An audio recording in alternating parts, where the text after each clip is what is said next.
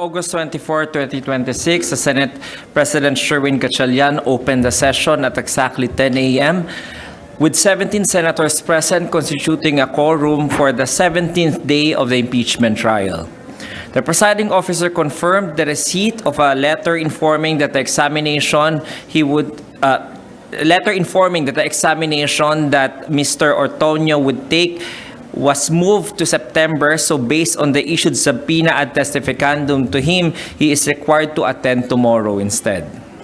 The presiding officer confirmed also the receipt of a letter from Mr. Fajarda's counsel asking to be excused since he suffered a stroke and needs 2 weeks to recuperate.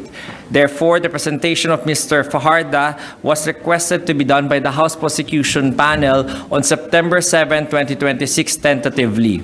The presiding officer also ordered that the Senate's medical doctor examine Mr. Fajarda and verify the medical certificate presented and give a report on the findings to the court and the parties. The presiding officer also granted the request for issuance of subpoena ad testificandum for AFP officials, namely Lieutenant Colonel Manaros Boransing II, Lieutenant Colonel Magtanggol Panopio, and Major General Adonis Bajao for August 26, 2026. The presiding officer also noted the agreement to stipulate by lead defense counsel Attorney Sison on items 1 and 2 only out of the 11 requested by the House Prosecution Panel to be stipulated on. The presiding officer deferred hearing Attorney Ligutan regarding the manifestation of lead counsel Attorney Sison last week and his ruling on the matter due to the lack of material time. For the presentation of the evidence-in-chief for Article 1, the counsel for the House Prosecution Panel's Attorney Amado Ligutan conducted the continuation of his direct examination of Ms. Gina Acosta, former SDO of the OVP. The cross-examination was conducted by Attorney Lyndon Miguel Baquel. Redirect and recross-examination were conducted by the same counsels. Senator judges rigorously interpolated the witness. For the guidance of the media, the court's inquiries and manifestations were concentrated on 3 evidentiary themes. Theme number 1, accountability, documentation, and due diligence in the disbursement and liquidation of confidential funds. Senator Judge Kiko Pangilinan questioned when the government funds were considered disbursed, whether upon transfer to Colonel Lachica for only upon his subsequent payments to informants or purchases, and whether the witness had personal knowledge of those actual transactions. He also examined the documentation and practice surrounding medicines purchased as rewards for informants and whether such practice was customary. Senator Judge Erwin Tulfo questioned why the witness, despite knowing that Colonel Lachica was not a bonded person and that she herself would remain accountable for the funds, did not require additional liquidation documents. He also examined purchase of tables and chairs charged to confidential funds and the witness's knowledge of the prohibition against purchasing furniture using such funds under the joint circular. Senator Judge Risa Ontiveros focused on the accuracy of the acknowledgement receipts, asking whether the witness verified the information contained in them and whether she understood that she would be accountable for inaccuracies despite not having the actual decisions concerning utilization of the funds. Senator Judge Ping Lacson asked who bore fiduciary responsibility for the public funds, whether cash remained in the vault after encashment or was immediately released to Colonel Lachica, and whether purchases were supported by the required sales invoices or official receipts.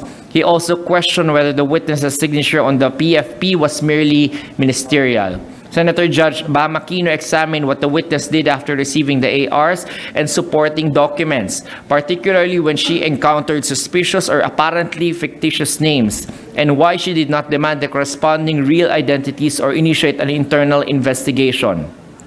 Senator Judge Miguel Zubiri questioned whether the witness could determine if Colonel Lachica had misused the funds and examined the possibility that ARs could reflect receipt of the full amount even though the person actually holding the money received less. He also asked whether purchases of gasoline, food, and medicines were supported by official receipts. Senator Judge J.V. Ejercito questioned why, as SDO, the witness did not ask Colonel Lachica for further details regarding the use of the funds and whether she never directly asked him how the money was actually utilized. Theme number 2, the SDO's reliance on Colonel La Chica, aliases, and the actual flow of funds. Senate President Sherwin Gatchalian asked what steps the witness took to ensure the money released to Colonel La Chica actually reached the alleged informants rather than being pocketed by him. He questioned why she trusted Colonel La Chica, why she did not report concerns regarding the utilization of the funds to the respondent, and why she did not demand the documentary evidence of payments or debts, official receipts, and acknowledgement receipts necessary to substantiate the transactions. Senator Judge Risa Ontiveros asked whether every release to Colonel La Chica was reported to the respondent and whether, based on the witness's understanding, the respondent was the person who instructed Colonel La Chica on how the funds should be utilized. Senator Judge Amy Marcos asked who provided the liquidations and the AR to the witness, whether she had observed anything irregular, questionable, or suspicious in the documents, and whether the respondent knew about such irregularities. She also asked whether the respondent ever physically held the money after encashment. Senator Judge Lito Lapid asked what happened to the aliases referring to real persons and why the witness continued to believe Colonel La Chica's representations, including whether he had his own intelligence fund. Senator Judge Tito Soto examined whether the SDO's functions could be delegated, and if so, to whom the witness delegated the actual disbursement of funds across the 132 areas covered within only 11 days. Presiding Officer Chis Escudero pursued the actual movement of the money, asking what the witness meant when she said Colonel La Chica implemented the distribution to different persons in different areas within a single day, whether Colonel La Chica personally distributed the money or delegated the task to others, and whether such transfer constituted a disbursement. He also asked whether Colonel La Chica ever personally received the money for himself or merely passed it on to others. As to theme number 3, the irregularities, COA findings, and accountability for the confidential funds. Presiding Officer Escudero directly confronted the discrepancy between the witness's claim that the funds tallied and the COA's finding that they did not. He asked where the money corresponding to the over-liquidation discrepancy came from, where ASEC or Tonyo could have obtained the additional funds, and whether the witness's bond covered the entire 125 million which she was accountable for. Senator Judge Rafi Tulfo questioned the degree of diligence and discretion expected of an SDO in requiring Colonel La Chica's liquidation reports. He also compared the absence of a notice of disallowance during the witness's prior experience in Davao with the notice of disallowance issued in the present circumstances. He further tested the witness's credibility by asking whether she would continue believing Colonel La Chica's representations about payments to informants despite observing him possessing expensive personal items and vehicles hypothetically. Senator Judge Erwin Tulfo examined the witness's qualifications and prior work experience, her knowledge of the respondent, her familiarity with the alleged fictitious names, the purpose of the safe or vault, and her awareness that Colonel La Chica was not bonded. He also questioned her understanding of the joint circular's restrictions on confidentiality fund expenditures. Senator Judge Kiko Pangilinan examined whether the nature of public funds changes once they are disbursed, the specific amounts allegedly spent on medicines for lakbay-aral and tree planting activities, and whether the purported use of medicines as rewards for informants was a normal practice based on the witness's prior experience as a disbursing officer in Davao. He also asked who could independently confirmed that the money had actually been turned over to Colonel La Chica and whether similar practices existed when she served in Davao. Senator Judge Joel Villanueva examined the witness's understanding of the SDO's duties and the criteria she would apply if she were the appointing authority selecting an SDO, including which decisions she was personally expected to make. Following rulings by the presiding officer Escudero on various evidentiary motions and objections by both parties, the trial was adjourned. And pursuant to the rules of procedure on impeachment trials, the impeachment court will resume session on Tuesday, August 25, 2026 at 10 a.m. The agenda is a continuation of the presentation of the House Prosecution Panel's case-in-chief for Article 1 through the presentation of the witness, Mr. Lemuel G. Ortonio, the Chief of Staff of the OVP. Any questions? Attorney, napansin ko po kasi kanina na parang we have senator judges na may konting background in regards to the movement of confidential funds. Could they use this personal knowledge in their decision sa ruling, or is the ruling strictly based on yung testimonies ng witnesses? You're right, no?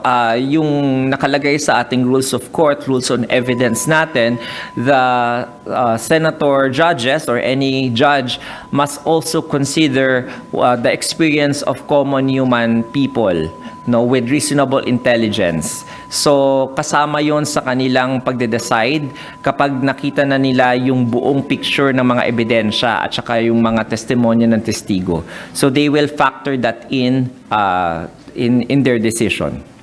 So, does this mean, attorney, na yung occasional or seemingly non-answer ng ating witness does weaken yung kanyang testimony? Isa pong technique at strategy ng mga abogado yan na itetest po yung credibility ng testimonya ng witness by comparing it with common human experience. So, isa po yung impeachment strategy at kung ano po yung maisasagot ng isang testigo, yun po yung pagbabasehan ng ating senator judges kung satisfied ba siya na credible yung testimonya ng testigo na yon o hindi po. And then also, attorney, there's already discourse na yung testimony ni Ms. Gina Acosta seems scripted because yun nga, like also pointed out in the court, na paulit-ulit yung sagot niya. What or how does the impeachment court approach this? Meron kaming tinatawag sa korte, no, na applicable din naman dito dahil Supreme Court decisions are part of the law of the land, na minor inconsistencies in the testimony actually strengthen the credibility of the testimony. So, ibig sabihin nun, kung ang minor consistency ay nagpapalakas ng credibility ng testimonya at ng credibility ng testigo, then kapag sobrang plakado, ito will go against the credibility of the testimony. I am saying it in a general sense, not only applicable in this case or this particular witness. Attorney, parang nabanggit po kasi kanina na may natanong si Gina Acosta, nagtanong dun sa defense attorney kung paano yung procedures, parang 2 weeks ago daw. Pwede bang makipag-usap yung isang witness sa either parties? Yes. Usual po sa court proceedings at saka sa strategy ng mga abogado that if you are the witness, if you are the counsel or party presenting a witness, na i-rehearse mo muna yon. Magkakaroon kayo ng mock na direct or mock na cross-examination. So, parte yun ng isang strategiya. Now, whether this witness was rehearsed or not, I'm not making any conclusion as to that matter. Pero isa po yun sa pwede ring i-test ng ating mga counsels, pati po ng mga senator judges in terms of impeaching the credibility of the testimony of the witness. Kapag masyado pong rehearse, pwede ring makita yan na nakakasama, no? Pero hindi naman pwedeng hindi rehearse. Kasi as a counsel, syempre gusto mo kung ano yung mga ikukwento ng testigo, yun talaga ay mailabas sa magandang paraan para maintindihan ng mga hukom. And dahil parang, di ba, hostile witness nga po itong si Gina, so sa defense siya nakikipag-usap. Tama. So, ang isa pong hostile witness, no, pag nadeklara ang isang testigo na hostile witness, yung counsel na nagpresenta ng hostile witness na yun, pwede siyang tanungin ng leading questions, katulad na narinig nyo kanina, at pwede rin siyang i-impeach. So, ayon po yan sa Section 13 at Section 10 ng Rule 132 ng Rules on Evidence. So, attorney, kumbaga, okay lang na may makipag-usap na testigo kung if they're affiliated or hostile witness sila ng isang party, okay lang nandun sila, nagpapa-counsel sila sa kabila. That's okay. walang mali doon because of the fact that she was qualified and it was actually stipulated on by both parties na siya ay isang empleyado ng respondent at matagal na siyang empleyado doon at sinabi niya rin na nag-provide ang Vice Presidente ng counsel para sa kanya regarding do sa mga cases na kinakaharap niya. So, yung kung sinong counsel yon hindi natin alam. So, ngayon dahil siya ay hostile at yung adverse yung kanyang interest at mas inline yung interest niya doon sa interest ng respondent, then we can conclude na maaaring siya rin ay nabigyan ng instructions ng ating defense counsel or ng respondents counsel. So ito ay natural lamang na poprotektahan mo syempre yung kliyente mo, yung kaso mo. So kung yung respondents counsel was able to rehearse if ever of course we're not saying that she was rehearsed, it would not be a surprise to anyone, shouldn't be a surprise to anyone, because any lawyer worth his salt would have done the same thing. And attorney, does this apply to every witness out there na nakapila? Just in case lang naman, pero wala pa kunwari, hindi pa sila declared na hostile witness ang either of the party, pwede po sila magpa-counsel sa either of the party? Or dapat po nakalatag? Walang strict rule regarding that matter, it is of course, as I said, kung sino nagprepresenta ng witness na yon, then i-rehearse niya yung witness na yon. Kung mga before, like kunwari sila NBI Director Matibag, di ba? Parang yung ating House Prosecution Panel ang nagpresenta sa kanila. So, syempre, nakapag-usap na silang dalawa. Kaya inamin naman ni Director Matibag na meron silang pag-usap with the House Prosecution Panel because of the coordination and also the topics to be discussed or the questions to be asked. But not, of course, pag sinabing rehearsal, yung tanong lang at saka yung tanong lang yung nire-rehearse para makapaghanda yung isang testigo. Hindi yung, the lawyers cannot supply the answer for the witnesses because that will be considered as witness tampering naman. So, kailangan yung para lang mabihasa yung isang testigo sa katanungan at ma-reform lang yung mga sagot niya kung sakasakaling medyo hindi malinaw yung pagkasagot. Attorney, does that include yung pagsagot lang ng opo, hindi po? And pag kunwari may cross-exam, parang puro yes or no questions lang yung binabato? Cross-examination po, dahil leading questions usually answerable only by yes or no. And usually kapag ang testigo ay sumobra sa pagsagot na yon na yes or no, makikita ninyo, nagpapamove to strike yung isang counsel para sasabihin niya unresponsive to the question. Attorney, question lang din po, dito sa MedCert at communication po ng camp ni Edward Fajarda, ngayon lang po ba talaga napagbigay alam na may ganitong condition po siya? O kasi po yung timeliness lang, kumbaga nang may ganito bigla ang letter, while we're yet to know kung ano talaga yung nangyari po sa kanya. Ngayon na po ba? O nung pinasabi na parang may info na po na ganito yung mangyayari? I haven't seen the medical certificate yet, and I haven't seen kung kailan yung actual na confinement niya. So I have to get back to you on that. Pero as to the information, today lang naman pina-receive yung copy na yun ng letter na yun mula sa counsel ni Mr. Fajarda attaching such medical certificate. So normal naman sa aming mga abogado na meron talaga mga instances na ganyan. And kaya pinapa-examine din ng ating presiding officer yung veracity ng information na nakalagay dun sa liham na yun, kung totoo yun o hindi, para makita yung actual na situation or physical ni Mr. Fajarda, if he is really unfit to testify for this week, para lang to confirm. And attorney, should he really be unfit for the entire trial? Bahala na po yun. Ang bola nasa prosecution na kung ano yung sunod na gagawin. Tama.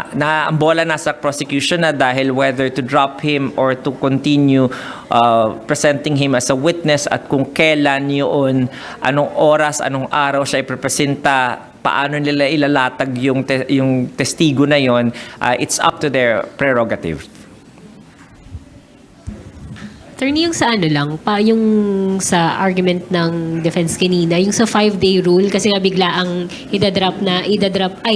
pagpapaliban muna si Edward Fajarda. Tapos walang yung 5 days notice para dun sa susunod na witnesses. Ang 5-day rule, kung maalala ninyo, was ruled by the presiding officer in the pre-trial order na ang bibigyan dapat ng 5 days notice yung each party para doon sa mga unlisted na mga testigo. Kapag nakalista yung testigo na yon, only 3 days ang kinakailangan na palugit para bigyan mo ng advance information na iprepresenta mo. So, technically, dapat dahil nakalista naman si Mr. Fajarda ever since sa pre-trial order tsaka sa pre-trial brief ng House Prosecution Panel, it shouldn't be 5 days but 3 days. Pero sir, yung dun sa susunod na witnesses, kasi parang sabi nila hindi sila masyado makapaghanda, yung sa tatlong AFP officials. Sa AFP officials also, nakalista po yun sa pre-trial order, so ang mag-a-apply po ay yung 3-day notice. But for next Wednesday. Parang sinabi ni presiding officer na baka mauna lang yung direct examination ng isa sa mga AFP officials na yon sa Wednesday at baka hindi naman matapos yung cross-examination. So the respondents' counsel would be given the chance naman enough time to prepare for their cross-examination kung sakaling Monday mangyari yung cross-examination at Wednesday mangyari yung direct examination ng unang testigo na AFP official na si Mr. Boransing II. So, kung kumari po sa case po ng AFP, kung 3 days, so Monday, Tuesday, Wednesday, yun po ang bilang. Ano po? Kung sa case po ng AFP, yung tatlo, first, yung sa impeachment trial days po ba? Dapat 3 days before, ibig sabihin nun. So, kunwari,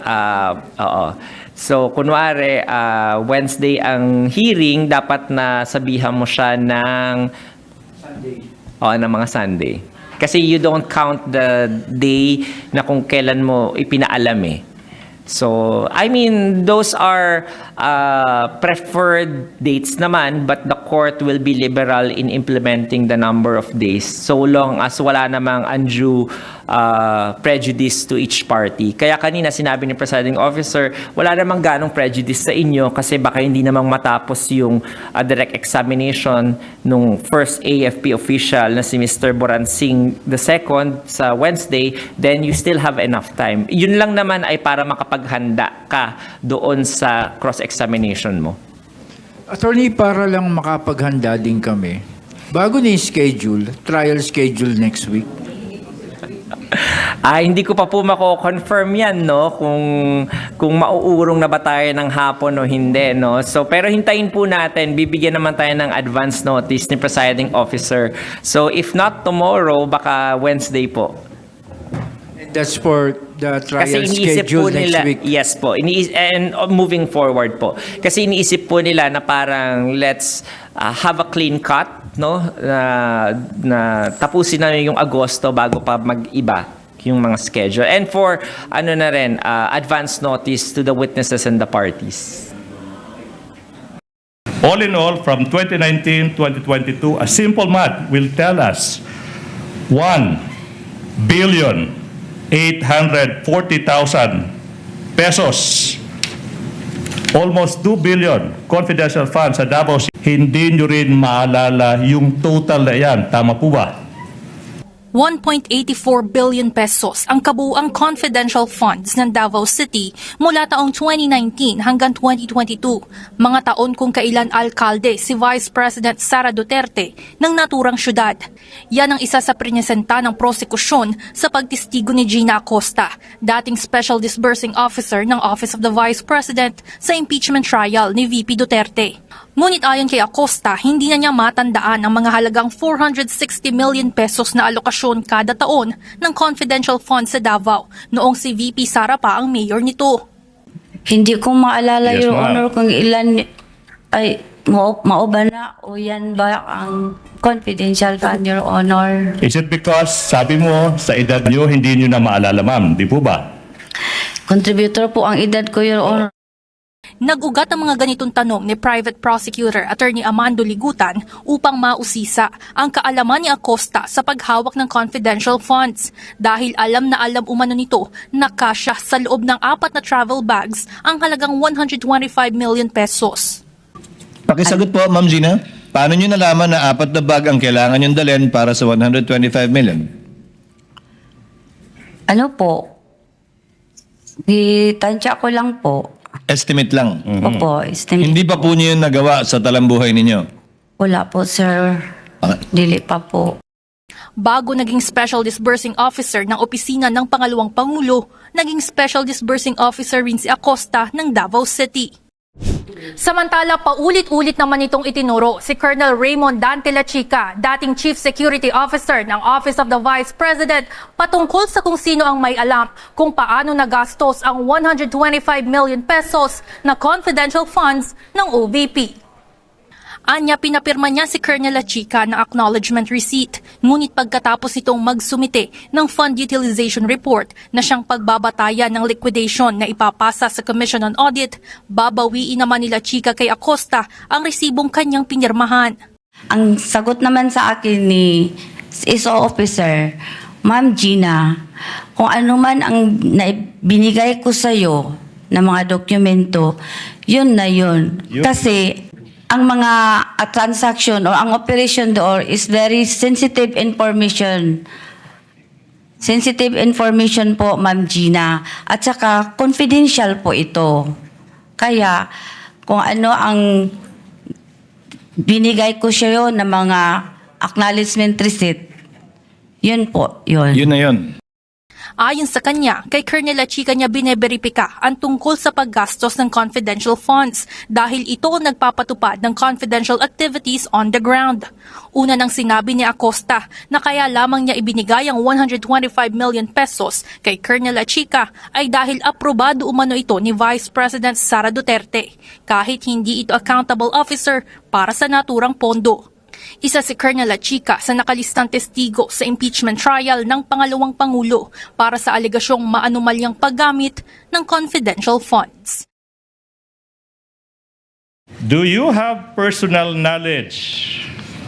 Sa Tagalog, nakita mo ba si Colonel Lachica na nagbigay ng 100,000 pesos in confidential funds sa isang Antonio Pagong?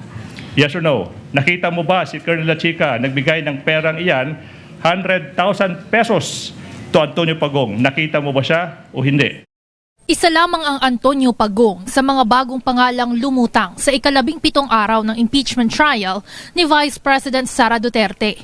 Batayan sa mga ipinaresentang acknowledgement receipt ng prosekusyon mula sa Office of the Vice President patungkol sa confidential funds ng tanggapan.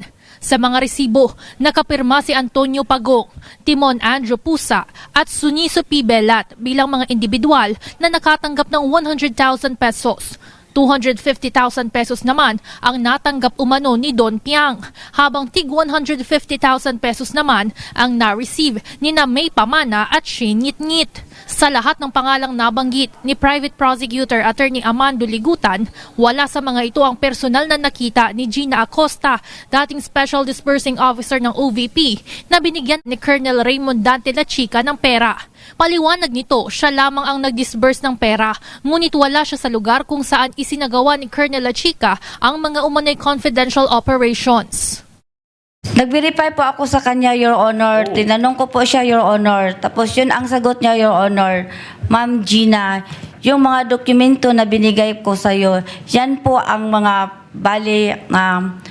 resibo na magpapatunay, Your Honor, na nagamit po ang pera ng confidential fund. At saka, Ma'am Gina, wala po kayo. Those are sensitive matters, sensitive operation po, Ma'am Gina. Confidential po yun. Ayon pa kay Acosta, napansin niya na ang ibang acknowledgement receipt ay kulang sa petsa, pirma o di kaya'y pangalan. Ngunit dahil ayon umano kay Colonel Lachica, confidential at sensitive ang mga impormasyon, tinanggap niya ang mga ganitong paliwanag. Samantala, hindi naman tinanggap ng Senate Impeachment Court ang mga salitang modus operandi at scam habang nagsasagawa ng direct examination ng prosekusyon kay Acosta. Unang ginamit ni Attorney Ligutan ang salitang modus operandi para ilarawan ang umano'y nakagawian sa opisina ng Vice Presidente pagdating sa paghawak ng confidential funds. Ma'am, hindi po ba ito yung nagiging method of procedure? May Latin term po tayo dyan, ma'am, ha? May. Method of procedure, ito yung modus operandi nyo, ibibigay yung pera sa isang security officer, hindi banded, tsaka babawiin, sinasabi mo, ng pinagbigyan ng pera ang acknowledgement receipt. Modus operandi in English, in simple English, it means method of procedure, nakagawian, practice, modus. Tinutulan ito ng depensa maging ang impeachment court. Ayon kay Presiding Officer Senator Judge Francis Escudero, may mas marapat na terminong pupwedeng gamitin ang prosekusyon. Counsel, we both know modus has a secondary and double meaning. We can always use, is this the standard operating procedure that you followed when you were SDO in both Davao and under the OVP? Samantala, scam naman ang salitang ginamit ni Attorney Ligutan para ilarawan ang paghawak ng OVP ng confidential funds, bagay na pinatanggal sa record ng depensa. Ma'am, Po. hindi ba ito isang scam o tahasang panlililag sa pera ng Your Honor. kabayan? Argumentative. Counsel, it's not only argumentative but kindly use appropriate language as well inside this court. Your Honor, may we move to strike that last question, Your Honor, for being impertinent, Your Honor. It's very much pertinent. I tend to agree with counsel for the respondent. The word scam is stricken from the record. It did not come from the witness's mouth. Hindi naman binago ni Attorney Ligutan ang forma ng kanyang pagtatanong. Sa halip ay piniling tapusin ang yugto ng direct examination kay Acosta.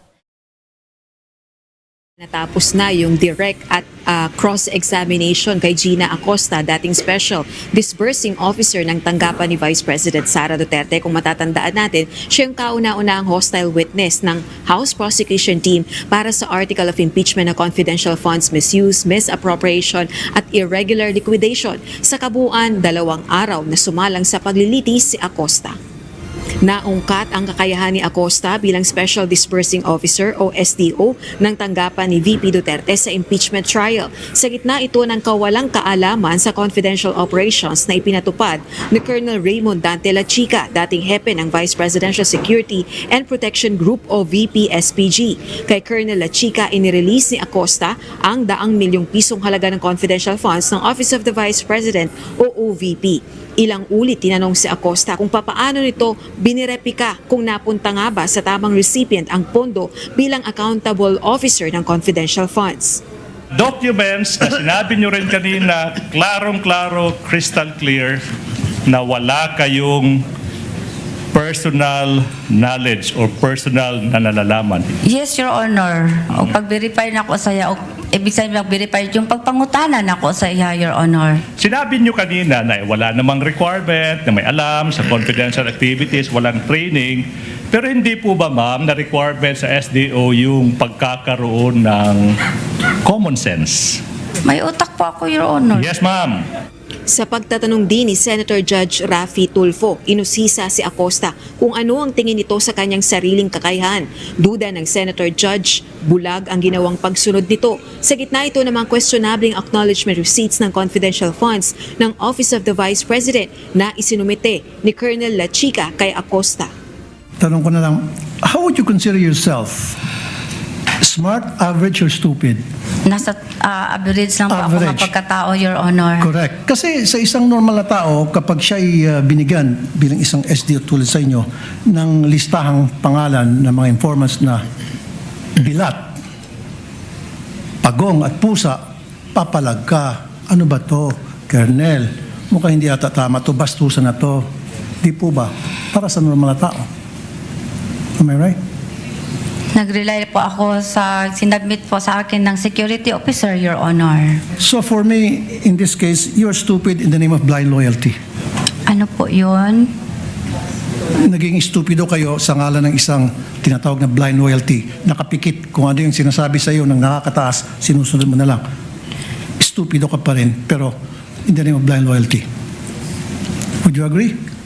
Dili ko maintindihan, Your Honor. I'm sorry. Bukod naman sa prosekusyon, pinuna rin maging ng ilang senator judges ang tila paulit-ulit na sagot ni Acosta sa mga tanong sa kanya, gaya ng kung bakit nito ay nirelease kay Colonel Lachica ang ilang milyong pisong confidential funds at bakit ito tiwala kay Colonel Lachica sa ulat o mga dokumentong isinumite nito sa kanya kaugnay ng paggamit ng confidential funds. In your utilization report submitted to Senate President Mig Subiri, you had 132 areas nationwide. Yung activities within 11 days and even over the holidays. So kanino nyo dinelegate itong 132 areas na nag-distribute kayo? Kung hindi ka pwede mag-delegate ng power, ikaw lang mag-isa. Your Honor, maitinalaga po ang Vice Presidente na Security Officer, Your Honor, na siya po ang mag-i-implement, siya po ang mag-conduct ng confidential, siya po ang mag-implement sa mga confidential operations, Your Honor, on the ground. Kasi siya po ang eksperto, Your Honor. So kaya niya yun, expertise niya 132 areas in 11 days. Siya lang mag-isa, si Colonel Lachica.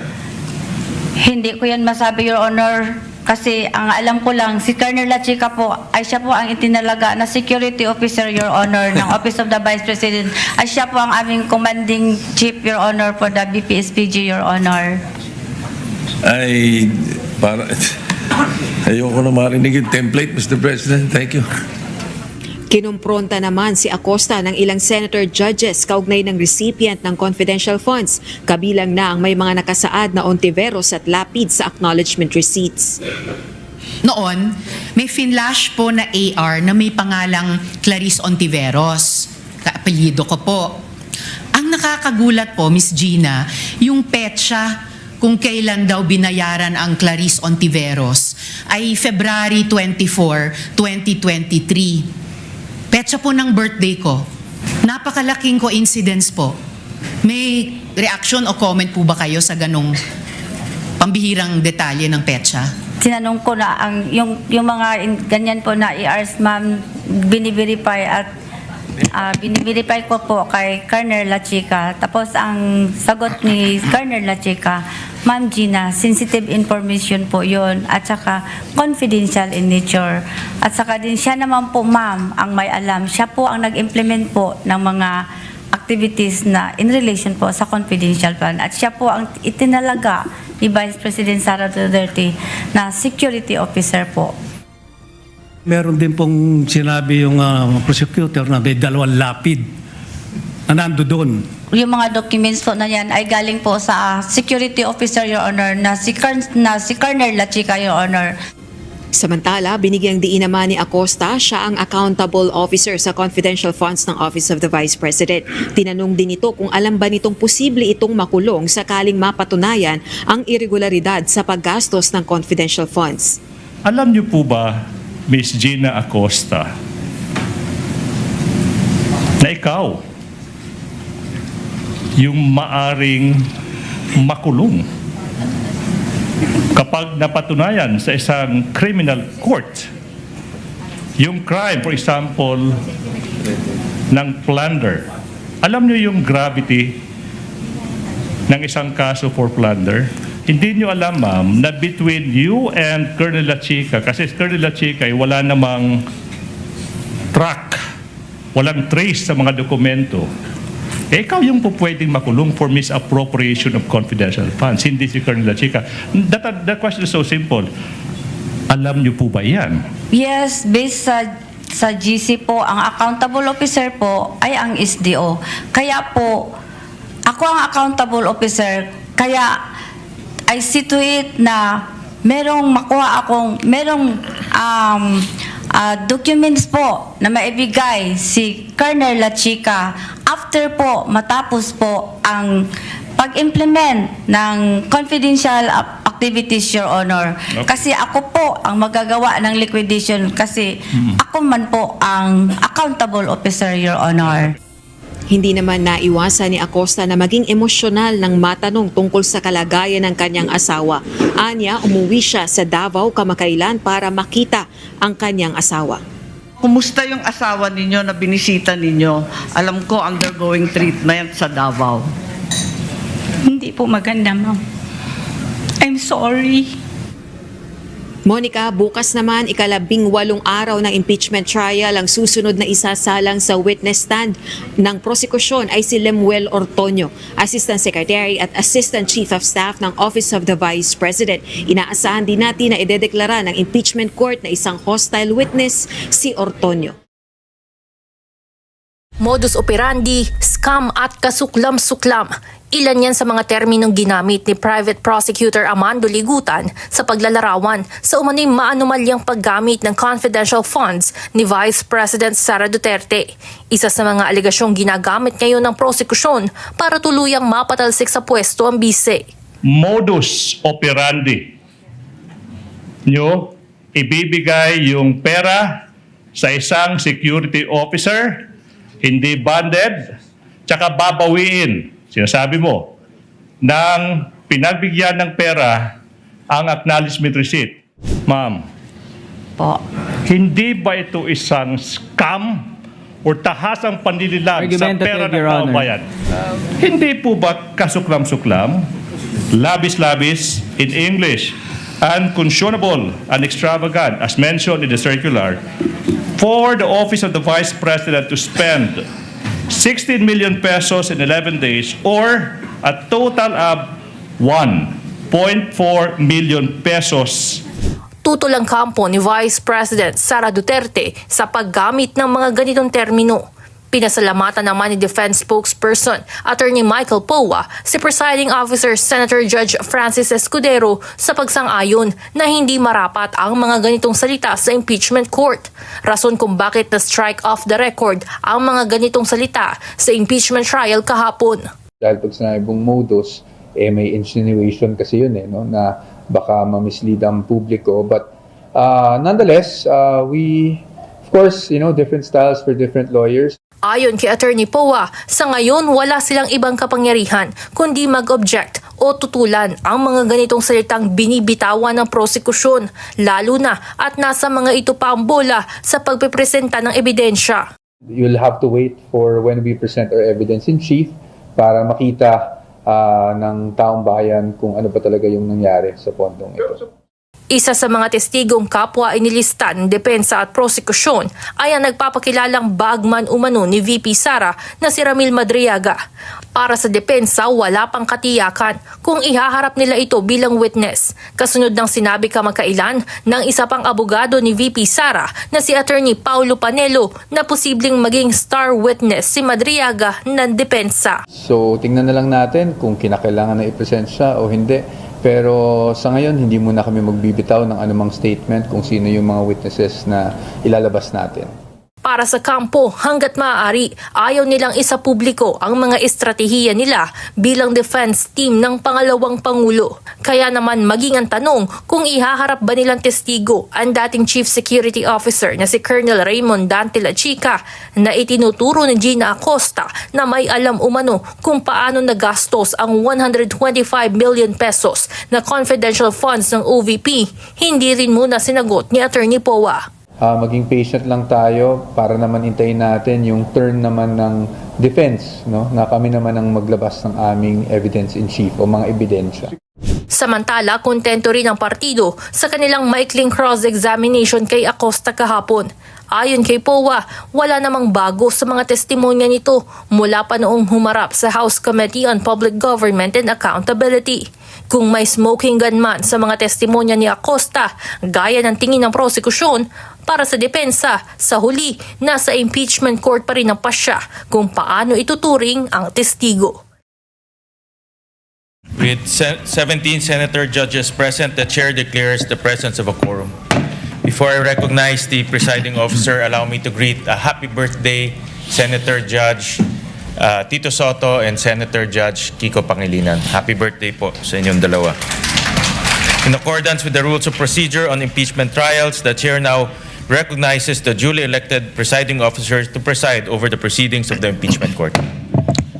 Thank you, distinguished Senate President. If there are no objections, we shall dispense with the reading of the journal of the Senate sitting as an impeachment court dated 17 August 2026 and shall consider the same as approved. The clerk of court will please call the case before the impeachment court. Case number 004-2026 in the matter of impeachment trial of Vice President Sara Duterte. Today we shall resume with the direct examination of Ms. Gina Acosta. The clerk of court, through the Sergeant at Arms, is directed to kindly situate Ms. Gina Acosta to the witness stand. Ma'am Gina, sa witness stand na po kayo.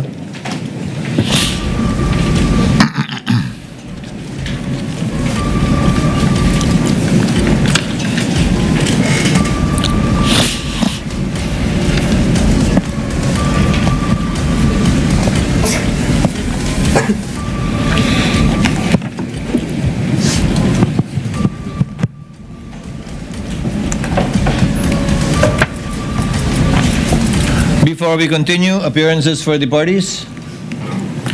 Same appearance for the prosecution, Your Honor. We are ready. Good morning, Your Honor. Same appearances for respondent accused. May I now turn over to Attorney Ligutan, counsel for the prosecution, for the continuation of the direct testimony of our witness, Your Honor. Yes, you may. Attorney Ligutan, you're recognized. Thank you, Honorable Chua. Ma'am Gina, patuloy po kayo magbibigay ng testimonya base po sa nauna ninyong panunumpa nung nagdaang linggo. Naunawaan niyo po ba yan?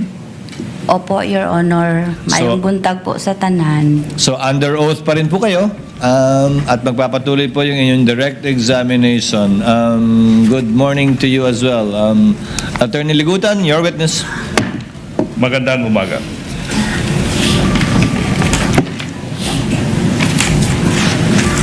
Good morning again, Miss Gina Acosta. Kumusta po kayo? Good morning po, sir. How are you? Medyo kabado po. Kabado pa rin. Now, let's continue. Now, nasabi mo during the previous hearing na na-withdraw yung 125 million pesos in cold cash sa isang araw lang. Di po ba yung rason doon that you had to withdraw 125 million pesos in one day on December 20, 2022 kasi nga hindi na siya magagamit ng opisina nyo from after December 31, 2022. Di po ba?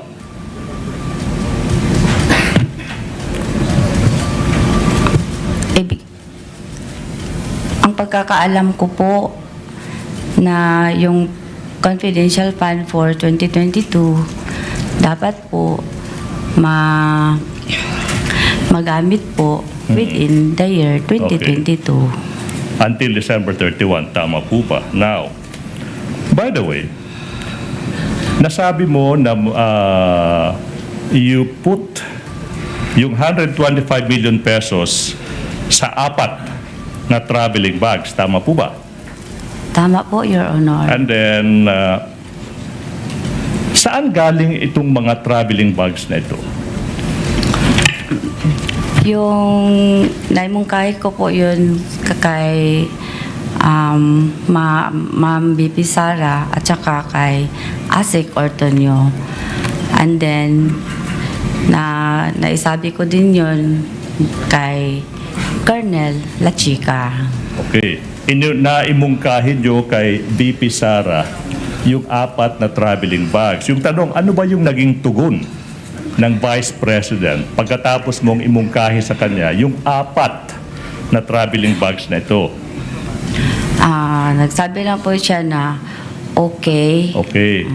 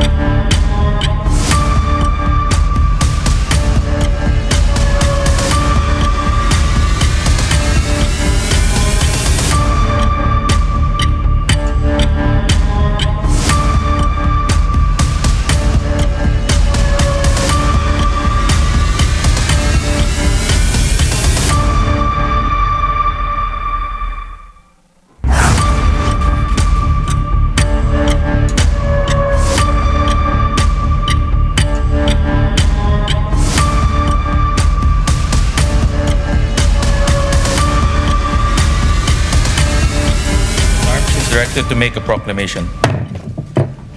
All persons are commanded to keep silent under pain of penalty while the impeachment court is in session for the trial of Vice President Sara Zimmerman Duterte. The impeachment trial of Vice President Sara Zimmerman Duterte is hereby called to order.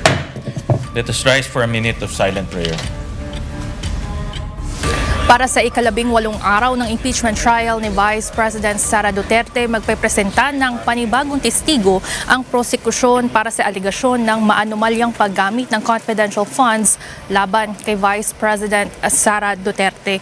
Ipepresenta ngayong araw ng prosecution si Office of the Vice President Assistant Chief of Staff Lemuel Ortonio batay sa kumpirmasyon ni House Lead Prosecutor and Batangas Representative Jervy Luistro.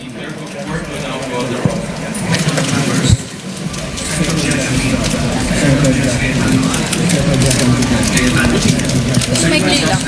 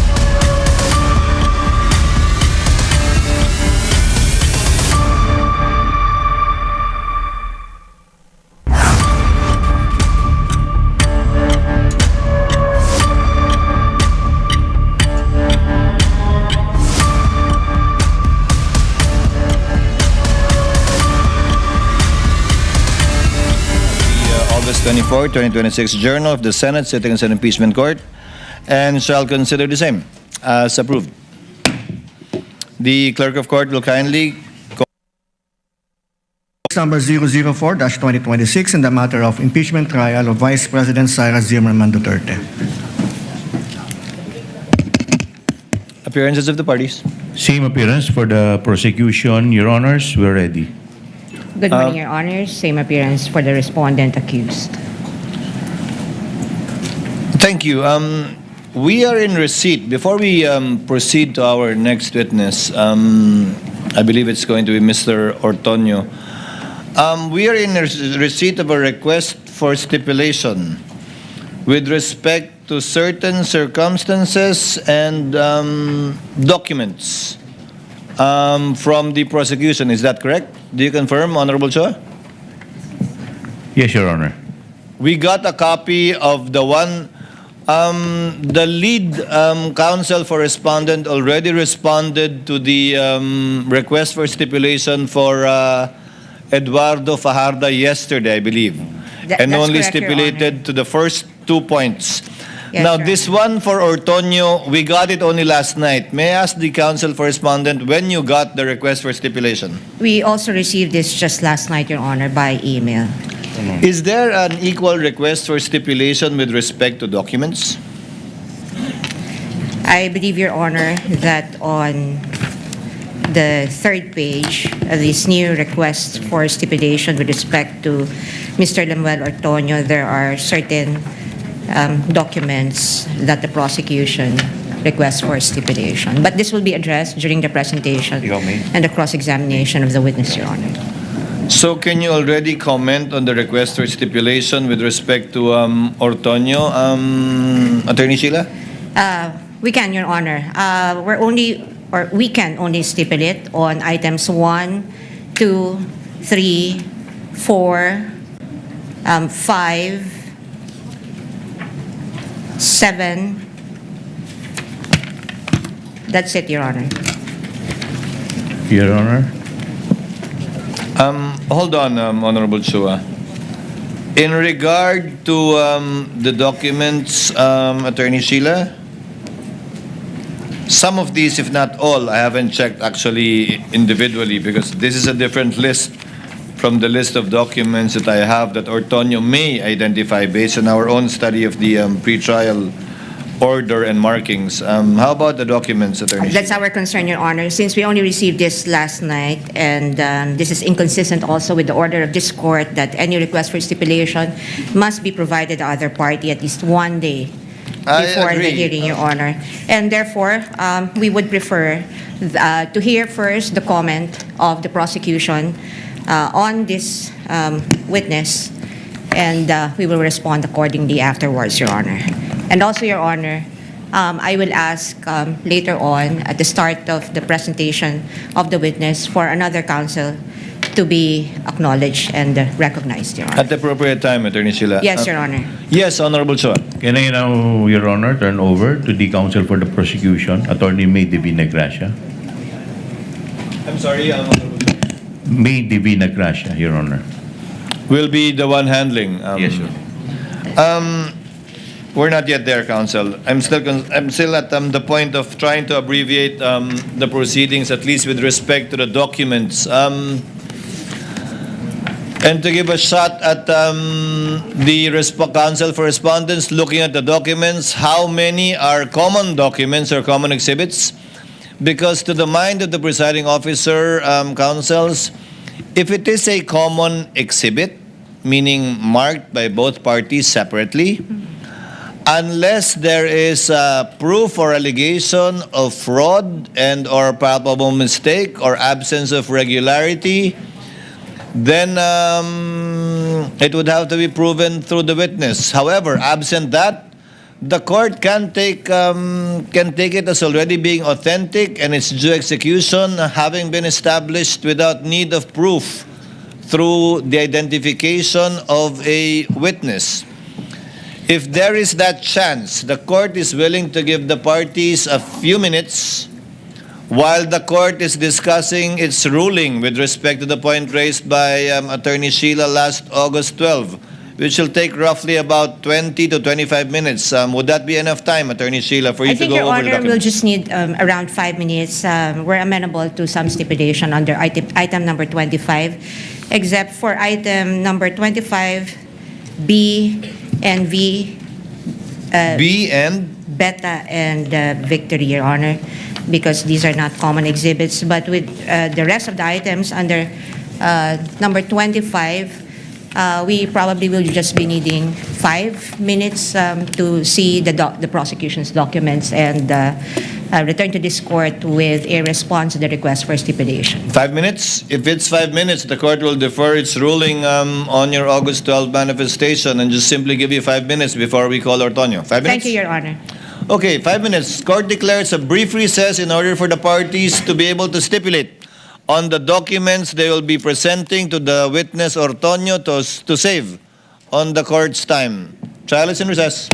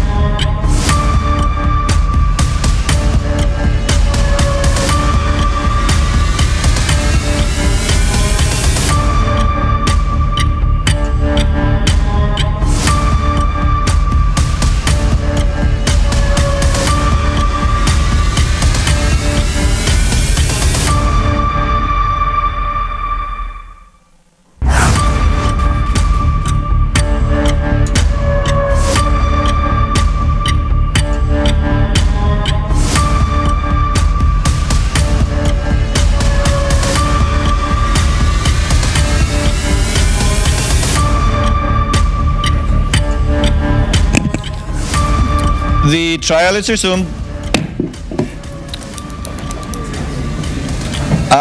May we hear from the counsel for the respondent with respect to the proposed stipulations on item number 25 in regard to the documents? We can stipulate on item number 25, Your Honor, and on the documents listed under that paragraph from A to V, Your Honor. From Alpha to Victory. Yes, Your Honor, subject to comment on the eventual offer. Thank you very much, counsel. Thank you for helping the court in abbreviating the proceedings. Now, Honorable Chua, who again will be the one to present the witness, Ortonio? The counsel for the prosecution, Attorney May Divina Gracia. Attorney May Divina Gracia. You are recognized, ma'am. Your Honor, Yes, Attorney Sheila? May on the I- part of the respondents? may I also ask that Attorney Christine Ferrer be recognized as counsel for the defense today, Your Honor, for this witness. Attorney Ferrer is recognized. Thank you, Your Honor. Good morning, So it'll Your be- Honors. Is it correct to address you, Attorney May? Yes, Your Honor. So it'll be Attorney May and Attorney Christine. Yes, Your Honor. Call your witness, Attorney May. Your Honor, we would like to call to the witness stand our sixth witness in the person of Mr. Lemuel G. Ortonio.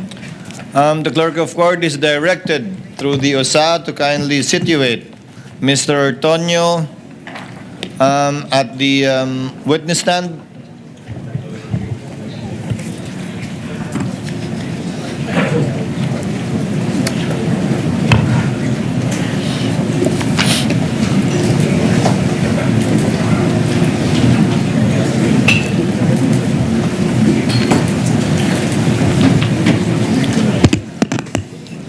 The clerk of court is directed to administer the oath to the witness. Mr. Ortonio, please raise your right hand. You, Lemuel G. Ortonio, do swear that the evidence you shall give in the case now pending between the Philippines and Vice President Sara Duterte shall be the truth, the whole truth, and nothing but the truth. So help you God. Yes. Kindly place on the record, because it was inaudible, that the witness responded in the affirmative by saying yes. Attorney May, your witness for direct examination, kindly make the offer. Yes, Your Honor, but before we proceed to our offer, Your Honor, we would like to just read for the record the matters that were already stipulated on, Your Honor, for avoidance of doubt. You may do so, counsel. You may proceed. So, first, that the witness, Mr. Lemuel G. Ortonio, is the Assistant Secretary and Assistant Chief of Staff of the Office of the Vice President. Second, he holds the position of Assistant Secretary at salary grade 29. Third, his appointment is coterminous with the term of the Vice President. And fourth, his position is one of trust and confidence. May the defense kindly confirm if those are all the matters that you're willing to stipulate on. As well as, sorry, Your Honor, they're also stipulating on the authenticity and the genuine execution of the documents listed in paragraph 25 of the request for stipulation. Attorney Christine? Yes, Your Honor, subject to cross-examination. Duly noted. Kindly proceed with your offer, Attorney May. Your Honors, we are offering the testimony of Mr. Lemuel G. Ortonio to qualify him as a hostile witness and to prove the following. Number one, the confidential funds answered to no legitimate confidential purpose. The amount was requested before the supporting plan was produced, and the 2023 plan just repeated the operative language of the 2022 plan.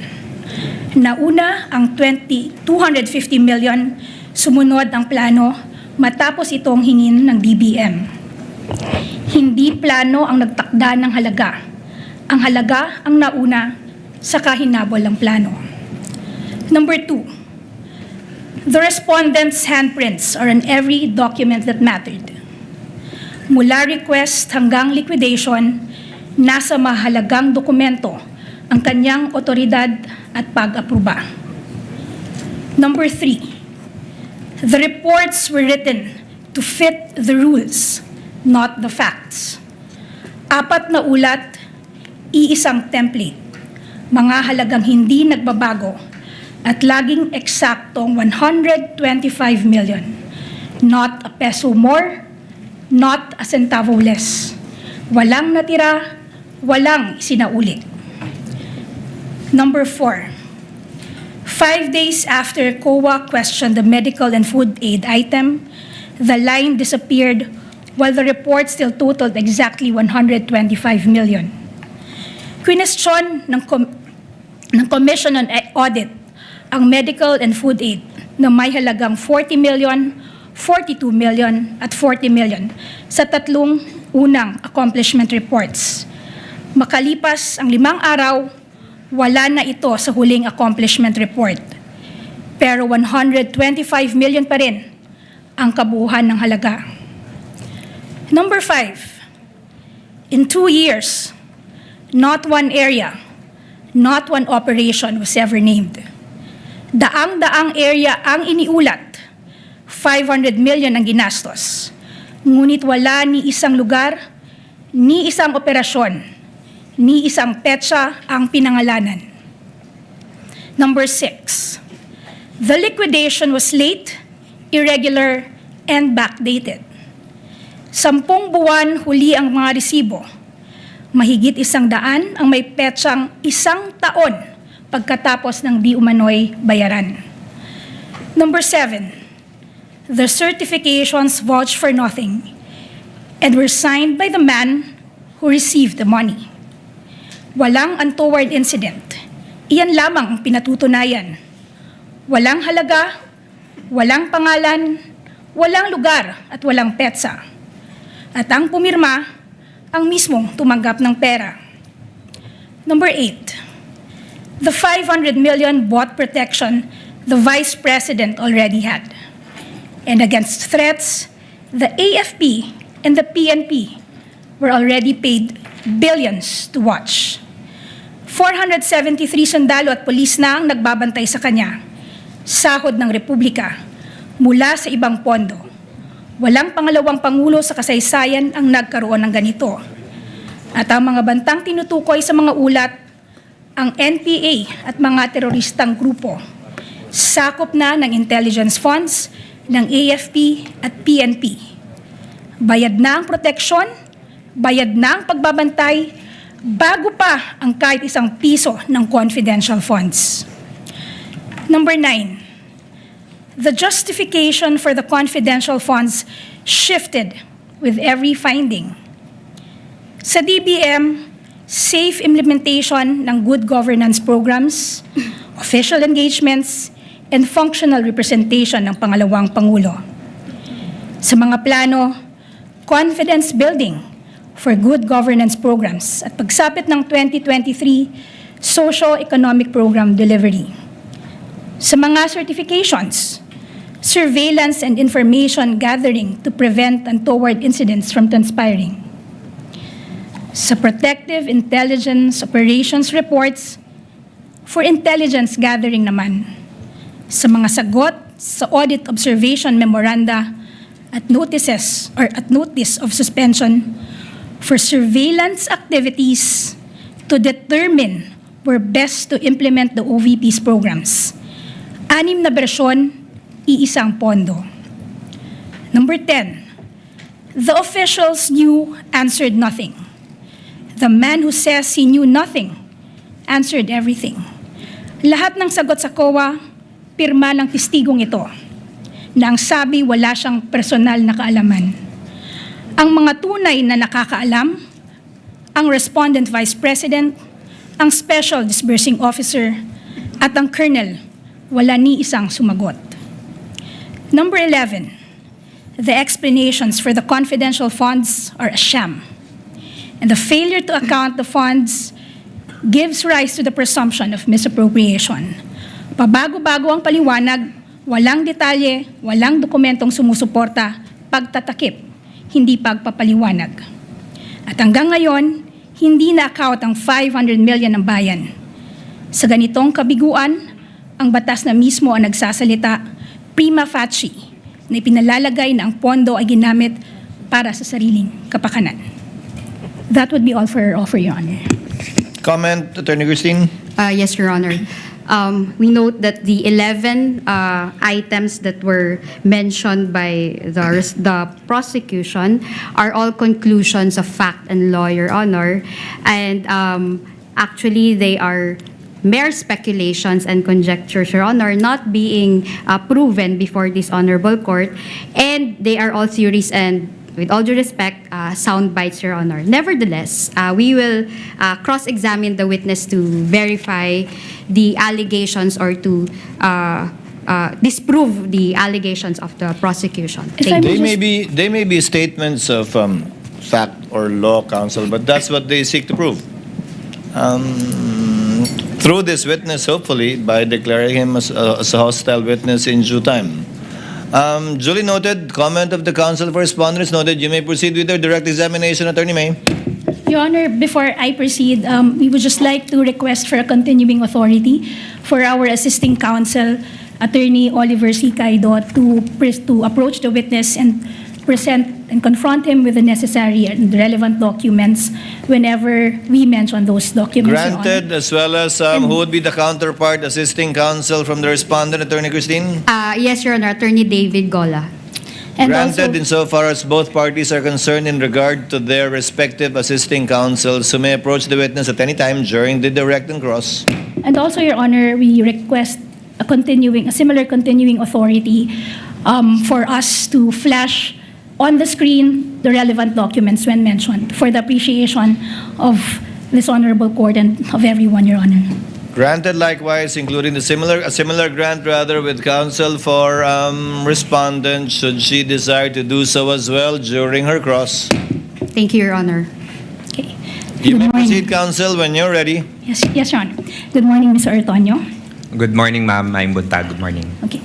Mr. Ortonio, naiintindihan ko po na ikaw ngayon ay nagsisilbing Assistant Secretary and Assistant Chief of Staff sa Office of the Vice President. Tama po ba? That's correct po. Kailan naman po kayo nagsimulang manungkulan bilang Assistant Secretary and Assistant Chief of Staff sa Office of the Vice President?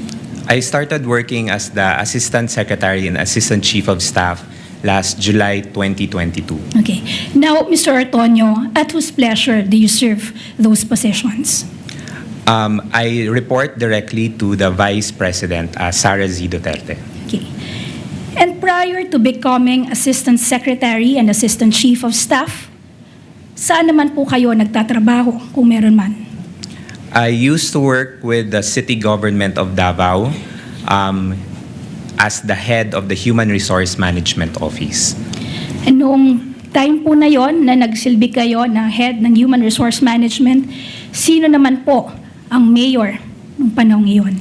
The mayor at the time is the Vice President, Sara Duterte. And when did you serve as such? As head of the Human Resource Department of the City Government of Davao City? I started working as the head of the Human Resource Management Office in 2018, starting 2018. Yes. And kanino naman po kayo nagre-report nung nanunungkulan kayo bilang head of the Human Resource Department? As the head of the Human Resource, as the department head, I report directly to the mayor and as well have reportorial duties to the city administrator. Okay. And prior to that, Mr. Ortonio, ano naman po ang inyong naging katungkulan kung meron man sa City Government of Davao City? Prior to being the human resource head, I also headed the Davao City Investment Promotion Center. That's from 2016 all the way to 2018 as well. And then in 2010 to 2013, I served as the Chief of Staff of the Office of the Mayor. And 2008 until 2010, I served as the Chief of Staff under the Office of the Vice Mayor. Okay. Isa-isahin po natin. Nung nanungkulan ho kayo bilang head ng Davao City Investment and Promotion Senator, sino naman po ang nanunungkulan bilang mayor ng Davao City at that time? The mayor at the time is Vice President Sara Duterte. Okay. Noong time naman po na nanungkulan kayo bilang Chief of Staff, sino naman po ang nanunungkulan bilang mayor at the time? It's the Vice President Sara Z. Duterte. At huli, nung nanungkulan ho kayo noong 2008 onwards, sino naman po ang nanunungkulan? Or sino naman po ang nanunungkulan bilang Vice Mayor at that time? The Vice Mayor at the time is Vice President Sara Z. Duterte. Now, prior to 2008, saan ho kayo nanunungkulan or nagtatrabaho kung meron man? Prior to 2008, I worked with a government-owned and controlled corporation, and I also worked at a local chamber of commerce. Maaari niyo pong banggitin sa korte na ito kung saan po iyon, yung mga kumpanyang iyon? My first working experience was with the Pag-ibig Fund. That was 4 years, and then I worked around about 4 to 6 months with the Davao City Chamber of Commerce. Okay, thank you. Mr. Antonio, in October 2024, ano naman po ang mga compulsory processes, if any, na natanggap ninyo mula sa House Committee on Good Government and Public Accountability? I was invited to appear before the committee hearings for the Committee on Good Governance. At sa ano-anong petsa naman po kayo inimbitahang mag-appear? As to the exact dates po, ma'am, I cannot remember anymore the exact dates. However, there were several invitations that were extended to me. Okay, several invitations for several hearings. Yes, that's correct. Ano naman po ang naging tugon ninyo dun sa mga iba't ibang imbitasyon na yun? One of the reasons there was that it's a mere invitation. I'm sorry, Mr. Antonio, I have to cut you. Please just be responsive so as not to waste this honorable court's time. The question is merely, what was your response to those invitations for you to appear? You mentioned several. So what was your response? The response was, I will not attend the hearings. Okay, so that was your response. What, if any, judicial remedy did you seek against those invitations? Sorry, ma'am. When you say judicial remedy, what do you? Judicial relief? Did you ask for injunctive relief against the compulsion or the invitation for you to attend the hearings mentioned in those invitations? The reason, ma'am, was that it's a mere invitation. Again, Mr. Antonio, I'm sorry, I don't want to be difficult, but again, let me just remind you to please be just responsive to the question. The question is simply, what judicial relief, if any, did you apply for in response to those invitations? If I can remember, ma'am, none, ma'am. Okay. And what was the subject matter of those hearings where you were invited, if you know? It's regarding the confidential funds.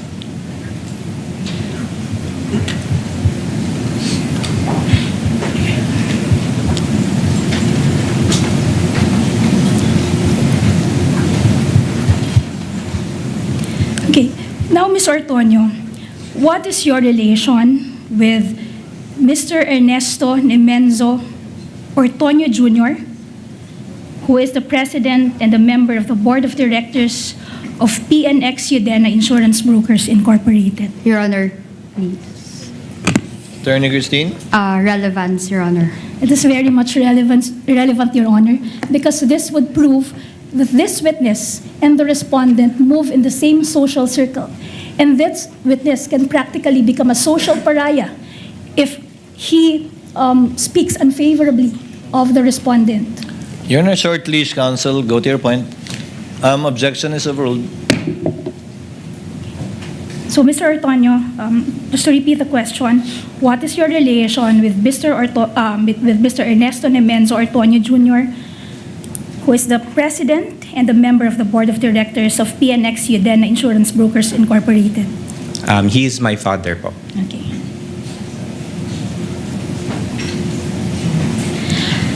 At ano naman po ang relasyon ng PNX Udena Insurance Brokers Corporation sa Udena Management and Resources Corporation,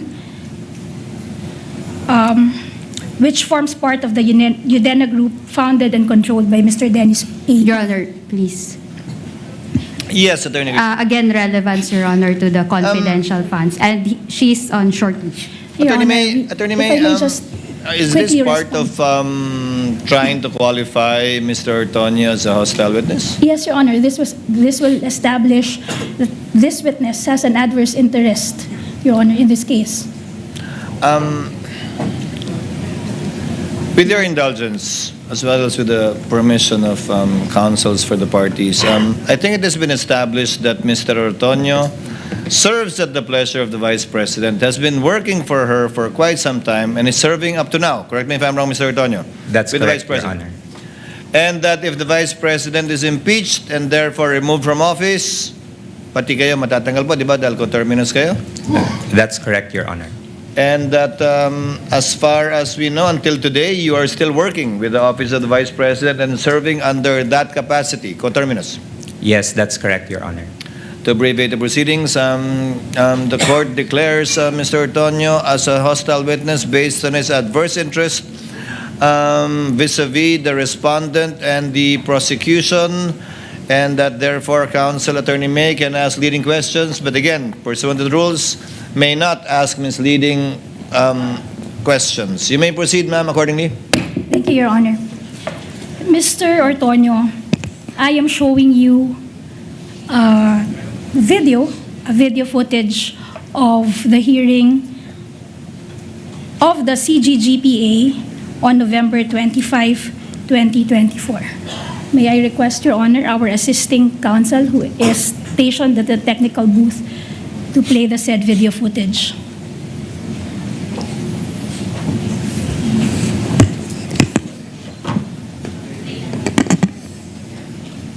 Continuing authority has been granted to counsels. You may proceed accordingly, counsel.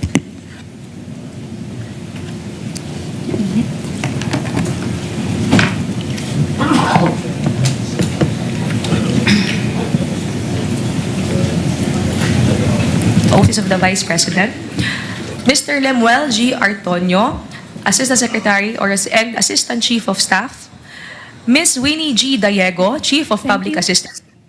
Okay. Mr. Ortonio, ano ang relasyon mo sa Lemuel G. Ortonio na nabanggit sa video na aming pinakita? That's me po, ma'am. Okay. At ano naman, at tama ba, kinukumpirma mo ba na ang event na recorded dyan sa video footage na yan ay ang hearing ng CGGPA noong November 25, 2024? That's correct po. At Mr. Ortonio, maaalala mo ba na sa hearing na yan, sinabi mo, and I quote, you provide overall supervision for the internal affairs of the Office of the Vice President, end of quote. That's correct po. At pinapatutuhanan mo rin ba na kasama ng supervision na yan, ang supervision sa Administrative and Financial Services Office at Strategy Management Office ng Office of the Vice President? That's correct po. Okay. Ngayon, Mr. Ortonio, tama bang sabihin ng Administrative and Financial Services Office, ito ang opisina sa Office of the Vice President na in charge sa pangkalahatang budget ng OVP? That's correct po. Kasama dito ang budget preparation, That's correct. budget disbursement, accounting, at liquidation. That's correct. And since you exercise supervision over this office, sa pangkalahatan, tama bang sabihin, or generally, walang pondo ng OVP ang hinihiling, nilalabas, ginagastos, o inililiquidate na wala sa inyong kaalaman at supervision? Tama ba? Generally, Mr. Ortonio. Generally, yes. Okay. Ngayon, ang Strategy Management Office naman, ito ang tanggapan ng OVP na nangangasiwa sa strategic planning, management, monitoring, evaluation, organizational development, at iba pang kaugnayan ng tungkuling pamamahala ng OVP. Tama ba? That's correct. So kasama dito ang pagbuo at pagsubaybay sa mga programa, proyekto at aktibidad ng OVP. Tama ba? That's correct.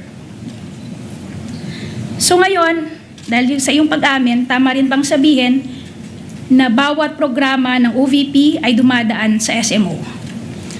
For all the activities. Yes. Okay. At dahil kayo ang nagsusuperbisa sa SMO, kayo rin ang nagsusuperbisa sa mga programa, proyekto at aktibidad nito. Tama ba? General supervision po. In short, or sa madaling salita, bawat programa ng OVP ay dumadaan sa inyong supervision ng 2 beses. Una, kapag ito ay pinaplano ng SMO, at pangalawa, kapag binabayaran ito ng AFSO. Tama ba? Yes po. At tama rin bang sabihin na ang mga direktor ng 2 opisinang ito ay nag-uulat din sa iyo? Tama ba? That's correct po. Also, tama rin bang sabihin na ang Vice President mismo ang nagtalaga sa inyo ng supervision over these 2 offices? Yes, that's correct, as part of the organizational structure. Okay. At tama rin bang sabihin na kaugnay ng inyong supervision sa SMO at AFSO, ang anumang direktibang natatanggap ninyo ay sa huli nagmumula sa Vice President? That's correct. Okay. At tama rin ba na sa pagganap ng inyong mga tungkulin, sa huli kayo ay nasasaklawan ng mga direksyon at instruction ng Vice President? That's correct. In short, the official acts that you perform in the discharge of those responsibilities are done pursuant to the authority vested in you by the Vice President. That's correct. Now, pumunta naman tayo ngayon, Mr. Ortonio, sa sulat kung saan nagsimula ang lahat. Okay, so, Mr. Ortonio, you assumed your position you mentioned earlier as Assistant Secretary and Assistant Chief of Staff noon lamang July 1, 2022. Tama ba? That's correct. So, that was mid-year. Yes. And you will confirm na pag-assume mo ng inyong position around that time, walang confidential fund ang Office of the Vice President. Tama ba? That's correct po. Which means na yung successor ni Vice President Sara Duterte na si Vice President Leni G. Robredo, walang confidential funds. Your Honor, please. Yes, Attorney. No basis, Your Honor, and conclusion of fact. Kindly clarify, Lenny is not the successor Sorry, counsel. predecessor, Your Honor. I'm sorry. Exactly. So, kindly reform counsel. Mr. Ortonio, do you confirm that Vice President Sara Duterte's predecessor, former Vice President Leni Robredo, Your Honor, Leni Robredo, she did not have confidential funds? Your Honor, please. Yes, counsel. Incompetent. He's not a staff of Leni Robredo. If he knows, if you know, Mr. Ortonio, you may answer. If you don't, you may answer so as well. Based on the records that we have, there's no record of confidential funds. Ito ang dahilan kung bakit humiling ng confidential funds ang OVP sa DBM. Tama ba? Noong 2022. Dahil wala kayong dinatnan na confidential funds ng pag-upo mo kasama ng pag-upo ng Vice President Sara Duterte. Tama ba? Yes, ma'am. Okay. And this request for confidential funds, ipinaabot ito sa DBM sa pamamagitan ng isang sulat. Tama ba? Letter request. Yes, letter request. Ngayon, I'm showing you Prosecution's Exhibit P-I-4-A dated August 22, 2022. Ito ang nabanggit mong letter request for confidential funds in 2022. Tama ba, Mr. Ortonio?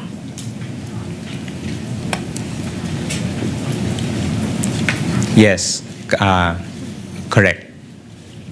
Okay. Sa huling pahina nitong sulat na ito, there appears a signature above the printed name, Sara Z. Duterte.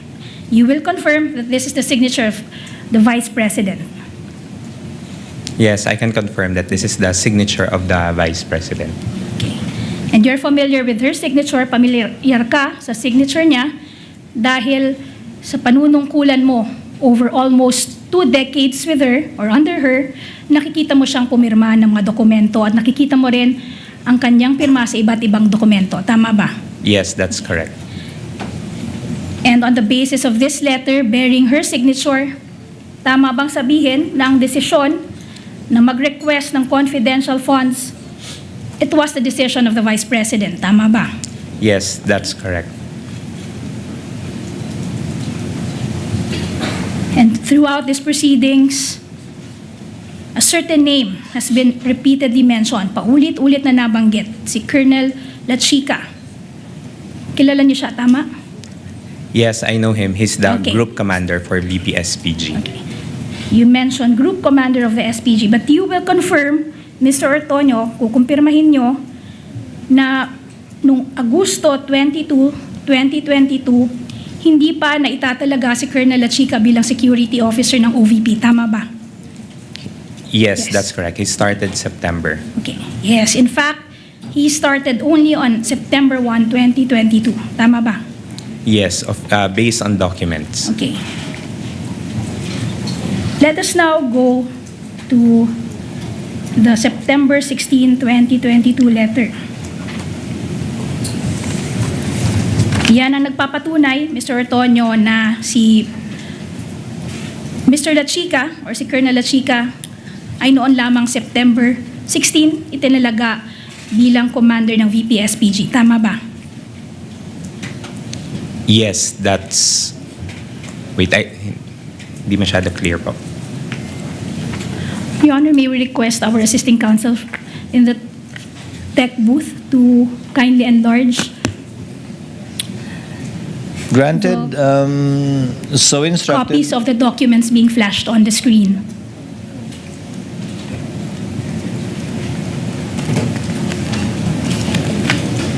Sir, what's the question again, ma'am? Etong sa letter na ito, pinapatotohanan nito na si Colonel La Chica ay inappoint lamang o itinalaga lamang bilang commander ng VP-SPG noon lamang September 16, 2022. Tama ba? Yes, Ma'am, I think the memorandum is the designation of Colonel La Sorry, Chica security as officer. security Yes, officer. security officer. As security officer, based on the document. Okay. Yes. Now, balik tayo dun sa letter dated August 22, 2022. Dito sa letter na to, you will confirm that the OVP requested 4 items. 1, augmentation of financial assistance and subsidy. 2, augmentation of special duty allowance. 3, additional 192 co-terminus and contractual positions. And 4, confidential funds. Tama ba? Correct, for the 4 items. And you will also confirm that at the time this document was sent to the DBM, nung ihinihanda ang liham na ito at pinadala sa DBM, na iplano na ng OVP ang mga aktibidad nito para sa nalalabing bahagi ng 2022. Tama ba? That's correct. That's correct. Sa katunayan, para sa unang 3 kahilingan, nakapagbigay na ang OVP ng basihan ng mga hiling na halaga. Nakalagay dito ang computation kung paano nakuha ang halagang hinihiling. Tama ba? That's correct. That is for the first 3 requests, the augmentation of financial assistance and subsidy, augmentation of special duty allowance, and additional 192 co-terminus and contractual positions. And dahil rin, na-plot out niya na yung mga activities, programs, and plans ng OVP ng time na yan, nakapaglakip na rin kayo ng supporting documents for the first 3 requests. Tama ba? Yes, that's Pati yung projections, mga relevant projections for these 3 requests. That's correct. But, Mr. Ortonio, kinukumpirma mo rin na for the OVP's request for confidential funds, in this letter, walang computation na binigay. Tama ba? There For that, let's limit the answer to the letter. In that letter, no computation was provided. Tama ba? That's correct. No There was computation. also no projection provided in the same letter. Tama ba? Yes, that's correct.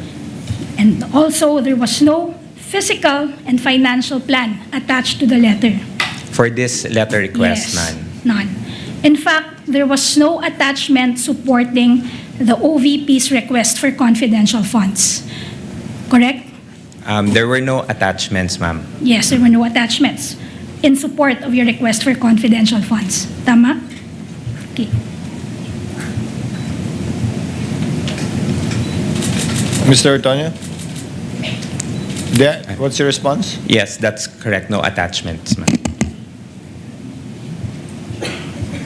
And tama rin bang sabihin na ultimately, ang nag-decide kung magkano ang hihiningin na confidential funds from the DBM ay si Vice President Sara Duterte. Tama ba? Yes, the determination Yes. for the amount Thank you, is Mr. in the Antonio. discretion of the Vice President. Yes, thank you.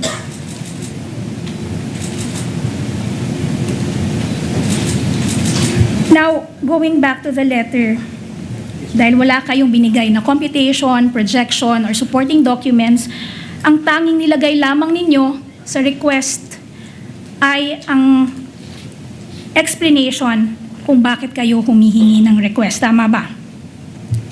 That's Yes, correct. That's correct. And the explanation and the justification that you gave was, and I quote, for and in consideration of the safe implementation of the various projects and activities under the Good Governance Program and the conduct of official engagements and functional representation in international and domestic events as instructed by the Vice President. End of quote. Tama ba? Yes, as instructed by By the the Vice President. As instructed by the President. Okay. In that same letter, you also stated, and I quote,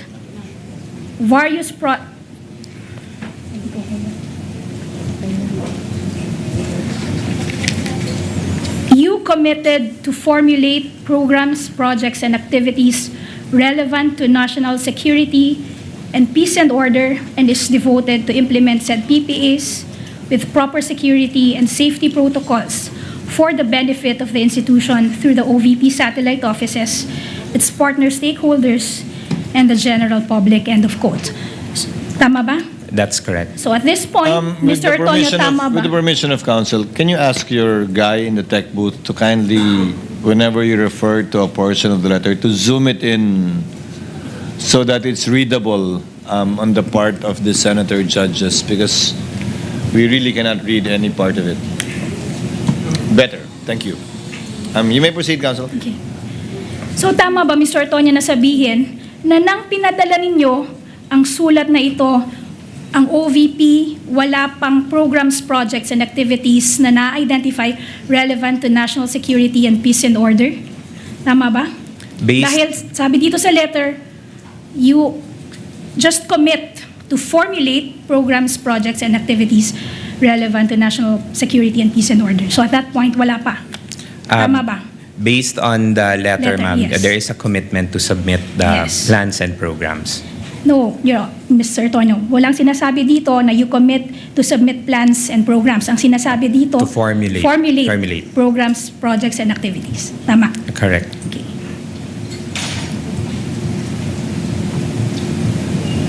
And this is despite the fact na kanina inamin mo na nung pinadala niyo yung letter na to, more or less, na-identify niyo na yung mga plans, projects, and activities of the OVP for the remainder of 2022. Tama ba? For Yes. Yes. For the plans and Please programs. just answer the question. Your Honor, please. The witness is answering the question. Yes, Your Honor, the counsel, if I let may, the Your witness answer. He was in the process of answering it. Let's see if it is responsive or not. It can be stricken off if it's not. Yes, Mr. Antonio. Thank you, Your Honor. In the context of the plans and programs of the office, there has already been plans already at the beginning of the term of the Vice President in July of 2022. That's why we were able to implement already several programs and projects that we will be implementing for the rest of the year and for the rest of the term. But just to clarify, with respect to those plans, programs, and activities relating to national security and peace and order, eto yung ifo-formulate nyo pa lang when you sent out this letter, because that is what stated in the letter. Tama ba? That's correct. That's correct.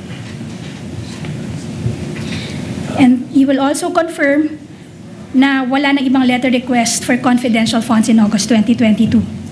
None.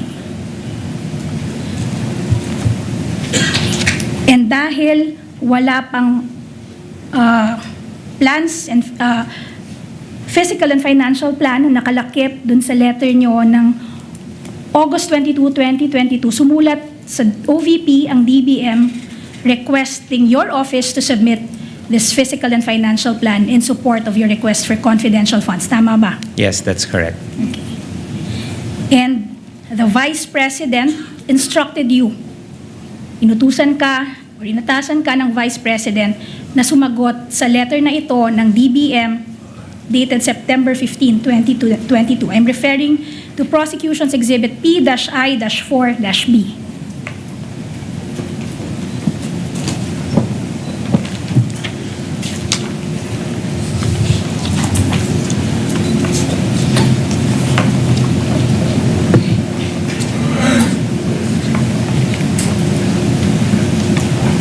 Yes, we are in receipt of this communication. At ikaw ang inatasan ng Vice President na sumagot sa letter na yan. Tama ba? As part of my duties as the Assistant Chief of Staff, I regularly respond to communication addressed to the office. Okay. But the Vice President knew very well that it was you who was responding to that letter of the DBM, correct? Yes, because as Okay. part of my Yes. duties po.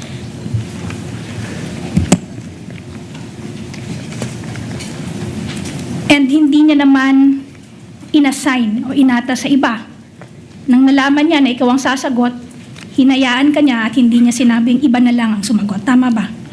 Ma'am, for regular communications within the office, it is the Assistant Chief of Staff who signs the documents corresponding to other agencies. So Okay. it's already inherent to the function as the Assistant Chief of Staff. Yes, Mr. Antonio. But that is ultimately subject to the decision and discretion of the Vice President. Tama ba? That's correct. So, dahil yan ay subject sa discretion ng Vice President, anytime the Vice President can revoke that authority. Tama ba? Yes. Now, following that instruction, you wrote a letter to DBM dated September 19, 2022. Tama ba? I'm referring to Prosecution Exhibit P-I-4-C. While you're showing the witness, Attorney May, the August 22, 2022 letter, what's the exhibit marking of that document, if any? For the record. Sorry, Your Honor. P-I-4-A. P-I-4-A. Thank you. Witness may answer pertaining to the September 19, 2022 letter, if you're aware of it. Yes, I signed this transmittal letter to the DBM.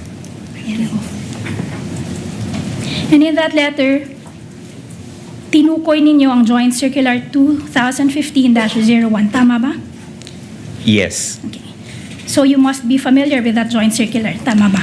I'm familiar Yes. to a certain extent. To a certain extent. At tiyak binasa at naunawaan nyo rin ito. Tama ba? Yes. Yes.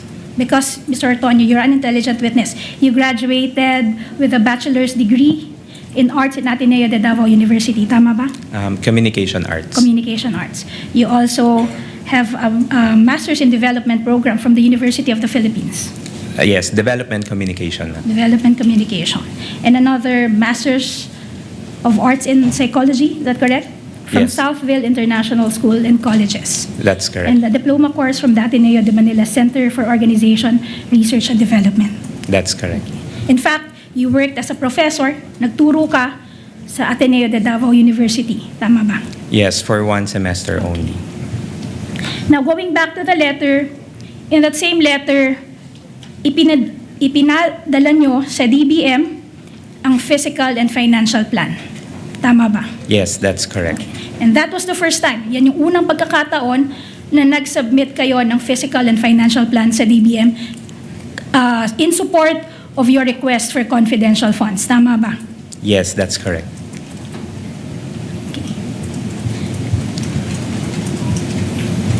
And also, of course, bago nyo isinubmit ang kopya ng physical and financial plan na yan, I'm sure, tiningnan at binasa nyo at inintindi nyo yung physical and financial plan. Tama ba? Yes, I read the PFP.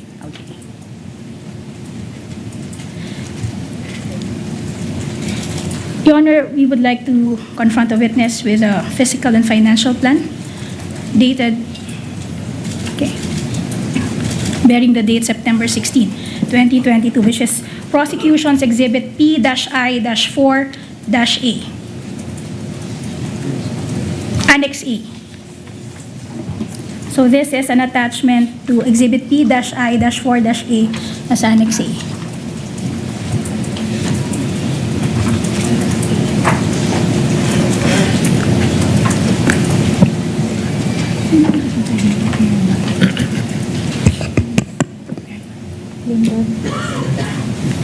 Okay, Mr. Antonio, dito sa box na may nakasulat, prepared by, may kasama ring petsa, September 16, 2022. Tama bang sabihin na itong September 16, 2022, eto yung date kung kailan na-prepare itong physical and financial plan? Based on the document, ma'am. Yes. Yes. Okay.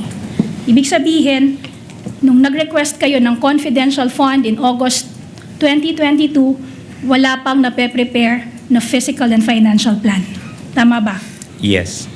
And this physical and financial plan was also approved only on September 16, 2022, as shown by the box bearing that date with the printed words approved by. Tama ba? Yes, based on the document. Based on the ma'am, yes. document. At dyan sa box na may nakasulat na approved by, may pirma ulit. Above the printed name, Sara Duterte. Yan ay pirma ng Vice President. Siya mismo ang pumirma niyan. Tama ba? Yes, that's her signature, ma'am. At dahil walang naka-countersign katabi ng kanyang signature, tama ba na yung dokumento na yan went straight to her without yourself or anyone reviewing that for her? Tama ba? I can just personally say, ma'am, that the document, ma'am, did not pass through my office. Okay. Before you continue, counsel, the court noticed that the signature of the Vice President in this document appears to be different from the signature in the August 22 document. So the Vice President has at least 2 signatures so far. Can you confirm that both are her signatures? Yes, I can confirm, sir, Your Honor, that both are the signatures of the Vice President. You can confirm likewise that they appear to be different, though? Yes, that's correct, Your Honor. Thank you. Your witness, counsel. So you confirm, Mr. Antonio, that this physical and financial plan was approved matapos ang 25 days from your request of confidential funds to the DBM. Tama ba? Sorry, can you repeat again the question, ma'am? The physical and financial plan that was prepared 20 days after you requested confidential funds from the DBM. I believe, ma'am, parang less than 20 days, ma'am, because the request was in August 2022, ma'am. More or less. Yes, that's correct. Correct. Yes. And dahil nabanggit mo yung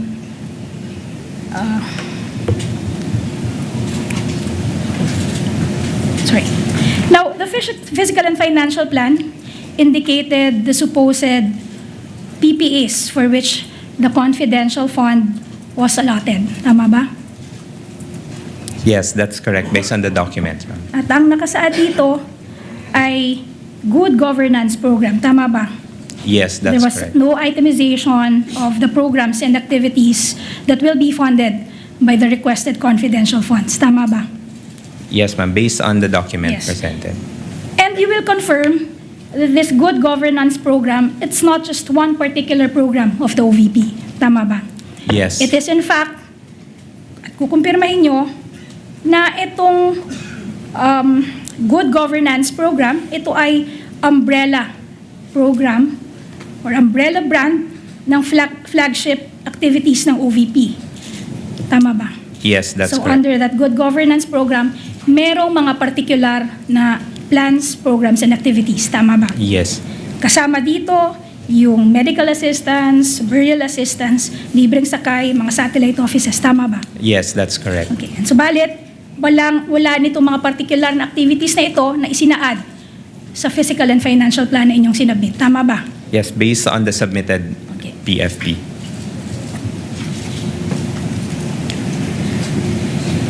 You will also confirm na etong flagship program na good governance program, ito ay pinupondohan na ng regular budget ng OVP sa ilalim ng General Appropriations Act. Tama ba?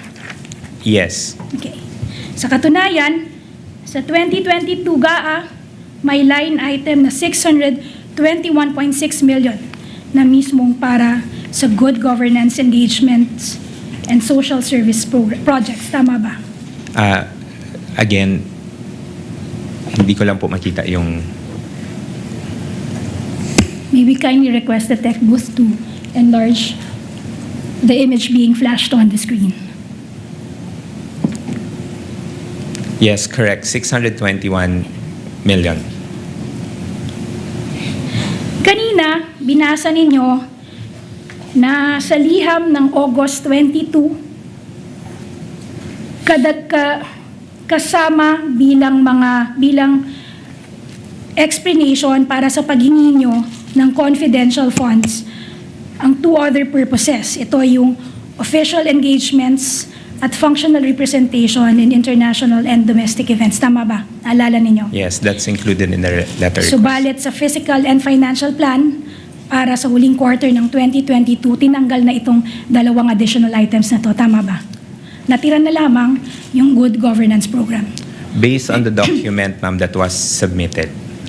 At ang dahilan nito, you will confirm na itong dalawang programs nito, hindi to allowed under the joint circular that you cited in your September 19, 2022 letter. Tama ba? As to the specifics of for these two items, ma'am, I cannot answer. Okay. Yes, ma'am. Thank you. Now, punta naman tayo sa 2023 Fiscal and Financial Plan. You will confirm na bilang Assistant Secretary at Assistant Chief of Staff ng OVP, pamilyar din kayo dito sa 2023 Fiscal and Financial Plan. I was able to see it, ma'am. Yes. In fact, isa sa mga signatories dito sa Fiscal and Financial Plan na ito ay si Ms. Rosalyn Sanchez. Tama ba? Again, may we request the tech booth to enlarge the document being flashed on the screen. Yes, ma'am. Correct. At itong si Ms. Rosalyn Sanchez, siya naman ang director ng AFSO. Yes. Nasabi mo, nagre-report din sa'yo. Tama Directly ba? to me, Okay. yes. Now, going back to that fiscal and financial plan, you will confirm that the expected outcome, fiscal targets, budget for the 4 quarters of 2023 na sinulat dito are just verbatim reproductions of the expected outcome, fiscal targets, and budget in the 2022 fiscal and financial plans. In short, yung expected outcome, fiscal targets, at budget para sa 4 na quarter na nakasaad dito sa 2023 fiscal and financial plan, salitang kinopya ang expected outcome, fiscal targets, at budget sa 2022 fiscal and financial plans. Tama ba? Based on the document, ma'am, Yes. it has the same content, ma'am. Ang tanging pagkakaiba lamang ay ang nakasaad na physical activities and projects. Dito sa 2023 Physical and Financial Plan, ang nakasaad na PPA ay Socio-Economic Program and Delivery. Tama ba? Yes, that's But he will correct. also confirm that like the Good Governance Program, yung Socio-Economic Program Delivery, hindi rin ito isang partikular na programa. This is just an umbrella brand for the flagship programs of the OVP for 2023. Tama ba? Yes, that's correct. Sa ilalim niyan, merong mga partikular din na programa, individual and particular projects. Tama ba? Yes, that's Ngunit correct. wala kahit anuman dito sa mga particular programs na ito ang isinaad nyo o nilagay nyo sa Fiscal and Financial Plan of 2023. Tama ba? Based on the documents that's presented, Yes. ma'am. At tulad ng 2022 Fiscal and Financial Plan, etong 2023 Fiscal and Financial Plan ay personal ding inaprubahan ng Vice President. Tama ba? Yes, it has the signature of the Vice President. And again, dahil walang counter-signature sa katabi ng kanyang pangalan, tama rin bang sabihin na hindi rin ito dumaan sa inyong opisina? No, it did not pass through my office. But generally, Mr. Ortonio, dahil kayo nga yung nangangasiwa or nag-exercise ng general supervision over the SMO as well as the AFSO, generally, walang documents ng OVP na hindi dumadaan sa office niya. Tama ba? Generally po, ma'am. Yes.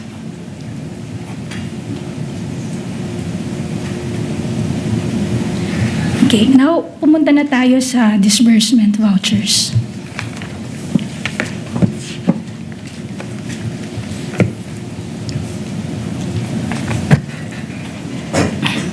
Okay, Mr. Ortonio, dahil ikaw ay naging kawanina ng gobyerno for almost 2 decades, you would know na walang pondo ng publiko or pera ng bayan ang maaaring bayaran maliban kung suportado ng disbursement voucher. Tama ba?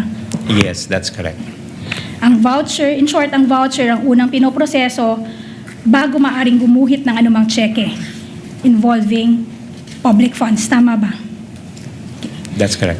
Now, Mr. Ortonio, I am showing you 4 disbursement vouchers, which are Prosecution's Exhibit P-I-10-A, P-I-10-B, P-I-10-C, P-I-10-D.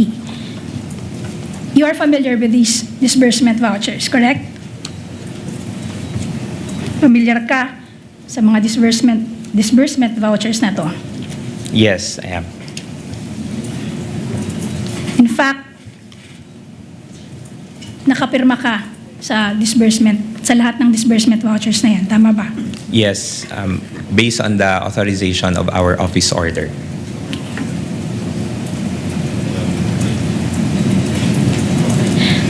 At ang inyong pangalan ay nakapatong at nakalimbag sa salitang agency head or authorized representative. Tama ba? Ang agency head na tinutukoy dito ay walang iba kundi si Vice President Duterte. Tama ba? Yes, that's correct. Ang ibig sabihin nito, lumalagda ka sa bisa ng otoridad or on the strength of the authority that you were given by the Vice President. Tama ba?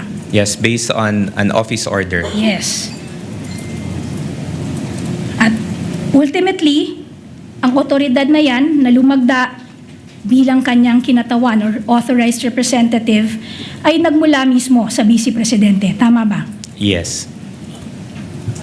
Ngayon, ang inyong lagda ay nasa loob ng kahong approved for payment.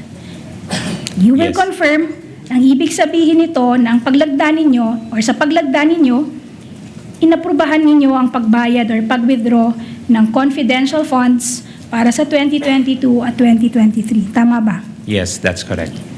At dahil lumagda kayo bilang authorized representative ng Vice President, ang pag-aproba mong iyon ay ibinigay din sa bisa ng otoridad ng Vice President. Tama ba?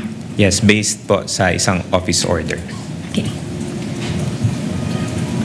So in short, it is as if it was the Vice President herself who was giving that approval to release those funds referred to in those disbursement vouchers. Tama ba? As authorized po. As authorized, yes.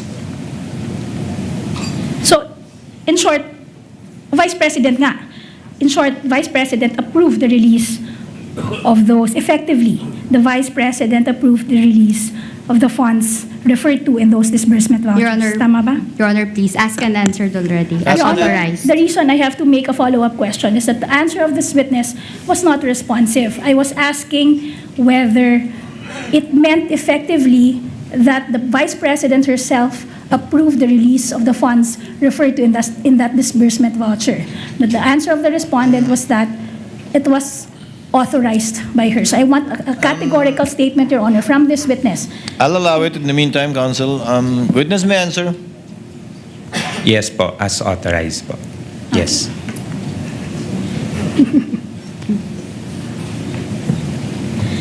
Kung gayon, or in other words, kung wala ang pag-aproba ng Vice President sa mga disbursement vouchers na to, wala ring confidential funds sanang mailalabas. Tama ba?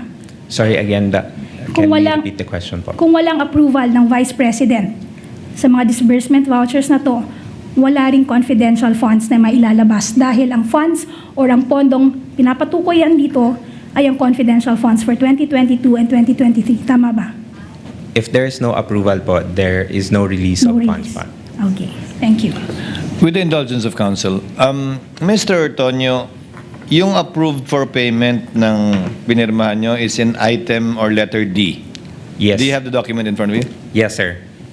Yung letter A, certified expense cash advance necessary, lawful, and incurred under my direct supervision is signed by the Vice President. Yes, that's correct, Your Honor. What does that mean?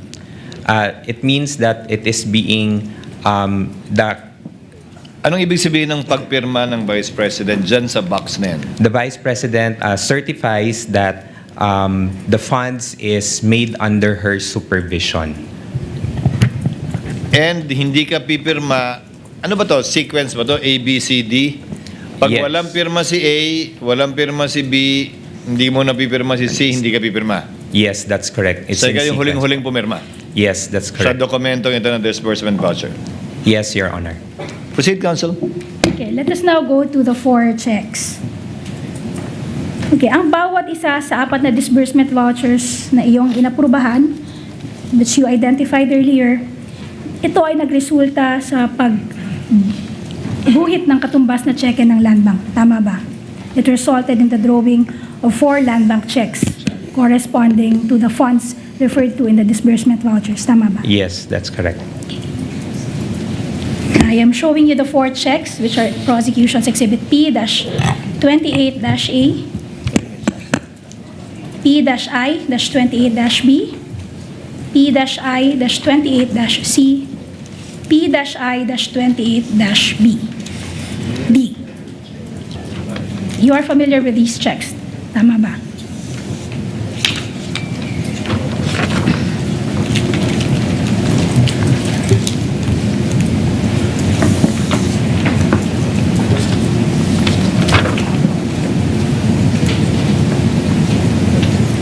Yes, ma'am, I'm familiar with the checks being presented.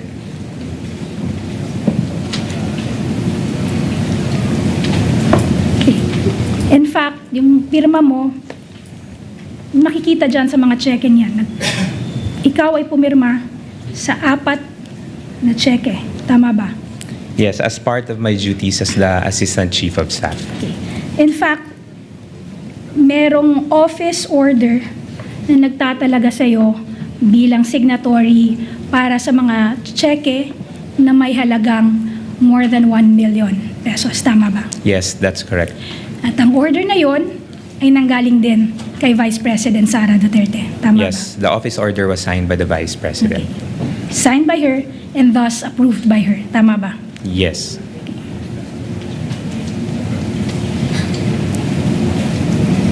Ngayon,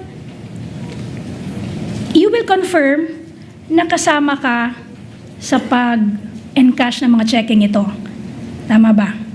Yes, I can confirm. In fact, ikaw lang ang kasama ni Ms. Gina Acosta nang i-encash mismo ito sa Land Bank Shaw Boulevard branch. Tama ba? Yes, when she requested me to accompany her. Okay. So you must be familiar with the Land Bank Shaw Boulevard branch. Yes. Tama ba? At ito, Land Bank Shaw Boulevard branch ay matatagpuan sa Beacon Plaza, Shaw Boulevard, kanto ng Ideal Street, Mandaluyong City. Tama ba? Yes, that's correct. Okay. Na ipinapakita ko sa iyo ang isang litrato. Your Honor, may request the tech booth to flash the photo on the screen. Instructed.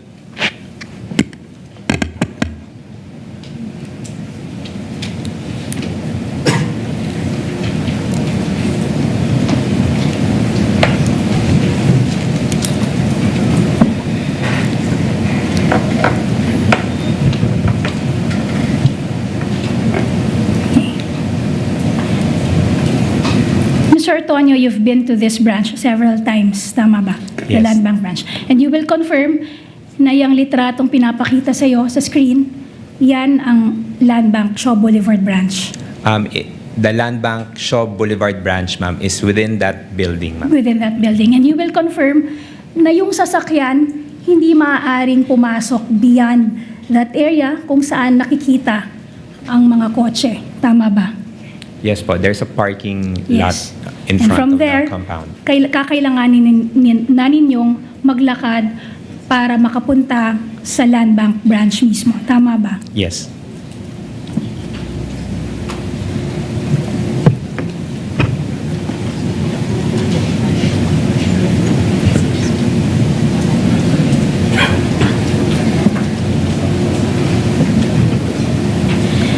And just to clarify, Mr. Antonio, in all 4 instances of encashment, sa 4 na encashment ng 4 na cheque, ikaw lamang ang kasama ni Ms. Gina Acosta na mag-encash at mag-withdraw ng pondo. Tama ba? Yes, that's correct.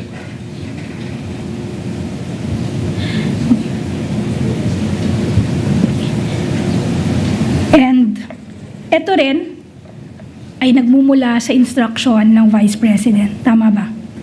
Yung pag-accompany ko po kay Miss Gina, it's based on the request of Miss Gina po. Okay. But you will confirm na alam ito ng Vice President. When you say alam na Vice President, yung pagsama ko po. Yes. That I cannot confirm, ma'am, if Miss Gina was able to inform the Vice President. Pero yung withdrawal, that was also upon the instruction. Tama ba? When you say withdrawal, Withdrawal of the checks. Or the encashment itself. I would assume, ma'am, na Alam. Miss Gina has informed the Vice President yung pag-encash niya. But as to if Of course. I'm accompanying Yes. her, I'm not sure, ma'am. Okay. But the withdrawal and the encashment was within the knowledge of the Vice President. Because in fact, Asked you and know, answered, Your Honor. this is a different question now, Your Honor. Finish your question, Counsel. In fact, Mr. Antonio, you will confirm that lahat ng nangyayari patungkol sa confidential funds, nire-report ito sa Vice Presidente. Tama ba? Again, Vague, Your Honor. Objection. Kindly reform and be more specific, Counsel. Are you just asking about the fact that Mr. Ortonio accompanied Gina on all 4 occasions? Kung alam ng vice yan? No, Your Honor. I'm referring to all matters pertaining to the confidential funds. Vague, These Your are reported to the Vice President and reported to and or instructed by the Vice President. Then that would be vague, Counsel. Kindly be more specific. Kasi dininay niya na kanina kung he said he doesn't know if the Vice President knew that he would accompany Gina. Kindly be more specific. You can ask the witness. He's intelligent enough. Ask him specific questions, Counsel. I will park that for now, Your Honor. I will You go can back move to on that. then. Okay. Now let's go to the audit observation memoranda, Mr. Antonio. You will confirm that you are familiar with this audit observation memoranda. I'm referring to Prosecution's Exhibit P-I-12-B, P-I-12-A, P-I-12-E, P-I-12-I.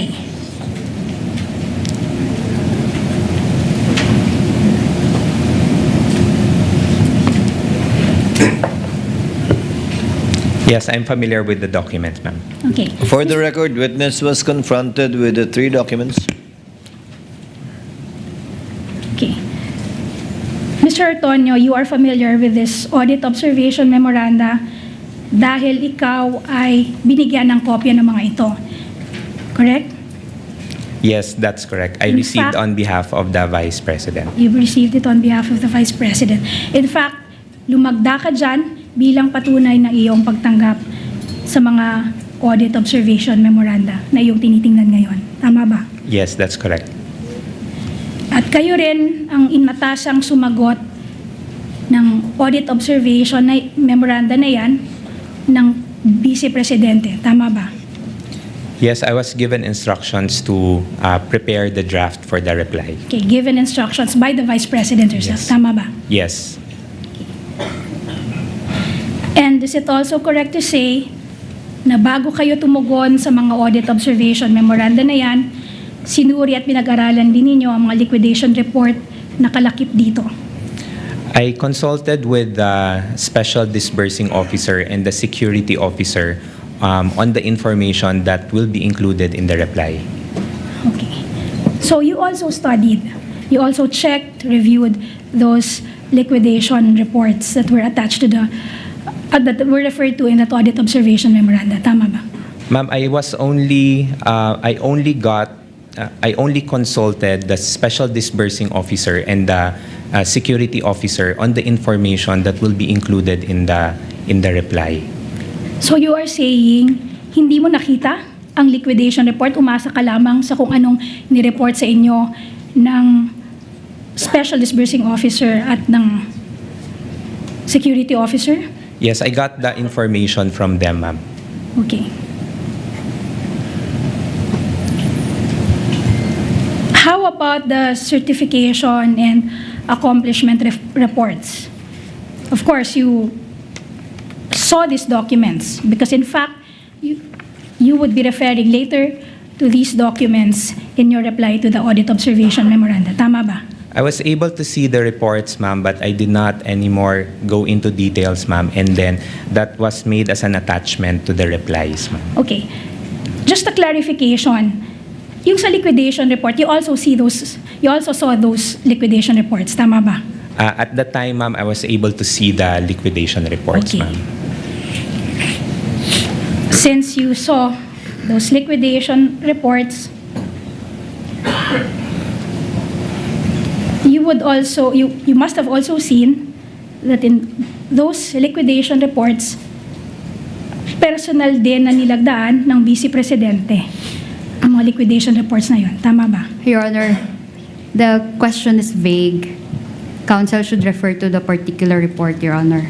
Kindly show the document, the Your liquidation Honor. reports you're referring to, counsel, so that the witness may be able to look at it.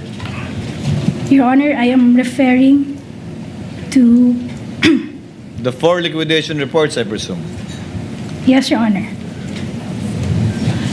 I am referring to prosecution's exhibits P-I-9-A to P-I-9-D.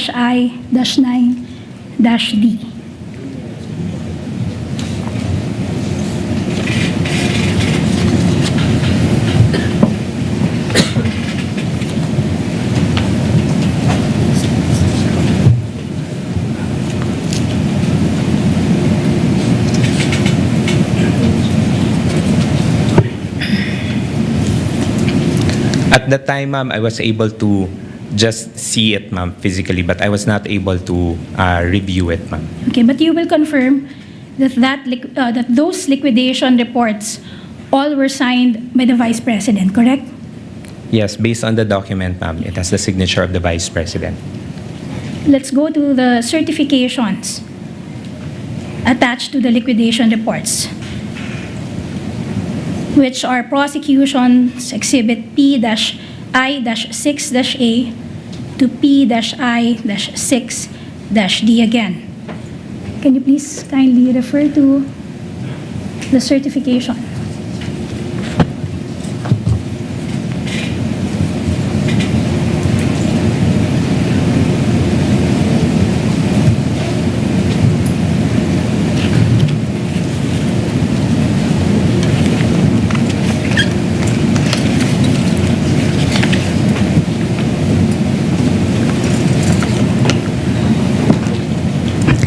Your Honor, I will just go to park that question for now and go to the next question. So let's go to the accomplishment reports, Mr. Ortonio. Since you mentioned, you also see these documents, you will also confirm na itong mga accomplishment reports na ito, lahat inaprubahan din ng Vice Presidente. I'm referring to Exhibits P-I-7-A-1 to P-I-7-D. Kindly show the witness, counsel. Assisting counsel may approach.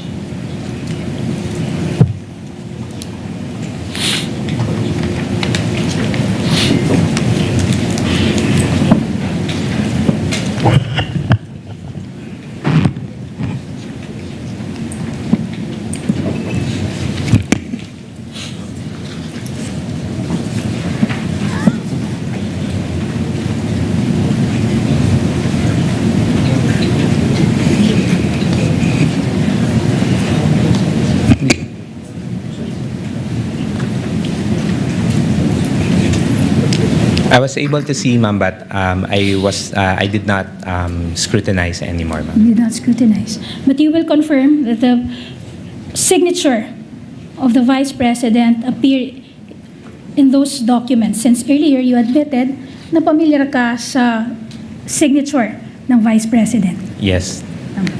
Kanina, nabanggit mo, if you can just backtrack a bit, kanina nabanggit mo na nakipag-coordinate ka sa security officer at sa special disbursing officer.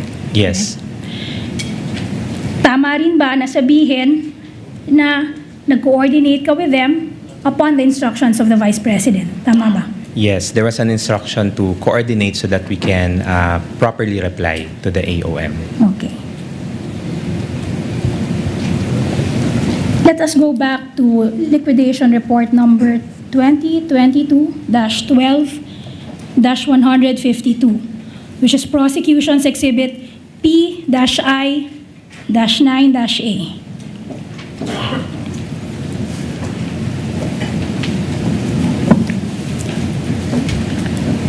And you will confirm that based on this document, ang buong 125 million na confidential funds ay lubusang naubos pagsapit ng December 31, 2022.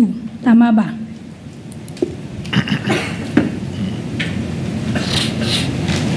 Yes, based on the document, ma'am, based on the liquidation report. And since in-encash nyo ang mga cheque or ang cheque pertaining to this fund, confidential fund, noon lamang December 20, 2022, tama bang sabihin na yung pondo ay na-disburse sa loob lamang ng 11 days? Tama ba? That, ma'am, I cannot Based on this document. If you base on the document, there's a liquidation of the cash advance for the period of December 21 to 31. And that would be 10 days. If you base it here, ma'am, that's December 21 to 31. Yes. Okay. So a good 10 days. Your Honor, please. The document speaks for itself. Your Honor, I believe counsel is referring to the original documents rule. Unfortunately for her, Your Honor, that's an improper invocation of the original documents rule. The original documents rule does not bar questions relating to the document.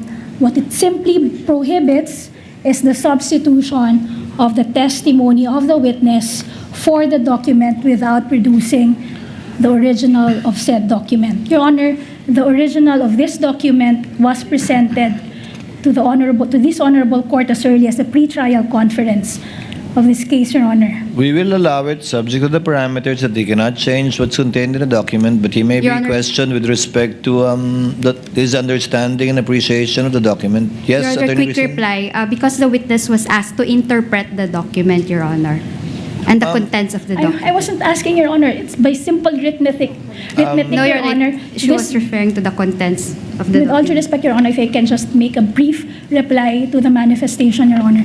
Yes, counsel, briefly. Yes, I wasn't asking, Your Honor, this witness to interpret the document by simple arithmetic, Your Honor. This witness can easily come up with a number of days within which, and just by looking at the document, this witness can easily come up and say the number of days within which the 125 million was spent and disbursed, Your Honor. As long as the document is not going to be changed, I will allow it. Witness, if you know, again, you are well educated to be able to answer the simple question. If you know. Again, Mr. Ortonio, you will confirm that the funds referred to in that liquidation document was fully disbursed within a good 10 days, because you said the disbursement covers the period December 21 to December 31, 2022. Tama ba? Based on computation, ma'am, it's actually 11 Sorry, days. 11 days. Based on the computation and based on the document, ma'am, it's 11 days. It will reflect 11 days. Correct. Ito ay sa kabila ng fact na sa ilalim ng PFP, ang pondo ay para sa buong ika-4 na quarter ng 2022. Tama ba? It's for the fourth quarter of Of 2022. And that fourth quarter of 2022 means October, November, the period October, November, December of 2022. Tama ba? For fourth quarter, ma'am, that covers for October, November, and December. Kaya, October, November, and December 2022. Yes. Yes. So it means dahil it covers that period, October, November, and December 2022, yung pondo ay spread out supposedly para sa activities na itinala noong October, November, and December 2022. Tama ba? Your Honor, please. Counsel? That is an assumption, Your Honor. That's a conclusion of fact. The witness did not testify that it should be spread throughout the quarter, Your Honor, and speculative also. May I just, Your Honor, make a counter manifestation and a reply to the comment made? Yes, counsel. What's your reply? I'm not assuming anything, Your Honor. Precisely, I am asking this witness to confirm. There's no assumption in that, Your Honor. Counsel, but it has no basis. Counsel for respondent is correct. The witness did not say, neither was it contained in any letter of the Office of the Vice President, that it is for the entire quarter. Reform, Counsel. You can get to what you want still. Kindly With all due reform. respect, Your Honor, this witness has just admitted earlier that the funds was for the fourth quarter of 2022. He even mentioned that it is for October, November, for the period October, November, and December 2022. Your Honor, I believe the court has already ruled on the matter, Your Honor. Kindly reform, Counsel.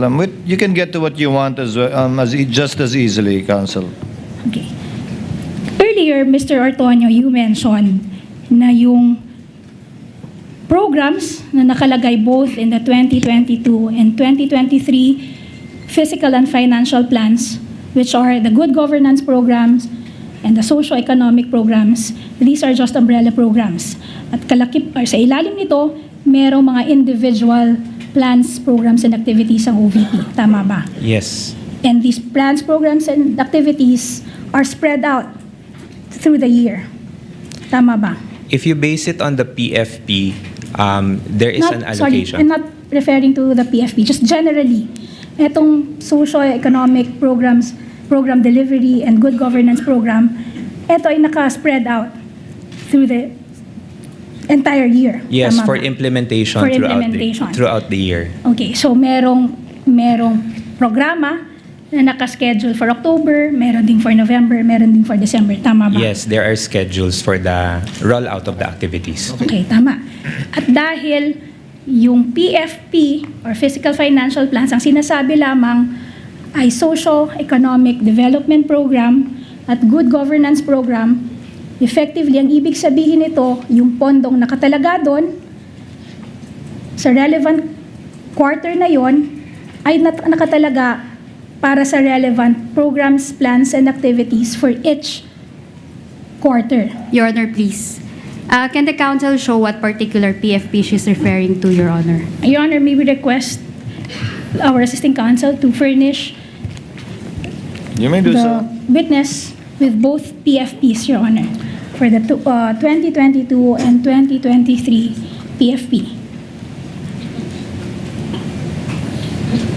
So just for clarity, let's just go to The the 2022. PFP for 2022. Yes.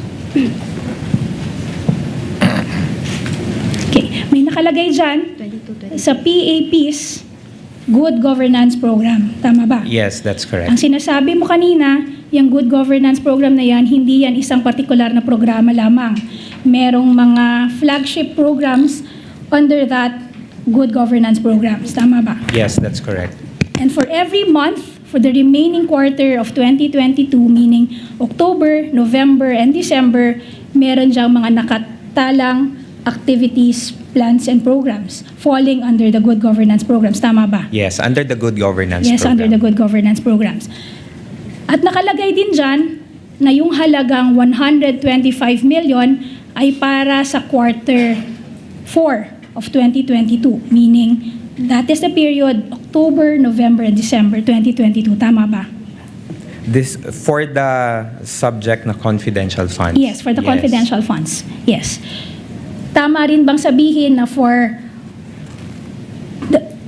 presumably, yung October, November, and December, merong mga activities for which the confidential funds would answer to.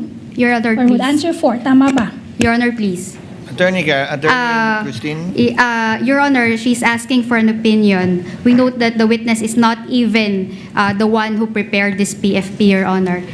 And counsel also stated, presumably, Your Honor, so that's asking for an opinion. Wait, if I may just... With the indulgence of counsels, so that we can get somewhere before we break for lunch. Mr. Tonyo, yung PAP po ninyo at yung request nyo sa confidential funds sa huling quarter ng 2022, ang plano nyo sana para sa buong huling quarter ng 2022? Your Honor, if you will base, number one po, because I did not participate in the preparation of the PFP. So in terms of the details of the implementation for the confidential funds, I may not be able to properly Hindi pa po answer. natin pinag-uusapan ng implementasyon. Pinag-uusapan po natin nung nag-submit kayo ng plano para manghingi ng confidential fund at ikaw yung pumirma nun para sa last quarter. Kaya lang, as we all know, late na na-release yung pera, hindi ba? Yes, based on the PFPs, Your Honor, it's as indicated here, it's for October to December. Yes, para sa last quarter nga ng 2022. 22. Kailan na-release yung pera? Kailan mo winidraw? December 21? The SARO was released December 30 and then the withdrawal was made December 20. December 20. Yes. Tapos in-implement nyo hanggang December 31. Based on the documents, Your Honor, the activities were implemented until December 21. 31. 31, sorry. Until December 31. Now, I'll go a step further, Counsel. Ba't ba kailangan madaliin yan? Hindi ba ang budget good for two years? As you very well know, given your position in the Office of the Vice President, the budget, the GAA, is good for 2 years anyway. So why was there a need to implement it within the year? Because, Your Honor, the request was made for the specific year, which is 2022. At dahil nga yung plano nyo is for the last quarter of 2022. Yes, Your Honor. Your witness, Counsel? Okay, just follow through, Your Honor, Of to the course, question made by the presiding officer. So just to clarify, dahil nakasaad dyan na yung confidential funds of 125 million for 2022 is for the last quarter, meaning for October, November, and December. Nakalaan yan para sa activities under the good governance programs ng OVP for October, November, and December. Tama ba? Yes, based on the Based on the PFP. document. Okay.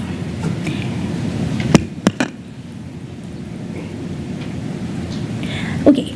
At bilang supervising authority over the financial services ng OVP, alam din ninyo na ang notice of cash allocation na hindi nagamit pagsapit ng katapusan ng taon ay naglalapse. Tama ba? Yes. Ibig sabihin nito, ang anumang pondo na hindi nagamit at hindi nagastos o ang anumang balanse ng cash advance sa katapusan ng taon ay dapat isauli sa Treasury. Tama ba? That's correct.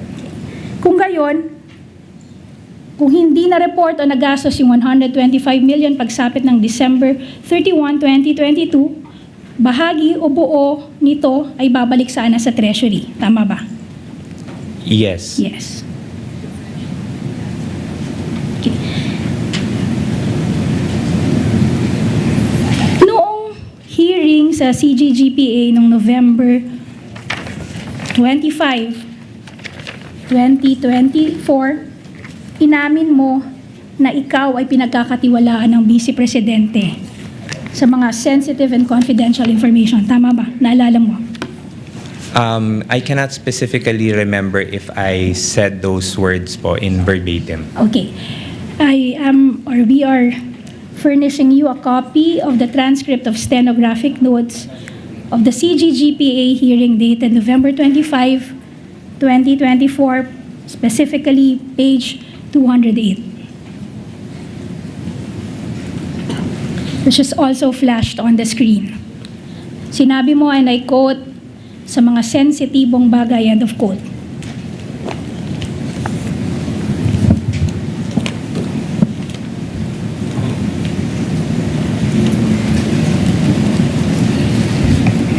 What's your question, Counsel?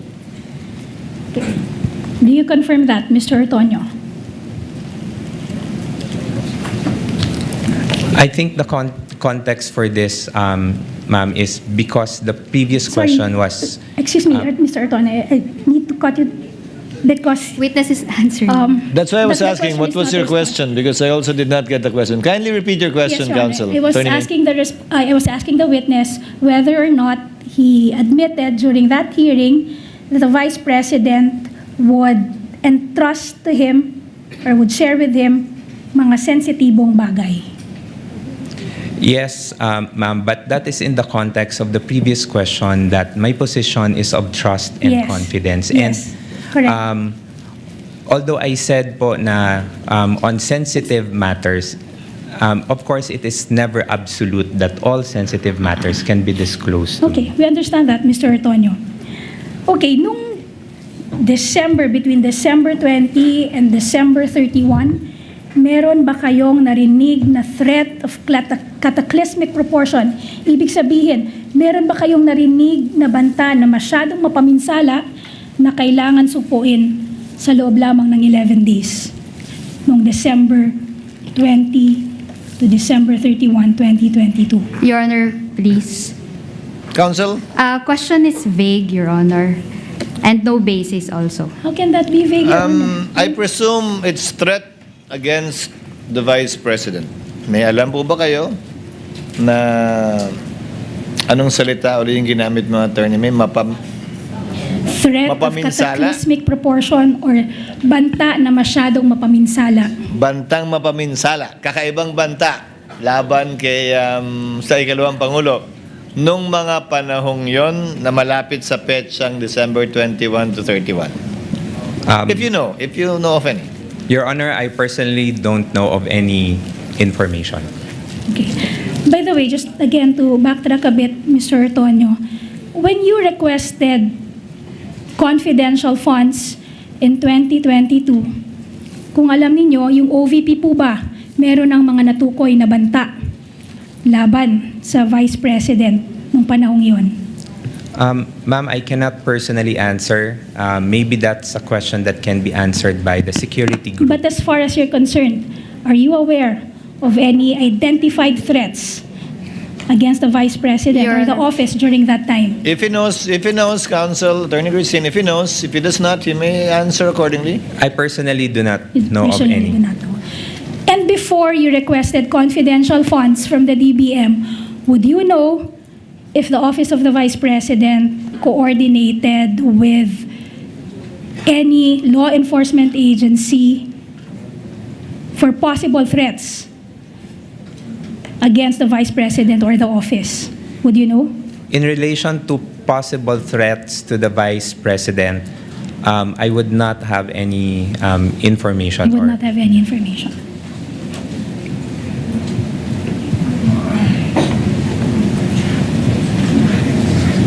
Ibig sabihin mo ba, itong mga threats na to, hindi to kasama sa mga supervise mo na internal affairs or mga programa ng internal affairs ng Office of the Vice President. Dahil sinabi mo, ikaw nagsusupervise ng 2 opisina who in turn or that in turn oversees or monitors matters relating to the OVP. Your Honor, please.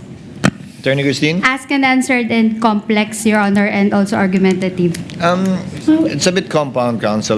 Reform a bit, Counsel. The question is long as well. The witness might not be able to respond adequately. Break it up a bit, Counsel.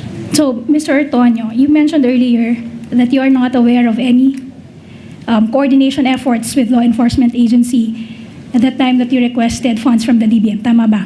Yes, Your ma'am. Honor, please. The question is misleading. The witness said no information as to the supposed threats against the Vice President. Witness has already answered, Counsel. Proceed, Attorney May. Okay. Thank you, Your Honor. So, nasabi mo wala kang alam na coordination efforts. Ang sinasabi mo pa, itong mga coordination efforts na to, hindi to sakop ng overseeing and supervising functions mo as Assistant Secretary and Assistant Chief of Staff of the OVP. In relation to security matters, ma'am, no, that is not part of my duties as the Assistant Chief of Staff. Okay. Thank you. Now, pumunta na tayo sa accomplishment reports na sinabi mo kanina ay nakita mo in connection with your preparation of the responses to the audit observation memorandum. Tama ba? Yes. You mentioned that.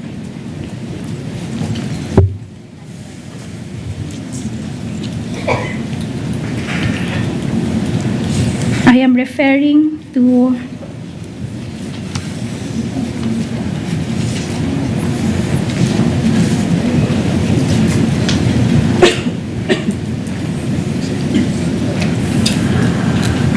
Prosecution's Exhibits P-I-7-A-1 to P-I-7-D. These are the accomplishment reports that you admitted seeing. Yes, I was able to see them po. Okay. Let's first go to the first 3 accomplishment reports, which are P-I-7-A-1 to P-I-7-C.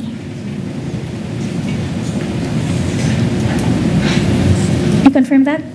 Do you see that before you? Yes. Okay. Etong 3 reports na to, ang bawat report ay naglilista ng pare-parehong 6 na kategorya sa pare-parehong pagkakasunod-sunod. Tama ba? Yes. Okay. You have purchase of information, payment of reward, rental and maintenance of safe houses, purchase of supplies, medical and food aid, and incentives or traveling. Tama ba? That order. Yes. All 3 accomplishment reports. Yes. Sa bawat quarter, ang mga halagang iyon ay eksaktong nagkakabuo ng 125 million. Tama ba? Based on the document, ma'am, presented, yes. And you will also confirm na sa bawat isa sa mga quarter na yon, walang halagang naisauli. Tama ba? Based on the liquidation report, ma'am, Yes. yes. Okay. Now, sa 2022 report, ang safe house rental and maintenance, ang halaga ay 16 million pesos. Tama ba? Yes, based on the report. Document. Ganon din sa first quarter ng 2023. 16 million din ang halaga ng house rental and maintenance, safe house rental and maintenance. Tama ba? Yes, based on the document, ma'am. At ganon din sa second quarter ng 2023. 16 million para sa safe house rental and maintenance. Eksaktong 16 million pesos. Yes, ma'am. And you will also confirm, as you've already confirmed earlier, na ang 2022 report, ang saklaw na period nito ay 11 days. Tama ba? From December 21 to 31. Samantalang, ang sakop naman na period ng first quarter, ng February 6, ng first quarter report ay February 6 to March 29, 2023. So that's 52 days. Tama ba? Based on the document, ma'am. Okay. And the second quarter naman, ang saklaw na period nito ay April 25 to June 30 or 67 days. Tama ba? Yes, based on the document. Gayun pa man, magkakapareho ang alaga ng safe house rental at maintenance sa tatlong reports na yan. Tama ba? Yes, on the report. based on the report. Okay. So in short, 16 million pesos para sa safe house, para sa 11 araw, para sa 52 days, at para sa 67 days. Pare-parehong 16 million ang halaga. Based on the document, ma'am. Yes.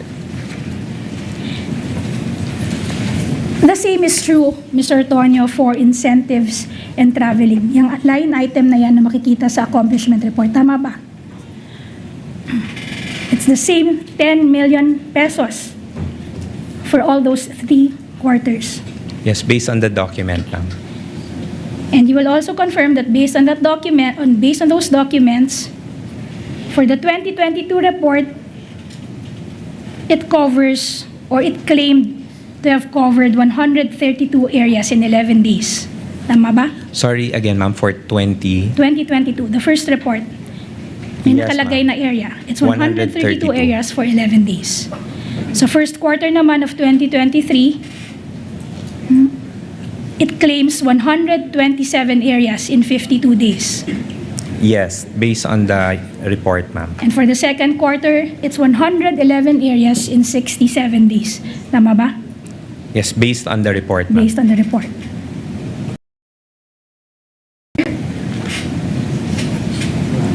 It's 122 areas in 79 days, correct? Yes, that's correct, ma'am. So, ibig sabihin nito, yung shortest period pa, ang pinakamaikling panahon, ang nagbunga ng pinakamaraming lugar, which is 132 days. Tama ba? Based on the document. Based on the document, Yes. ma'am. Yes. Pero, yung halaga ay hindi nagbago. It remained 10 million pesos. Tama ba? Your Honor, please. Based on the document. Yes, Counsel. Argumentative, Your Honor, ang mahalaga, hindi nagbago na 10 million pesos. Your Honor, the counsel may have misheard what I said. I was referring to halaga, Your Honor. And in any event, Your Honor, it's not argumentative. I am eliciting a matter of fact from this witness. Witness may answer, Counsel. We're a few minutes before lunch, Attorney Christine. Based on the document presented, ma'am. The That's amount how did it not seems. change. That's how it remained yes. 10 million pesos regardless of the number of areas covered. Yes, based on the document.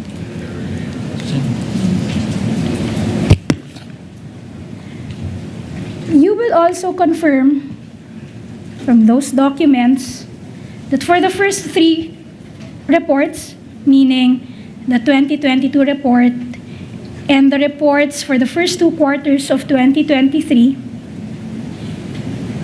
may line item or provision for medical and food aid. Correct? Yes. Nagkakahalaga ng 40 million, 42 million, and 40 million respectively. Tama ba? Yes. etong mga accomplishment reports, you will agree and you will admit na ito ay isinumite sa COA bago pa nakatanggap ang OVP ng Audit Observation Memorandum. Tama ba? If based on the submission dates, ma'am, yes. Yes. And you will also confirm that the OVP received the first memorandum, which is Audit Observation Memorandum number 2023-213, only on October 4, 2023. Tama ba? Yes. Okay. And 5 days later, kayo naman ang OVP nag-submit ng last report for the third quarter of 2023, which is Prosecution's Exhibit P-I-7-D, which is already before you, Mr. Tonyo. Tama ba? The third quarter Yes. accomplishment report. Yes, you submitted that on October 9, 2023. October 9, based on the submitted report. Okay, so that was 5 days after you received the first audit observation memoranda from Yes. the COA. Tama. And if you will check and if you will confirm, dyan sa last na accomplishment report na yan, wala na yung line item for medical and food aid. Tama ba? Yes.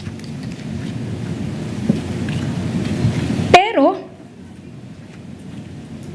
ang kabuuan pa rin ng fund ay 125 million pesos. Yung kabuuan ng confidential fund na nagastos ay ganun pa rin, 125 million pesos. Yes, based on the document, ma'am. Yung dating 40 million, 42 million, and 40 million na amount, hinati-hati to sa iba't ibang line item. Tama ba? Merong nilagay sa provision ng rewards. Tama ba? Your Honor, Ma'am. please. Counsel? Witness is incompetent to testify on that because he did not prepare the accomplishment report. If he knows, counsel, based on the documents, if he knows, kung alam niyo po, Mr. Ortonio, maaari niyo pong sagutin. Kung hindi Thank niyo you, Your alam, Honor. sabihin niyo hindi niyo alam. I would not know, ma'am, if hinati-hati, ma'am, because I did not prepare the document. But you would confirm na kahit na wala yung line item na yon na supposedly 40 million, 42 million, and 40 million, the amount stayed 125 million. Your Honor, Correct? Your Honor, please. So, Same ruling, same objection. Asked and answered already. Same ruling, same objection. Please continue, counsel. Move on. And by the way, Attorney May, choose the best time when you want to pause para hindi ka bitin sa direct examination mo. Not to exceed 12:15 so that we can all go on a lunch break. But you choose the best time when you want to pause. Okay. Until 12:15, counsel. Or before that time. yes, Your Honor. Please proceed, So counsel. there was a question left hanging, Your Honor. I was asking the Yes. witness, since nawala yung light item na medical and food aid, subalit naging pareho pa rin ang amount, ang total halaga, which is 125 million, yung corresponding amount of 40, 42 million, 40 million for the medical food aid, that must have been assigned to other line items, correct? I cannot confirm on that, ma'am. But you do confirm the total is still the same. I can confirm, sir, that based on the document, the total amount is still the same. But as And to that the they're all the distribution- same, Mr. Ortonio. Yes. For the last quarter of 2022 and the first 3 quarters of 2023, they're all 125. Yes, that's correct, Your Honor. Move on, counsel. And you will also confirm, if you would compare those 4 accomplishment reports, for the first time in the accomplishment report for the third quarter of 2023, lumabas ang sa unang pagkakataon, ang bawat item ay inilarawan bilang kaugnayan sa areas of engagement of the Office of the Vice President. Tama ba? Sorry Yung- again, ma'am. Yung phrase na areas of engagement of the Office of the Vice President, makikita mo lamang yan for the first time in the third accomplishment report. Tama ba? Sorry, fourth accomplishment report referring to the third quarter of 2023 Areas of engagement. of the Office of the Vice President. Sorry, ma'am. Okay, for item D. Yes, based on the document, ma'am.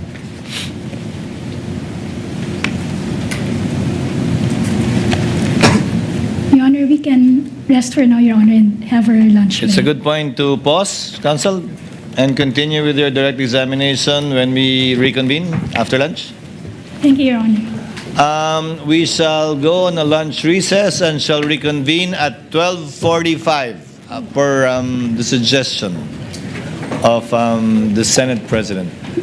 We are on recess until 12:45. Great, 12:45, that means 12.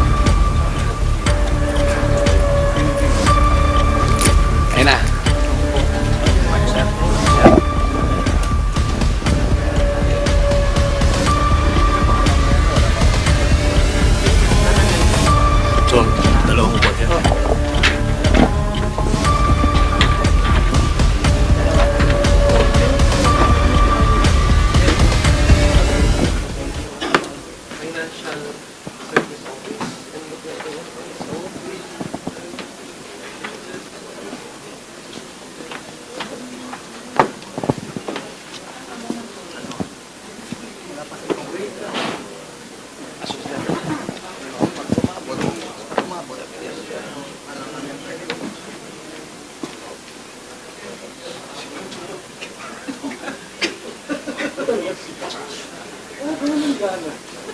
good morning.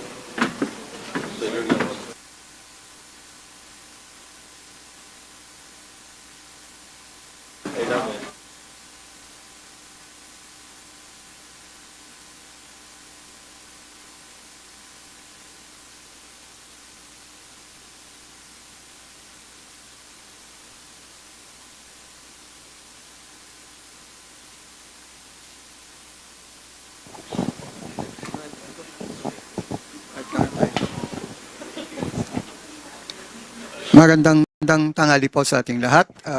Welcome po muli sa press briefing ngayong araw na to matapos po ang kalating araw ng trial ni Vice President Sara Duterte sa kanyang impeachment. Kasama po natin ngayon para magbigay ng ating mga mahalagang punto ang ating mga spokesperson, walang iba kundi si Representative Zia Lonta-Adjong ng 1st District ng Lanao del Sur at si Attorney Benjamin J. Toloso Jr., who is also one of the counsel for the prosecution. Para po sa ating panimula, bigyan muna natin pagkakataon si Congressman Adjong for some key points. Bismillahirrahmanirrahim. Magandang umaga po sa ating lahat. Assalamualaikum warahmatullahi ta'ala wabarakatuh. So nasa 18th day na po tayo, no, ng impeachment trial. So ang ating naging testigo ngayon, hostile witness by the way, ng prosecution direct examination ay si Mr. Ortonio. Si Mr. Ortonio po, base po doon sa testimonya na ay mga nasa 20 years na rin po ang kanyang serbisyo kay Vice President Sara Duterte. Simula po siya ay naging vice mayor ng Davao City in 2008 up to the time that she assumed office on July 1 of 2022 as Vice President of the Republic of the Philippines. Base din po sa testimonya ni Mr. Antonio, when they assumed office as Vice President and simultaneously also appointed him as Assistant Chief of Staff noong July 1, 2022, there was no confidential items or line item pertaining to confidential funds for the Office of the Vice President for the year 2022. So, importante pong naging testimonya dito ni Mr. Antonio because it detailed the chronological events that happened pertaining to the request up to the time of the utilization of the confidential funds, particularly on the last quarter of 2022. So ito po naging testimonya ni Mr. Ortonio. Today's testimony established an important chronology in Vice President Sara Duterte's request for confidential funds. August 22, 2022, Vice President Sara Duterte had already asked the Department of Budget and Management for exactly 250 million pesos in confidential funds. September 15, DBM asked the OVP for supporting documents. September 16, 2022, the fiscal and financial plan was signed. On the same day, Nolasco was also appointed as part of her security detail. September 19, the OVP submitted to DBM the fiscal and financial plan required under the joint circular governing confidential funds. The required plan was submitted 28 days after the 250 million pesos was requested. Mas nauna po yung request ng 215 million for the confidential funds prior to the plan requested by DBM to be submitted. No? So baliktad po ang nangyari. Nauna muna yung request ng pera, tsaka po pinagplanuhan paano gamitin ang pera. So the central question emerging from today's testimony is simple. Una, ano ba ang basehan ng 250 million pesos para sa confidential funds? Was there already an operational plan on August 22 before the submission or before the transmittal of this request for funding of 250 million confidential funds? Was there a contemporaneous document identifying the confidential operations and calculating their requirements? O hinugot lang ba sa hangin ang 250 million pesos? That is the accountability questions raised by today's testimony of Mr. Antonio. So now, I think Attorney Tolosa would like to add. If not, then we will proceed with receiving your questions and answering them. Salamat po, Kong Zia. Tanggapin natin ngayon ang mga katanungan. Unahin na natin si Haji.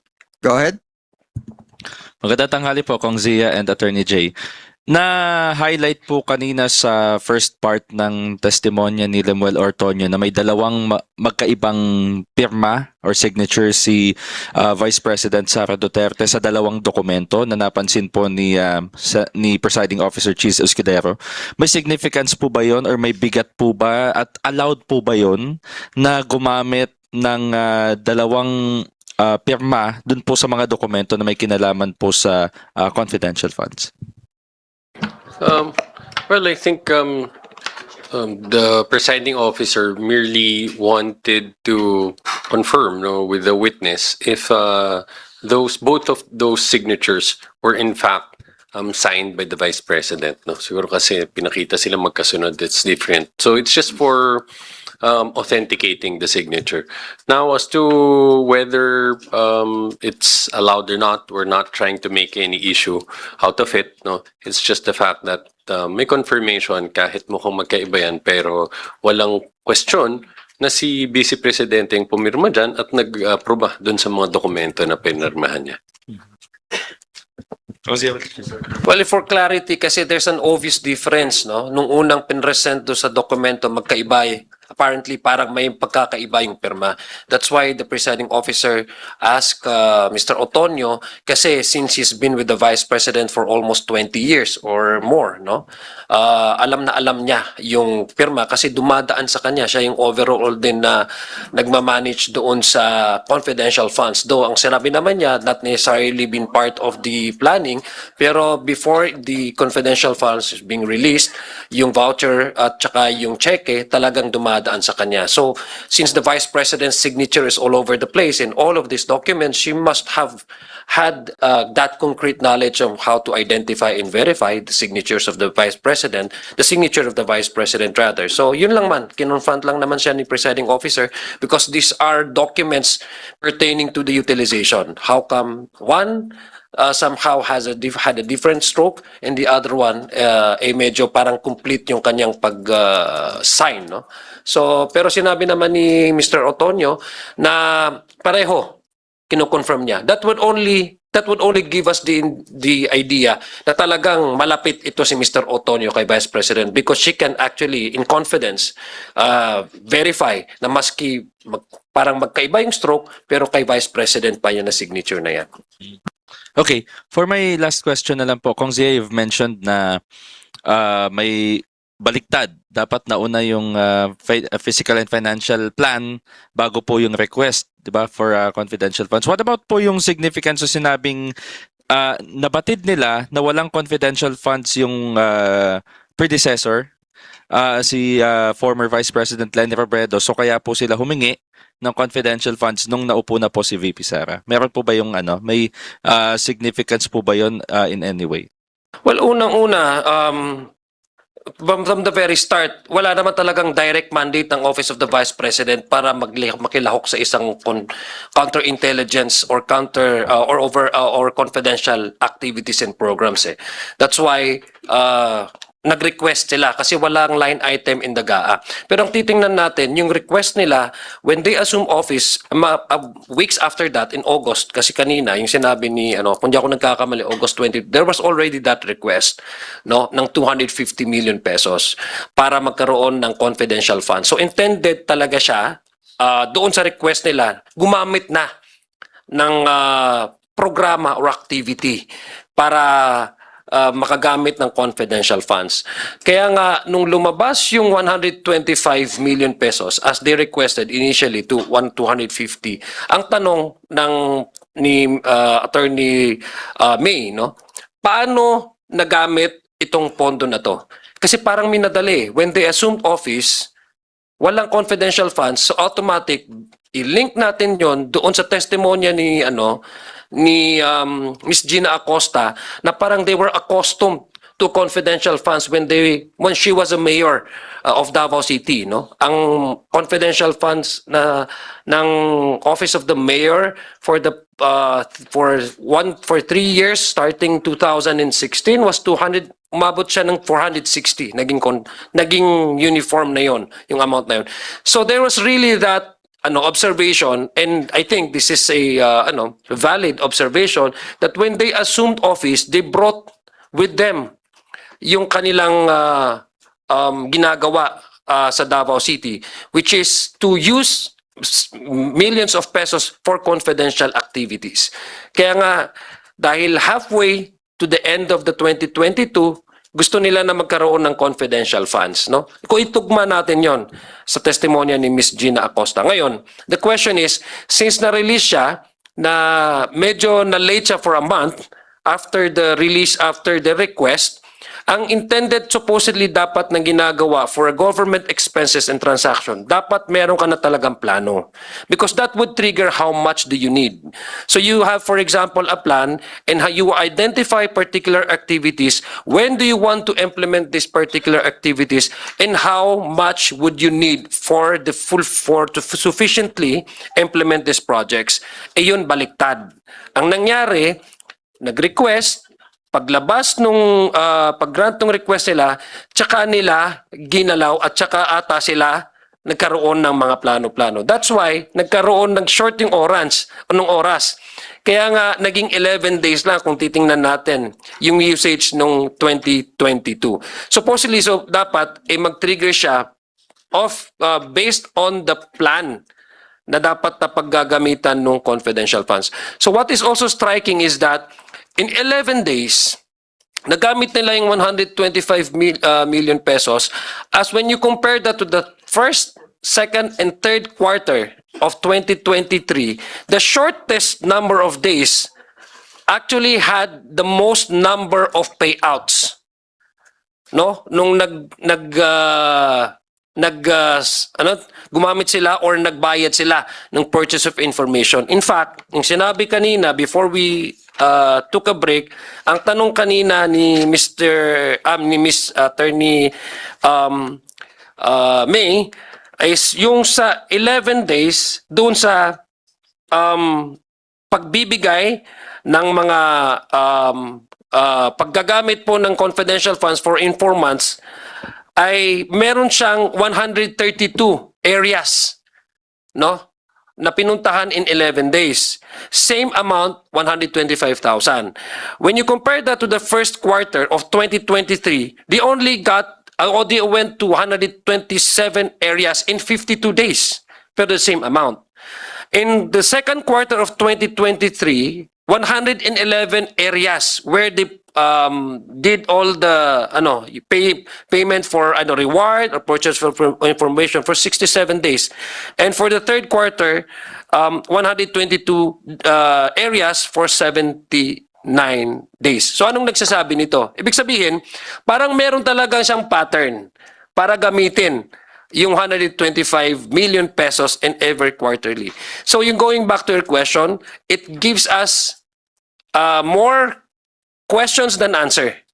11 days ginamit, walang confidential funds sa line item in 2022. Pag upo nila, automatic yun ang una-una nilang ni-request sa DBM ng pagkaroon. Dahil hindi nabigay ng mas maaga, mukhang merong effort talaga na ubusin ng 125 million pesos in just 11 days.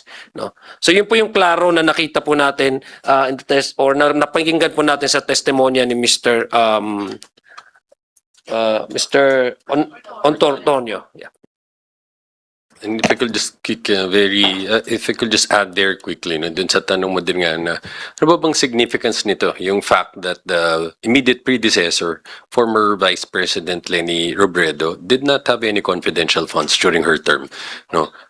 Pwede ding ma-appreciate ito, no, ng senator judges. Itong fact na madami dito sa supposedly na pinagkagastusan nitong million-million na confidential funds na to was to secure no, itong siguraduhin ang seguridad ng Vice Presidente doon sa kanyang mga activities na dinadaluhan, no. But as pointed out yesterday, tulad recently nagkaroon na naman ng tree planting activities, no, nawala ng confidential funds but wala naman toward incident. Same, na pwede nang i-appreciate dyan.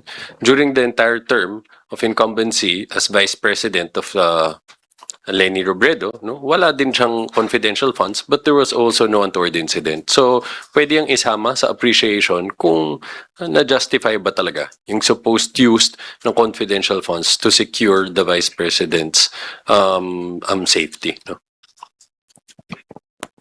Thank you, Haji. Lanesca, your turn. Good afternoon po. Lines Kapante, GMA News Online. Yung question ko lang po kasi meron dun sa direct examination of the Vice President signing liquidation reports. Are these, hindi kasi natuloy, I don't know if it will be asked in the afternoon, so parang naputol. Are these the same liquidation reports na may mga unusual funny names that was submitted by the OVP to the COA? Yun po ba yung pinirmahan doon? Tama Yung po ba? may funny names or unusual names, yun yung mga acknowledgement receipts, no? So, those were subsequently submitted to the COA by both the OVP and the DepEd. No? So, una muna yan, nag-submit muna sila ng liquidation reports, nakatanggap ng mga AOMs, noting some deficiencies, and then ang sinubmit nila ay mga acknowledgement receipts to support, in an attempt to support yung payments. So, the Vice President did not sign the acknowledgement receipts themselves, if that's what you're asking, no? But itong mga liquidation reports, connected ba yun doon? Yes, because they're liquidating the same funds, the same confidential funds. So sir, yung liquidation report signed by the Vice President, attachment nun yung acknowledgement receipts, tama ba? Or that was the initial liquidation report that they So submitted? far as I remember, that was the initial. To start yung liquidation process, you submit the liquidation report. Tapos, at some point, as testified to by the co-auditors, nagkaroon sila ng AOM asking for proof na ginasta talaga itong mga pera na to, and then sinubmit yung mga ARs. No? But nakalagay dyan, dun sa mga pinirmahan ng Vice President, she approved the use. No? At sinicertify niya doon na it was used for the confidential expenses. Ang mahalaga na message doon, because since the Vice President certified this to be true copy of all the documents, attached documents, including the ARs, sinacertify niya na tunay na nakatanggap si Mr. Pusa, tunay na nakatanggap si Mr. Pagong, si Miss Pusa at si Miss Belat. So yun yung pag-meaning nung pag-certify niya nitong mga ARs na to as part of the liquidation process or attachment for the utilization of the confidential funds. So sir, follow up na lang sir, baka ko dun sa request. Yung pag-request ng OVP for confidential fund, meron kasi silang previous arguments na it was the fault also of the OP kasi late na ni-release yung December na sa kanila binigay.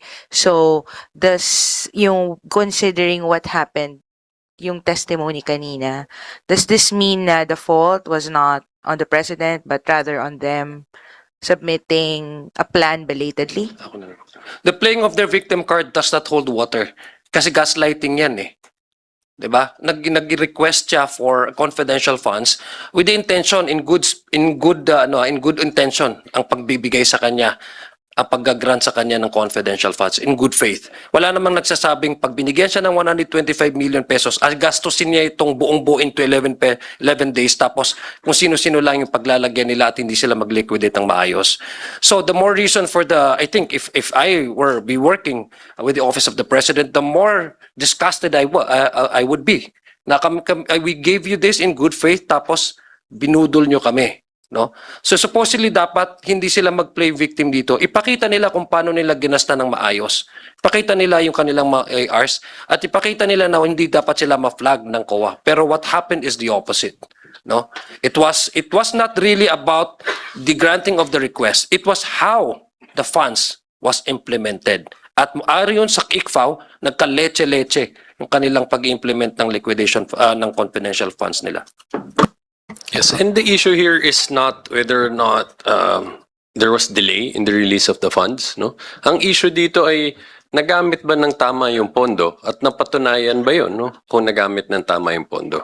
As pointed out a while ago, nung hiningi itong 125 million, ang purpose nito as ito ay supposedly for projects to be conducted in the 3 months, no? 3 last months of 2022. For October, November, December. Okay? Diba? Again, as explained by Kong Zia kanina, pag humingi ka ng pondo, dapat meron kang plano, meron kang specific na mga projects kung saan mo gagamitin ito. At nung hiningi nila itong 125 million, dapat gagastahin to para sa projects na gagawin again October, November, December. So ang tanong, obviously, hindi mo na pwedeng gamitin yan sa plinano mong projects for October. Hindi na din pwede sa November. Hindi na din pwede din sa first half of December. So, kung itong 125 million, dapat yan para yun dun sa buong quarter na yan, paano mo siya ngayon inubos in just 11 days? Yun yung tanong ho dito. Not whether or not may delay ba sa pag-issue? Hindi niyan sinasagot eh. Yung importanteng tanong dito na ginamit ba tong pera na to para dun sa intended purpose niya, para dun sa mga purposes allowed under the joint circular governing the use and liquidation of confidential funds. Sir, follow-up lang. Kasi understand, wala naman talaga dapat confidential funds si VP Sara for 2022 dahil in-admit nga po, wala naman si VP Lenny nung naupo nga po to sila Ortonio, sila VP Sara. So technically, talagang ni-request po ito, kumbaga, ni VP Sara pagkaupo niya sa pwesto. Sinabi niyo nga po, yun yung una nilang ginawa, di ba? Pag upo nila, yun yung ni-request sa TBM. So nakita na rin po ba natin na paglabag na rin po agad sa joint circular dahil under 3.24, kailangan po yung physical and financial plan na aprobado po ng head of agency supporting the request for funds po ng confidential expenses. And September pa pala nila pinadala, kumbaga, or nagkaroon ng PFP. While August pa lang humihingi na sila ng 250 million. Yes, so procedurally, as explained a while ago, no, kapag humingi ka ng budget, hindi dapat nauuna yung numero na gusto mo lang ng 125 million. Ano? Dapat meron ka na kasing mga proyekto na gusto mong ipatupad, gusto mong gawin, no? At magkakaroon ka din ng costing. Bakit mo naisip, magkano ba ang kailangan mong gastahin para magawa itong mga proyekto na to? And then you'll come up with that amount, no? Para makita mo na, for example, in this case, dahil ito yung mga gusto kong gawin proyekto, ito ang costing niyan, itong gagastuhin ko dyan, ang total dyan, 125 million ang kailangan kong hingin, no? Hindi yan baliktad. Hindi dapat mauuna yung numero na hihingin mo, tapos tsaka ka lang gagawa ng plano kung paano ubusin yung 125 million. So now, ano yung nangyari dito? Clearly, no, nung August pa lang, meron na silang request for the budget amounting to 125 million for confidential funds. And afterwards, dun sa succeeding month, dun lang sila gumawa nitong physical and financial plan kung saan nila linagay, kung ano yung projects, kung saan yung paggagamitin. So yes, pasok ba siya dun sa joint circular? Well, mukhang just based on the timing, hindi yun na-comply. May paglabag na po. May paglabag na po agad, doon pa lang. It will appear so, no? But we're not saying that they had absolutely no plans at that time that they asked for this amount. But what we're saying is, based on the documents identified earlier by the witness, yan ang maliwanag na lumalabas dun sa chronological na paglatag dyan ng mga events, no? Based on the documents is nauna yung request for 125 million, sumunod yung pagpirma noong physical and financial plan, pagkatapos sinumite itong plan na to sa DBM. No? So based on these documents, lumalabas, nauna yung paghingi ng pera bago pag-execute at pag-submit nitong plan. Can we say na I think what nasanay is na po? important is there was a glaring disrespect to follow the joint circular. It only speaks about one thing: her character as a public official, no? Na maski very glaring na may mga violation, hindi, it's not really something that would really give them the pause and then think over how they would proceed with their plan of making or implementing confidential activities, no? So it speaks about how the audacity to violate a very basic joint circular, no? It only speaks about one thing, and one character alone, no? That she holds herself above any laws or any policies, that she can disregard any violation, disregard any standing policies governing, especially, no? How to utilize, for example, a specific amount for specific purposes. You also share the same sentiment, Paul. Sinabi ni Kong Joel Chua last week na, I don't know, maybe baka nasanay na si Vice President Sara Duterte na kailangan niya ng confidential funds kasi galing sa Davao City for 60 million each year. And then pag upo niya, ito po yung unang hiniling niya. Recall that also, Kong Chua, sinabi po niya na meron nga ugong na hinihiling ni VP Sara yung defense portfolio. Kasama rin po natin, recognize natin ngayon si Representative Terry Ridon, Bicol Saro. Kasama rin po natin ngayong tanghaling ito.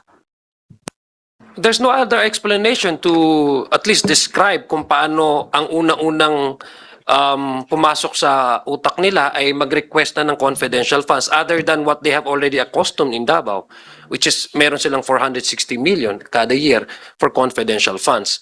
So magtataka ka dahil wala dun sa GAA ng 2022 for the Office of the Vice President, immediately na nag-request na rin sila for funding for the confidential funds na gagamitin supposedly nila for third quarter, spread out in October, September, and December. Pero nakita natin, may attempt talaga na kailangan magastos itong 125 million pesos. Pero nung araw lang, kung saan 11 days, pero may tatandaan nyo, dyan po sa 11 days na yan, may mga araw din po na bakasyon, no? So paano po sila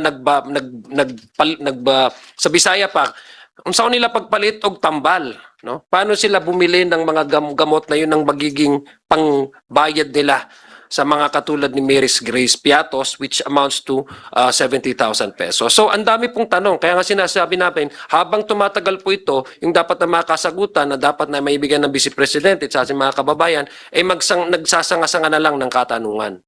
Terry? Yeah. Kahit Kong Terry. Sige, bago po magpatuloy doon sa mga tanong, paumanhin po dahil nahuli ako, kasi hinahanap ko yung safe house kung saan ho napunta.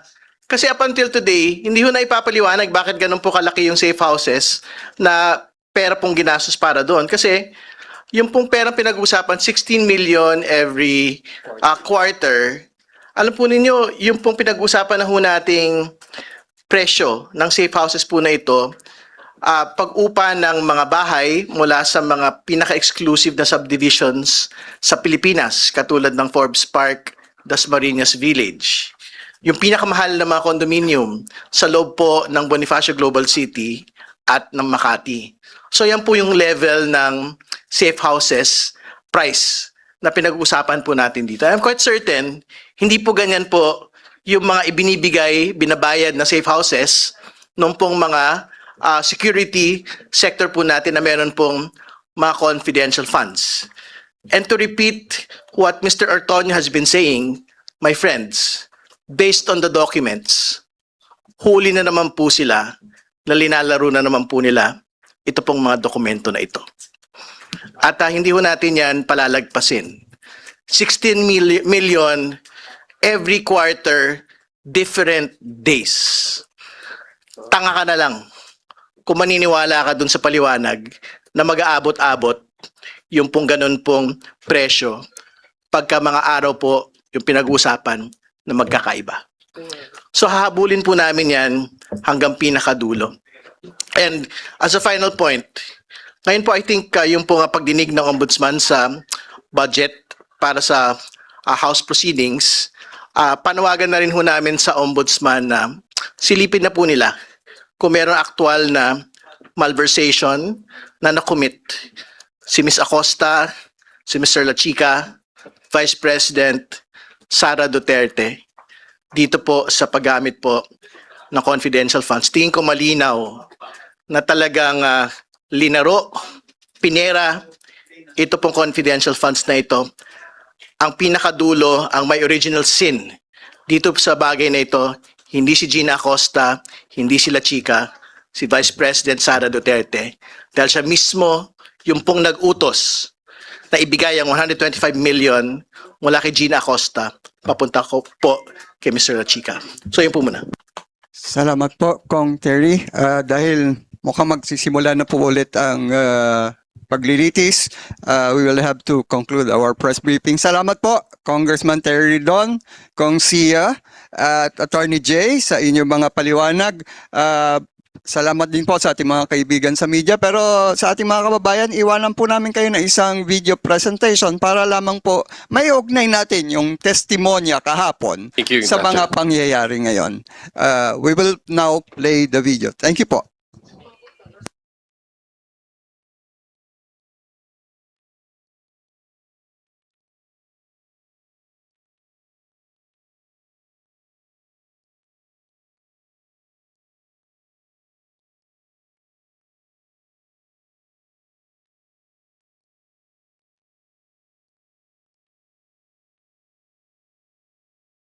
Siya po ang itinalaga. Siya po ang itinalaga.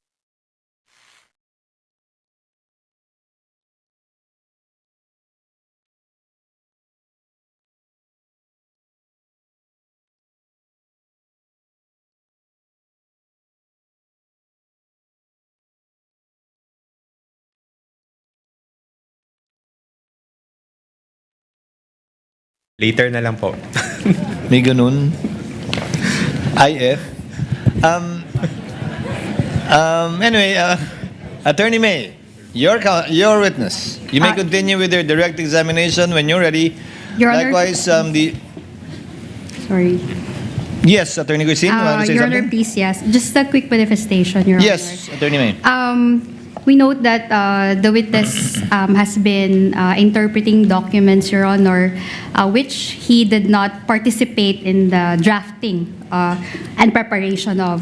So, we don't dispute the contents of those documents, Your Honor. In fact, we can stipulate on the amounts. We already stipulated actually on the amounts, on the signature, Your Honor. So, may we inquire if that's the line of questioning that the counsel would follow?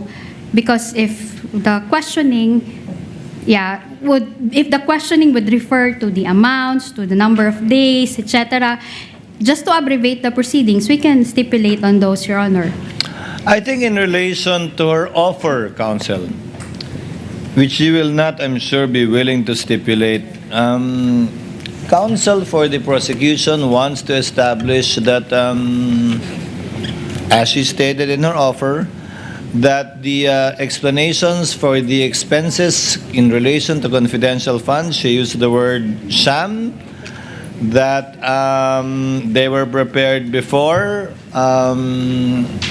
they even requested for it, and that it's almost all the same, involving the same amounts, and consumed the entire amount. Which I'm sure you're not willing to stipulate at this point, counsel. We're not going to stipulate on that, Your Honor. But Even if I were in your position, I won't. yes, Your Honor. But just to put it on record, Your Honor, the witness already stated that he had no participation in the execution of certain documents like the PFP and the accomplishment reports. And yet, he has been questioned about those documents, including his interpretation thereof. So, Your Honor, During the lull, if I may, counsels, during the lull, some senator judges were also discussing and talking. I think most, if not all, Attorney May get the point that you have been trying to drive at in relation to the liquidation report, the PFP, with the exception of the disbursement voucher that Mr. Ortonio signed. That while he's aware of them, he had no part in its preparation. And indeed, you have been using this witness to read some of the contents of the documents. albeit the document should speak for itself, but we do get that point. Kindly proceed to the other purposes of your offer.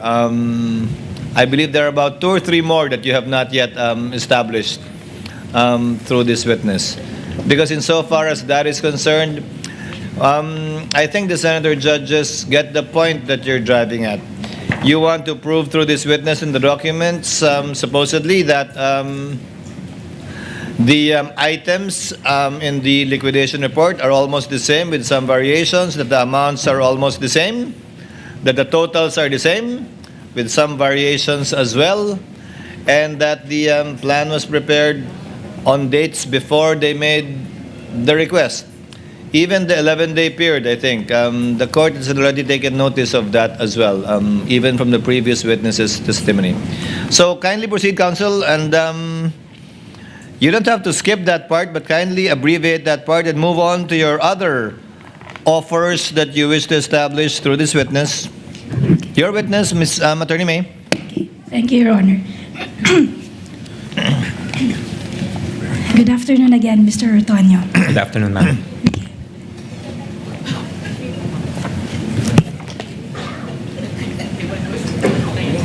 Okay.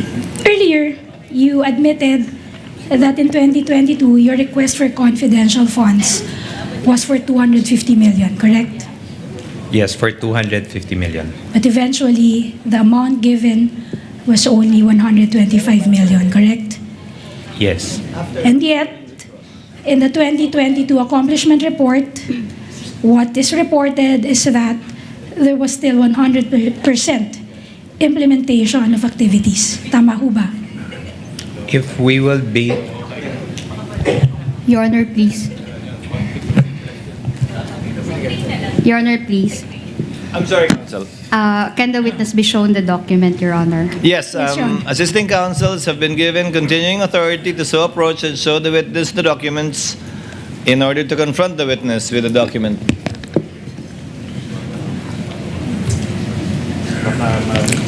Sorry again, ma'am, the question, ma'am. You reported in that accomplishment report for 2022, inulat nyo na 100% pa rin ang implementation ng projects. Tama ba? Based on the utilization that was submitted and prepared, ma'am, it indicated 100% implementation. Okay. Ibig sabihin, Mr. Ortonio, tama ba na there was full implementation of the project gamit ang kalahati ng budget na inyong hiningi? Tama ba? Sorry again, ma'am. There was still full implementation of the activities for half the budget that you requested. Ma'am, if based on the document, ma'am, 100% for the 125, ma'am. Okay. Okay. Sige. Punta na tayo ngayon, Mr. Ortonio, sa replies to the AOM. Ngayon, sumagot ka, ikaw mismo sumagot sa AOM number 2023-211 dated September 14, 2023. Tama ba?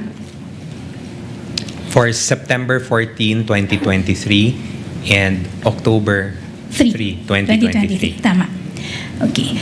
Pero, you will confirm na yung mga AOMs na yon addressed kay Respondent Vice President, attention kay Ms. Acosta at Ms. Villa del Rey. Tama ba?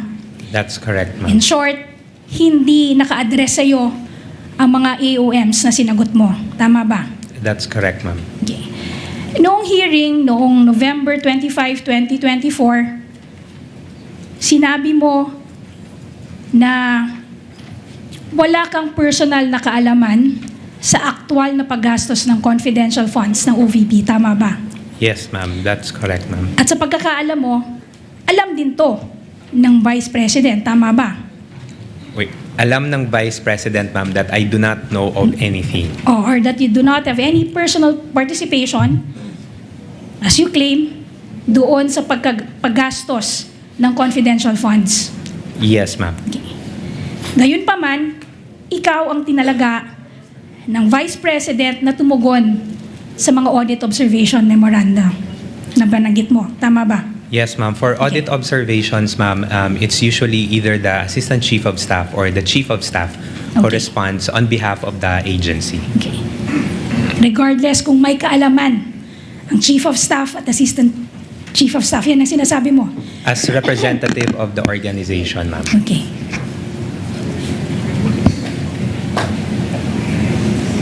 Ngayon, ipapakita sa iyo ang mga sulat ng OVP sa COA na may petsang Oktubre 19, 2023, November 30, 2023, April 19, 2024, August 27, 2024. Ito ang naging tugon mo sa lahat ng audit observation memoranda ng Commission on Audit. Tama ba?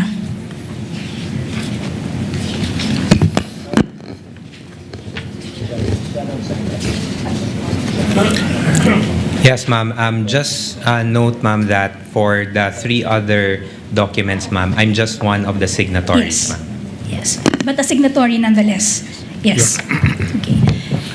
Ngayon, sa mga AOMs na inisyo ng COA sa liquidation ng OVP para sa lahat ng quarters na iyong sinagot, pinuna nito ang mga PFP na isinumite ng OVP dahil hindi nakasaad ang tiyak na confidential activity na paggagamitan ng confidential funds. Tama ba?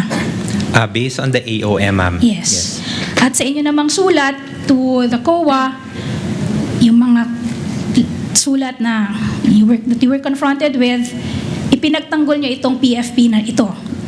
Tama ba? Yes. Sinabi nyo na, and I quote, there's no specific guideline on the details of confidential activities to be indicated. Yes, ma'am. Okay. Yes, ma'am. Based on the annexes of the JC, ma'am. Okay. Now, you mentioned the joint circular. Now, Mr. Ortonio, may I invite you to Article 4.2 of the joint circular, which states, and I quote, all allocations of confidential funds and or intelligence funds shall be supported with a fiscal and financial plan indicating the proposed amount allocated for each program, activity, and project where disbursements pertaining to confidential expenses and intelligence expenses shall be based. End of quote. Sorry, ma'am, what provision again, ma'am? 4.2. 4.2.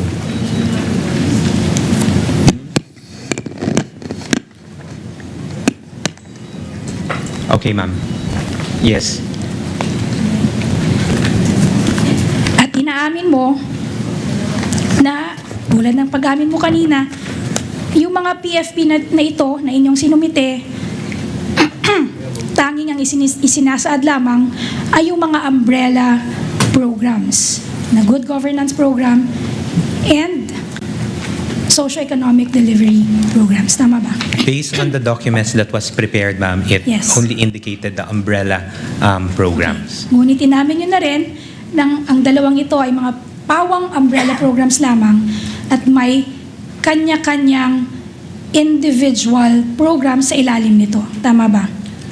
Ma'am, for the programs, ma'am, that was indicated, I can say, ma'am, that there are specific programs based on the regular funding. But as to the activity... That is not the question, Mr. Ortonio.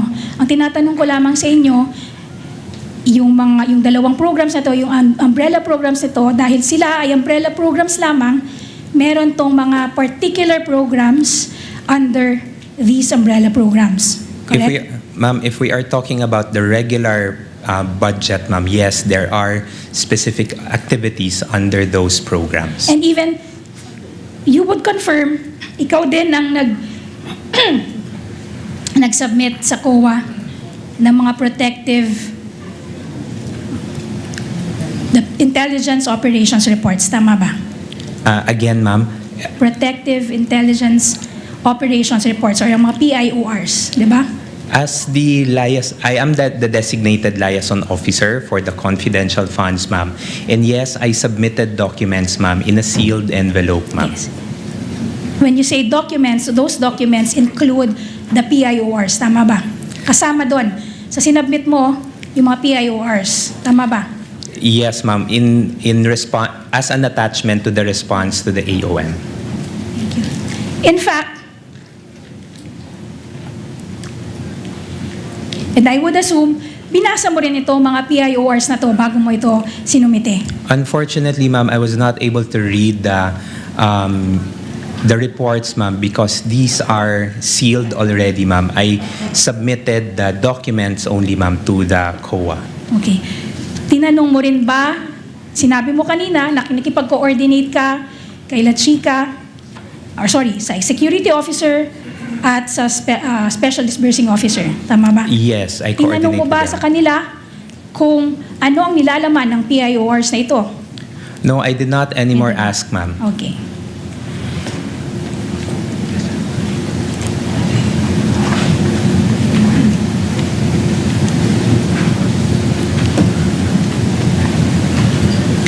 Now, dun sa AOMs din na iyong sinagot, pinuna din ng Commission on Audit yung line item na medical and food aid. Tama ba? Yes. At sinabi ng COA sa kanilang audit observation memoranda ng line item na ito ay hindi allowable sa gastusin ng confidential funds sa ilalim ng joint circular. Tama ba? Based on the AOM, ma'am, and we were able to send our reply to this issue or concern. And you justified the inclusion of that line item. Pinagtanggol nyo, dun sa sagot nyo sa AOMs, pinagtanggol nyo yung pagsama ng line item na ito sa inyong accomplishment reports. Tama ba? Yes, we were able to explain it through our reply. Sinabi ninyo na pinapayagan ito sa ilalim ng 4.8.4 na sumasaklaw sa purchase or rental of supplies, materials, and equipment for confidential operations. Tama ba? Yes.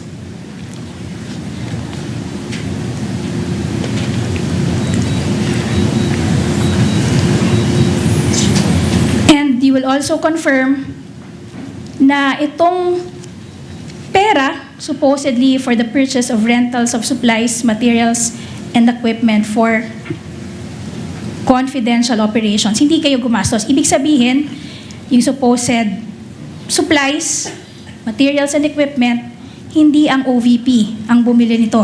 Tama ba? Based on the information that was provided to me by the security officer, payments were made directly to the informants or the agents. And tama rin ko, kumpirmahin mo rin ba na wala kang nakita kahit anumang official receipt sa pagbili ng kahit alin dito sa mga tinutukoy na supplies na to. Unahin natin sa medicine. Wala kang nakitang kahit anong official receipt mula sa kahit alinmang drugstore, pharmacy, o supplier. Tama ba? I was not able to see, ma'am, any ORs. Okay. And you will also agree na sa pangkalahatan, ang pagbili ng gamot at pagkain ay ginagawa sa regular na proseso, pang araw-araw. Ibig sabihin, bibili mula sa sources like drugstores, pharmacy, at ang bumibili naman ay i-issuehan ng karampatang official receipt. Tama ba? Sorry, ma'am. The question, so this is in parang Purchase. the usual Yes, purchase. the usual Yes, if it's for the usual purchase, yes, bibili ka and then you are given a receipt. At hindi mo na tinanong si Ms. Acosta at ang security officer na iyong nabanggit kung nasaan ang supposed official receipts bilang patunay na ito nga ay nabili, mga supplies na ito. Ma'am, the explanation that was provided to me, ma'am, was that binigay po ang pera directly doon sa mga informants and agents, and the informants and agents na po yung bumili ng mga medical and food supplies. So, it's the acknowledgement receipt, which is the proof of the release of the funds to the informants or the agents. In short, ang sinasabi mo, kahit si Ginang Acosta at ang Special Disbursing Officer, walang nahawakan kahit isa mang official receipt para sa supposed purchases na ito. Ma'am, as to the exactness, ma'am, no, kung meron ba silang nahawakan na official receipt, that I cannot provide an answer po. But at the end of the day, wala silang binigay sa'yo, pina-explain mo sila, pero wala pa rin silang binigay na official receipt. Kahit anong official receipt for any of these supposed purchases. Wala po silang nabigay na official receipts, ma'am, but there were acknowledgement receipts, ma'am, that were provided.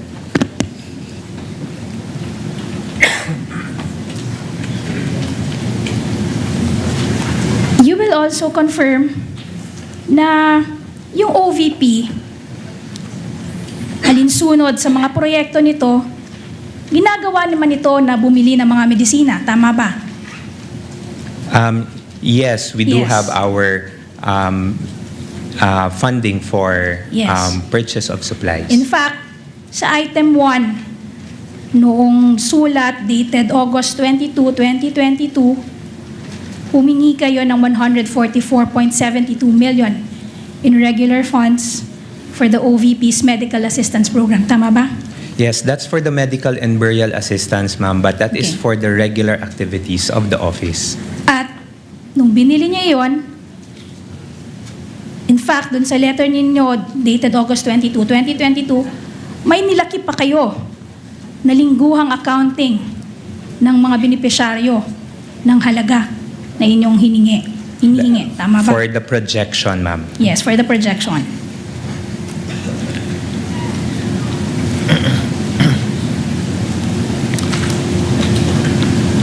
Yung letter nyo din, noong September 19, 2021, kahit yun, may nakalakip na transmittal na the submitted computation and forecasting which says, and I quote, the submitted computation and forecasting the requirement for medical assistance. Tama ba?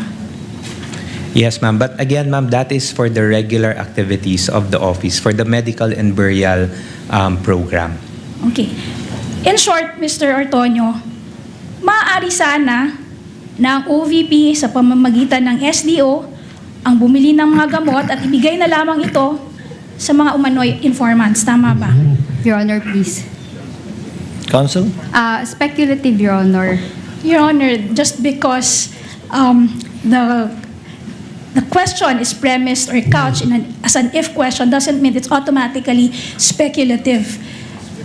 It only becomes speculative, Your Honor, if it requires the witness to make a conjecture without reference to any prior admitted facts, Your Honor. Your Honor, If I may, With the permission of counsels, I see your point, Attorney Christine, but Mr. Ortonio,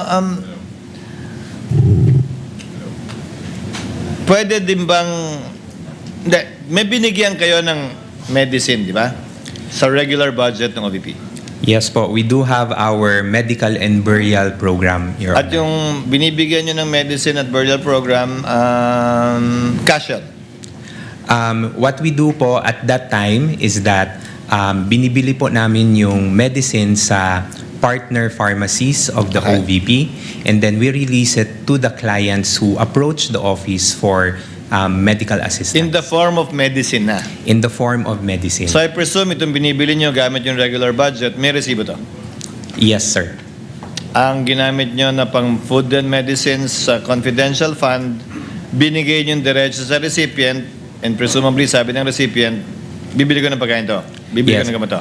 Based on the information, Your Honor, provided by the security officer, that's how it was. Ganun yung procedure on how the medical and food aid So was walang done. resibo yan? Based on the information I gathered, sir, no official receipts was provided. Nakalagay ba sa acknowledgement receipt kung for food or for medicine yon, o kayo na lang yung nagtali na ito food, ito medicine? Sir, unfortunately, sir, for the acknowledgement receipts, I was not able to see them personally, sir. Not a single one? No, sir. At that time, sir, I was not able to see any of the acknowledgement receipts. One last question. Yung chairs, Wala ring resibo yan?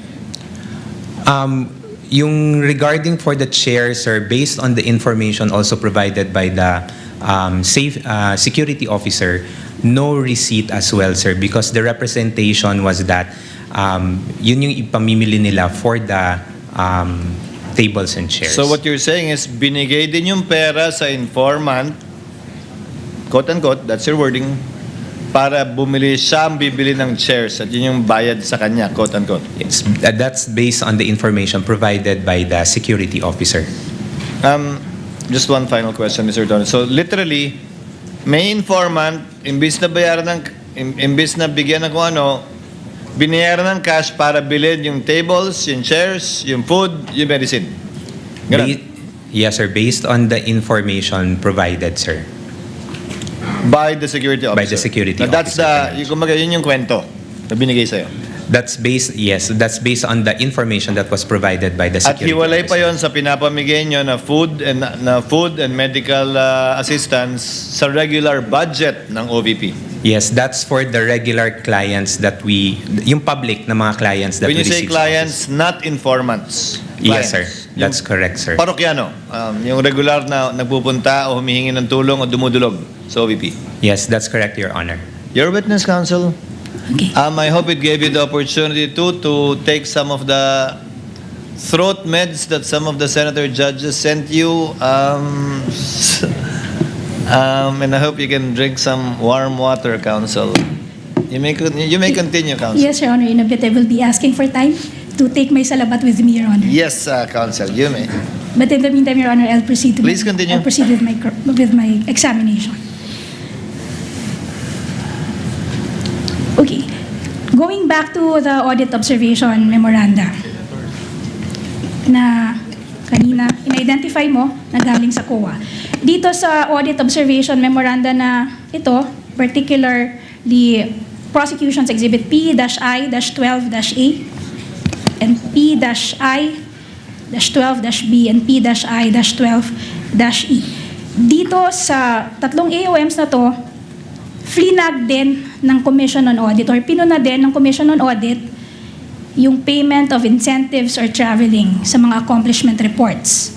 Ayon sa COA, hindi rin ito allowable na gastusin ng confidential funds sa ilalim ng joint circular. Tama ba? That's what the AOM indicated and we were able to send a reply as well. And in your reply, you said it is justified under 4.8.2 ng joint circular bilang rental of transport vehicle related to confidential activities. Tama ba? That's correct. Yung salitang incentives, you will admit and you will agree na hindi ito mag-a-appear sa joint circular. Ito ay sa inyong sariling piniling salita. Tama ba? Sorry again. The word incentive, hindi mo ito makikita sa joint circular. In fact, etong salita na to, kayo lang ang gumamit nito. Kumbaga, kayo ang pumili ng salitang ito na ilalagay sa accomplishment report.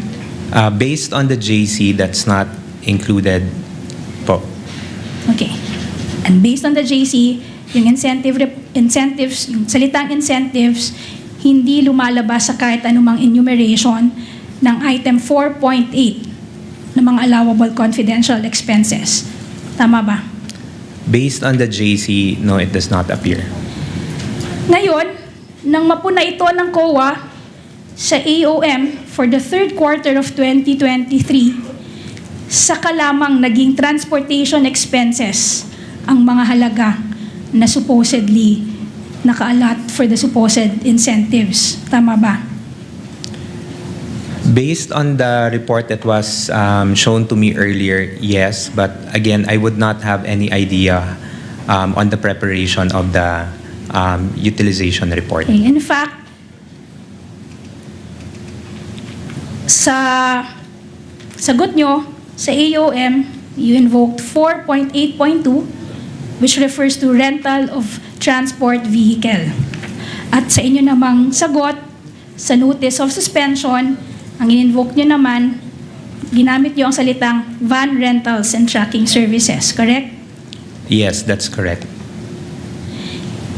And what is more, sa sagot nyo sa notice of suspension, you confirmed, and I quote, the OVP did not make any payment for incentives, correct?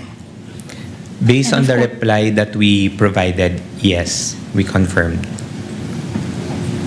Also, Mr. Otonyo, you will confirm na in the course of your preparation, sa kurso ng pagpaprepare mo sa reply ng EOM na to, hanggang maging sa ngayon, wala kang nakita na kahit anong kontrata sa pagrenta ng sasakyan sa buong records ng OVP. Tama ba? I do not have any document po. Okay.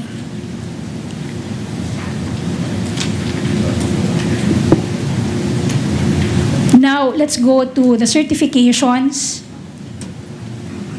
dated October 19, 2023, April 19, 2024, and August 27, 2024, which are prosecutions exhibit P-I-12-M, P-I-12-G, and P-I-12-K.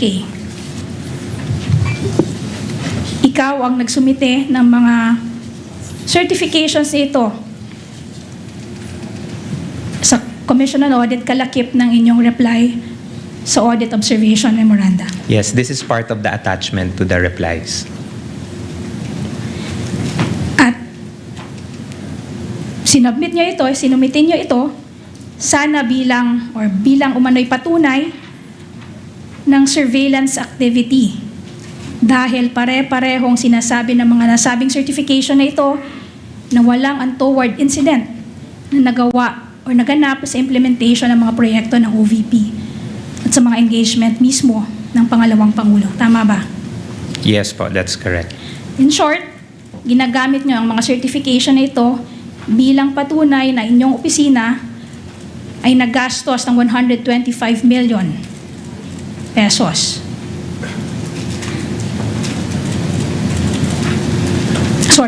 In short, ginagamit nyo ito bilang patunay na ang nagastos ng 125 million ay nagresulta na walang untoward incident na nangyari dun sa mga supposed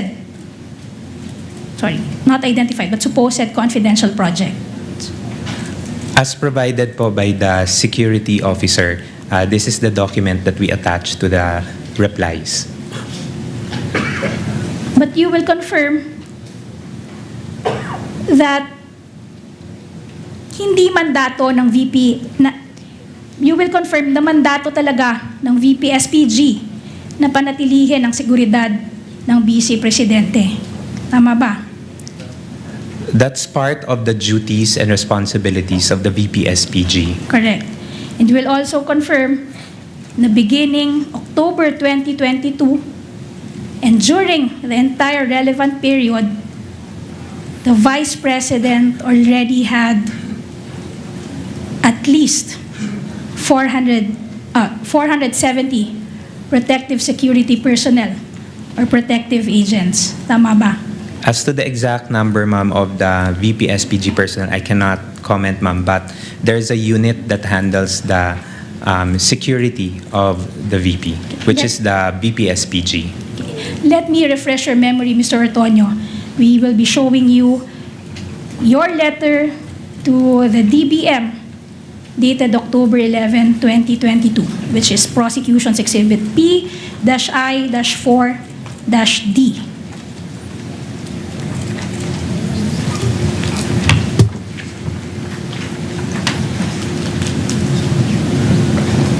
Yes, ma'am.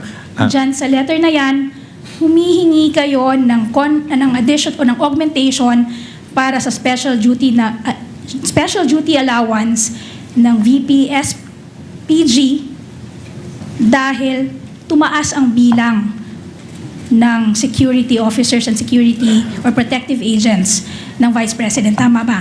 Yes. Sinabi mo rin dyan sa letter na yan na as of October 10, 2022, the total count per roster of troops is 473. Yes, ma'am. I mentioned, ma'am, na Yes. I can. Thank you, Mr. Artonio. I'm satisfied with your answer.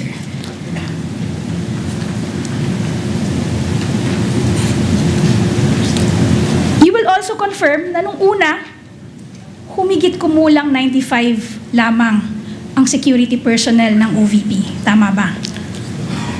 Kaya nga kayo humingi ng augmentation for special duty allowance dahil biglang nag-increase ito by almost 4 folds. Ma'am, I can only answer for the security deployment during the term of VP Sara, ma'am. Correct.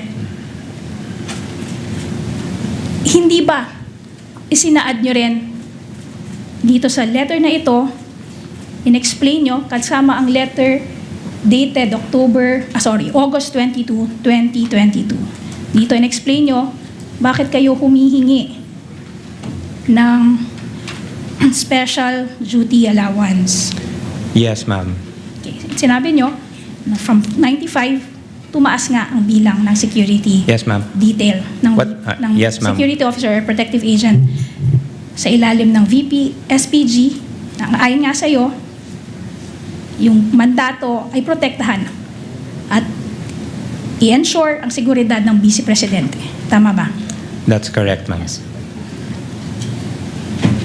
Aaminin mo rin na yung security detail ng Vice Presidente, hindi ito mga karaniwang security guards. Ito ay miyembro ng AFP at PNP. Tama ba? Yes, ma'am. That's In correct. fact, sinabi mo rin sa same letter na yan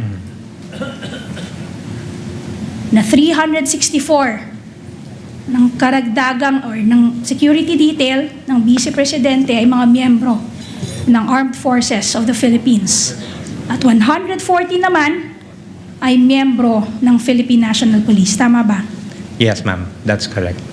Sa inyong kaalaman, Mr. Ortonio, meron bang ibang pangalawang pangulo sa history ng Pilipinas na nagkaroon ng ganito karaming security detail?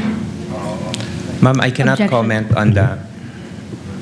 I cannot comment for the previous vice presidents, ma'am.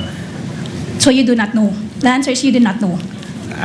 What I can say, ma'am, is I cannot comment, ma'am, because I have no personal knowledge. You have no personal knowledge. That's correct. You will also confirm na yung special duty allowance na inyong hiningi, ito ay karagdagang allowance lamang para dito sa VP-SPG. Ibig sabihin, etong membro ng mga VP-SPG, kumukuha na ito or tumatanggap na ng sweldo mula sa AFP sa ilalim ng General Appropriations Act for the members of the AFP at yung mga miyembro naman ng PNP tumatanggap ng sahod mula sa PNP. Kung alam ninyo, Mr. Honor, Antonio. please. Counsel? I will have to object, Your Honor, because Council has not shown the relevance of the salaries of VP-SPG to the confidential funds. And in fact, there was no finding from the COA-ICPAO regarding this matter. Okay, on 2 points, Your Honor.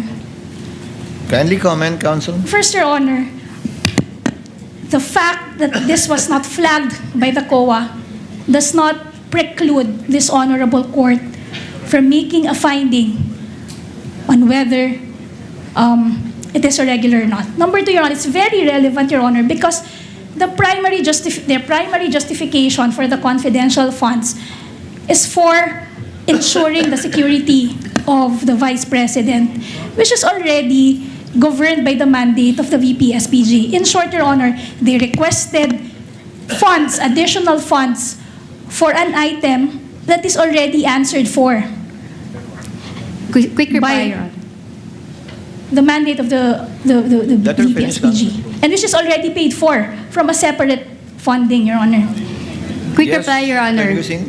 The issue on the VP-SPG salary, Your Honor, being allegedly covered by the confidential funds is not among the allegations in the articles of impeachment. Neither was this matter alleged in the impeachment complaints. Number 2, the impeachment court only relies on the findings of the COA, Your Honor. That's the reason why the COA was placed on the witness stand and testify on its matters, Your Honor. With all due respect, the matter of determining whether the salaries were indeed covered by the confidential funds is a matter outside the powers of the impeachment court to determine, Your Honor. Your Honor, if I may just reply, just to set the record straight, Your Honor, because the Brief prosecution reply, never- counsel, before the chair makes a ruling. Please continue. Your Honor, at no point and at no time did the prosecution say that the confidential funds were used to pay for the salary of the VP SPG. What we are saying, Your Honor, is that the VP SPG is already paid from a separate account, from a separate fund, salary for the purpose of affording or providing protection to the Vice President. Now, Your Honor, they requested for funds, additional funds to pay for the very same protection. Your Honor, please. That's already being Counsel is testifying, Your Honor. It's already being afforded by Actually, the VP SPG. counsels, please. Actually, Attorney May, you already were able to actually say what you want to say on the record based on your comments on the objection. I will have to sustain the objection of counsel for respondent. The salary of the VP SPG is irrelevant because the confidential funds cannot be used to pay for the salaries of for security, and if at all, to buy confidential information, if at all, which has also been shown to have been done. We see the point, counsel, Attorney May, that the Vice President has 473 security personnel already, that, as you stated in your offer, should be doing the job that they're spending this confidential fund for. However, the witness has already answered that he may not be in a position to answer that question specifically. Continue with your point. Thank you, Your Move Honor. on, Attorney May. Mr. Antonio, you will also confirm na sa inyong sulat na may petsang August 22, 2022, sinabi nyo na as early as July 1, 2022, 7 OVP satellite office na ang naitatag ng Office of the Vice President. Ito yung mga satellite offices sa Bacolod, Cebu, Dagupan, Davao, Surigao, Tacloban, at Zamboanga. Tama ba? Yes, that's correct. At nung bawat isa nito, sinabi ninyo, and I quote, are catering to an average of 100 to 150 clients per day. Tama ba? Yes, that's correct. You will also agree na walang naiulat na untoward incident sa rollout ng mga satellite offices na yon bago ang December 21, 2022. Tama ba? In terms of the operations within the satellite office, no untoward incidents. Okay. And you will confirm that during the rollout of the satellite offices, wala pang confidential funds ang Office of the Vice President. Tama ba? During this time, ma'am. Wala During this time. And you will also confirm na beginning fourth quarter of 2023 up to the present, you continue to roll out satellite offices and projects under your umbrella programs, the Good Governance Program, the Socio-Economic Delivery Program. Tama ba? Yes. And up to this time, wala ding naiuulat na untoward incident sa mga rollout ng mga proyektong ito. Tama ba? Yes. Yes. Now, etong certification, which is prosecution's evidence, P-I-12-M, nakasulat dito na this, and I quote, this certification is being issued upon the request of the Office of the Vice President for whatever legal purpose it may serve. End of quote. Tama ba? Yes, ma'am, based on the document. Based on the document. Kung gayon, hindi ito record na iniingatan sa karaniwang takbo ng gawain ng Office of the Vice President. In short, this is not a record kept in the ordinary business of the Office of the Vice President. Yes? Yes, I would say so, Yes. ma'am. The certification was only produced upon request. Tama ba? Based on that document. Ma'am, for this specific document, ma'am, I cannot say that it is upon request, ma'am. I cannot Based on my understanding, Even I if cannot it's- assume. Even if even it is expressly stated in this document that this certification is being issued upon the request of the Office of the Vice President, hindi mo rin masasabi na issued to upon the request. Asked and answered, Your Honor. No, Your Honor, that's just a follow-up, Your Honor. Witness will answer. I cannot automatically assume, ma'am, na it is made because through a request, just merely because of a statement that indicates na based on a request. Okay, so ibig sabihin mo, maaring nagkamali lang yung explicit statement. Your Honor, please. No. Your Honor. What's the basis of the Misleading, objection? Your Honor. Maring nagkamali lang. How is it misleading? Or Your Honor? argumentative. Or argumentative. Or argumentative, sustained. Okay. That's the witness answer, counsel. However unacceptable it may, or unacceptable it may be. Also, in those 4 certifications that you were earlier confronted with, wala ring nakalagay, nakasulat na amount, wala ring nakasulat na pangalan na pinagbigyan ng confidential funds, walang sinasabi kung saan ginastos basically yung confidential funds na pinapatunguhan dyan sa 4 na certifications na yan. Tama ba? Based on the document, ma'am, no, it does not indicate. Okay.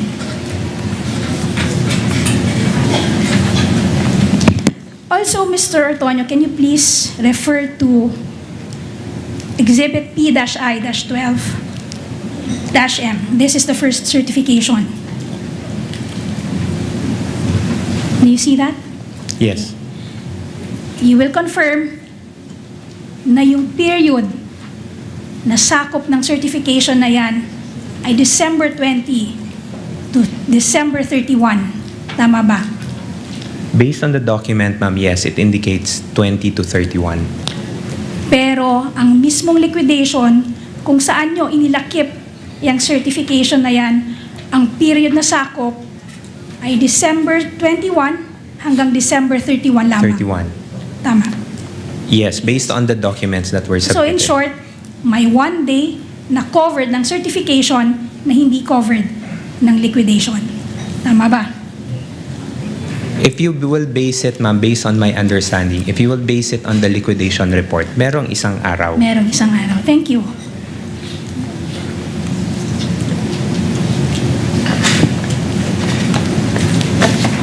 Your Honor, may I just have 1 minute, Your Honor, to Please, Take a counsel, sip from take your my- salabat, counsel. salabat ko.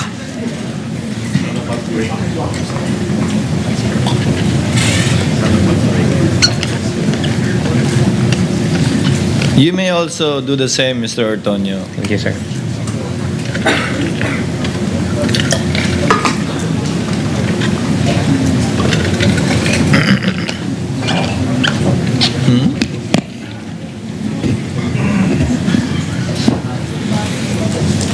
Okay. May I proceed, Your Honor?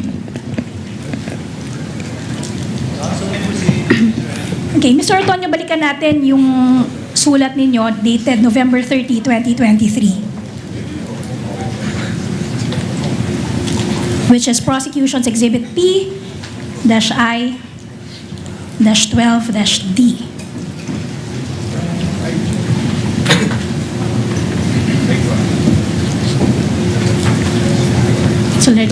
It's already with you. P-dash. I-12-D.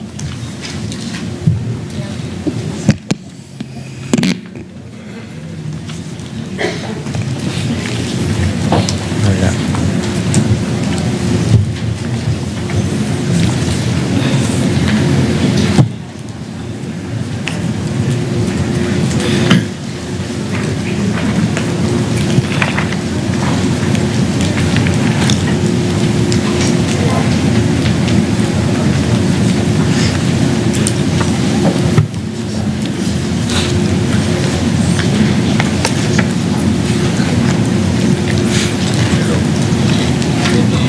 Yes, ma'am. Diyan sa same letter na yan, sinabi nyo, and I quote, the OVP identified, okay. Sa letter na yan, sinikap nyong ipaliwanag ang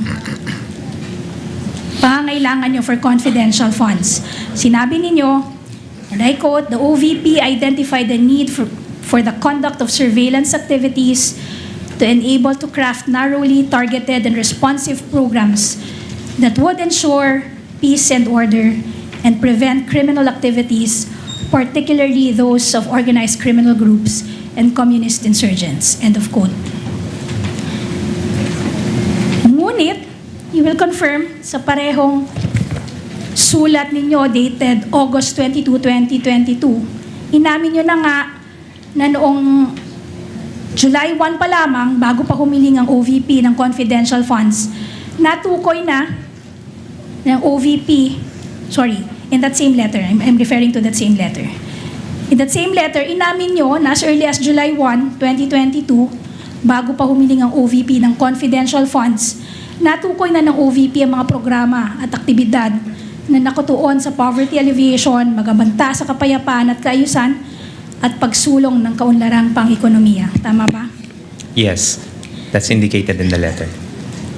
Dagdag nyo pa, bilang katwiran, I quote, it was necessary to conduct surveillance activities to determine where best to implement its programs to maximize their impact and reach the isolated, underserved, and unserved areas.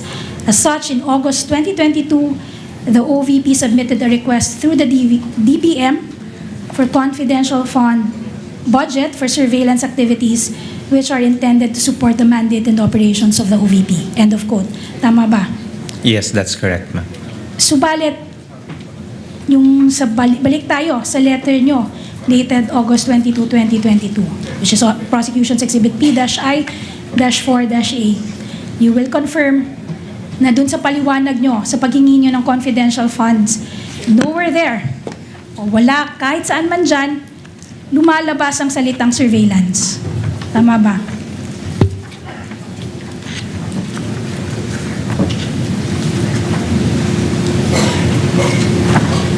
Based on the letter that we submitted, ma'am, there's no indication of the word surveillance. Dahil nga, ang purpose na sinabi ninyo ay, and I quote, for in consideration of the safe implementation of the various projects and activities under the Good Governance Program and the conduct of official engagements and functional representation. Diyan sa same letter na yan, hindi rin sinabi na gagamitin ng confidential funds para sa identification of areas for program implementation. Tama ba? It is not specifically stated, ma'am, in the letter, ma'am. Although in the letter, ma'am, there's already in consideration for the safe implementation of various projects and activities Yes. under the good governance. Pero hindi sinabi dito na the confidential funds will specifically be used for identification of areas for program implementation.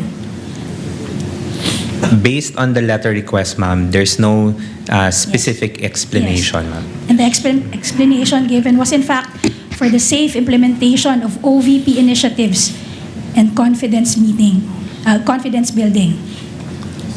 Yes, Tama ba? based on the letter request, ma'am, that's the wordings that were indicated. And also, if you will refer to the fiscal and financial plan that you subsequently submitted to the DBM, sinabi nyo pa, nilagay nyo, sinaad nyo sa physical target, number of identified areas with surveillance conducted and monitored. Hindi ba?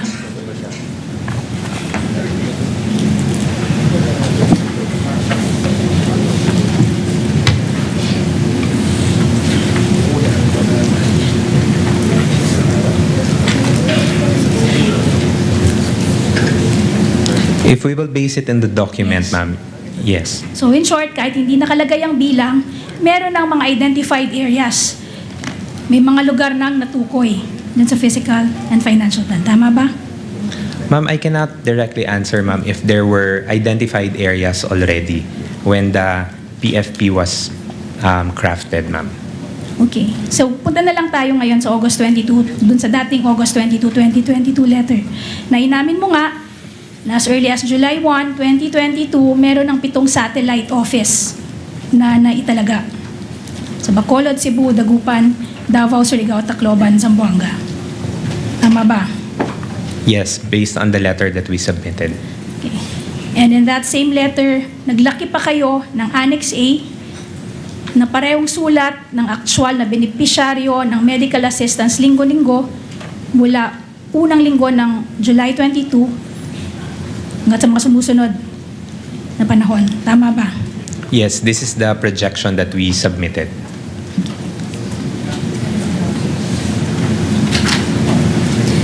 At nakalimbag din sa item 3 ng same letter na yan na 3 pang karagdagang satellite office ang augmentation ng libreng sakay, 2 OVP food truck at Peace 911 sa Marawi. Tama ba?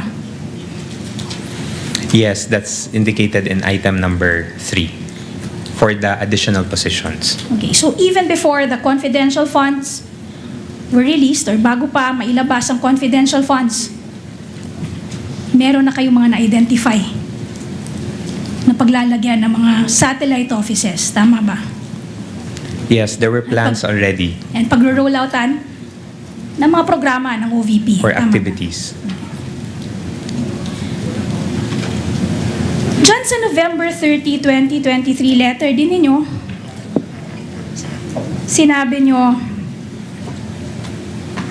and I quote, "The OVP opened exploratory talks on the surveillance activities to be conducted and identified information agents to be engaged.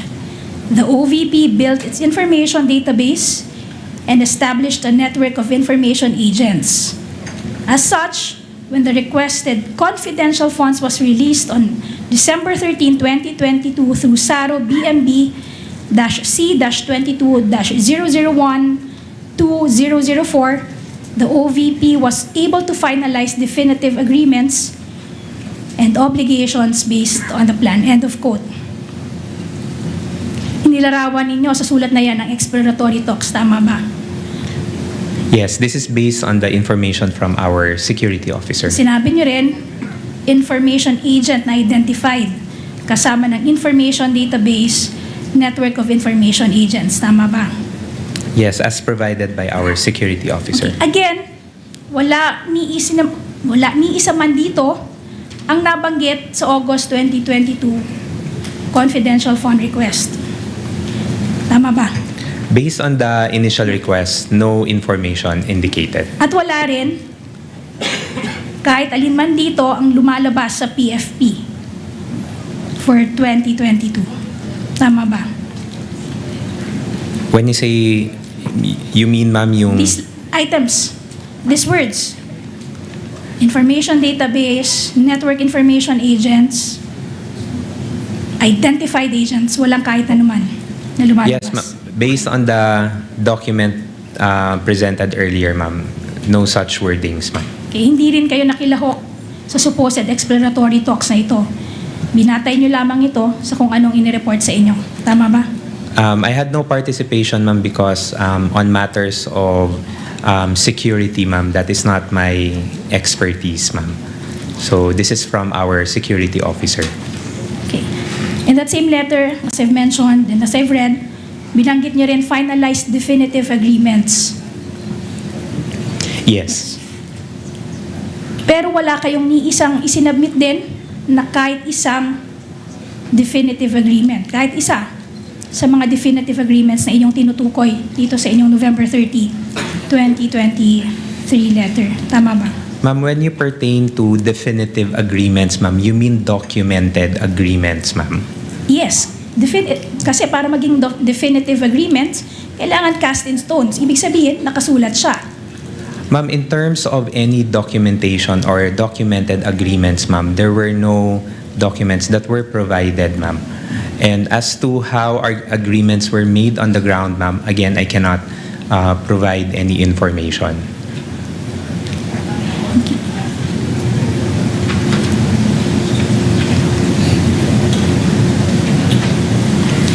You will confirm that from the time the SARO was released on December 13 to the drawdown of the check noong December 20, 2022, itong araw lamang ang naglapse.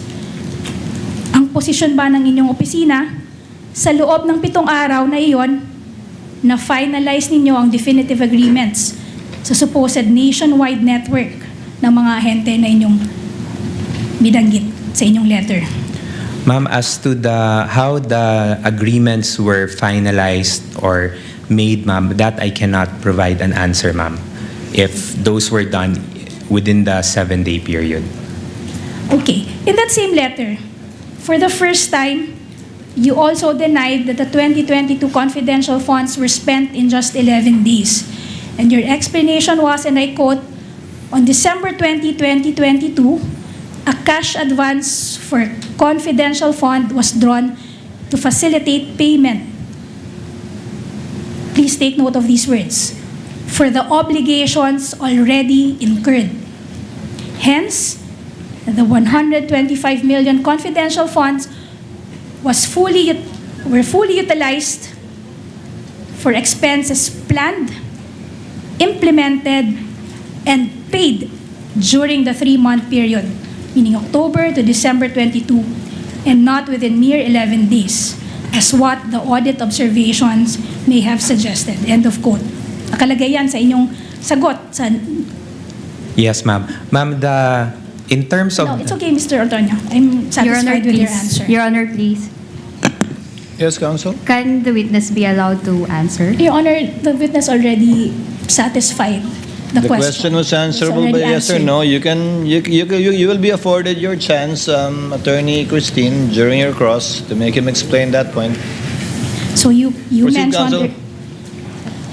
mentioned earlier obligations, quote unquote, already incurred and expenses already paid. So ibig sabihin, ng already incurred ay nangako ng magbayad ang OVP bago pa mailabas ang pera. Tama ba? Ma'am, I cannot specifically say, ma'am, because arrangements made on the ground, ma'am, I have no personal knowledge on it. Pero lumagda ka sa letter na yan, di ba? Yes, ma'am. Again, ma'am, this information, ma'am, came from the information from our security officer, ma'am. So, ibig sabihin, sinulat mo lang mechanically eksaktong words na finid sa'yo ng kausap mo. Ganun ba? Na hindi mo naintindihan kung ano yung sinusulat. Tama Ma'am, ba? First, ma'am, hindi po siya mechanically na sinulat ko lang po kung ano yung sinabi. Of course, ma'am, based on the information that was provided to me, ma'am, yun yung nilatag ko doon sa letter, ma'am, for the drafting of the letter. Counsel, allow me. Kayo po ang gumawa ng sulat, Ginoong Ortonio, di ba? Problema Yes. kayo? Yes, Your Honor. Kayo po ang gumawa ng sulat? Yes, Your Honor. Base sa nakuha niyo impormasyon kay Gina, kay Colonel Lachica, at iba pang opisyal. Ano pong ibig sabihin niyo dyan sa pahayag niyo yan? To facilitate payment for the obligations already incurred. Ibig sabihin, may utang na, babayaran na lang. Na-incur na yung expense, babayaran na lang. Sir, based on what was shared to me, sir, hindi siya utang, no? But arrangements have been done on mga activities that will be done, and then the payment will be done once the money would be available already. Mr. Ortonio, what do you mean by obligations already incurred? Anong ibig sabihin para sa inyo nung sinulat niyo yon? Obligations already incurred.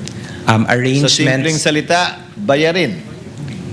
Ano, sir, what I meant on this statement, sir, is that there are already arrangements that have been coordinated, sir, prior to the release of the funds. When you say arrangements nga, may pinangako ng bayaran, hindi pa lang nababayaran. Bayarin. Obligations already incurred. May obligasyon na. May pangako na bayaran. Yung ba yan? Sir, hindi siya pangako, sir, na bayaran, but meron na siyang mga, how do I explain it, sir? Parang meron ng arrangement, sir, that will be done, and then yung payment, sir, will be once available na siya. Sir, in the ordinary course of meaning, that's how you define obligations already incurred that you wrote? Yes, sir. Based on how I understand the information, sir, that's how I indicated it in the letter. That's his answer, Counsel. You may proceed. Okay, but you will confirm that on those 3 months referred to in your letter, October, November, and November, at the early parts ng December, wala pang allotment na maaaring pagbasihan ng OVP ng obligasyon ng confidential funds, tama ba? There was no allotment as of Yes. yet. Kung gayon, wala ding certification of availability of funds na maaaring nailabas para sa mga obligasyon na yon, tama ba? There was no document yet released, ma'am. Okay, alam nyo din, Mr. Tonyo, dahil sa tagal ng inyong paninilbihan bilang kawani ng gobyerno, alam ninyo na walang obligasyon ng gobyerno na maaaring pasukin na walang appropriation at katumbas na allotment, tama ba? That's correct, ma'am. At alam din ninyo, base doon sa joint circular na iyong paulit-ulit na sinite sa mga letters ninyo, alam ninyo na ang cash advance ay dapat mauna sa gastos. Tama ba? That's correct, ma'am. Hindi ito maaaring legal na gamitin para i-reimburse o pantakip sa mga gastusing na gawa na. Tama ba? For reimbursements, ma'am, yes, Yes. that's indicated in the JC. Okay, thank you. Now, pumunta na tayo sa your reply to notice of suspension. Ikaw din sumagot sa reply. Ikaw din ang sumagot sa notice of suspension. Di ba? Yes, ma'am. I'm one of the signatories. The notice of suspension that I'm referring to is prosecution's exhibit P-I-13-A.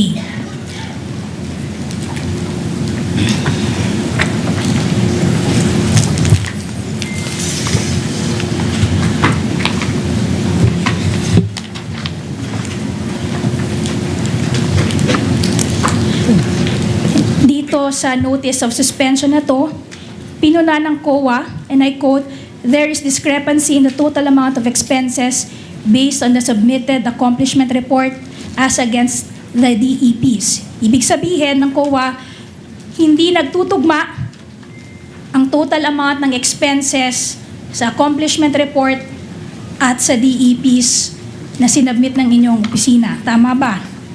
Yes, ma'am. That's correct. Ayon sa COA, ipinakita ng accomplishment report na iyong sinumite na ginamit ang confidential fund sa mga gastusing may kabuuhan ng 125 million pesos. Pero pagdating sa DEPs, nang itotal na ito, ang gastusing actual na naganap ay may kabuuhang 125,150,000 pesos. Tama ba? Yes po, that's correct. In short, may pagkakaibang 150,000.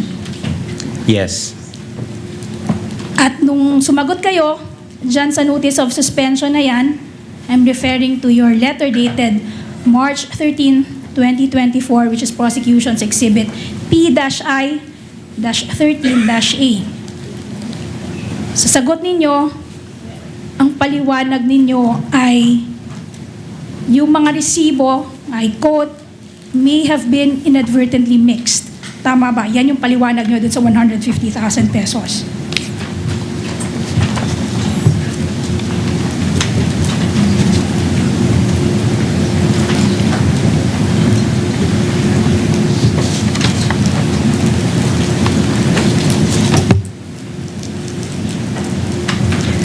Yes, that's correct. Based on our reply. But 9 days later, sumulat ka ulit sa COA supplementing that earlier reply.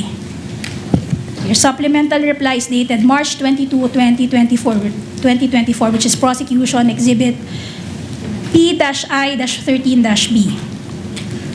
Now, dyan sa supplemental reply, ipinaliwanag yung muli yung discrepancy ng 150,000. Ngayon, ang paliwanag ninyo, I quote, "The reconciliation shows that an amount of 50 pesos under payment of reward and an amount of 100,000 pesos under purchase of supplies were provided by Assistant Secretary Lemuel G. Ortonio out of his personal funds."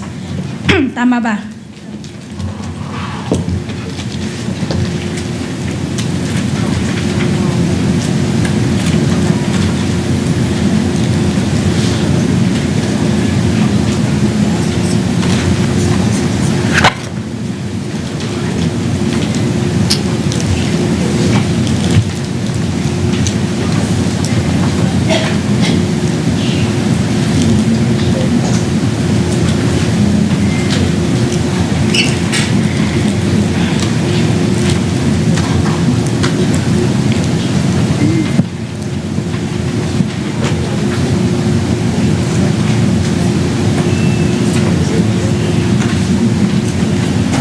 But do you recall making that statement in your supplemental reply, Mr. Yes. Antonio?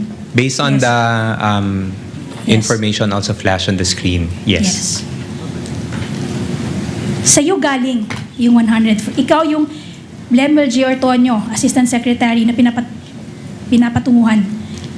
I mean, nire-refer dito sa sulat na ito. Tama ba? That's correct po. So alam mo rin, dahil ikaw ang nag-abot ng pera, alam mo rin kung kailan siya inabot. Kung kailan siya binigay. Tama ba? Yes. So by the time that you prepared your initial response to the notice of suspension, your letter dated March 13, 2024, yung Exhibit P-I-13-A na sa inyong tiningnan kanina, at that point, alam niyo na rin na nagbigay ka ng 150,000 pesos. Tama ba? But I had to confirm first with our special disbursing officer at the time. So we needed to make a reply. So we sent an initial reply and submitted a supplemental reply. So you are trying to say na ginawa mo yung letter dated March 13, 2024, nakapagbigay ka na ng explanation na hindi mo pa verify dun sa special disbursing officer at sa security officer. There is already a coordination. There was already a coordination. Yes, Pero but hindi mo naitanong. Naitanong mo lamang 9 days later. that's why we submitted a supplemental reply to ensure that we provide the proper information. At sinabi nyo pa rito, that was due to the urgency of the expenses. So ibig sabihin, may sinabi sa inyong expenses na urgent kaya humingi ng 150,000. In short, pinaliwanag sa iyo kung bakit humingi ng 150,000. Yes. Ang Yes.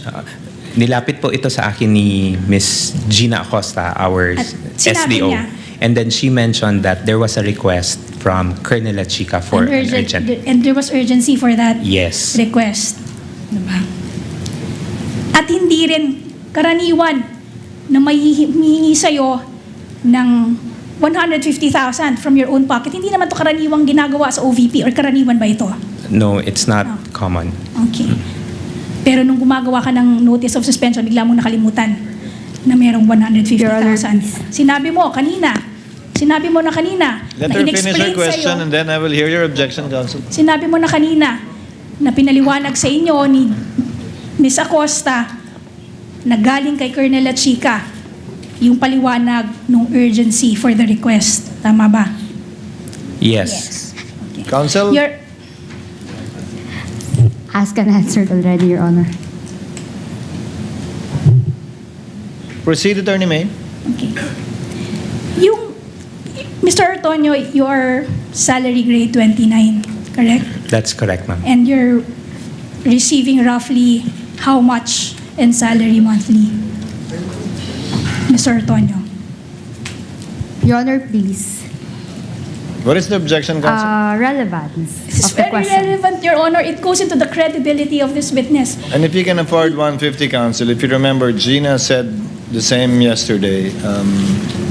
Witness will please answer the question. Salary grade 29, roughly about 180, 190 gross.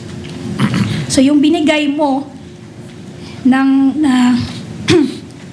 150,000 from your personal funds, that's just around 40,000 short of your monthly salary. Tama ba? That's correct. Nung binigay mo ba ito, yung 150,000, may hiningi kang resibo, patunay na nagbigay ka ng 150,000? At the time po, because of the urgency and dahil humingi po ng tulong si Miss Gina sa akin, I provided her with the request. And were you able to recover the 150,000, Mr. Ortonio? Unfortunately, ma'am, I was not reimbursed anymore. You were not reimbursed. Up to today, Mr. Ortonio? Yes, Your Honor. I wasn't reimbursed anymore. At etong 150,000 naman na ito, hindi ito nag-appear. Yung pagbigay mo ng 150,000, hindi ito nag-appear sa kahit anumang record ng Office of the Vice President. No. Hindi.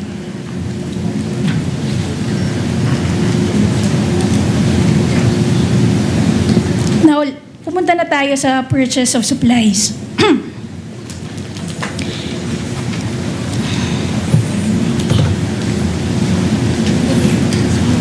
Okay, Mr. Ortonio, kasama sa sinasabi niyong pinaglaanan ninyo ng confidential funds ay ang purchase of or payment of purchase supplies, payments of tables and chairs, payment of desktop computers and printers. Tama ba? Correct. Okay. Ang mga desktop computer, printer, mesa at upuan ay mga bagay na hindi nauubos or tinatawag na non-consumable. Tama ba? Yes. Again, more than or almost 2 decades na kayo naglilingkod sa gobyerno. In fact, naglingkod din kayo bilang pinuno ng Human Resource Management Office nito. Alam niyo, Mr. Ortonio, ng ari-ariang binili ng pondo ng bayan or pera ng bayan ay pag-aari ng gobyerno. Tama ba? Yes, I would say so. At alam nyo rin na nakatala ang ari-arian ng gobyerno. Ibig sabihin, yung mga government properties, these are recorded. May karampatang property number, property acknowledgement receipt, accountable officer at annual inventory. Tama ba? Yes, if procurements through the regular funding. At sinasubmit din ito, yung inventory na to, isinasubmit din ito sa opisina ng Commission on Audit. Tama ba? Yes, for the inventory. Okay. Pero, aaminin mo, you will confirm na para dito sa mga purchase ng supposed supplies, computers, tables and chairs, wala kayong sinubmit na inventory para dito sa COA. Tama ba? Specifically for these items, they were not reflected because I'm of... not asking. Yes, thank you very much, Mr. Ortonio. I'm not asking for the reason. Your Honor, please. I'm just asking whether or not you submitted an inventory to the COA. So, Attorney Christine? The witness is answering the question, Your Honor, if he can be allowed to answer. Again, let it be a subject matter of cross. I think the answer given was sufficient already. okay. And para din dito sa mga supplies na ito, wala ring binigay sa iyo na invoice or official receipt. Wala ditong, tama ba? None. Okay. Wala ka ring nakitang records ng sales invoices na to at mga official receipts sa buong record ng OVP. Tama ba? None, ma'am. Wala ring dokumento na magpapakita na ang mga bagay na ito ay idinonate ng OVP sa kahit sino man. Tama ba? No record in Yes. terms of the donation. Hanggang ngayon, ikaw personally, Mr. Ortonio, hindi mo rin maituturo kung nasaan na itong mga mesa, upuan, supplies, computers na nagkakahalagang 3.5 million. Hindi mo naman ituro kung nasaan sila. Considering that these are procurements for confidential activities, no, ma'am, I would have no personal knowledge on where these items are. And I would suppose wala ring nakapagturo sa office ng OVP kung nasaan itong mga mesa, computer, supplies na ito. Tama ba? Your Honor, please. Attorney Christine? Speculative, Your Honor. How is that speculative, Your Honor? Or asking for an opinion. How is that asking for opinion, Your Honor? I am asking whether, to his knowledge, there was anyone in the OVP who could point to these non-consumable items. Her wording was, I suppose. She did not say to your knowledge. Okay, then I withdraw. I drop, Your Honor, the phrase, I suppose. Mr. Ortonio, tama Witness ba? may answer if he knows. No, I would not have any knowledge also if there are other personnel in the office who would know in the OVP.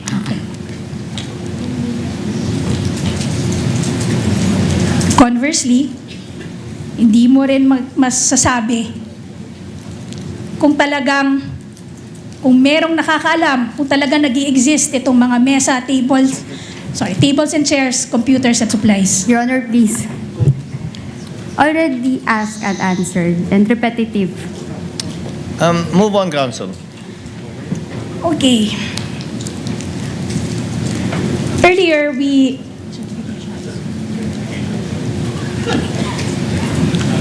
Mr. Antonio, we just parked one item, yung certifications that were attached to the liquidation reports.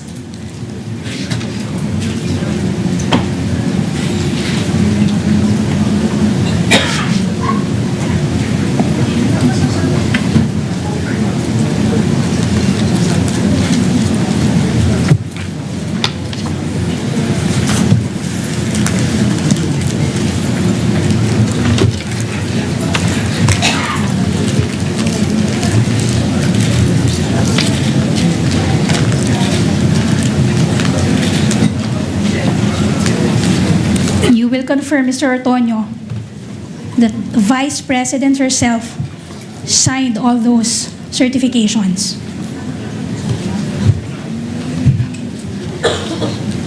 Yes, ma'am, based on the documents that were presented. By the way, Mr. Antonio, earlier you mentioned that you submitted PIORs. Did you ask Ms. Acosta and the security officer kung meron man, ano-ano itong mga threats na na-identify in the course of the disbursement of the confidential funds? Naitanong nyo ba? No, I did not ask anymore, ma'am. Okay. So just to summarize, Mr. Antonio, doon sa August 22, 2022 letter, may I request the technical booth to please flash on the screen. Kindly flash the August 22, 2022 letter signed by Mr. Ortonio.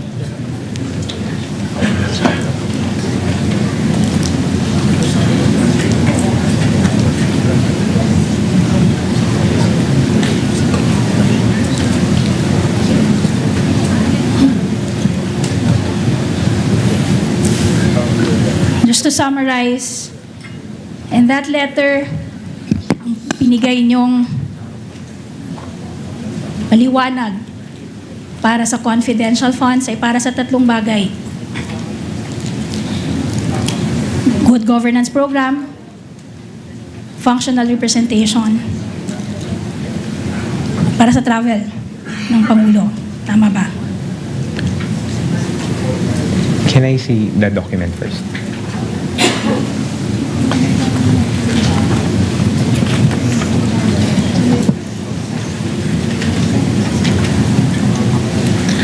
I'll confirm on the good governance, but on what we indicated, ma'am, is on the conduct of official engagements and functional representation So in domestic and in international and domestic events.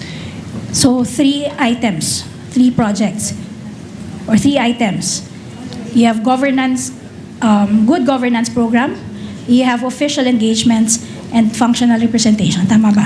That's basically two, ma'am. That's the implementation for good governance program and conduct of official engagements and functional representation.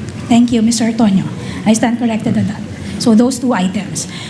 Pagdating sa PFP, ang justification for the 2022 PFP and justification was good governance program. Tama ba? Yes, based on the documents earlier, ma'am. Okay. Sa 2023 naman, socio-economic delivery program. Asked and answered, Your Honor, earlier. I'm sorry, counsel. What was the question, Attorney May? For this 2023 certification, Your Honor, the justification was socio-economic delivery program. Asked and answered. On the assumption that she's winding up, Attorney Christine, because she said Yes, Your she's Honor. summarizing the points that were the points that the witness had already answered to. I will allow it. Witness may answer. Yes, Mr. Antonio, do you want the question repeated? Yes, kindly repeat the question, ma'am. For the 2023, ang paliwanag niyo para sa confidential funds ay dahil gagamitin ito sa socio-economic delivery program. Tama ba? Yes, as indicated in the document earlier. Okay. At sa mga certifications naman na isinumitin ninyo in response to the AOM, sinabi dito na ginamit ang confidential funds para sa surveillance to ensure that no untoward incident will happen. Tama ba? Yes, based on the document Based earlier, on the ma'am. document. At para naman sa sagot nyo sa AOM,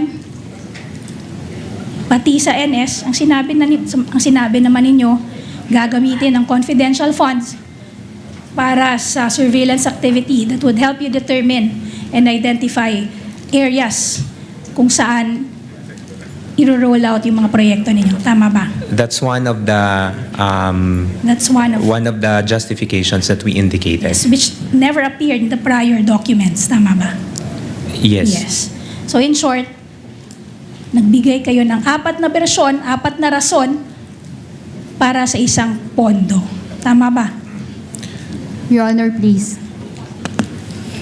I was expecting something, Attorney Christine. Yes. Yeah, it's misleading, Your Honor. 4 na version and conclusion of fact. Your Honor, if I may, Your Honor. I'll allow it, Attorney Christine. The witness is intelligent enough to be able to identify that indeed some answers were different from the previous ones they gave. And just to set the record I'm just straight, not Your so Honor. sure if it's 4, but Just to set the record straight, Your Honor, I did not say 4. I mentioned 5. So, ang dinig ko nga 4 eh. Ang dinig ko 4 eh.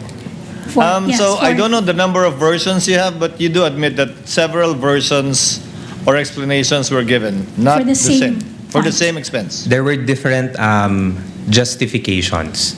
Okay, Yes. different justifications for the same fund, for the same confidential fund. Tama ba? Can I Yes. clarify? Just say yes or no. There were four explanations. There were 4 explanations for the same fund. Yes. Yes. Yes. So in short, paiba, you will also agree with me na kapag paiba-iba ang rason, maaring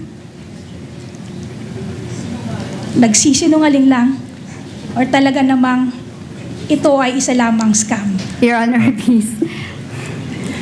You and I both know, Attorney May, I have to sustain whatever basis for the objection Attorney Christine may Yes, Your give. Honor. Move to strike the scam and nagsisinungaling. So stricken off the record. Last item, Your Honor. Yes, proceed, Attorney May. Kay Mr. Antonio, kanina sinabi mo na si Vice President mismo ang humingi ng confidential fund sa simula pa lang. Siya ang humingi ng 250 million mula sa DBM. Tama ba? Yes. Siya rin ang nag-decide kung magkanong amount ang ire-request. Tama ba? Ultimately, sa kanyang nanggaling ang desisyon. Tama ba? Yes. At pinirmahan niya rin ang approval para sa pag-release ng pondo. Tama ba? Through the disbursement vouchers. Tama ba? Yes. Yes. Pinirmahan niya rin ang mga liquidation reports at certification supporting the liquidation reports. Tama ba? Yes. Okay. In short, you will agree with me, this whole confidential funds matter, ang arkitekto at mastermind nito ay si Vice President Sara Your Honor, Duterte. please. Your Honor, please. Objection. Sustained. Counsel. Mastermind. Move to strike, Your Honor, the Your Honor, statement. May we request, Your Honor, that it remain on record? May I request you likewise Move to strike, Your Honor. I will have to strike it off, Counsel. Kindly replace it with words that are more acceptable, such as that everything was approved by and with the consent of or with the full knowledge of. It's up to you. I don't want to put words in your mouth. Mr. Antonio, she was the architect. Yung confidential funds na to, Objection, Your Honor. Kung paano ito i-disperse at gagamitin, i-utilize. Objection. Siya ang architect ng buong ito. I will have to sustain the objection again, counsel. Allow me. Mr. Tonyo, lahat ng nangyayari at ginawa kaugnay ng confidential fund mula sa paghingi nito sa DBM, sa paggastos, kung paano ito ginastos, paano ito niliquidate, kasabay na yung mga sagot na binigay kaugnay sa OEM, notice of suspension at notice of disallowance. Lahat ito ay alam, nasa ilalim ng supervision, pinahintulutan at inotorisa ng ikalawang Pangulo. Wait. Gusto mo i-say ko? Can you repeat, Your Honor? Lahat ng bagay kaugnay sa confidential fund mula sa pag-request, sa pag-release, sa pag-encash, sa paggastos, sa pag-liquidate, sa pagsagot sa mga AUM, notice of suspension at notice of disallowance, ay una, nalalaman ng ikalawang Pangulo. Pangalawa, inotorisa niya base sa mga pirma niya sa iba't ibang dokumento. At pangatlo, ay nasa ilalim ng kanyang supervision bilang head of agency. Would that be an accurate statement or tell me if it's not? Based on my understanding, sir, and based on what I know, sir, yes, the Vice President knows about the confidential activities and how it is being implemented. I'll pursue it further. May ginawa ka ba na hindi alam o inauthorize ni Vice President Sara kaugnay sa confidential funds kasabay na yung pagsagot mo sa mga AUM, notice of suspension at disallowance? None, Your Honor. Lahat alam niya at inauthorize niya? Yes, Your Honor. Sa pagkakaalam mo, may ginawa ba si Gina o si Colonel Lachica kaugnay ng confidential funds mula sa disbursement, mula sa withdrawal, disbursement at liquidation na hindi nalalaman o inautorisa ng ikalawang Pangulo, if you know? As to Miss Gina and Colonel Lachica, Your Honor, I would have no personal knowledge on it. Okay. Your Any Honor, final questions, Attorney May? that would be all for direct, Your Honor. Your Honor, please. Yes, Attorney May, Attorney Christine, rather. Before we release the witness and adjourn, Your Honor, there is a consensus, Your Honor, that we will ask the court, the respondent would like to ask the court to remind the prosecution, Your Honor, not to use inappropriate words, Your Honor, like scam, mastermind, nagsisinungaling. This is the third time, Your Honor, that we have heard those words, specifically the word scam. And this is a solemn proceeding. This is a court of law. This is a court of procedure and actually a court of decorum. And we are not supposed to make insinuations, accusations, or conclusions, Your Honor. So we request the court to kindly remind the prosecution. Yes, I agree with counsel. Earlier, the court made an admonition and reminder to the counsel for the panel of prosecutors, but did not strike out those statements. But subsequent similar statements made were stricken off from the record by the presiding officer. But it does seem that it's becoming a, I would rather use the word habit than pattern, for the panel of prosecutors to close their direct with such strong statements. So kindly, yes, what is the pleasure of Senator Judge Cayetano? Thank you, Mr. Presiding Officer, Mr. Senate President, dear colleagues. I'd just like to take note that so the presiding officer made a ruling.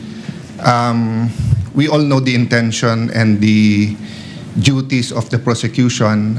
We admire your passion in trying to prove your allegations, but we're also all aware that the medium is the message. So during the time of radio and even TV, you make that statement and then it is stricken off the record. It's forgotten. There's no, if I can use the word, mind conditioning.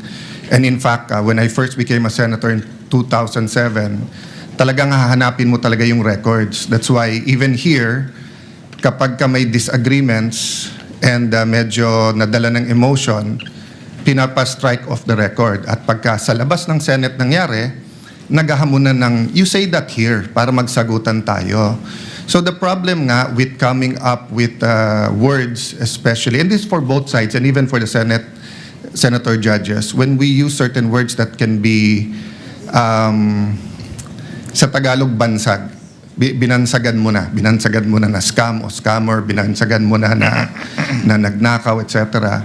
So personally, I don't mind if you use words that is already in your pleadings or in your articles of impeachment. But of course, it still should come from the witness unless you can frame it in a way that it's not only the dignity of the court. I'm just saying, let's all be aware that when we say it, even if we say withdrawn or even, both sides, kahit sabihin mo withdrawn na to, kahit sabihin mong nice try, etc. We know that that's for the cameras, not just for the court. Diba? Kasi kaming 24, whether we watch it here, we watch it in our cell phone, we watch it inside, kami magde-decide. But we all know we're also trying to convince you, not we. The prosecution and defense is trying to convince the public that either the Vice President or her office or whoever is guilty or innocent. So, yun lang, let's be circumspect without pointing fingers to anyone, both sides. Dahil nga, kapag may certain word na may not only negative but may emotional attachment, magba-viral na yan. And it will really affect the integrity not only of the court but of the decision sa huli. Diba? So, I just like to agree with you and emphasize na, in the future, if you say that nagkamali, let's not kid each other. No? Kahit kaming mga senator judges, nagkakamali din kami. Lalo pag nag-i-interview na or nagkaharap na yung vloggers or yung traditional media. But once masabi mo, it takes a life of its own, diba? Those words. So we have to really be more circumspect in choosing our words, Mr. I will allow Attorney May to comment before we proceed with other administrative matters. Yes, Attorney May? Well, Your Honor, we apologize if sometimes we get carried away by our zeal and our passion, Your Honor. But we at the prosecution, we just want to call a spade a spade. Within limits, you may. Yes, Your Honor. But henceforth, to borrow the words of my colleague, Your Honor, we will try to behave. That will be part of the chair's ruling as well. However, since we're ending at 2:30, Attorney Christine, your cross will proceed tomorrow. Yes, Your Honor. And redirect and recross as well. But with the permission of the counsel for the parties, the chair will begin the proceedings tomorrow with its ruling in regard to the August 12 manifestation of Attorney Sheila. So we will begin tomorrow with Attorney Ligutan, giving him his 5 minutes of explanation or not longer than that. The ruling, and then we'll proceed with your cross, Attorney Christine, and then your redirect and recross, if any, by Attorney May and Attorney Christine, respectively. In the meantime, before we adjourn, for the information of Senator Judges, according to the Senate President, we shall convene session at 3 p.m. The court acknowledges the report of the Clerk of Court with respect to the comparison of the acknowledgement receipts and directs the Clerk of Court to furnish a copy of its findings, which the presiding officer initially mentioned last week, to the counsel for the parties as well as the senator judges. So ordered. In relation to the condition of Edward Fajarda, I am in receipt of a report by Dr. Season, the Bureau Director of the Medical and Dental Bureau of the Senate, confirming the condition of Mr. Eduardo Fajarda, that he is recommended to have bed rest or to rest for 2 weeks, which began last August 20 and which shall end on September 3. Chair therefore instructs the Clerk of Court to issue the corresponding subpoena in the subsequent trial date on September 7, 2025 at 10 a.m. The court would also like to note and point out the manifestation yesterday of Attorney Sheila on the 5-day notice rule. When we checked the TSN just to make sure, the 5-day notice rule applies to witnesses not mentioned in the pretrial order. in regard to witnesses mentioned in the pretrial order, it will not apply, although as the chair already stated yesterday, you still have enough time, Attorney Sheila, because I think you will be able to cross Colonel, who's the first, would you know, Attorney May, who's the first witness, if ever, that you will call a Colonel? Colonel Boransing, Your Honor.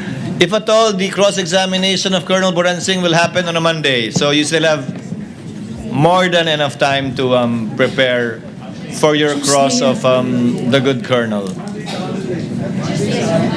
Then Tuesday, then more than enough time. Yes, Attorney Sheila. Good afternoon, Your Honor. Good afternoon, ma'am. Your Honor, I would just like to return to the presiding officer's statement on the application of the 5-day ruling or schedule for the disclosure of the witness. If I may just be clarified, because as far as I recall, this 5-day ruling was a product of the proposal and counter-proposal between the prosecution and defense during the pretrial stage. In fact, when the prosecution submitted its proposal, its written proposal, the initial proposal by the prosecution was only for a 3-day prior period to disclose the witnesses. But we counter-proposed that parties be allowed at least 5 days so that each party may be given ample time to prepare for the examination of the witnesses. And so I'm partly confused, Your Honor, as to the statement that the 5-day rule only applies as to the witnesses who were not disclosed in the pretrial order. When we checked, counsel, that was the ruling on the chair. In fact, twice. In fact, however, having said that, this situation is unique, as pointed out by the lead prosecutor yesterday, because their intended witness is unavailable because of an ailment, and that they had to fill in with a new witness who is in the pretrial order. And given the amount of time being spent on the witnesses and the interjection of judges, in any case, you will still have your 5 days, in fact, more than 5 days, Attorney Sheila, for this witness. Yes, and the presiding officer will be conscious of the fact that as much as possible, the witnesses for the following week should be announced by the lead prosecutor on a Wednesday the week before. Okay. To afford ample time for both sides to prepare, even when it comes, when your time comes, Attorney Sheila, to Yes, present your Your Honor. evidence in chief. I understand, Your Honor, but if I may just be allowed also to explain Yes, ma'am. further my concern. My concern is that if this is the new rule moving forward, that it would seem to me that there would be no more period or prior period to be observed in relation to the disclosure of witnesses for the following days or hearing dates, then that would be a concern, not only for the defense, but also for the prosecution when the time comes for the defense to present its witnesses. And so, and also, I recall that at the start of this trial, the court made it clear that, as the presiding officer had said, the parties must disclose their intended witnesses for the next week at the end of the hearing scheduled for the week prior. And so, even if I do not want to dispute what the presiding officer had said regarding the TSN or the records about this ruling, but just so parties are guided, may we now ask if the 5-day prior rule will still govern the proceeding moving forward? As a rule, subsequent witnesses for the following week should be announced in open court the Wednesday of the previous week. Okay, So kung sino man po yung mga testigo, sa darating na linggo, Lunes hanggang Martes, Miyerkules, dapat sabihin na sa huling araw ng paglilitis ng linggo bago yung susunod na linggo. Maliban na lang, ulitin ko, kapag may pagkakataon tulad ngayon na medyo kakaiba naman, para hindi masayang yung oras at panahon ng husgado, kakaintay sa testigong hindi maganda ang karamdaman. So as a rule, counsel, yes, and we will make sure to afford time, and if you need more time, the court will be lenient in order to provide adequate time to prepare in fairness for both parties, not only the counsel for respondent. All right, Your Honor, we submit with that clarification. Thank you. Just for purposes of Honorable Ministro? clarity, Your Honor, Yes, Honorable Lisa? Because we acknowledge that we are still adopting and maintaining the 5 days. certain number of days required before the hearing for the succeeding week. But I understand the concern of Attorney Sheila from 5 days. Perhaps we can place it on record to change the 5-day notice rule to 4-day notice rule. That is to be consistent with Wednesday, Your Honor, as the submission of the witnesses for the succeeding week. It's the same, Counsel. Wednesday, Monday would be the 5th day, so that's still 5 days. It's not necessarily 5 days prior. Let's stick to what was originally agreed, and by way of exception, as the need arises, we will cross the bridge when we get there and still ensure that both parties will be given adequate time and will be given fair shake Thank you, to Your Honor. prepare Just for the witness. one more point, Your Honor. Yes, Just Attorney to Sheila? avoid any ambiguity, may we also request a disclosure be made via email, Your Honor, so that the disclosure be received by the other party in a timely Via manner. email Thank you. before the trial on Wednesday, because on a Wednesday we'll hear it anyway. We're Attorney okay Sheila. at the end of the trial day on Wednesday, Your Honor. But we'll hear it anyway in open court. Well, whether they do it in the morning or if they choose to do it after the hearing on Wednesday. Your And Honor. Thank you. one more thing, Honorable Luistro, Chair would like to remind the prosecution to kindly submit the proposed circumstances or stipulation, facts for stipulation and documents for stipulation at least a day before the witness is set to be presented, so that the counsel for respondent will have ample time to review, study it, and hopefully shorten the proceedings by stipulating to it. Same ruling applies to the counsel for respondents when their time comes to present their evidence in chief. We note the We instructions, Your submit, Honor. Your Honor. Thank you. What is the pleasure of Senator Judge Zubiri? Yes, thank you very much, Mr. President. Before we adjourn today's session, I'd just like to ask, broad strokes, the timelines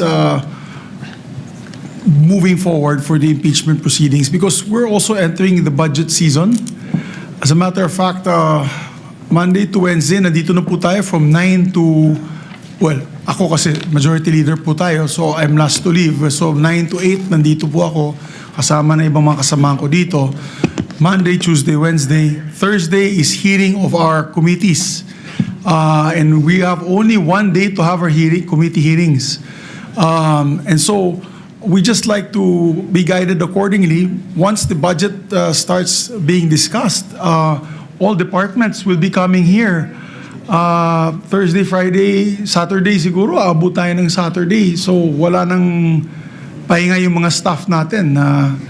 I just want to know from the presiding officer, what is the plan? Are we going to take this all the way up to December? Because Burr months are fast approaching. I think in 2 weeks' time, Jose Marichan will be singing again in all the malls.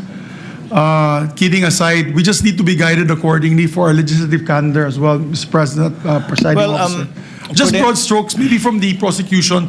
Do we know, are we going to finish this before the December break? Because we want to know if we're going to continue all the way till February on this topic, so that in the legislative calendar, we can also make adjustments. Meron po tayong legislative calendar that we approve both houses.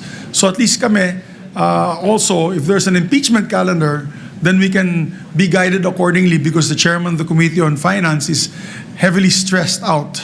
Every time I see him, he doesn't know how we're going to have the hearings all together, Mr. President, Mr. Presiding Officer. Just some queries, administrative queries, so that we can move forward and make both the impeachment calendar and the legislative calendar work for these two proceedings, which is basically the impeachment and legislation, Mr. President. To respond to Senator Judge Zubiri, in broad strokes, the presiding officer is optimistic and hopeful that we will complete these proceedings before the end of the year. Second, we will be having a more specific schedule for the impeachment once our chair of the Committee on Finance comes up with his calendar for the deliberation on the budget. Given that that is the most important piece of legislation that the Senate as a legislative body is supposed to pass, we have to allocate enough time for that to ensure its passage before the end of the year, giving due consideration to the Bicameral Conference Committee as well as inputs coming from the House of Representatives through the GAB. So once that comes out, Senator Judge Viri, we can roughly give you a picture and idea with respect to the timeline and the schedule, and if we will shift, and if we will indeed shift, how and when. Also for the information of the parties. There be no other matters to take up and discuss. Again, tomorrow we shall have your first, the cross-examination of Mr. Ortonio. But before that, the comment of Attorney Ligutan, the ruling of the chair with respect to the August 12 manifestation of Attorney Sheila, and then redirect, recross, and intervention of the senator judges in relation to Mr. Ortonio, and if we still have enough time for the prosecution's next witness. There be no other points to take up. Trial is hereby adjourned until tomorrow, August 26 at 10 a.m.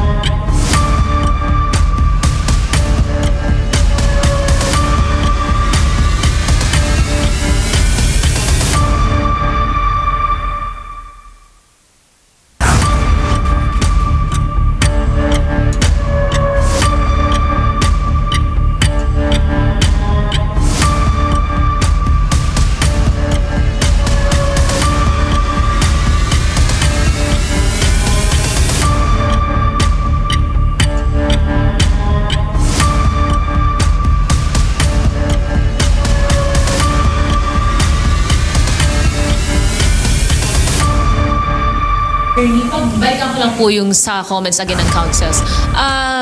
Kung sakali po ba, pasok po ba ito sa subjudice rule na it may affect the merits of the proceedings kung may ganitong comments or remarks from either of the councils?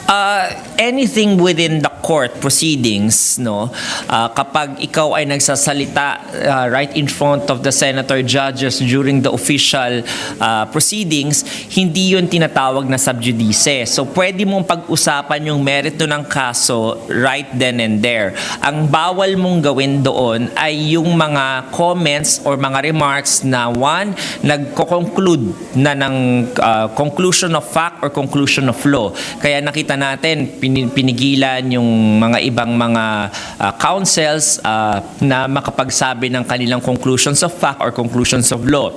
Because these are only matters within the prerogative ng ating senator judges to make. Pangalawa, pinagpabawalan din yung yung mga katulad ng sinabi ko kanina, mga impertinent language kapag medyo nakaka-degrade na o hindi kinakailangan yung ganong klaseng lengguwahe o mga words dahil nagka-categorize na siya ng conclusion of law katulad nung sinabi kanina ni Attorney May de Venegracia at saka dati rin ni Attorney Ligutan when he concluded his direct examination, yung scam. No, the word scam is a conclusion already based on the facts being presented and is not in order for you to make doon sa harap ng impeachment court.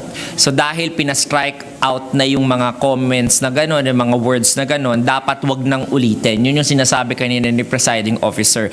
Alam na ng House Prosecution Panel that those things cannot be done anymore and yet they had repeatedly done so, kaya sila na-admonish kanina ni presiding officer.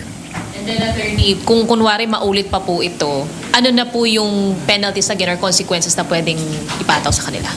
I think katulad borrowing Attorney Kapunan's word, baka magkaroon na spanking. No, kidding aside, no. Of course, the presiding officer will say tomorrow morning yung mga range of penalties nga na kapag ikaw ay direct contempt na kasi yun. Pag within the presence of the judge or the court, ginawa mo yung isang paglabag sa kanyang order sa harap-harapan, then that is not anymore indirect contempt. That will be considered as the direct contempt. And that can be penalized again based sa range ng mga penalties such as admonishment, reprimand, yung pagbabayad ng fine, or even you being told to sit down and not talk anymore for the meantime. Or of course, yung pinaka-grave naman under the rules of court natin, Rule 71 and 72, yung imprisonment or detention. But of course, lahat yan may due process, kaya kailangan mo nang pakinggan both parties why they should not be cited for contempt. Good afternoon. Kanina po sinabi ni Senator George Escudero na optimistic yung court na matatapos yung trial by the end of the year. May adjustments na po ba na napag-usapan? For example, additional trial dates po to expedite the impeachment? Katulad ng meron tayong expectation at saka reality. Yung sinasabi ni presiding officer is based on the expectation na magda-drop ng mga witnesses na corroborative lamang yung both parties. Kung matatandaan po natin, katulad ng sinabi ko parate, na ang pagpa-plot ng number of days natin, which is as of now 90 days, so almost 7.5 months nakaplot. Kung 3 times a week yung ating hearing, then 4 na weeks per month, and i-divide mo yung 90 by 12, you will be given a result na 7.5 months. And 7.5 months, ito ay around February or early March, no? So, yung plotting na yon, base yun doon sa inilista ng House Prosecution Panel at saka ng Depensa na 102 witnesses. So, sa 102 witnesses na yan, 90 days lang pinlat ng korte na i-take up because even during the pre-trial order, marami doon mga reserved witnesses, meaning unnamed witnesses. So sa 102, merong mga naka-reserve yung mga each party na mga around 6 to 10 na mga reserved witnesses na pwede nilang ipatawag, pwede rin nilang hindi ipatawag. So kaya nagkaroon tayo ng 90-day plotting ng days. So, yung pag-aayos ng schedule na yan, kung mag-uuro, magdadagdag, depende pa yan, no, as the trial proceedings go by.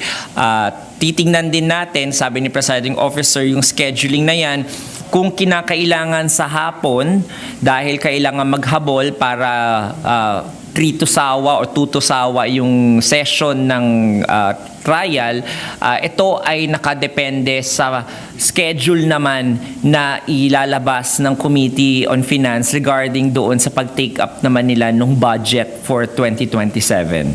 So, mapaplot lamang yon at magkakaroon ng definitive decision on kung ililipat sa hapon o hindi or kung magdadagdag o hindi kapag natapos na yung calendar na yon ng Department of Finance. Ng Committee on Finance. Wala na po? Mornings pa rin po tayo. So we can expect that until siguro next week po. So yung sabi kasi September 7, si Edward Fajardo 10 a.m. So sabihin ba din? 10 a.m. pa rin po. Yes. Hanggat wala pa po yung hanggat wala pa pong kaibahan at hindi pa po makakuha ng consensus on the change of schedule, then yung status ko po ang mananaig, which is morning trial days. Attorney, sorry pa, ito palaging tanong ko. Yung sa mga bank and yung mga documents from BIR, AMLAC, and other agencies, kailan siya pa-access o hihintayin po ba na ipaalala o i-request ng prosecution yung access o pwedeng motopropyo sabihin na ng presiding officer na o kung kailan po nila ma-access yon? I need to follow up on that, no, kasi last na update ko from Secretary Bantugis, meron na silang draft na resolution dyan ni Presiding Officer. So hindi ko lang na tanong ulit after last week kung tinanong sila kung meron na bang bago dyan at kung kailan balak ilabas yung resolution on that para mabigyan na ng access yung both parties on those documents.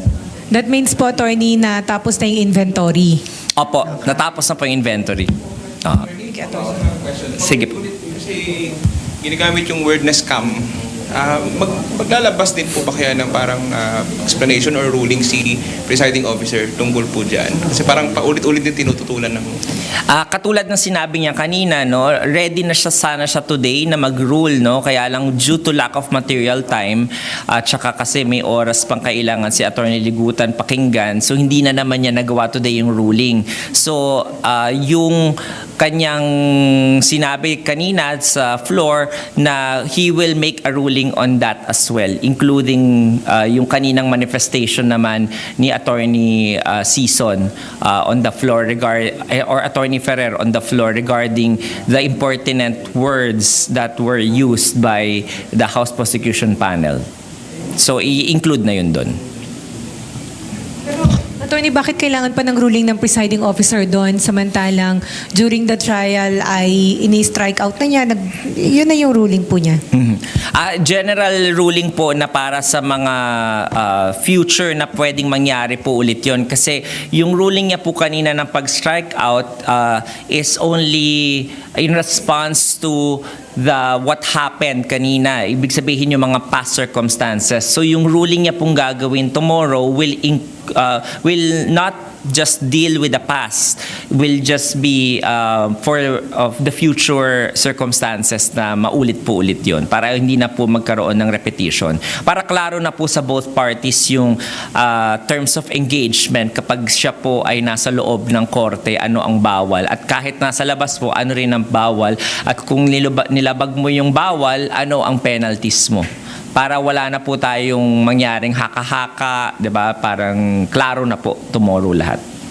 So sa umpisa po 'yan na bago iupo si Mr. Ortonio for cross-examination. Pero ano po ang sagot ng impeachment court dun sa sinabi ni former Senate President Trilon na hindi dapat naman maging masyadong stricto ang impeachment court? Yung impeachment court po always take his comment under advisement, pero syempre po practically speaking, the Senate impeachment rules were drafted and were passed during the time that he was here in the Senate as a senator, and he was the one of those who voted for the provision to be included in the Senate impeachment rules. Kung titingnan niyo po ang Senate impeachment rules natin, almost verbatim na kinopya po ito sa US Senate impeachment rules. At pero ang kakaibahan lang po, isa sa mga kakaiba, wala po doon sa Senate impeachment rules ng US yung Rule 18 on sub judice. Pero dito sa ating rules dito sa Senado, meron po dito sa Pilipinas. Kaya dahil isa po siya sa drafters na yon, then maybe he can enlighten why they felt the need to put that provision at that time sa Senate impeachment rules, na ngayon po ay sinusunod lamang po ng ating presiding officer para i-implement. At saka po yung nakalagay rin po sa aming Code of Professional Responsibility and Accountability, Canon 5, Section 19, if I'm not mistaken, nakalagay rin po doon na lawyers cannot try their case in public. So definitive na po yun. Ito po ay bagong Code of Professional Responsibility namin na lahat ng lawyers have sworn to abide by. Kung hindi, magkakaroon kami ng disciplinary sanction. So kahit wala po yung rule na yon, yung Rule 18 na yon, sakop pa rin sila ng CPRA or Code of Professional Responsibility and Accountability. Okay po. Thank you.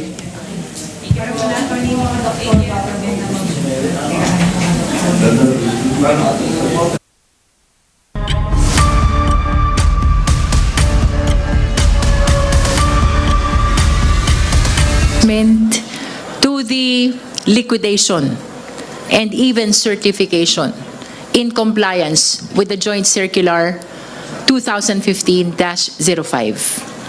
I would say na very material ang naging testimonya ni Mr. Ortonio, because first and foremost, na-bolster niya, na-highlight niya, na-emphasize niya yung mga irregularities with respect to the supposed compliance in the Joint Circular 2015-01, kagaya po ng aking mga binanggit, partikular sa pag-request ng confidential fund, sa disbursement ng confidential fund, sa utilization ng confidential fund, and even in the liquidation of confidential fund. Another important thing that was highlighted today is the fact that Mr. Ortonio was authorized by the head of agency to conduct the overall supervision. And to be specific, he went on saying administrative and financial supervision. And that's why he likewise testified na kaugnay pa rin ng pagre-request ng confidential fund, ang paggamit nito at maging sa liquidation nito ay saklaw pa rin ng kanyang supervisory power na ipinagkaloob sa kanya ng head of agency sa katauhan ni Vice President Sara Duterte. So that would be all for our opening statement today. Salamat po, Chair Jinky. Siguro kung may open na natin ang para sa mga katanungan. Unahin na natin si Haji, as usual. Magandang hapon po, Haji Kaaminyo ng Brigada News FM. Kanina po na emphasize yung reminder na maging maingat nga po sa mga salitang ginagamit. Like for example po yung mga modus, pagsisinungaling, what else, yung scam, etc. Yung nagagamit po ng ating counsel for the public prosecutors. How do you address po that? And kumbaga na maghinay-hinay or kumbaga ma-remind yung mga kasamahan po ninyo sa prosecution na of course naiintindihan naman na nakikarried away nga po ng kanilang direct examination? Well, first of all, tayo po ay gumagalang at sumusunod sa impeachment court. However, pursuant to the task of the prosecution team, we are conscious as well that we need to be accurate. Pag sinabi nating accurate, dapat yung binibitawhan mong salita sakto doon sa gusto mong ipahayag or tumutukoy exactly doon sa nangyayari, which is the subject matter of the testimony of the witness, no? So, minanifest naman kanina ni Attorney May na naging passionate siya, no? But apart from being passionate, I hope the people would understand that we are mandated as well to be very much accurate in communicating not only to the senator judges, but also to the Filipino people, which is the party that the prosecution team is representing. No? We are aware that what is at stake is the interest of the Filipino people. And that is why, habang nagko-conduct ng trial, hindi rin namin maialis sa aming sarili na maging very much accurate, sakto, maliwanag, klaro, sa gusto naming tukuying salita o pangyayari habang ginaganap itong paglilitis na ito. Nevertheless, kung ano man ang naging observation ng impeachment court with respect to the utterances or choice of words kanina ni Attorney May, we respect that and we will definitely abide with the impeachment court. Sa part naman ng buong team, of course, we are reminding each other to be very cautious in the choice of words so that we will not be prompting the impeachment court to cause any disciplinary action or whatsoever against the prosecution team. Punta po ako dun sa point na kung saan sinabi po ni Lemuel Ortonio na batay po sa nakuha niyang information from Colonel La Chica, yung confidential funds daw po ay ibinibigay doon sa informant, tapos yung informant na po yung bumibili ng food, ng medicines, yung bumibili po ng tables at saka ng chairs, tapos nabati din po doon sa direct examination sa kanya na obligations were already incurred nga daw po, tapos nabanggit pa nga na arrangements yung kanilang ginamit. Nakakadagdag po ba sa bigat yun na yung pera binibigay sa informant tapos pinambibili po ng informant ng tables and the chairs? Dagdag po ba yun sa irregularities sa pananaw po ninyo? Well,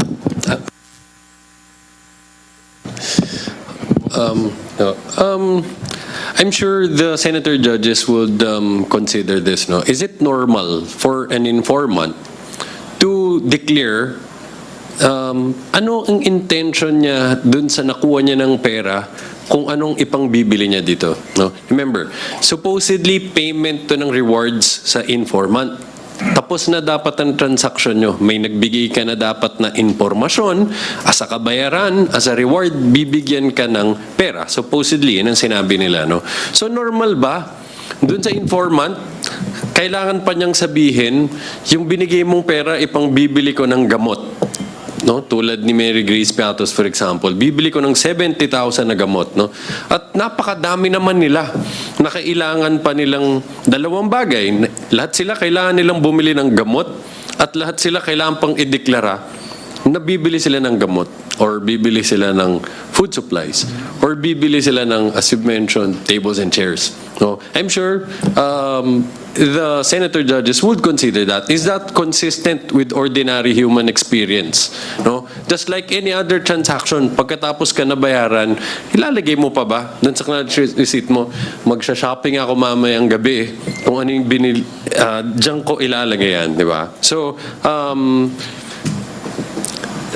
it has significance definitely, but kung ang pagtitimbang niyan, of course we'll leave it to the senator judges, no? But just like any other evidence, kailangan mo kasing ibanggayan with ordinary human experience para makita kung credible ba yung explanation na binibigay or hindi.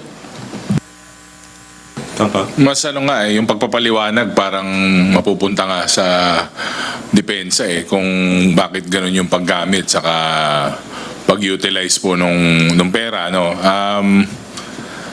Hindi ko na tuloy alam paano ako sasagot dahil yung sinabi ni Kong Jinky kanina pero parang may mga salisig nangyayari yung chichiryagang no? Parang salisigang pa yung dating nila pero sa atin naman po na-address natin na may gap talaga yung pag-liquidate nila. Parang ngayon makikita mo parang meron silang gap sa kanilang HR kasi based po dun sa mga nangyari sa mga nakaraang araw, makikita mo na parang kulang yata sa competence saka hindi nagkukulang sa skill magaling sila dun.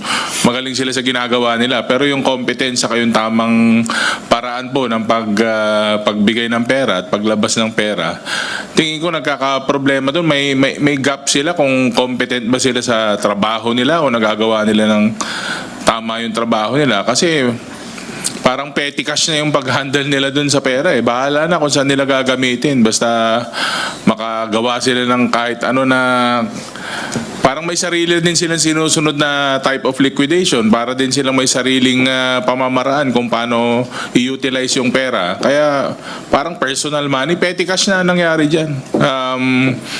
Pero sabi ko nga, sa mga susunod na araw, sa mga susunod na hearing, makikita natin mas mabigat pa po sa side nga nila kung paano nila papatunayan kung saan eksakto ginamit yung pera na yun. If I may add something to that, no? For me, parang may declaration against interest yan. Kasi ang statement ni Mr. Ortonio na pera po ang ibinibigay with undertaking ng recipient na ibibili ng gamot. Pero iba yung nakalagay sa papel. Ang nakalagay sa documents nila, sa AR, acknowledgement receipts, ibinili ng gamot. But if you will review his testimony, pera ang ibinigay. At may undertaking ang recipient na ibibili ng gamot. What do we call that? We call that misrepresentation. Kasi ang sinasabi sa dokumentong isinabmit mo sa acknowledgement receipts, gamot ang ipinamigay sa recipients. And then during the trial, inaamin mo, pera ang ibinigay with the undertaking of the recipient na ibibili ito ng gamot. At tama, si DS Pau doon, si Attorney J, di na natin alam kung talaga bang ibibili yan ng gamot o hindi. But what is clear here, may misrepresentation na malinaw na naganap. Ang nakasaad sa papel, ibinili ng gamot. Ang testimonya ni Mr. Ortonio, pera ang ibinigay with the undertaking na ibibili ng gamot. So which is which? Okay, last na lang po, sorry. What about yung 150,000 na inabonohan po ni Lemuel Ortonio kasi dapat 125 lang pero sumobra po yata sa liquidation. Tapos hanggang ngayon nga raw po ay hindi pa na-reimburse o nababawi yung kanyang ipinang-abono na 150. Di ba sa kanila mismo nang galing, ang confidential fund ay bawal gamitin sa reimbursement. Di ba? So yung 150,000 na yon na ni-request ni Gina Acosta at at parang inabunuhan muna ni Mr. Ortonio, definitely you cannot charge that to confidential fund. Kasi yun yung paulit-ulit kong naririnig from the time of the state auditor to Gina Acosta hanggang kanina kay Mr. Ortonio. Ang confidential fund ay bawal gamitin as reimbursement, no? Bagaman hindi pa rin po malinaw yung liquidation documents nila. Kasi since day one of our presentation ng evidence in support of Article 1, misuse of confidential fund, ay malaking katanungan na yan ng prosecution. Bakit yung 125 million na confidential fund nung niliquidate ay 125,150,000 na, no? So, hindi ako satisfied sa explanation na narinig ko kanina. All right. I'll just add very quickly na dun sa first question, I just want to make it clear that there's no intention on the part of the prosecution to generate sound bites. To borrow the words of Attorney May, we just call a spade, no? We call it as we see it. So, and these are fair questions. Pag tinanong mong nagsisinungaling ba, those are normal questions. Pwede talagang tanungin yan, no? Sa testigo. And the witness is free to answer. Kung hindi, sasabihin niya hindi. No? Even if kung tatanungin siya na, was it a scam? Pwede naman niyang sabihin hindi. Even, they should welcome that on redirect or cross-examination. Pwede siyang magkaroon ng pagkakataon at ipaliwanag niya bakit hindi siya scam, no? So those are fair questions. But just the same, of course, as mentioned by Chair Jinky, we will abide, no? Now we will be more careful. But just to clarify, those questions have legitimate reasons behind them. They're not asked just to generate sound bites, no? We call it as we see it. So kung ang dating dun sa cross-examiner or nagtatanong, no, mukhang may basis to ask based dun sa mga narinig niya. For example, I'm not saying it is, but I'm just saying when the question is asked, was it a scam? Dahil mayroon yung basehan bago siya dumating doon. Ngayon, free naman yung witness to say kung sasabihin niyang, no, it's not a scam, no? So, just to clarify that point. Okay, thank you po. Matapos po si Haji, ang magtatanong naman si Rosalie. Go ahead, Rosalie. Hello. Good afternoon po, ma'am and sir. Today po, naglabas po ng statement ang Armed Forces of the Philippines saying na terminated na po nila yung inquiry dun po sa investigation kala Colonel Nolasco at Colonel Lachica in relation po dito sa confidential funds ng OVP at ng DepEd. And this was confirmed by Defense Secretary Chodoro. How will this affect your decision considering na pinag-aaralan nyo pa po yun pong kung isasalang po ba ninyo bilang witness ito pong dalawang AFP officers na ito? Ang prosecution ay palaging guided ng articles of impeachment, no? So, let us go back to the allegations under Article 1. Ang sabi dyan, misuse, misappropriation, and irregular liquidation of confidential fund. So what we are testing here is the completeness of the evidence that has been presented so far in relation to the allegations in the articles of impeachment, no? So if we, based on our evaluation, kulang pa, perhaps we can consider to present the AFP officers. But if upon revisiting the evidence that has been presented already, lalabas na kompleto na yung allegations, we apply the test. The test of repetition, paulit-ulit na ba? The test of redundancy, kalabisan na ba? The test of lack of necessity, wala na bang pangangailangan? Kung ang sagot sa lahat ng yan is in the affirmative, might as well we dispense with the presentation of the witness. But right now, wala pa po tayong final na decision because time and again, ang sinasabi po ng prosecution, we always revisit the list of the witnesses of the prosecution. Now, with respect to the conclusion of the supposed investigation of the AFP, of course, we are interested to know kung ano ang result ng investigation nila. But nevertheless, let us always remember this is impeachment trial, sui generis, This is neither criminal, nor civil, nor administrative.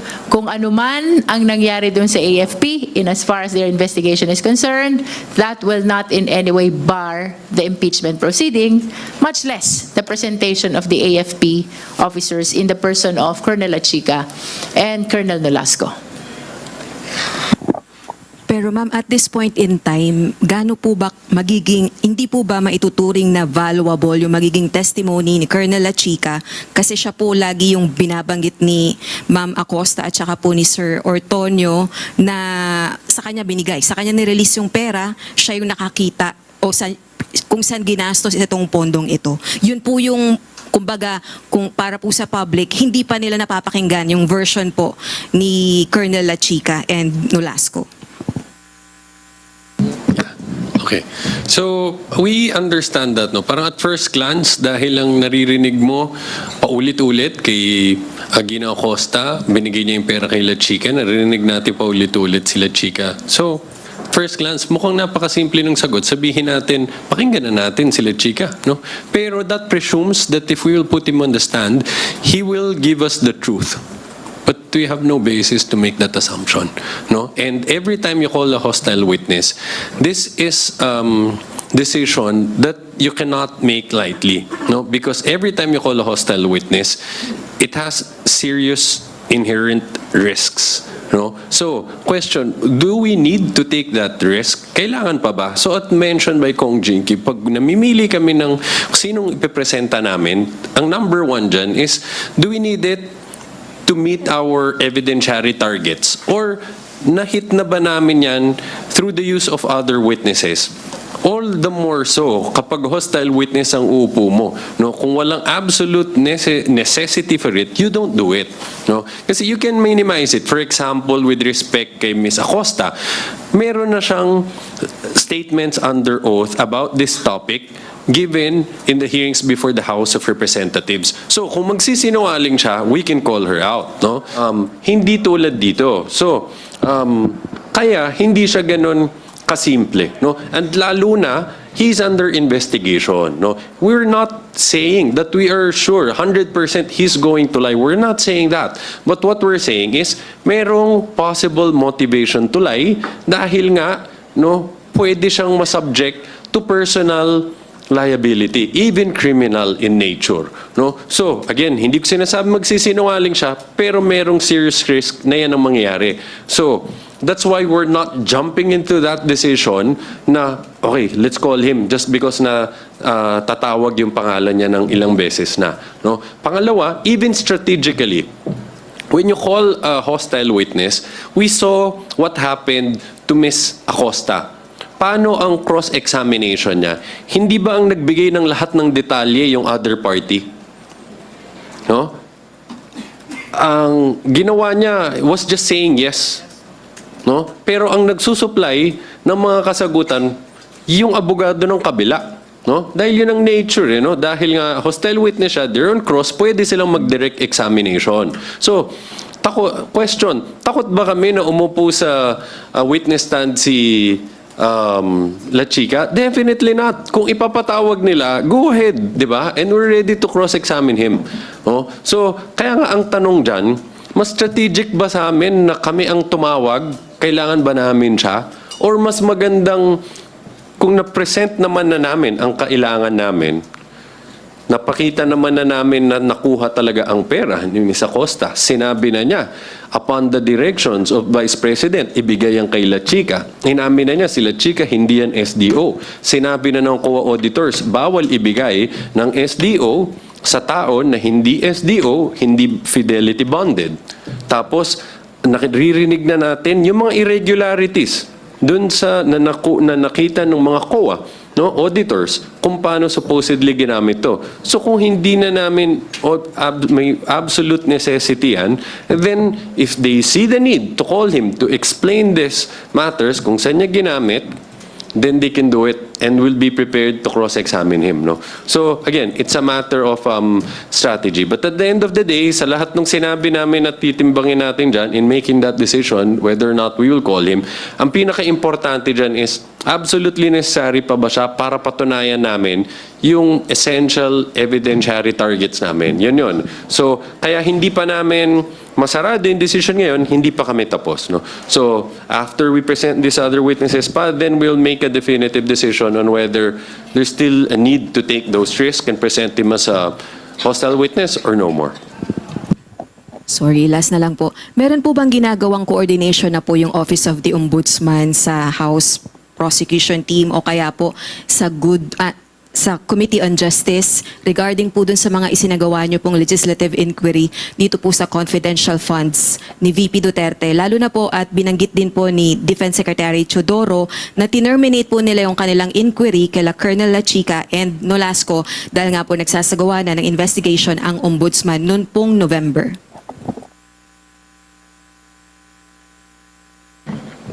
So the last update that I know about the committee report na sinubmit ng House of Representatives, this is the committee report of Committee on Good Government and Public Accountability, then presided by Congressman Joel Chua, pinasagot ng Office ng Ombudsman yung mga respondent. That includes, I believe, even the respondent Vice President, pati sina Gina Acosta, sina Attorney Sulaika, if I am not mistaken, and even Mr. Ortonio, no? But from the time of the submission of their respective counter affidavits, wala pa kaming bagong update, no? And in fact, we will be very much interested to know also kung meron bang bagong development ang investigation ng Ombudsman. We understand this is preliminary investigation, administrative proceeding as well, no? Sapagkat kagaya ng sinabi nyo, nag-umpisa ang investigasyong ito sa Inquiry in Aid of Legislation ng Committee on Good Government and Public Accountability back in the 19th Congress. That was in 2024 pa, no? As a matter of fact, yung mga evidence na nakikita nyo ngayon, pinepresenta in support of Article 1 Confidential Fund, most of them ay galing sa Inquiry in Aid of Legislation noong 2024 ng Committee on Good Government and Public Accountability, no? That is why mapapansin nyo din during the presentation of witnesses ngayon dito sa confidential fund, maraming videos ang ipinapa-confirm, maraming transcript ang ipinapa-confirm, just like the questions raised to Gina Acosta doon sa House, kung saan ang inyong lingkod ang nagtanong sa kanya, almost the same series of questions na ni-raise ni Attorney Virgil Ligutan, no? Tapos kanina naman kay Mr. Ortonio, napansin nyo yung mga transcript, and I was looking at the transcript from the screen, si Congressman Valeriano naman ang nagtatanong sa kanya during the time of the investigation of the Committee on Good Government and Public Accountability. But of course, we acknowledge iba ito sapagkat impeachment trial na ito, and that is why we need to present and identify the pieces of evidence that we wanted to be included in the evidence in support of misuse of confidential fund in this impeachment trial. Naalala ko yung, ikaw rin nagtanong sa akin nun sa press con na bakit huminto yung investigasyon patungo dun sa AFP during the committee hearings. Ikaw yung nagtanong din sa akin nun, Ate Rose, di ba? Sabi ko kasi may kinoconduct na magkakaroon na ng investigation within their ranks. So, sabi nga ni Attorney J, well established naman po na may utos po galing sa Vice President, nakuha na yung pera, na-release po yung pera, pero parang ang tema po nila, yung itong mga nakarang araw is parang may nilalaglag sila may nilalaglag sila At parang ang dating sa mga statements nila, parang ang nilalaglag nila si security officer, si Colonel Lachica. Yun lang.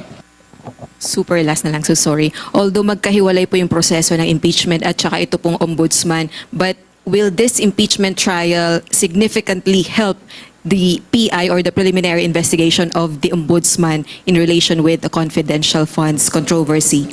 These are two separate proceedings, no? As a matter of fact, kahit yung mga nilatag naming ebidensya dito, if not presented and submitted to the ombudsman, the latter cannot consider them. Magkaibang proceeding. Itong impeachment at yung sa ombudsman na investigation. If at all, lahat ng mga evidence dito dapat may present din sa ombudsman if the purpose or intention really is to help and support the administrative investigation and even the preliminary investigation before the office of the ombudsman. Yun pong nasa ombudsman, dalawang aspeto yun. Isang administratibo at isang criminal aspect. So if the office of the ombudsman will find basis for both, no? Pwedeng magkaroon ng resolution on the administrative aspect, magkaroon ng administrative penalty such as termination or suspension and even perpetual disqualification to hold public office. Ito po yung sa administrative aspect. Yung isang aspeto po ng investigasyon ng ombudsman is on the criminal aspect. Kapag nakakita sila ng reasonable certainty of conviction, which is the new quantum of evidence required in the office of the ombudsman, then the necessary information will be filed in the Sandigan Bayan for trial on criminal cases. But certainly, iba po yun, iba itong impeachment na ito. So, let's hear from the House of Representatives. Mangumusta tayo kung may bago pang development apart from the submission of the counter affidavits of the respondents dun sa isinasagawang investigasyon ng ombudsman. Alright. Kung Pao, sorry, pwede pa elaborate lang, DS Pao, yung sinasabi nyo, tingin nyo po may nilalaglag na sila, si Colonel Achika? Ako, basa ko. Kasi paulit-ulit nila minimension yung pangalan nila. Parang nag-hands off sila, naghugas kamay. Pero paano nila i-escape yung accountability? Yung mga disbursing officer, inutusan naman at saka binigyan ng authority ng Vice President. So, she's very much accountable. Siyang pinaka-accountable dito. Kahit na parang ganun yung dating nila kasi parang siya yung pinaka-list na na may capability or may authority to handle yung pera na yun. Puro siya na yung parang nirerekta sa katinuturo. Na-establish na ni Gina Acosta galing na sa bunganga niya. So, the Vice President is accountable for this. Do you also share the same sentiment po kay Kong Ridon? He said po kanina na he's urging the ombudsman na imbestigahan na natin to, itong possible malversation po ng confidential funds. Hindi lang dapat ordinaryong kawani si Acosta and Achika yung managot o posibleng makulong nga dito. Si Terry nagsabi nun? Yes, dapat idol daw ko po kasi higit si sa Terry. lahat. He's my idol growing Higit up. sa lahat, dapat daw po si VP Sara Duterte yung makulong sakaling mapatunayan na yun. When I grow up, I wanna be like Terry Ridon. Hindi, magkabatch kami ni Terry, baka sabihin niyo maganda naman po yung punto ni Kong Terry, no? Pero ako naman, ibang daan din ang tatahakin yon. Pero andito na rin tayo sa impeachment hindi naman po nahihirapan yung prosecution na ipalabasin o ilatag po yung mga different na situations na nandito na ngayon.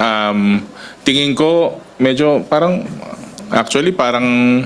solved na nga ako dun pa lang hanggang kay Gina Acosta pa lang yung mismong sinabi niya na ang nag-give ng go signal yung Office of the Vice President saka yung Vice Presidente. So dun pa lang mabigat na yung pananagutan To add something to that, no? Siguro wag tayong malito dahil sa lahat ng testigo na presenta ng prosecution, merong commonality. At kanina, sa impeachment court mismo, nanggaling yung tanong, pwede ba mag-request ng confidential fund ng walang basbas, walang utos ang head of agency? The witness's answer is no. Pwede bang gamitin, gastusin ang confidential fund nang walang utos o hindi nalalaman ng head of agency? Ang sagot din, hindi. Pwede bang mag-submit ng accomplishment report or liquidation report nang walang conformity ang head of agency? Hindi pa rin.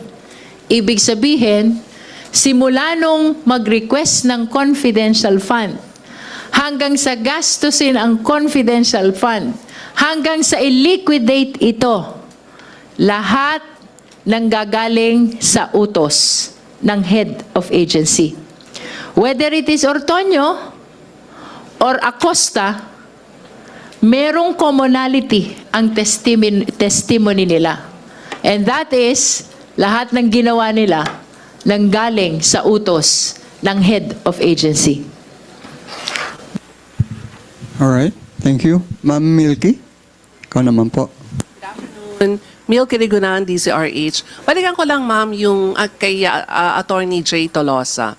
Yung sinabi mo kanina na, tama ba na sa ngayon, hindi kailangan ng prosecution na paharapin pa si Colonel Lachica? Sa ngayon, we're having a continuous deliberation and analysis on that matter. So wala pa kaming final decision to whether or not we'll call him. This afternoon, sabi rin po ng Armed Forces of the Philippines na terminated yung investigation sa kaso ni Lachica kasi meron ng ongoing or pending investigation sa ombudsman. Hindi po ba, o kung ipapatawag po siya ng depensa, ito po ba ay risky sa panig po ng defense kung tatayong testigo nila si Lachica? Can you repeat that last part? Yeah. Oo. Hindi ba risky sa panig ng depensa na kukunin nilang testigo si Lachica? It's up to them, no? And in their pre-trial brief, they identified there at least 5 representatives of the Vice President Security Group. So if they want to call him, since their own people, no, sila Acosta, they've been pointing to Colonel Lachica. So that discretion could be exercised by the defense team. Nasa kanila yun. No, to clarify, we're not forcing them. We're not to call him as a witness. What we're just saying, if they want to call him, then we'll welcome that and we'll be ready to cross-examine him.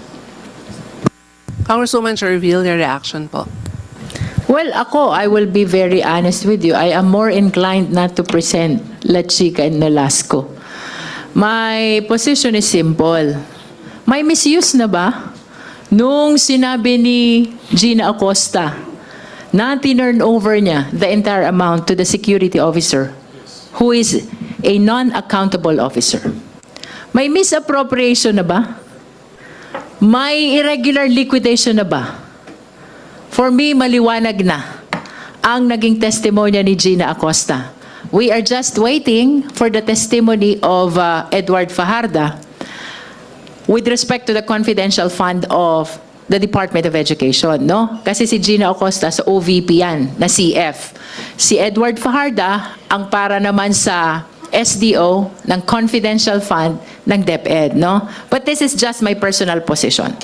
As a matter of practice, we always decide as a team, no? And that's why yung sinasabi ni Attorney J na we will be deliberating with each other and come up with our final decision as a prosecution team whether or not to present Lachica and Nolasco. And to your question, kung ito ba ay magiging risky sa part ng prosecution na i-present siya ng defense, definitely not. As a matter of fact, it will provide us opportunity to cross-examine Colonel Lachica and Colonel Nolasco without presenting them as part of the prosecution's witnesses. Congresswoman Cherville, sabi mo, kung ikaw, ayaw mo na silang parapin, Lachica and Nolasco. That is my personal position. Yes, personal position. But this will be na decision of the whole prosecution team. Gaano po kabigat o ilang porsyento po yung position nyo sa desisyon ng prosecution team? Marami kami, di ba? We are composed of 11 public and I believe around 20 private prosecutors already, no? Definitely, may bosses ang bawat isa sa amin and I will be more convinced if the position which we will be adopting will be the position of the entire prosecution team. Yung sa akin lang, I am always guided by the allegations in the articles of impeachment. Kasi ito yung Biblia natin eh. This is what we need to prove. Eh pagdating dito sa Article 1, confidential fund, ang liwanag. Misuse, misappropriation, irregular liquidation of confidential fund. Ang tanong, na-establish na ba yan? Nung present mo ang bangko, ang state auditor, at ang SDO? In my position, I don't think there's a need to present Colonel Lachica and Colonel Nolasco. But again, that is personal. We will have to wait for the official position of the entire prosecution team. Thank you, Ma'am Milky. Go ahead. Good afternoon po. For Kong Jervil po siguro kasi nasagot na po ito kanina ni Kong Pao. So far po, as far as you remember, ano po ang observation natin dito sa naging way ng pagsagot ni Lemuel Ortoño compare po dun sa naging House hearings natin as a resource person po siya?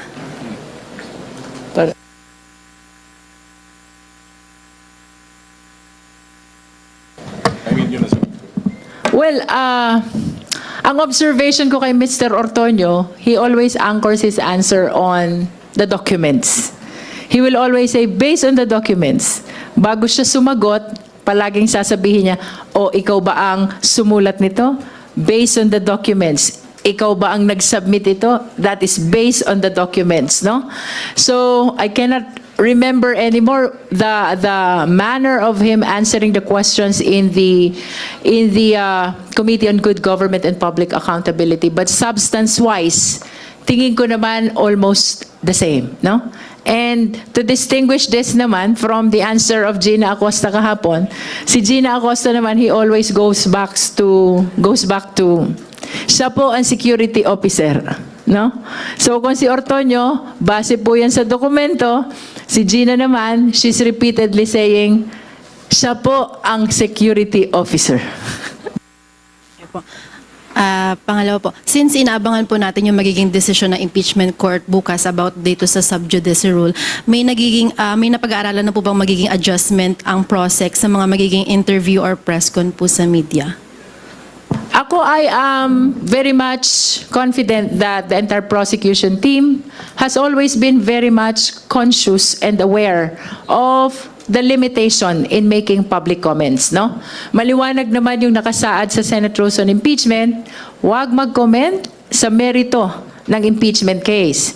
And this prohibition is binding not only to the prosecution, it is likewise binding to the defense, the senator judges, and even the parties, including the respondent vice president. So ang position namin, we maintain the position, kami po ay nag-iingat, wala po kaming nilalabag, and if indeed may makikitang violation sa amin, ang impeachment court, we hope that the impeachment court will be uniform and fair in implementing the sub judice rule. Ibig sabihin, if they will be calling the attention of the prosecution, they must call as well the attention of the senator judges and that of the parties, including the respondent vice president, who might be violating as well the sub judice rule.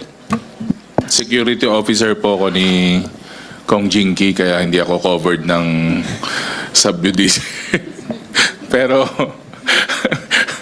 mas sila po yata I'm sure they will reconsider or makikita nila po yung relevance kasi po during our press con or interviews, dun po kinakausap kasi yung taong bayan. So nakikita po natin yung halaga nung hearing, nakikita po natin na sagrado din po yung ating hearing. Pero kailangan din po siguro makita yung importansya ng pakikipag-usap ng kahit anumang side sa taong bayan para mas maintindihan din po nila kung ano po yung nangyayari dito sa impeachment. last na lang po on my end, sorry po. Siguro for Kong Pao din po siguro to kasi baka ma-relate sa subjudice. Pero may naging comment po si Yusek Claire about po dito sa impeachment trial na para sa kanya, malinaw daw po na may naging testimonya si OVP Special Dispersing Gina Acosta na nagpapatunay nga po na nilabag ng bise itong paggamit ng confidential fund. May sapat na daw pong ebidensya. Ano pong comments niyo po about that? Actually, medyo similar nga yung nasabi ko kanina na hindi niya maiiwasan yung accountability niya sa bagay na to eh. Siguro, klaro naman, very clear naman po yun as also stated by our prosecutors na kasama natin dito kanina, na establish na nga po yun. Siguro nag-echo lang si Attorney Claire kasi ano rin po siya abogado rin siya so naiintindihan niya yung mga ganyan na paraan, ganyan na proseso. So I guess may basis po yung statement niya, and a strong one at that. Can I quickly? Tama ba yung sabi niya dahil dun sa pagsabi ni Gina Acosta na may pag-uutos si Vice Presidente, maliwanag na may paglalabag ang Vice Presidente? Sige. Siguro, to answer that, I'll again refer us to the testimony of Attorney Roderick Wamil regarding that matter. Sorry, Ms. Aileen Del Campo.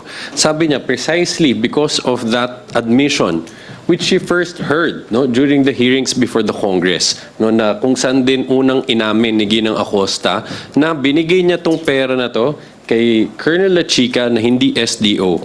Ano ang appreciation niya doon? She found it as clear violation of the Joint Circular 2015-01.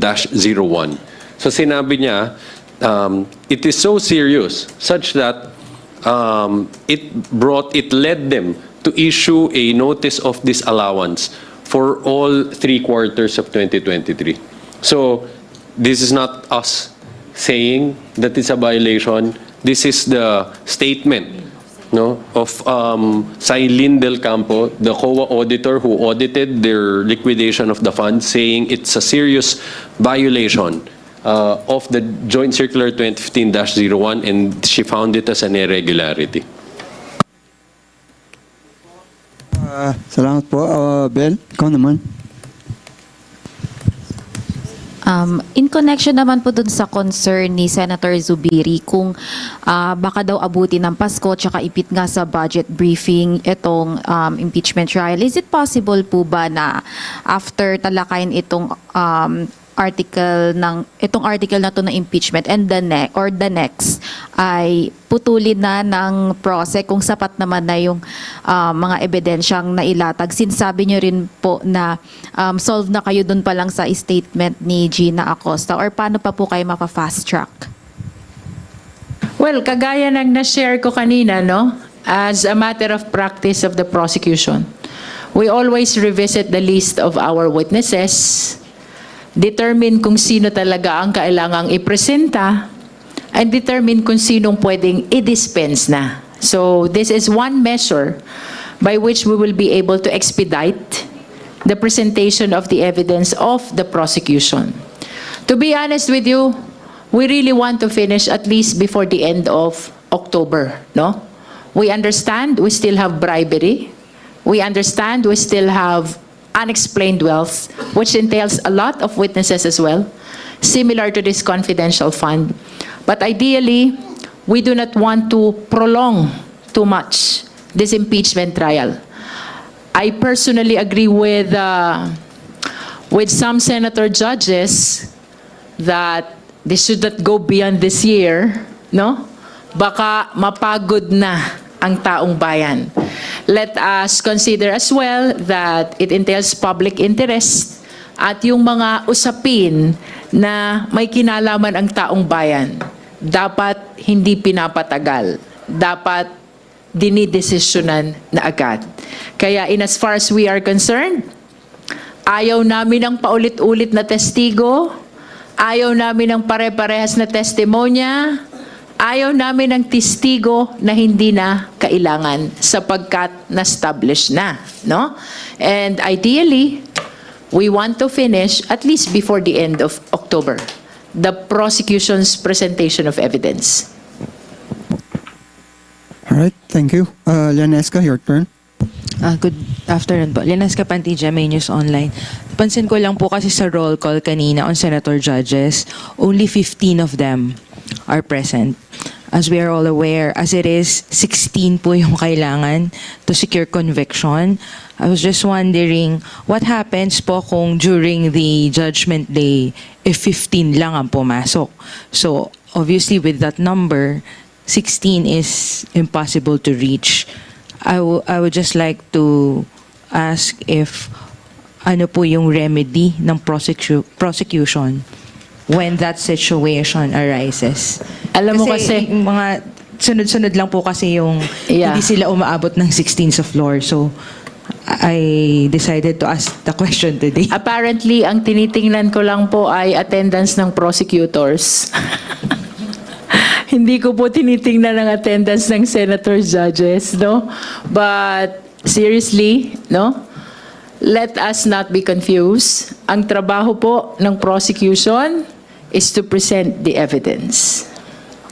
Deciding on this impeachment case is the constitutional duty of the senators. As far as we are concerned, we are midway. Malapit na po kaming matapos ng confidential fund. 2 articles na lang. Once we are done with our presentation, we will be doing the cross pagdating ng presentation ng defense. Pag natapos ang trial, na-comply na po namin ang aming constitutional duty. It is up to the senator judges to comply with their constitutional duty. And that is to decide on this impeachment case.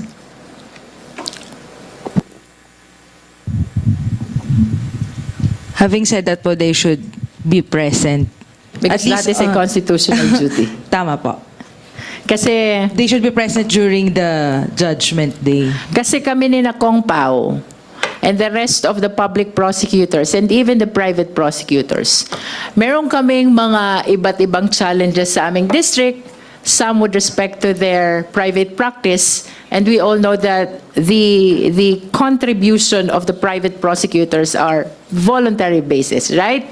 Pero all of us are here because we acknowledge our constitutional duty at sa part naman ng private prosecutors, kagaya ng sinabi nila, para sa bayan nito. So, tinitindigan namin kung anong aming inumpisahan. Tatapusin namin ito.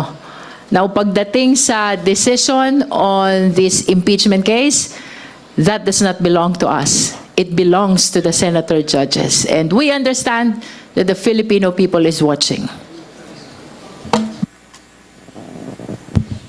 All right. Joseph, go ahead. Hi, sir. Ay, ma'am. Pick up lang yung point ko na you wanna finish back andag doon na may pre-interview. But if you wanna finish in October, mid-October, you have end of October. Okay, so mga 10 weeks yan. How are you going to do that? Mabigat yung unexplained wealth mo because the BIR, AMLAC, bank records, ilang bank records yan, di ba? Paano yun ma-abbreviate? That is why I've been sharing to the media that as a matter of practice, we always revisit the list of the prosecution's witnesses. We apply the test of repetition. Kapag repetition na, dispense. We apply the test of redundancy. The same, paulit-ulit na, dispense. We apply the test of lack of necessity, hindi na kailangan, dispense. We are focused very much on the allegations contained in the articles of impeachment. Suffice it to say, kung ano lang kailangan, yun lang ang aming iprepresenta. But you will still present articles 413, 3 and 2, no? Yes, we acknowledge that. We have 2 more articles remaining. Article on bribery and article on unexplained wealth. But ideally, as I have said, ideally, this should not be prolonged because the people are watching, the people are waiting, and accountability should not be made to wait. Kapag natapos ang trial, we let the impeachment court decide whether the respondent vice president is guilty or not. I'd like to go back to Colonel La Chica because I don't think you want to present him, because if you wanted to present him, you would have made the decision and, ask for a subpoena. So, mukhang wala na siya, right? Like what I have said earlier, ang personal position ko, no need. But of course, that is just my personal position. By practice, we have to consult each other, come up with the official position of the team. And that is why Attorney Jay was saying earlier, wala pang official position ang prosecution team, whether to present or not, the two security officers in the person of Colonel La Chica and Colonel Nolasco. Hindi pa ba clear whether you need him or not? For me, it's clear. For the But others? we need to arrive the official position of the entire team. When? Soon. Baka nasa Article 1 na tayo, ma. For 1 pala, 3. Definitely, we cannot conclude or we cannot move to the next article without deciding on whether to present or not the two security officers. So, You will know before we end the presentation of our evidence on confidential fund. Pag hindi nyo sila nakita, ibig sabihin, we decided not to present. All right. We have one last question. Just to push the point further. So, are you saying, di ba, is it safe to say that the prosecution is divided in terms of presenting Colonel La Chica? Kasi kayo po, as the lead prosecutor, malinaw sa inyo, but are you as a prosecution divided? How can that be divided when I defer to the official position of the entire team? We might have a varied and different personal positions, but at the end of the day, we come up with one position only for the entire prosecution team. And that's why I said my inclination is not to present, but that is personal position. I defer to the entire prosecution team. Meron pong phone-in question from doon. Actually, may decision na yung prosecution. Pag-uusapan muna nila. And siguro po, so may nag-advocate po sa prosecution panel na isa lang si La Chica? Well, I acknowledge that there are some who are inclined to present, especially the presiding officer even articulated yesterday that the name of Colonel La Chica has been repeatedly mentioned, but his name is not one of those of the AFP officers whom we're requesting subpoena, right? No? There are some who are inclined to present him, some are not inclined to present him, and we need to come up with one position as a team. Sige, last point na po doon sa akin regarding lang doon sa timeline. Kasi Kong, you've mentioned po noon that you still have 2 articles to present, bribery and unexplained wealth. Pero hindi po ba, sa ngayon po, no, wala na, is it safe to say or is it safe to assume na wala sa konsiderasyon ng prosecution na i-drop yung Article 3 and just move forward with the unexplained wealth? That is part of the decisions that we have yet to make, no? Hindi pa rin namin na pag-uusapan yan, whether to drop or not the article on bribery, because we understand that that is an equally important article of impeachment. All right. Thank you. Kung wala nang katanungan, siguro that's our members of the panel want to have a final say before we conclude. Ayun. May another question? Plano po bang ipatawag ng prosecution bilang testigo si dating PNP Secretary Delfin Lorenzano na siya pumunta sa pag-aproba ng DPSPG para direktang linawin ang basihan ng dagdag na personnel at allowance? There is no such consideration yet, no? Bagaman I understand na share ko na din ito sa public that while there's a list of prosecution witnesses, hindi naman yan permanent, hindi naman yan final. Depending on the progress of the trial, we can add, anchoring the same on reservation, and we can dispense some. Depende sa nagiging development sa trial. All right. maybe on that note, magpasalamat na tayo sa ating mga guests ngayong hapon, si Chair Jinky Luistro, si DS Paul Ortega, at si Attorney J. Tolosa Jr. Maraming salamat po sa ating mga kaibigan sa media, sa ating mga kababayan na patuloy na sumusubaybay. Magandang hapon po sa ating lahat. Thank you so much.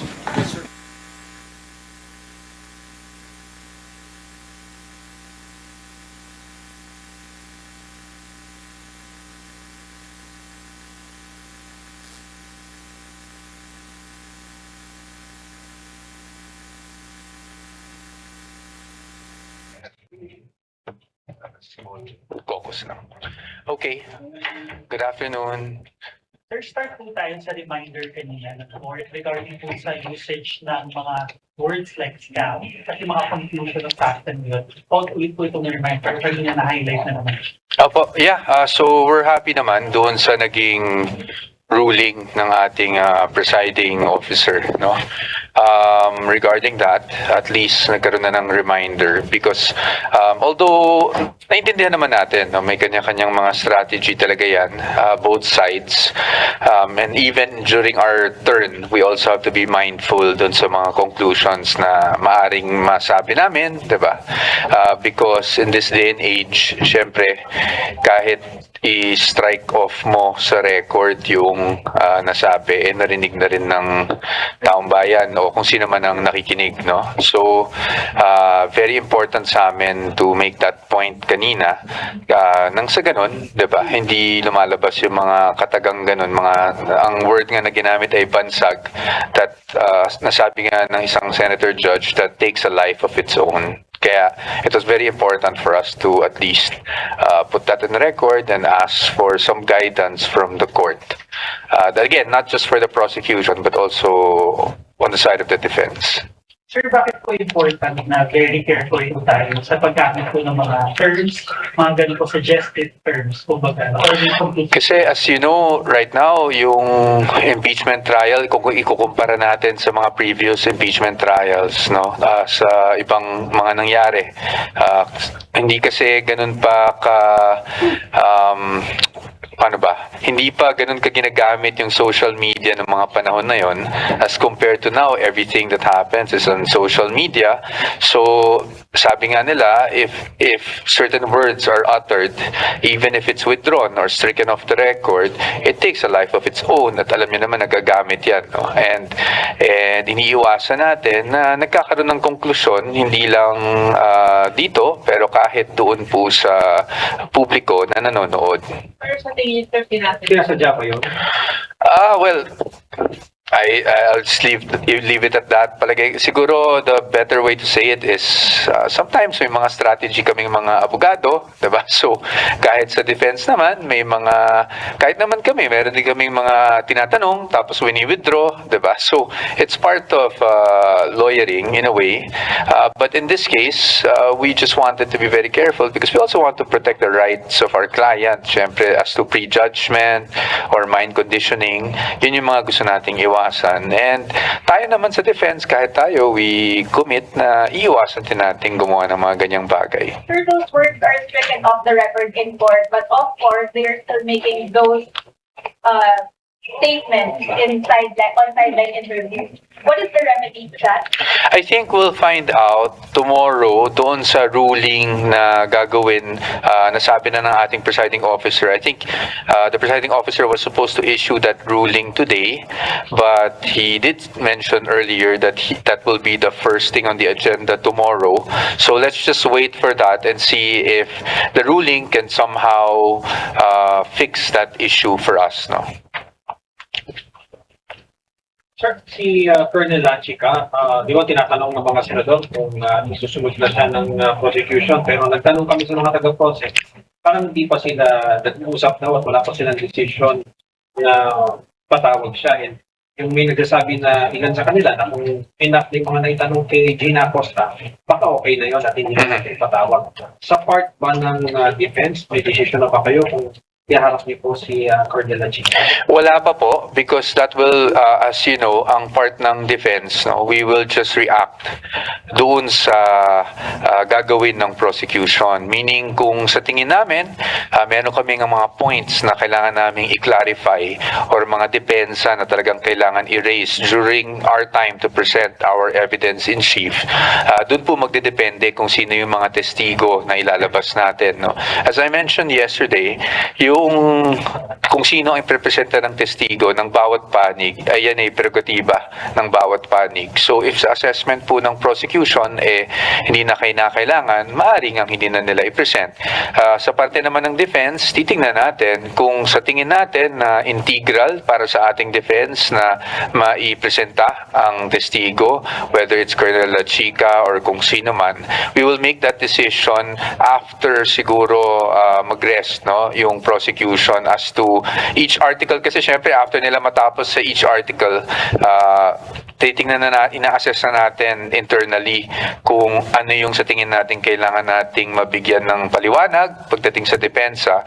So maybe after nitong Article 1, mag-uusap rin kami ng ating mga co-counsels para tingnan kung sinong mga kinakailangan naming i-present. Pero sa ngayon, since hindi pa po tapos yung Article 1, hindi pa kami makapagsasabi kung sino talaga ang mga testigo. Although syempre, before we even went into this trial, meron na tayong mga kumbaga, parang sa papel working draft. Meron tayong working framework kung sino yung gusto nating i-present. Pero it will still be subject to changes depending on the presentation of the prosecution. Sir, and based on that working draft, is Colonel Lachica drafted already? I cannot disclose at this moment. Kanina, kinwestiyon ni Senator Rafi kung aabutin na patuloy yung impeachment. Sa tingin niyo, sir, kung aabutin man ito hanggang next year, ano yung implication nito para hindi lang kay Vice President Sara, kundi sa ating at home? Well, I will be speaking outside the defense but as you know, I was part of the government before, so I understand the tedious process of the budget deliberations na isinasagawa dapat sa ngayon. As you know, dati daily yan, maghapon yan, minsan inaabot pa hanggang hating gabi kahit sa House and sa Senate, diba? So nakikita ko yung issue na yon.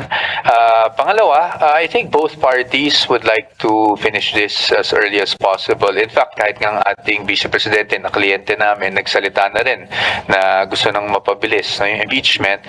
Kasi syempre, yung taong bayan din, no, titingnan din nila kung, diba, yung titingnan natin kung interesado pa ba yung taong bayan sa mga nangyayari. So, I think it's it's everyone's interest na matapos to sa lalong madaling panahon. Para sa ngayon, we as a nation can move on kung ano man ang maging hatol dito sa impeachment proceedings na ginaganap. Sir, ano assessment niyo po sa naging cross-examination ni Attorney Ferrer? Medyo yung generic observation naman is very different from her first appearance na ito, very calm. Yung demeanor. Yung demeanor niya, medyo toned down. Pero nag-object pa rin siya ng time. Ano pong assessment naman? Well, kasi kami bilang mga abogado, we really make certain adjustments, no, depending on the witness, depending on the situation. So, I think Attorney Ferrer also made some adjustments today. But again, bukas pa naman yung talagang cross-examination niya. Yung kanina was really just to stand there and object, no, kung sakali mang may mga questions na dapat objectan. Kanina, I think, and even naman before, kahit kay Attorney Kapunan, malimit din naman siya mag-object.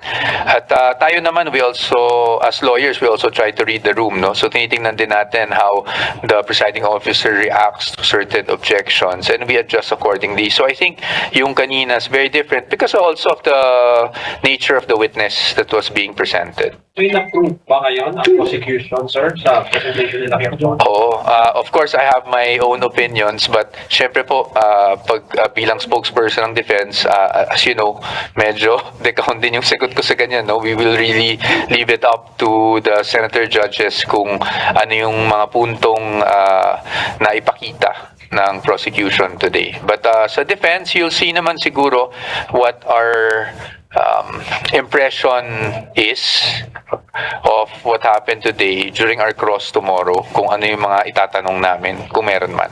Nakatulong ba yung defense attorney yung paglinaw ni Asek Antonio kanina kaugnay dun sa medical and food supplies.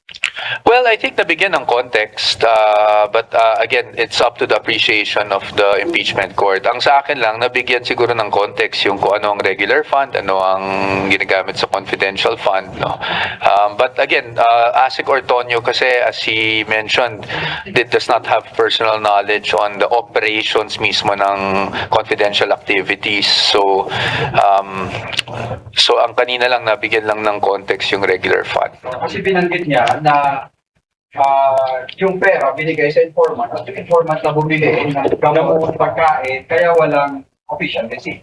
Opo, but I think that was already in the response din ng COA. Response ng OVP to COA. So, in that sense, maaring nagkaroon ng glimpse ang publiko sa anong naging response ng OVP. So, nabigyan ng linaw, well, that's up to the court to decide. But at least may ganong information na lumabas. Actually, damaging po ba yung naging point ng prosecution kayo na regarding kay Ortonio? Damaging ba yung kanyang? Wala naman po ako nakita, but again, that will leave that to the appreciation of the court kasi baka sabihin sub judice na tayo and bukas maglalabas ng ruling, baka kayo pa yung may sala, bakit mapapagalitan ako bukas, di ba? So, Doon sa point na sinabi mas nauna pa raw nag-request ng confidence kesa doon sa TFP na binabanggit kanina. oh, I don't want to answer that, ma'am. Of course, we have an idea kung ano yung gagawin namin sa cross-examination, but I don't want to answer that muna kasi nga that really goes into the merits na of the proceedings today. Attorney, napaliwanag ba ni Ortonio sa public and of course sa impeachment court na kasi nga binabanggit niya ganong kanong Dexter. Sinabi niya na nagbibigay ng pera doon sa mga informant pambili ng gamot, pambili ng mga iba't ibang bagay, huwag ginamitan ng person tables. Sa tingin mo, tumagos kaya ito sa publiko? Well, sa akin, ang hirap sagutin ng mga tanong nyo, no? But factual lang, at least may explanation kung bakit acknowledgement receipt yung nakuha, hindi OR. So, yun yung naging explanation. Now, whether that explanation is sufficient for the senator judges or the public, hindi ko po masasagot. So, yun yung paliwanag. Kaya, pag tinatanong lagi si Gina Acosta o kung sino man na bakit wala kayong OR para sa gamot, ito na yun.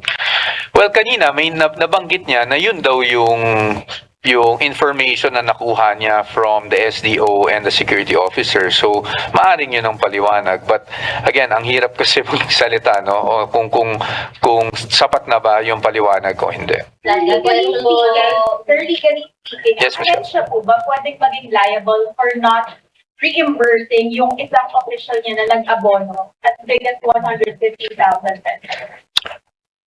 Legally speaking, well, it will depend kasi on the situation eh. But in this case, as I understand it, confidential funds, and as I've read from the JC itself, bawal kasi talaga yung reimbursement. So if the agency were to reimburse him, then the agency would be held liable actually under the joint circular for reimbursing. Sir, is that a regular occurrence in the OVP? Pag-aabonohin mo na yung mga officials? Hindi ko alam. Hindi ko alam. As you know, I was only technical consultant for the OVP. I never really was an employee of the OVP. I was a legal consultant / spokesperson for the OVP during my time. What about in the DepEd? Is that a usual occurrence? Mag-aabono muna yung mga official and then later on mababayaran or hindi mababayaran? Wala namang ganyang directive na kailangan mo mag-abono. But of course, in the line of duty, there are instances when I've experienced myself na nag-aabono ko, and I don't think that's a secret because I've said that in public during one of the congressional hearings. I think all government officials and employees would attest to the fact na minsan in the exigency of service or minsan pag may mga kailangan, hindi mo maiiwasan na mag-abono, no? Last question po. Balik tayo kay Colonel Chica. Masasabi ba natin na siya yung missing link considering na ang daming mga tanong na na siya lang ang makakasagot? Depende po kasi yan sa, and again, I might sound so evasive with all of you, but depende kasi yan sa teorya ng prosecution. So, and I don't want to put words into their mouth, no? So, kung sa tingin nila, from the SDO pa lang, napatunayan na nila na may pagkakamaling nangyari, that is an impeachable offense, hindi na siguro kailangan, no? But kung sa tingin nila, kailangan talaga, kung sa tingin nila, kailangan pa nila mailink, edi maybe that's a time. That's why I always say it's a prerogative of parties kasi ang mga both prosecution defense, meron kaming teorya ng kaso. So ano lang ba yung kailangan naming patunayan para either maging impeachable offense siya or para masabi natin the Vice President should be acquitted. So it will depend on ano talaga yung teorya ng prosecution at ako hindi ko masasagot kasi hindi ko alam kung ano talaga yung teorya nila. I think they can answer that better than me. But again, it's I don't like saying na mali ang prosecution for doing this or tama because that's their prerogative at meron silang sariling teorya ukol dyan. Attorney, kanina na nabanggit din ng ENP na tapos na daw yung investigation nila kay Colonel Chica and I understand that si Colonel Chica handa naman siya testify kung ipapatawag. Nabasa ko po yun sa isang news monitoring ko. I think ang nabanggit is they terminated because meron ng kaso sa ombudsman at meron na ng impeachment. So I think kumbaga nag-defer na sila dun sa proceedings na yun. But as to Colonel Chica's readiness, well, sa akin kasi whether the witness is ready or not, it really depends on the parties ko ipapatawag o hindi. Attorney, yes or no, damaging ba yung Sika lang. Ma'am, let the witness answer naman. Wag naman yes or no lang. No, but thank you very much. Thank you.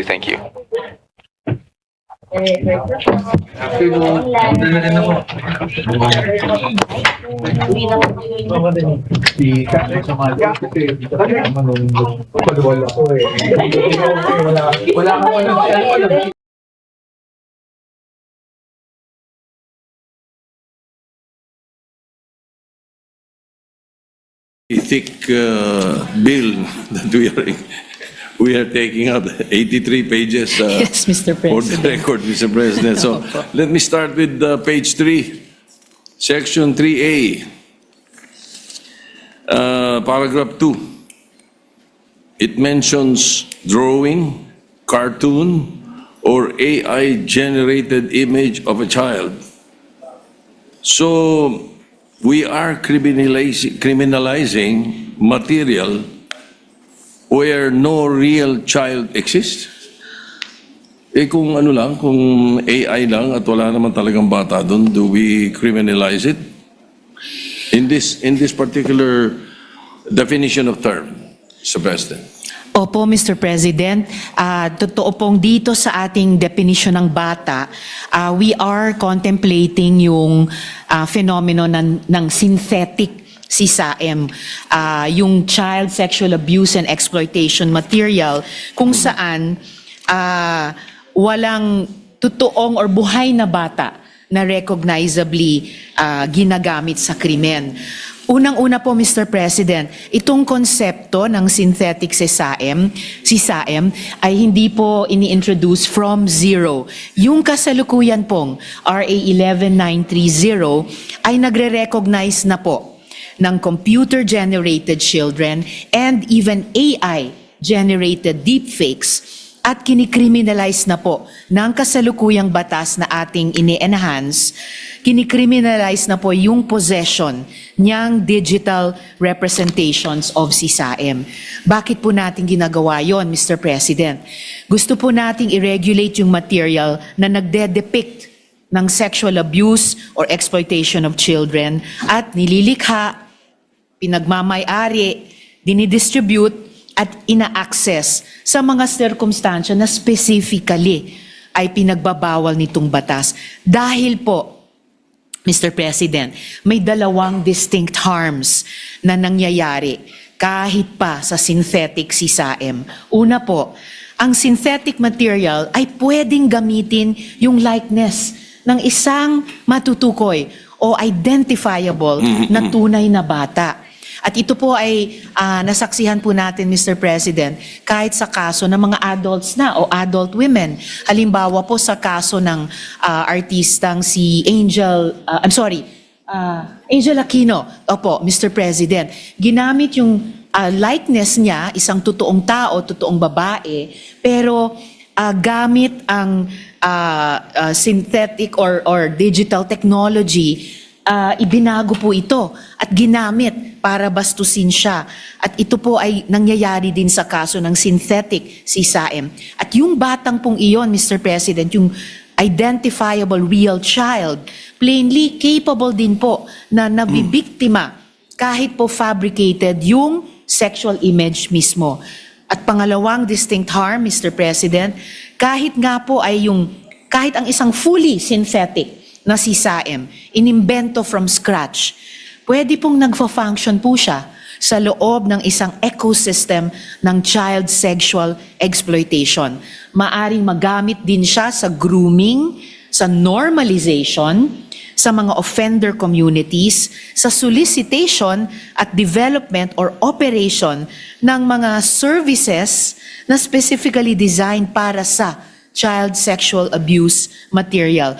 Kaya po, itong panukala po natin ay nagre-regulate ng defined conduct involving the material. At hindi po kinikriminalize lamang ang kaisipan ng isang tao, Mr. President. Therefore, the answer is in the affirmative, Mr. President, and Opo, Mr. President. regardless of whether any real child was involved in its creation, ano? Basta Opo. merong dinidepik na child. All right. Opo, Mr. I will leave it President. at that.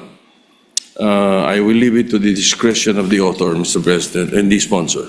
Salamat Now, po, Mr. President. And additionally, just for the record, in response to the concern of the good former Senate President, sa ganitong synthetic media offense, yung puso ng offense, yung gravamen, is not necessarily yung prior physical abuse ng isang identifiable na bata. It is yung prohibited na paglikha, pag-distribute, pagmamayari at paggamit ng material na dinedepict ang bata o mga bata bilang objects ng sexual abuse o kaya exploitation.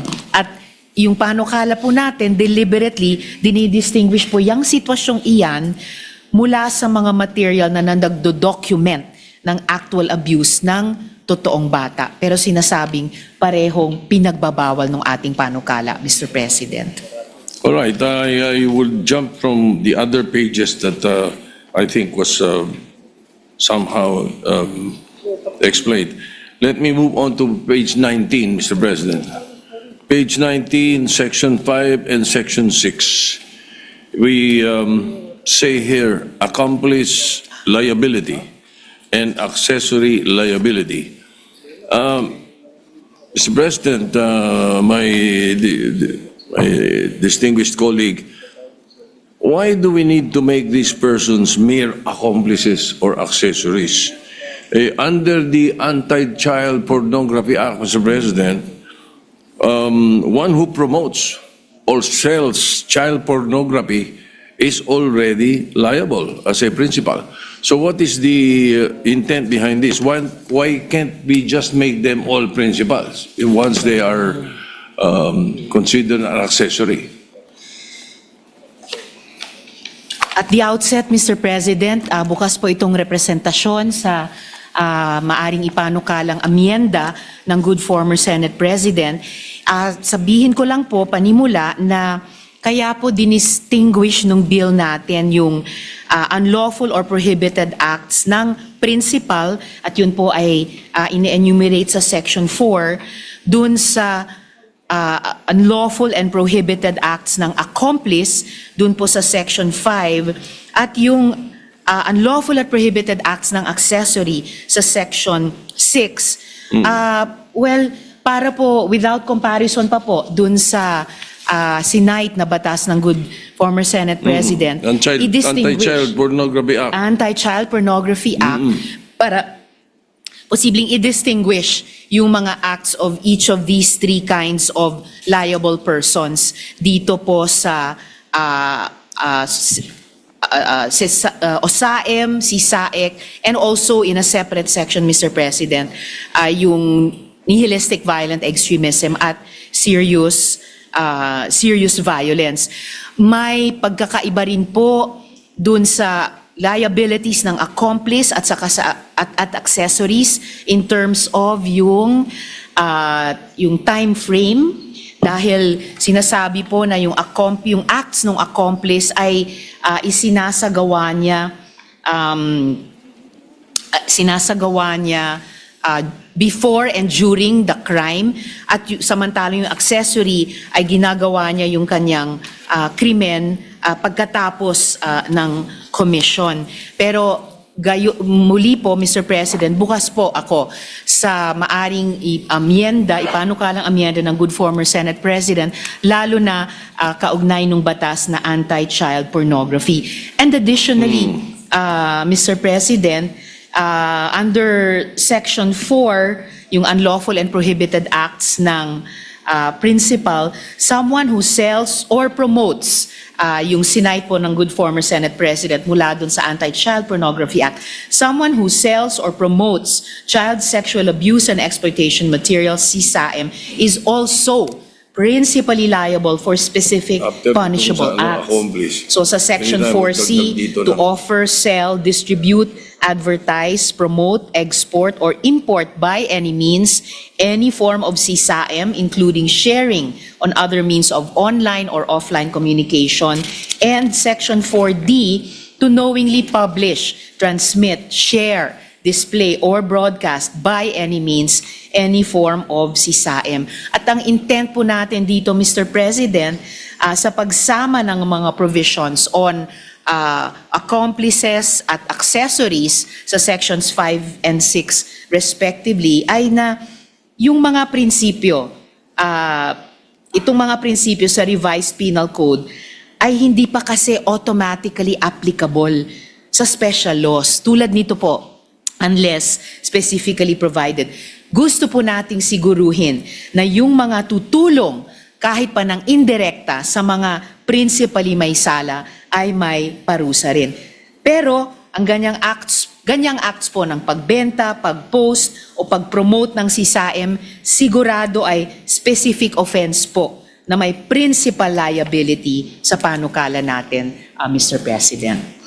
Thank you. The response of the distinguished lady, Mr. President, seems to me acceptable to the proposal that I might be able to place. Perhaps after the definition of accomplice liability or section accomplice liability and accessory liability, we can place a line that would say that they will be charged as principals, same as the principals. Something to that effect. Let me reword it some other time, Mr. President. With the permission of the good sponsor and our former Senate President, we'd like Yes, to Mr. recognize President. Senator Pia Cayetano for her intervention. Thank you. With the indulgence of the sponsor and the former Senate President, Yes, Senate President. this is really a follow-up to the point raised by the former Senate President.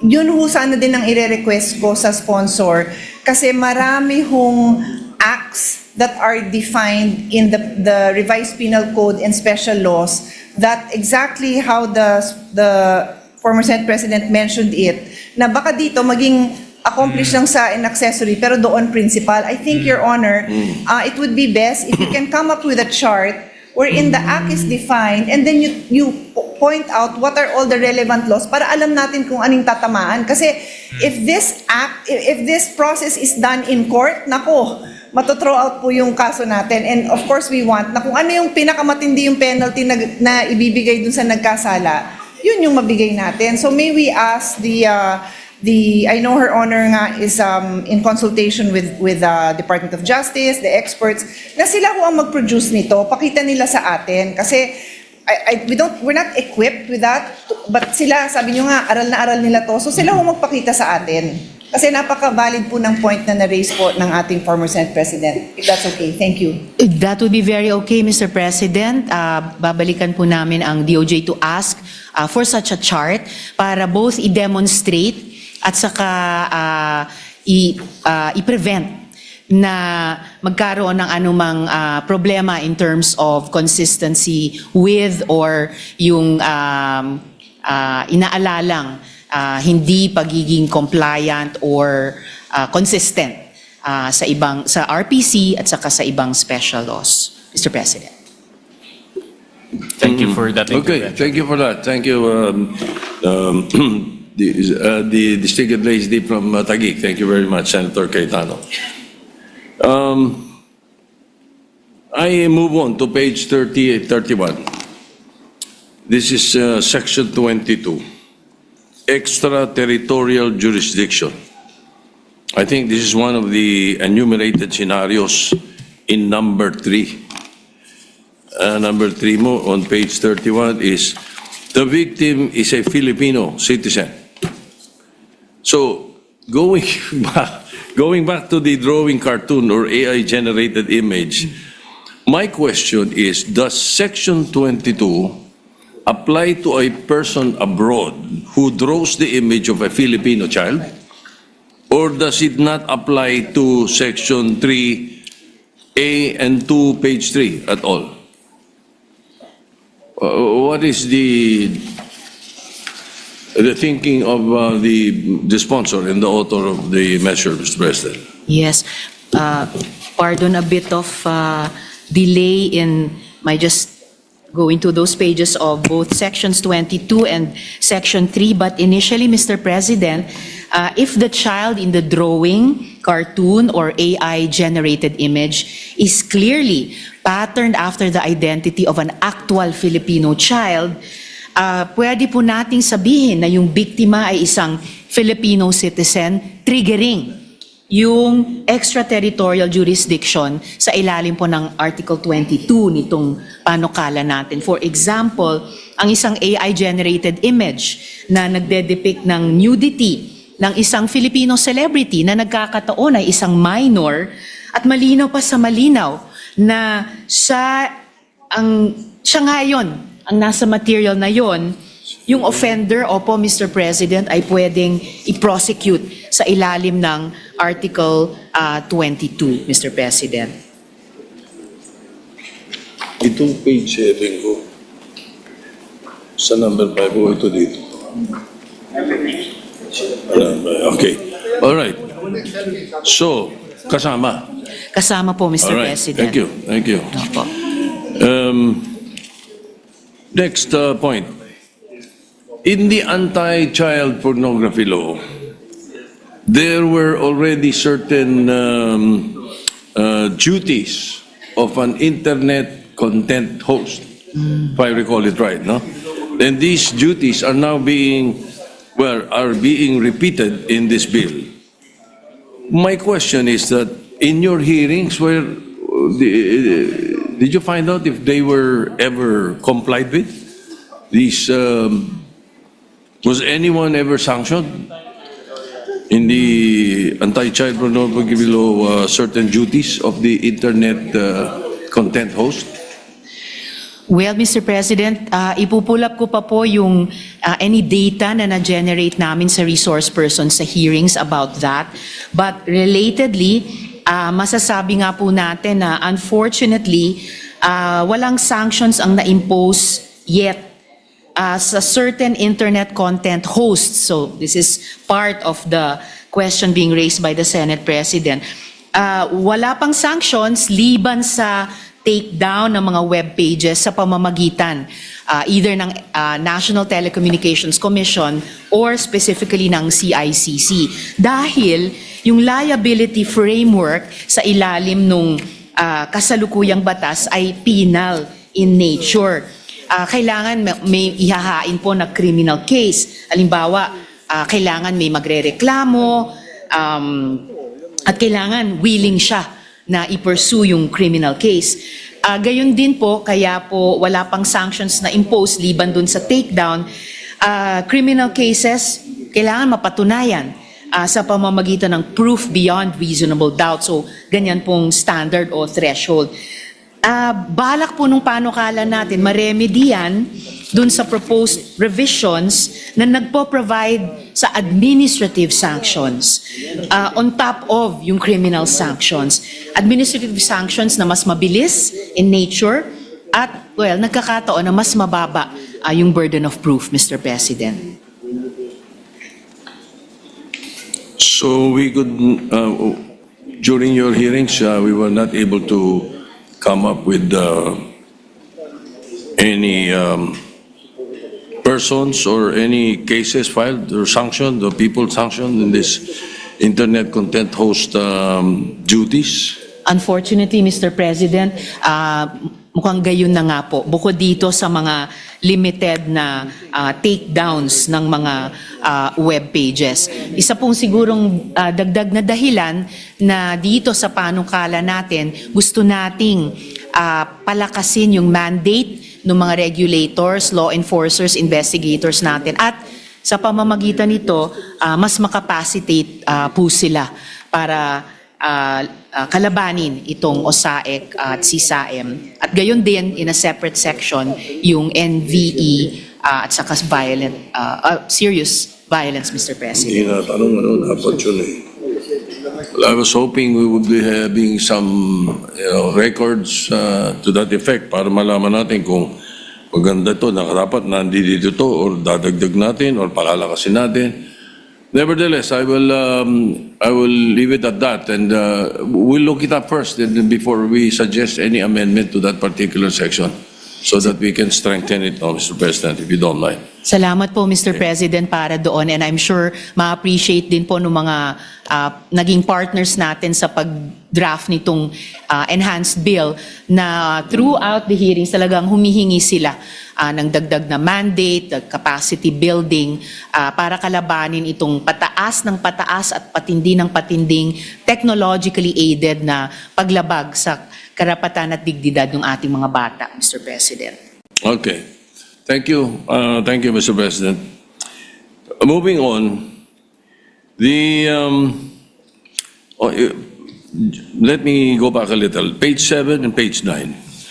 The 3-age gap exception in your section 3O and 3X covers only grooming and luring.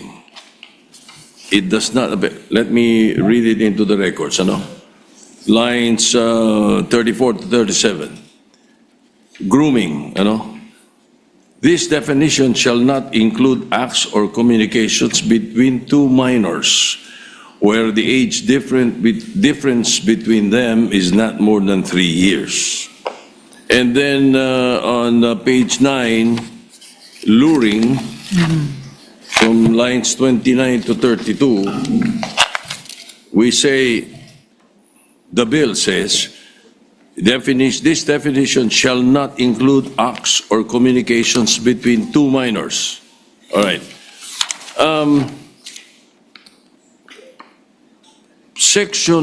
It does not appear in section 4B, producing materials, or 4C, sell and distribute anti-child sexual abuse or exploitation materials. So for example, for my clarification, Mr. President, two 16-year-olds, wala yung 3 years gap, two 16-year-olds who exchange images of themselves would be producing and distributing anti-child sexual abuse or exploitation materials, or CSIM.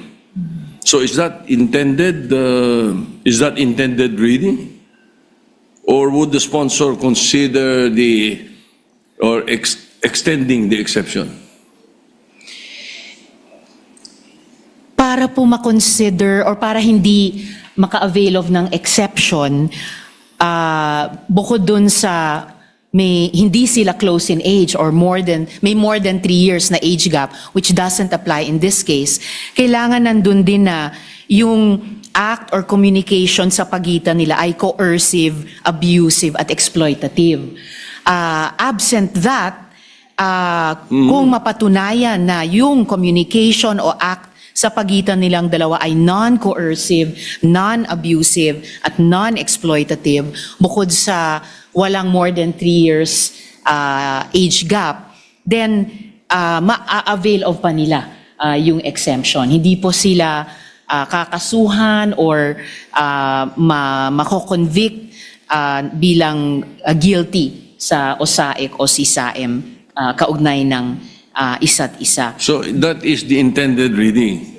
Yun ba ang sinasabi niyo? Yes po, kung magkasing edad sila, wala pong more than 3 years gap in age, Mr. President, at non-coercive, non-abusive, at non-exploitative yung relasyon nila, then covered po sila sa exemption. Dagdag pa po, yes, What Mr. President. did what you just enumerate found in the bill? Yes, Mr. President. Andun po siya sa dulo nung sinight niyong paragraph beginning, this definition shall not include acts or communications between two minors where the age difference between them is not more than 3 years. Provided at nagpapatuloy. Opo. At gayon din po sa Non-coercive, section on non-abusive, and non-exploitative. Opo, Mr. President. Opo. All right. I accept that, Mr. President. Salamat po, Mr. President. Finally, Mr. President, on page 40, section 27.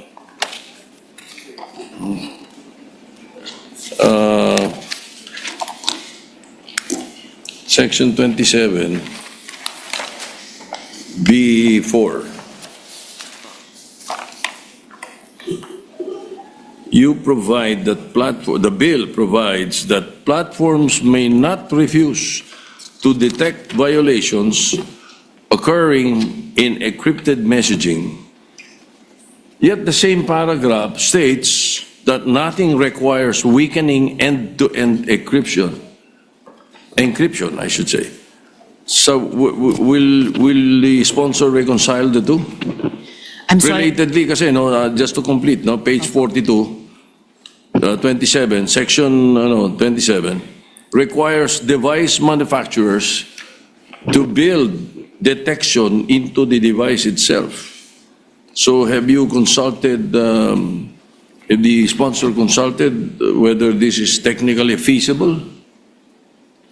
Well, Mr. President, opo, we did consult, and particular sa question ng good Senate President, ang nais pong sabihin nitong Section 27B number 4 ay hindi minamandato ng batas ang mga internet intermediary o technology platform na tanggalin ang encryption. Hindi po minamandato iyon. Pero kung may available technology na makakadetect ng SISAM without breaking encryption, ay dapat pong i-implement ito. At ina-anticipate po kasi ng ating panukala na sa bilis at sophistication ng pag-develop ng teknolohiya ay posibleng ma-reconcile po itong dalawa. Doon naman po sa Section 27 letter D, na nagre-require sa device manufacturers na mag-adopt ng built-in mechanism to prevent, block, detect, filter, restrict, or interrupt the creation, recording, editing, storage, export, upload, transmission, or sharing of SISAM, may ganito na pong nag-e-exist actually po na pwedeng built-in mechanisms mismo sa OS, sa operating systems ng devices, na automatic na nagsascan ng laman ng devices at nagfa-flag sa otoridad sa posibleng violations. So, bago pa yung mga forensic device investigation, digital investigation, ito, meron na pong nag-e-exist na built-in mechanism na magfa-flag sa possible violations pa lang. Meron na din po, Mr. President, market examples to show its feasibility at na-demonstrate na po ito sa ating mga legislators ng International Justice Mission.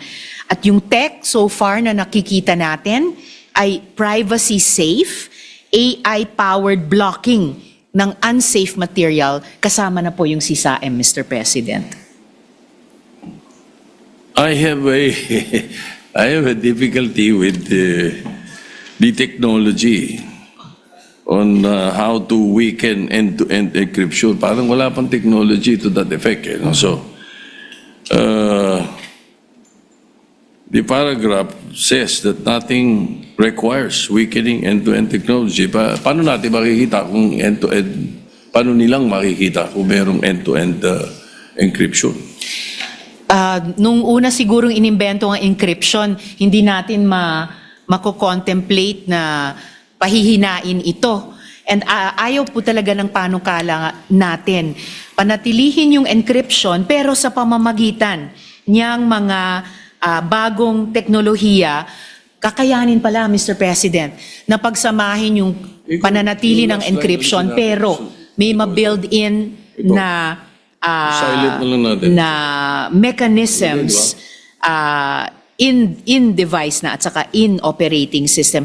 So para klaro lang po for the record, Mr. President, ayaw po nating pahinain ang encryption. At kung meron ng madedevelop na teknolohiya, may mga madedevelop pa na hindi nga po magpapahina dito, pero at the same time makaka-detect ng CISAE, makaka-flag nito para sa ating mga otoridad, then ito po yung gusto nating gamitin, Mr. President. Although pwedeng maabuso, ha? Di ba? As in any law or Yeah, technology, Mr. alright. President, definitely po. At yun ay dapat nating mapigilang mangyari din, I know Mr. we're in the President. period of amendment, but I will not propose this. I would ask the sponsor to please study the possibility of line 6 and 7 on page 40, the deletion. Mag-silent na lang tayo doon. I-period natin after laws. Nothing in this act shall be construed to require breaking, weakening, bypassing, or creating backdoors to end. I'm not ready to delete it now, Mr. President. I would want the sponsor to study, but siya ang nag-aral mabuti nitong bill na to. So, please look at the possibility. Anyway, we will not be able to finish the period of amendment today. Baka naman pwedeng pag-aralan ninyo and your staff if we can remove this at mawala yung sinasabi kong baka problema or maging problema or baka maabuso. Anyway. Opo, Yun Mr. lang po. President. At salamat po para sa payong iyon. We will study the possibility of deleting lines 6 and 7 and remain silent on this particular issue habang hindi pa firmly in hand yung teknolohiya na hinahanap po. At salamat po para sa Thank you. payong iyon, Mr. Thank you. President. Thank you, Mr. President. I wish to thank the distinguished lady from Akbayan and Panay for yielding to my clarification or issues for clarification. Thank you. Malapit ko nang maintindihan tong batas. Mr. President. Maraming salamat po, Mr. President. At sa good Senate President. Mr. President. Yes, we recognize Senator Joel. No, Mr. President, I was acting as majority leader. May we move that we recognize the distinguished lady from Taguig and Patero, Senator Pia Cayetano. Yes, we recognize the gentle lady from Taguig Patero, Senator Pia Cayetano. Thank you, Mr. President. I was listening to the interpellation of our former Senate President and may follow-up ako kasi maganda ho talaga yung mga tanong niya eh. Yung binanggit ho niya with the indulgence of the sponsor, no? Yes, Mr. President. Yung tanong po ni SP on the Section 22 on extraterritorial jurisdiction. Ulitin ko yung tanong, no? Yung tanong niya is paano kung ang nag-commit ng supposed crime, which is nag-depict ng image ng bata, out of the country. Tapos, mag-a-apply ba daw yung Section 3A? And Section 3A refers to the definition of a child. And a child can include not a natural-born child, but an image of a child. No? So, that is what is provided in this bill. And ang pagkakaintindi ko, ang sagot ng sponsor is, kung may kamukha siyang Filipino, in fact,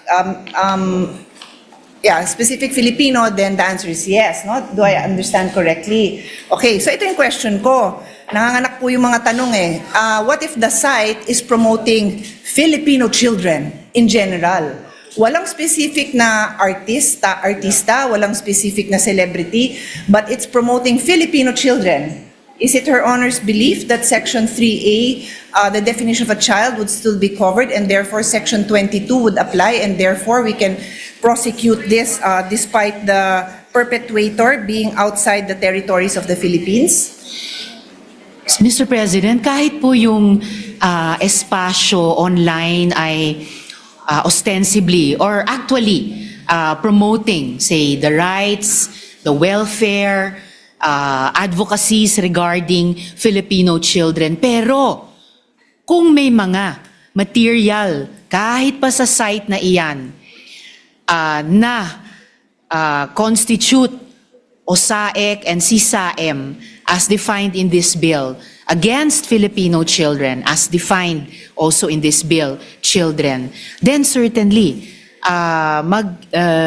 magkikick into operation yung protections na gustong ma-provide ng panukala natin para sa mga batang Pilipino laban sa mga perpetrators kahit pa nasa ibang mga bansa sila, Mr. President. Kung Filipino children in a sexualized way, no, na in an exploitative way ang pagpresenta sa mga batang Pilipino kahit pa sa site na ostensibly ay genuinely pro-children, Mr. President. Sige, kahit wala na ho dun yung factor na ostensibly pro-children, basta yung site niya, sabi, Filipino children, sexualizing Filipino children, yun yung point natin eh. So kung yung site mismo yes, is but what provision sexualizing of law? Filipino children, masasubject po sa mga provisions ng panukalang ito going after them. But what provision of law governs? Are you kasi the former Senate President specifically mentioned the Section 22 apply, and I think the answer was yes. Does it apply? It would apply, Mr. President, Okay, so if kung you think- extraterritorial yung yung offense against Filipino Sige, children. basahin natin ng Mr. Section President. 22, no? Section 22, extraterritorial jurisdiction. The state shall exercise jurisdiction over any act defined and penalized under this act, even if all elements of the offense were committed outside of the Philippines. So ito yon. Sa foreigner, nasa ibang bansa siya, dun siya nag-drawing, dun niya in-upload yung image, dun talaga yon, pasok siya dito. And whether or not such act constitutes an offense at the place of commission when? 1. The offender, suspect, respondent, or accused is a Filipino citizen. Hindi nga, foreigner nga siya. 2. The offender, suspect, respondent, or accused is a permanent resident of the Philippines. Hindi nga, nandun nga siya sa ibang bansa. And 3. The victim is a Filipino citizen. Victim ba ang Filipino citizen in this case? When you depicted children, pinangalanan mo lang, mga Asian children yan, mga Filipino children yan. Is the victim a Filipino citizen? Will Section 22 apply? Normally po, Mr. President, kailangan ng actual victim. Pero dagdag po dun sa buong tanong ng gentle lady, yung susunod po na paragraph on service of subpoena and other processes, kino-contemplate na po na yung may mga kaso involving foreign, non-resident or unlocatable respondents or respondents whose personal service cannot be effected despite reasonable efforts. So, kino-contemplate din po bukod sa mga Filipino offenders outside the Philippines, mga foreign offenders against Filipino children. But, gaya ng sinabi ko po kanina, normally po, kailangan ng actual victim, Mr. President. And that is the crux of the issue, Mr. President. Hindi ho natin question kung paano isuserve yung subpoena sa foreigners. No? Ang question dito is, does it comply with the essential requisites of obtaining jurisdiction? Kasi nga, hindi Filipino citizen ang offender, hindi rin siya Philippine resident, at ang victim, siya ba ay Filipino child? Kasi nga, it's an image of a Filipino child. This has to be very clearly defined because this is criminal law. And you cannot interpret a criminal law unfavorably against the accused. Kasi right of the accused, no matter how much we want to kill this person at ibaon natin siya sa pinakamalalim na mahuhukay na butas at umabot pa siya to the ends of the earth, you have to follow the law. And the law says the victim is a Filipino citizen. So is that image of a Filipino child a Filipino citizen? If it is, then Section 22 clearly applies. If it does not, then I suggest Her Honor talks to the experts again and tells us kasi mukha namang yung example na binigay ko, possible na mangyari. So, paano tayo magkaka-jurisdiction sa ganung klaseng sitwasyon? Mr. President, we can certainly improve the language to embrace the idea na tinatalakay ng gentle lady. Right now, in the specific case she's citing, it does not comply because there is no actual Filipino citizen. And if we do intend to cover the depiction of generic Filipino children without a specific identity, then kaya po natin pagsusumikapang i-improve yung language, Mr. President. Yes. So, the answer to the Senate President's question is Section 22 may not apply. I think May we not, have Mr. to- President, we have but to be there are clear cases that it will. Kasi excited po tayo na maging applicable yung law pero yung binabantayan po natin is that yung sa sobrang gusto nating ma-strengthen itong laws, hindi natin nasusuyod yung wording natin ng maayos and it may not cover situations that we just assumed would be covered. So, yun lang po sa atin, reminders lang natin na we be clear. And again, sabi nyo nga po, napakaraming experts. So, balikan natin ng DOJ kasi mukhang hindi na-cover itong situation na ito. Reminders are always welcome and appreciated, Mr. President. And certainly, excited or deeper than excited, passionate po tayo about extending the protections to Filipino children kahit pa napakabilis at masyadong sophisticated yung pag-evolve ng teknolohiya na mini-misuse against children in this way. And that is also why talagang patuloy naming pagsusumikapan ng komite na i-improve further yung bill na ito. And just to clarify, Mr. President, make of record, yung sagot ko po kay dating Senate President was that it will apply if may kamukha na bata na tunay na totoo. So ito yung actual na answer. If the child in the drawing, cartoon, or AI-generated image is clearly patterned after the identity of an actual Filipino child, we can say that the victim is a Filipino child or Filipino citizen, triggering extraterritorial jurisdiction sa ilalim po nitong Article 22, Mr. President. Yes, but knowing how creative these perpetrators are, di gagawa yan ng paraan para sabihin nila na hindi yan depiction of an actual person. So let's be aware that these are how these people think and let's try to craft our language such that makover natin all the possible scenarios that can possibly be covered. Yes, we will do our best, Mr. President, at kaya nga yung sagot kanina, which to the former Senate President, which I made of record again, I qualified, Mr. President. One last point, again, triggered by our Senate President, no? Kasi sinabi ko naman po kahapon na the bulk of the, I think the meat of the bill is really in the first half. So sabi ko nga po, hindi ko pa ho natapos yung last 40 pages.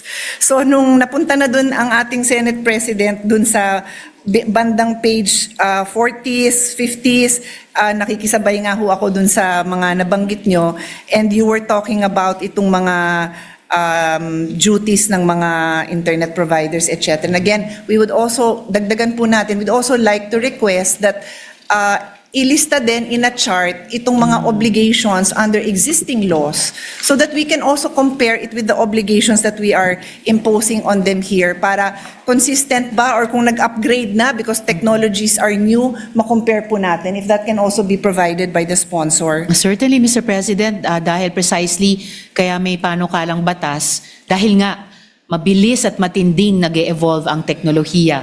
And in cases like OSAIC and CSAM na naaabuso nga po, na misuse, Mr. President. Yes. So then I think this is the final point. Sa Section 30, ito naman yung duties of learning institutions. Sinabi po dito under Section 30, subparagraph A6, this is on page 50. Sabi dito, coordination with competent authorities. So part of the obligation of a learning institute is to cooperate and coordinate with competent authorities in the prevention, detection, etc. with reference to the investigation and handling of OSAIC and SISAIM cases. Upon lawful request, they shall provide relevant information, records, documents, or assistance within their custody, possession, or control as may be necessary for victim identification, child protection intervention, rescue operations, etc. Ito po yung tanong ko. Can a parent, out of their desire to protect the interest, the identity of their child, ask the school or demand from the school that the identity of the child is not revealed? Oh, certainly, Mr. President. No question about that. Hindi, kasi nakalagay po dito as may be necessary for victim identification eh. So, paano kaya yun? How do we reconcile? Yes, yung victim identification, Mr. President, may still take place internally to an investigation na hindi dapat o hindi kailangang pangalanan yung mga bata sa buong publiko. And nakikita na po natin yung ganitong excuse me, yung ganitong panawagan ng mga magulang ngayon, no, in the wake of the Tacloban and especially the more recent Zamboanga tragedy na school shootings, na ang mga magulang din ay nananawagan na i-take down yung mga content na stinream or i-take down yung mga ibang video at mga photographs tungkol sa mga bata na nabiktima sa mga pamamaril na ito. And I don't foresee any difficulty, Mr. President, even within this law na makapagbuo ng ano yung tamang protocols between parents and teachers as among the primary partners in keeping children safe online and offline, Mr. President, and certainly sa espasyo ng mga eskwelahan, Mr. President. Paano naman po yung media and paano yung official media at yung nagfi-feeling media na gusto lang ilagay sa kanilang social media pages? Meron ho ba tayong mga restrictions dyan?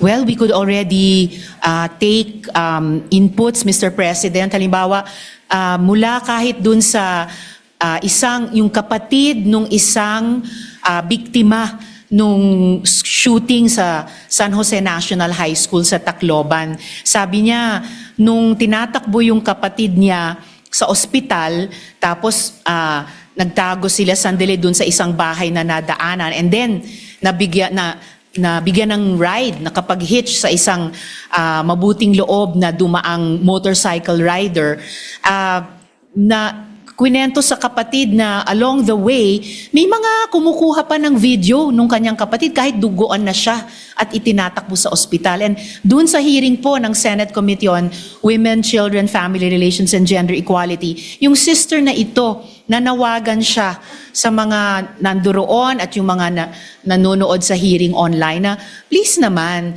bakit naman ganyan? Unahin munang tulungan yung nangangailangan ng tulong at huwag yung paggawa ng content. Pagkatapos din, Mr. President, nitong Zamboanga school shooting, nakita po natin, dahan-dahan nagsimula yung ating mga broadcast stations na mag-restrain ng sarili at i-cover yung terribleng balitang ito sa responsableng paraan. Pati nga po ang kapisanan ng mga broadcaster ng Pilipinas ay naglabas po ng panawagan sa kanilang mga member organizations. At gayon din po, Mr. President, carried over po yan sa bill mula sa kasalukuyang batas na mayroon ng confidentiality provision na media practitioners shall not disclose the identities of minor victim survivors. At dito sa panukala, meron din po tayong Section 24 na confidentiality and protective measures, Mr. President. Okay, thank you for that. Maybe we'll review it and propose some amendments kasi if we really want that the public would also be mindful of the sensitivities of these topics, then it should probably be very clearly laid out in the law that this is also part of the obligation of the individuals as responsible members of society. So perhaps we could consider language to that effect. And the bill, Mr. President, also already clearly lays out actual penalties para sa paglabag ng mga confidentiality and protective measures, Mr. President. Sige, basahin ko po ho kasi full disclosure hanggang page 50 pa lang ako. So hanggang page 80 to. So as I said, I think the bulk is really in the first half, but we would like to reserve our right to give our further observations on the remaining pages of the bill as we also prepare our amendments. Thank you so much to the sponsor. Thank you very much also to the gentle lady. Salamat po, Mr. President.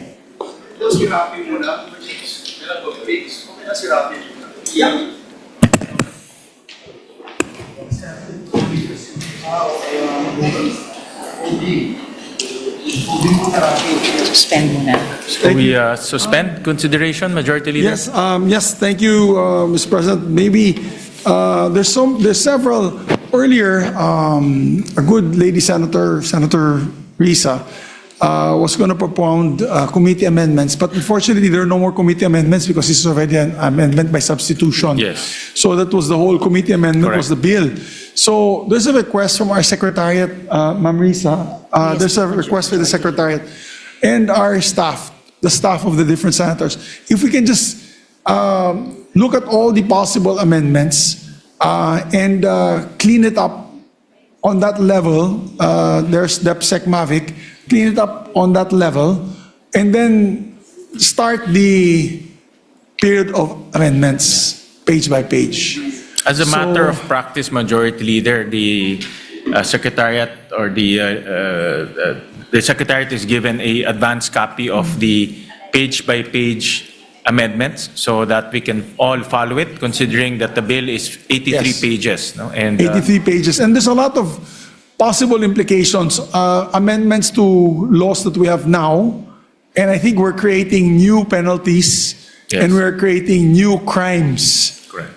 So it's a bit of a sensitive, we're fully supportive. We don't want to get, dapat kalaman ng publiko ay, Yeah. sinusuportahan po natin ito. Never tayo magkokondon ng itong mga sexual acts and abuse and exploitation of children. As a matter of fact, nasa taas po tayo ng top 3, I think, in the world. Two, Pagdating Mr. sa, President. number 2, Opo. pagdating po sa problemang ito. But since there's a lot of legal implications and amendments to be done on existing laws, may we request the good sponsor that if they can, they're just asking for time, the Secretary just asking for a bit more time, and if you can get the amendments already, Mr. the proposed President? amendments. Yes, sir. Actually, na-furnish na po namin sa Office ng Majority Leader yung proposed amendments. So, and if it's in order, ready na po for page-by-page individual amendments. There are, I've submitted to the Office of the Good Majority Leader about 30. So would the body, Mr. President, Majority Leader, like for me to propose already these 30 amendments to be included in the clean copy for the Maybe- next session day, Mr. President? Maybe for next week na lang. If you can submit the amendments to us. Submitted na po, Submitted Mr. na. Majority Leader. So I'll have Mr. President, I'll have the DepSec Mavic and the Secretary look through these amendments first before we make the proposals. Because if we make the proposals, if it is accepted, it's accepted. Then we have to amend it again later on. We'll have to do an ulterior amendment if there's an amendment to the amendment. So if with the permission of Senator Risa, I think Yes, the of best course, would Mr. be President. give us a bit more time. Hopefully by next week, and we can resolve this issue. And I believe, they have over the weekend to look over I believe this.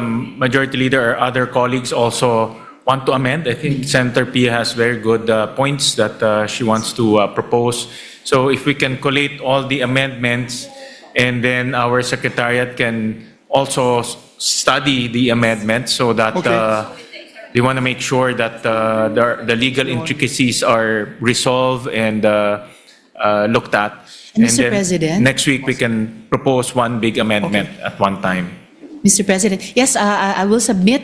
I just wanted to clarify if the good gentleman from Bulacan is also going to, nakalista pa din po sila clarificatory questions during the period of amendments. Yes, Mr. President, thank you for I was trying to be acknowledged. So we and, recognize the thank you to gentleman from Bulacan. Just to Senator put on Joe record, Mr. President, I have Villanueva. yet to give my piece on this particular bill. Some of the issues that I wanted to raise were raised already by Senator Pia and our former Senate President Tito Soto. But I would support the suggestions made by our majority leader if we can see already, Mr. President, because some of the issues that we wanted to raise were already answered by the sponsor, and if I'm not mistaken, there were also some feelers, Mr. President, that it will be amended. And so if that is the case, Mr. President, then I would no longer raise that issue, would no longer ask questions, etc., to expedite the proceedings, Mr. President. So I just want to put that on record, Mr. President. Thank you. Thank you, Salamat po, distinguished Mr. sponsor. President, and good gentleman from Bulacan. With the permission Yes, of Senator Major. Risa. Maybe Of with the course po, permission of Mr. Senator President. Risa, the sponsor, we'll just request, also Senator Pia requested the amendments that she proposed. The other of senators haven't gotten it yet. So let's give a bit more time. Yeah. Maybe, anyway, we already closed the period of interpellation. We're already in the period of amendment. Yeah. We're one step closer to ending this and approving this measure. We just want to make sure that we do it right. Particularly these legal issues have high implications later on, Mr. President. I think there's no question on the support. I think all Yes. of us is in support of this measure. It's just the legal intricacies that we need to make sure that it's resolved. No? Yes, kasi there are new penalties of reclusion perpetua, which is life imprisonment, and I believe there's new penalties that are being created. So, with the indulgence of the sponsor, just give us a bit more time before we can actually take up the proposed amendments. Certainly, Mr. President. Thank you, Madam Risa. Thank you so very much. Thank you. Thank But you. full support po kami dito. This is going to definitely before the break. This will be definitely, yeah. done in third reading, and we will be able to approve For sure, it. and this is a LEDAC measure. Yes. So once we get the amendments going, we can approve it on third reading. And we would like to Thank you, Mr. thank President. the good sponsor for her patience and her diligence and her dedication to always fight for what is right and just for women and children's issues in this Yeah. particular And also case. Senator Pia Senator for Pia spending also. almost Absolutely. 2.5 hours yesterday to look over the bills and suggest improvements. Fellow advocate, she's the chairperson of the SDG and Committee on Sustainable Development. Yeah. So, with that, I move to suspend the consideration. There an objection, hearing none, consideration of measures hereby suspended. Salamat po, Mr. Thank you President. very much, Senator Risa. Thank you. Mr. President, maybe again, just direct Secretary DepSec Mavic and the Secretary Ray to coordinate with their offices para we can clean this up. So we direct the secretary to provide an advance copy of the amendments from the good sponsor to the office of Senator Pia, the office of our former Senate President, Senator Tito Soto, and also Senator Joel Villanueva. Thank you very much, Mr. President. Mr. President, I move that we proceed to the reference of business for. Is there any Senator objection? Hearing none, the secretary is directed to read the items on the order of business.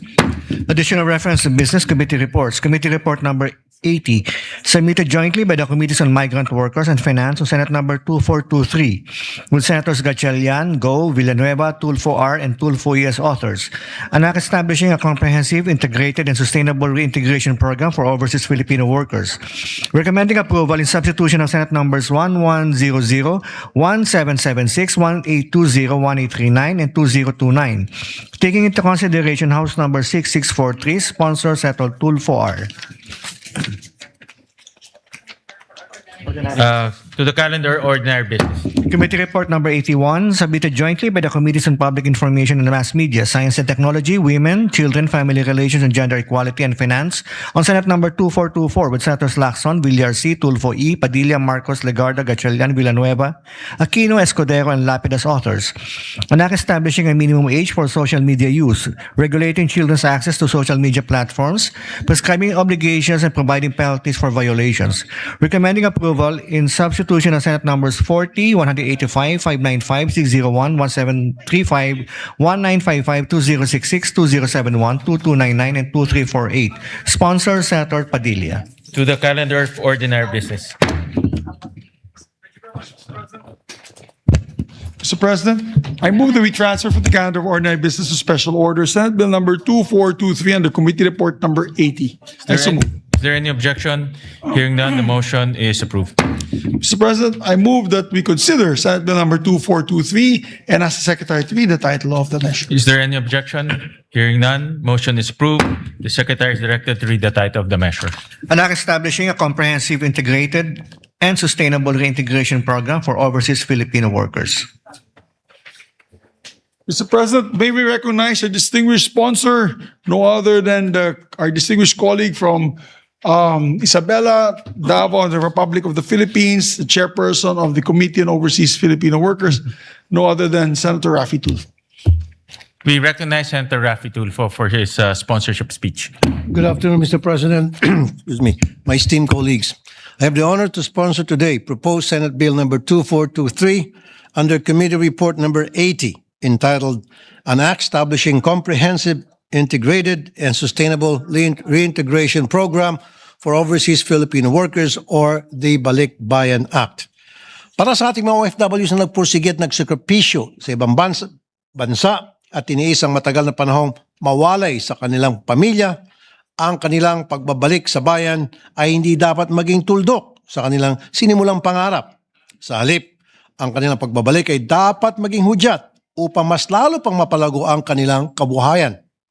Republic Act number 11641 or the DMW Act mandates the government to develop and implement a full cycle and comprehensive national reintegration program for both documented and undocumented OFWs, which shall be embedded in all stages for their employment, while the Department of Migrant Workers, OWA, and other concerned agencies have initiated steps to fulfilling this mandate through existing reintegration programs. Our current reintegration system remains fractured, and there are still gaps that needs to be filled. Today, our National Reintegration Network, or NRN, merely act like an emergency room rather than a recovery center. Marami pa rin nagbabalik na OFWs ang naubos ang savings dahil sa maling investments at mapanlinlang na business deals. May mga OFWs na kahit mataas na ang naging posisyon at nagtamo ng special skills sa ibang bansa, pagdating dito ay either jobless or underemployed dahil sa maling job matching. Yung iba naman, umuwi dito na may psychological trauma dahil sa masamang karanasan sa abroad kaya hindi na makapagtrabaho. Mr. President and dear colleagues, the bagong Balikbayan Act will fix these loopholes. Sa pamamagitan ng batas na ito, sisiguraduhin natin na ang gobyerno ay tutulungan ang ating mga bagong bayani hindi lamang sa kanilang pag-alis sa bansa at habang sila ay nasa abroad. But more importantly, we will make sure that when they return home, may tamang sistema upang tuloy-tuloy ang pagtulong sa kanila at nang sa gayon, sila ay manatili na sa bansa.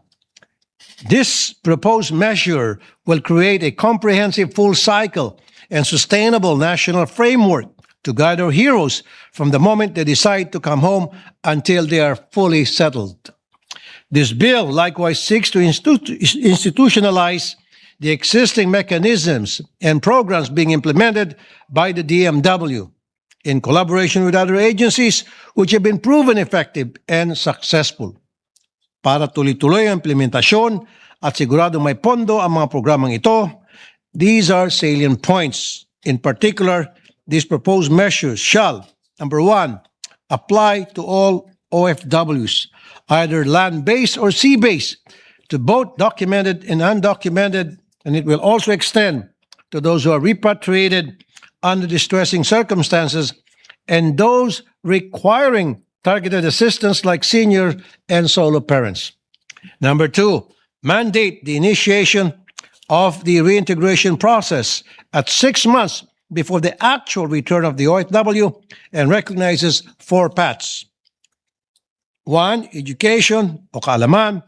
2, psychosocial or social support services or kalinga.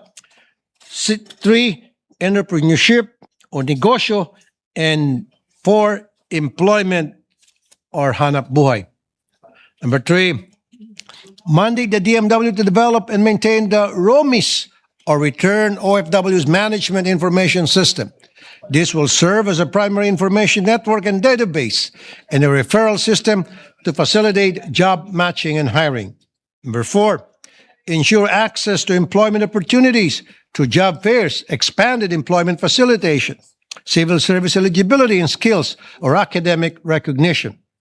5, provide business-oriented capacity building and trainings on targeted areas with opportunities for collaboration and mentorship facilitation, and priority be given to OFWs without any business background but highly interested in putting up their own enterprise. Number 6, mandate the DMW and other concerned agencies, especially the DTI, DOF, and other government financial institutions to develop and offer dedicated financing and loan programs. Number 7, provide social assistance to the DSWD. Number 8, provide and enhance current programs for teachers to the DMW's SPIMS. Sa Pinas, ikaw ang ma'am at sir. Number 9, ensure psychological support and counseling will also be given to the DOH in partnership with DMW and OWA. 10, ensure that all reintegration programs and projects shall be monitored and evaluated by the DMW and OWA regularly, and OFW shall have the right to participate in every policy and decision-making process. And finally, 11, this proposed measures shall strictly comply with the anti-age discrimination law and ensure that all programs and services are gender responsive. Mr. President, gaya na nasabi ng ating Pangulo sa nakaraang SONA, importanteng pangalagaan ng lahat ng OFWs, lalo na sa kanilang pagbabalik bansa. At dapat tayo ay laging handa sa oras na sila ay bumalik sa Pilipinas.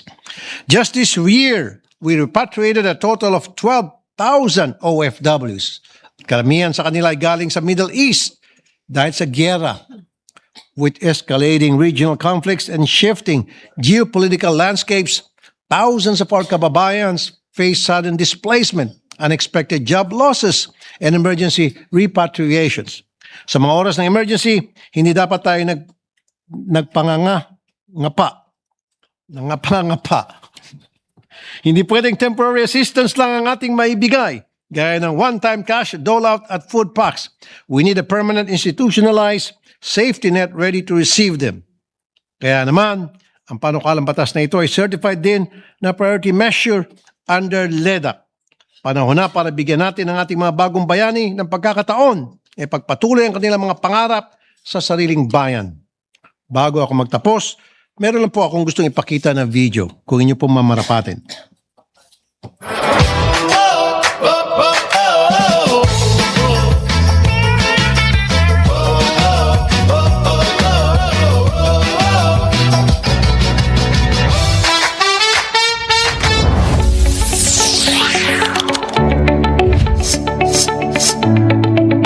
Nag-decide po talaga ako na para sa iwan yung pagtuturo at maging DH po sa ibang bansa. Kaya po, tinatak ko po yun, babalik ako sa Pilipinas para po magturo pag ayos na po ang lahat. Yung iba po kasing OFW, ma'am, hindi po nila alam na may ganung programa na SPIMS po yung tawag para sa po ang teacher po na lisensyado. Nandiyan po sila nakaagapay. Yung po pala ang SPIMS ang magiging daan. Sila po nag-provide ng plantilla ko para makapagturo sa government po. Katuwang po ng government. Marami pong nabubuksan ding opportunity para po sa mga professional na katulad ko. Yung maraming salamat po sa kanila. Usap ko pa po sa restaurant sa Riyadh.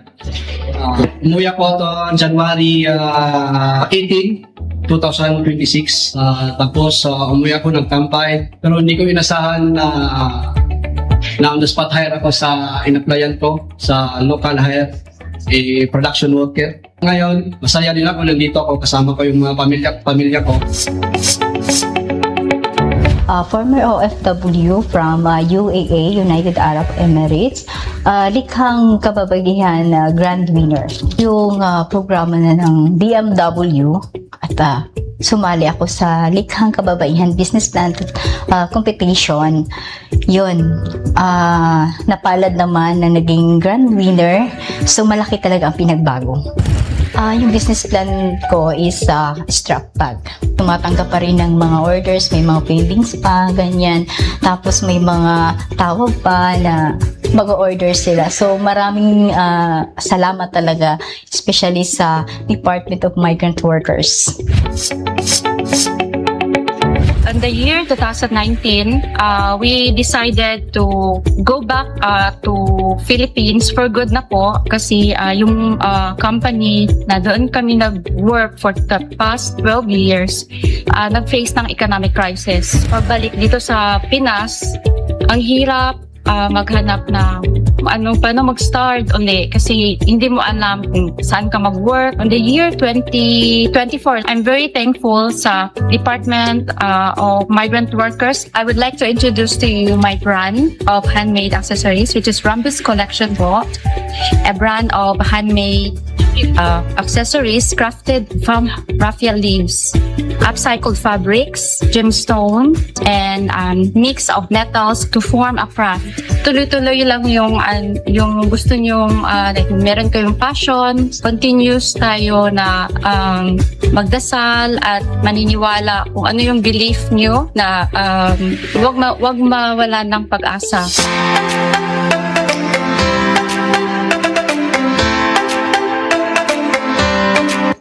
With that, Mr. President, my dear colleagues, I therefore urge each and every one of you to support the immediate passage of this measure. Magandang hapon po at sa lahat ng OFWs, saludo po ako sa inyo. Maraming salamat po, Mr. President. Maraming salamat, Senator Raffy Tulfo, sa napakaganda pong proposal at batas para matulungan po ang ating mga OFWs. We recognize Senator Erwin Tulfo. Thank you, Mr. President. Thank you, Majority Floor Leader. Mr. President, distinguished colleagues, I rise today to co-sponsor the Bagong Balikbayan Act. Our OFWs are pillars of our economy, making great sacrifices for their families. Yet, many face unemployment and limited livelihood opportunities when they return home. This is especially urgent amid the crisis in the Middle East. Marami pong OFW natin na napipilitang umuwi dahil sa banta sa kanilang kaligtasan. At sa kanilang pag-uwi, dapat patuloy ang suporta ng ating pamahalaan. The Bagong Balikbayan Act provides a comprehensive reintegration program that offers job matching, skills training, entrepreneurship, and financing assistance, psychosocial support, and social protection. Noong dinefend ko po ang budget ng DMW, nakita ko ang lawak ng mga programang tumutulong sa returning OFWs. Sa fiscal year 2026, may halos 4.8 billion pesos para sa Overseas Employment and Welfare Program, kabilang ang reintegration programs. Makikita po natin dito ang pagkakataong mas pag-ugnayin ang mga programang ito upang mas marami pang OFW ang makinabang. Upang suportahan po ang mga layuning ito, nag-file po tayo ng Senate Bill number 2029 o an act establishing a comprehensive, integrated and sustainable reintegration program for OFWs. I also thank the sponsor for this measure, Senator Raffy Tulfo, who has been a steadfast champion of the welfare and rights of our OFWs ever since, for his unwavering commitment to our migrant workers. For these reasons, I respectfully manifest my full support and co-sponsorship of the Bagong Balikbayan Act. Thank you, Mr. President. Majority Leader. Yes, may I recognize the distinguished Senate President Sherwin Gatchalian to also co-sponsor the measure. Senate President Sherwin Gatchalian is recognized. Thank you very much, Mr. President. Mr. President, distinguished colleagues, I rise today to co-sponsor the Bagong Balikbayan Act. Ang kwento ng OFW ay kwento ng pamilyang Pilipino. Ito ang kwento ng mga nanay at tatay na tiniis mawala sa piling ng kanilang mga anak para magpadala ng pangbayad sa tuition. Ito ang kwento ng asawang humarap ng mag-isa sa lungkot at pag-aalinlangan para magkaroon ng bahay ang pamilya. Ito ang kwento ng anak na isinagtabi ang kanyang personal na pangarap, sumabak sa ibang bansa para maiahon sa kahirapan ang kanyang mga magulang.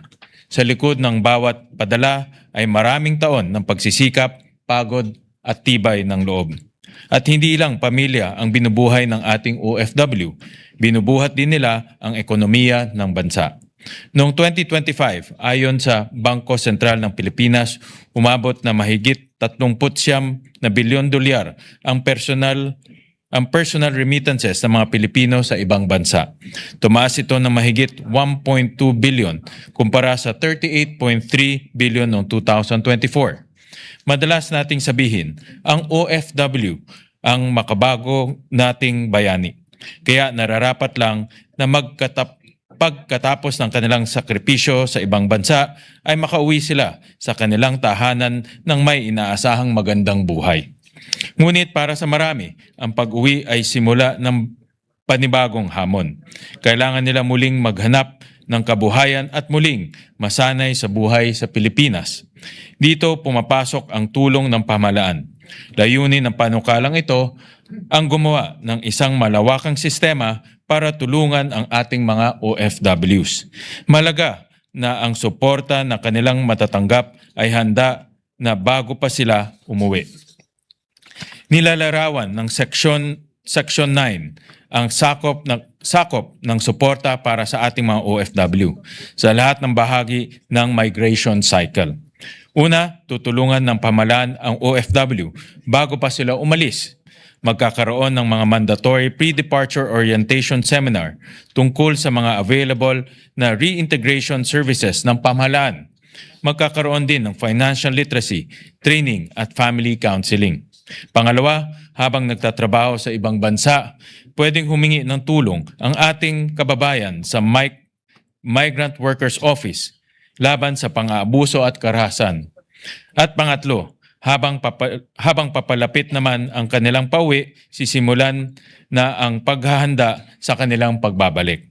Sa ilalim ng Section 6, hinatasan ang mga opisina ng Department of Migrant Workers na simulan hanggat maaari ang reintegration process para sa mga babalik na OFW 6 na buwan bago sila makarating ng Pilipinas. 4, ang paraan ng reintegration, kaalaman o training and upskilling, retooling at micro-credentialing, kalinga o psychosocial support, negosyo o entrepreneurship at hanap buhay o employment. Bubuo ng plano angkop sa kalagayan at pangangailangan ng bawat OFW. Bibigyan ng higit na pansin ang mga biktima ng trafficking, mga persons with disabilities at mga OFW nating may pangangailangang medikal. Magtutulungan ang Department of Migrant Workers at Overseas Workers Welfare Administration kasama ang iba't ibang ahensya ng gobyerno at pribadong sektor sa pagkakaroon ng mga job fair na magbubukas ng mga oportunidad para sa mga bumabalik na OFW. Isa sa alang-alang dito ang kakayahan, experience, credentials at kwalifikasyon na nakuha ng mga OFWs habang sila'y nagtatrabaho sa ibang bansa.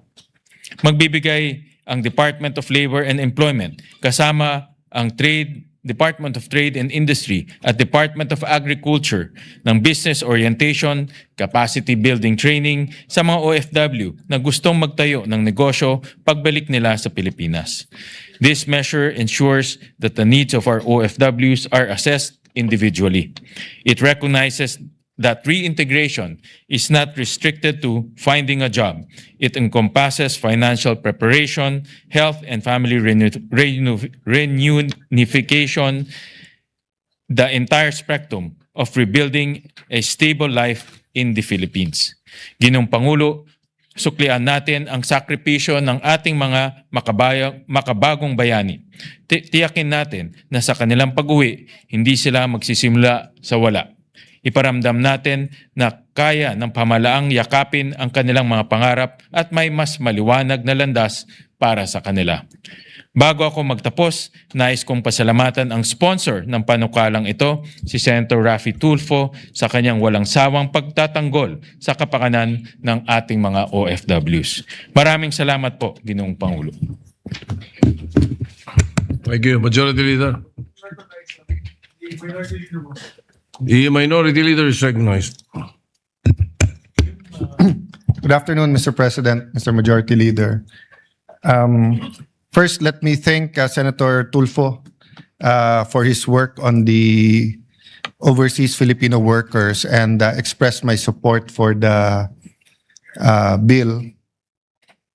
I don't know whether I should be happy or sad today because when we drafted from scratch the law or the bill that created the Department of Migrant Workers, precisely yung laman ng bill na to, ang intention, kaya ka may specific department for migrant workers, ay ma-accomplish na nito yung mga adikain ng bill na to. So, don't get me wrong. It's a very good bill. We need it. It's just that after decades in the legislature, in the House of Representatives and here, we sometimes wonder, do we always need a law or can the departments get things done, especially when it is completely under its mandate? Just a little bit of history, Mr. President.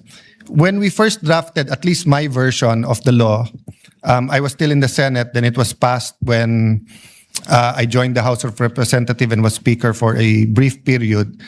The House version was actually the Department of Overseas Filipinos. Because, for example, in the US, we have 6 million Filipino Americans. In Europe, third, fourth generation na yung mga Filipinos doon.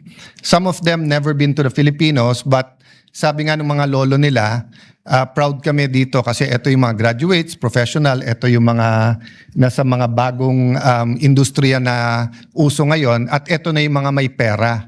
So the original intent was not only to help our OFWs, but there were three original intents there. Now, one, to really develop the global Filipino. Two, to have a specific department na walang ginawa kung hindi humanap ng better opportunities for Filipinos abroad.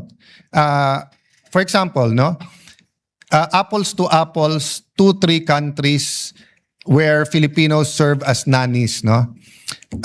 Apples to apples, maganda sweldo, maganda kalagayan, pero yung isang country, delikado, whether because of culture, whether because of misunderstandings, or whether there's high crime there. That department is supposed to look for another country or to develop the country where mas feasible, mas safe ang mga Filipino. The third intention was really to look at the next generation. So for example, if you go to Hong Kong, makikita mo for a measly compared to, so for example, 5,000 Hong Kong, which is about 40,000 pesos. Definitely, Mr. President, hindi kikitain ng kasambahay dito sa Pilipinas yon. So malaki yon para sa isang kasambahay dito, para kitain yon. Pero measly siya kung iiwanan mo ang pamilya mo for that amount compared dun sa iba who are getting $2,000, $4,000. Pero kung sasabihin nyo, well, yung kumukuha kasi for example ng, let's say 100,000 pesos worth to 150, sila yung mga chef. Ito yung chef ng hindi pa nga yung mga Michelin, but yung mga, let's say, semi-fast food sa Singapore, But having said that, let's say the 40,000 na kasambahay na wala kang sariling kwarto dahil mahal ang space sa Hong Kong, na Sunday ka lang pwede lumabas, at pagkatapos lahat pinagagawa sa'yo, laba, linis, alaga ng bata, for just a little bit more educational attainment, you can make 80,000 or 100,000 in sales also in Hong Kong or in Singapore. So my point, Mr. President, is that in supporting this bill, may I also urge my two colleagues, the two Senator Rafi and Senator Erwin, by next year, up for mandatory review yung batas ng BMW. Kasi when it was passed end of 2021, na pirmahan ko, hindi ako nagkakamali, start ng 2022. And then, so by start of next year, mandatory review nung 5 years. So, none of us who sponsored during that time at wala pang tulfo sa Senado noon, meron na sa Kongreso, if I may say to my friend Senator Rafi, the better tulfo was in the House of Representatives, si Madam. We're not saying it's a perfect bill. In fact, my argument whether or not dapat ihiwalay ang DMW sa Department of Foreign Affairs. And when I suddenly became Secretary of Foreign Affairs but filed this bill, si Attorney Sara sitting behind me, si Yusek Sara, who handled, anong tawag doon? What do you call it? Yeah, the migrant workers affairs. They asked us, itutuloy mo pa ba yung bill? Ikaw na yung Secretary of Foreign Affairs. At sinagot ko sa kanila, alam mo, sa bawat puntahan ko, pagka multilateral siya, parang isisingit mo yung pag-meet sa OFWs. Multilateral meaning UN, yung iba-ibang states, di ba? ASEAN, ganon. Pero pag bilateral engagement siya, punta ka sa Japan, punta ka sa Korea, medyo standard na ma-meet mo yung OFWs. But let's say when I went to Saudi Arabia, we had 3 things in our agenda: security, economics, and then OFWs. Ang pinakamarami sa listahan yung OFWs.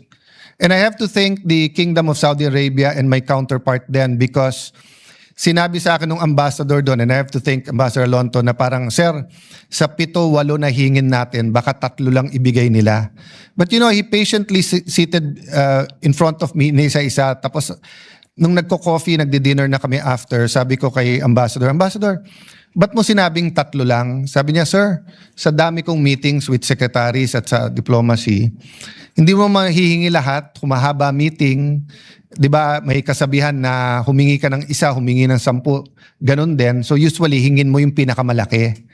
So my point is, Mr. President, is that the reality is that OFW welfare is such a pillar of our diplomacy and our foreign policy that siya yung unang tinatamaan kung wala kang separate department. Having said that, iba kasi ang stature ng DFA. Kahit ano sabihin mo, pag pumunta ka ng China, ng Korea, ng US, di ba, mas talagang sasalubungin, kakausapin, mas may weight pag yung Secretary of Foreign Affairs than the Secretary of Migrant Workers. Tapos meron ka pang Labor Secretary.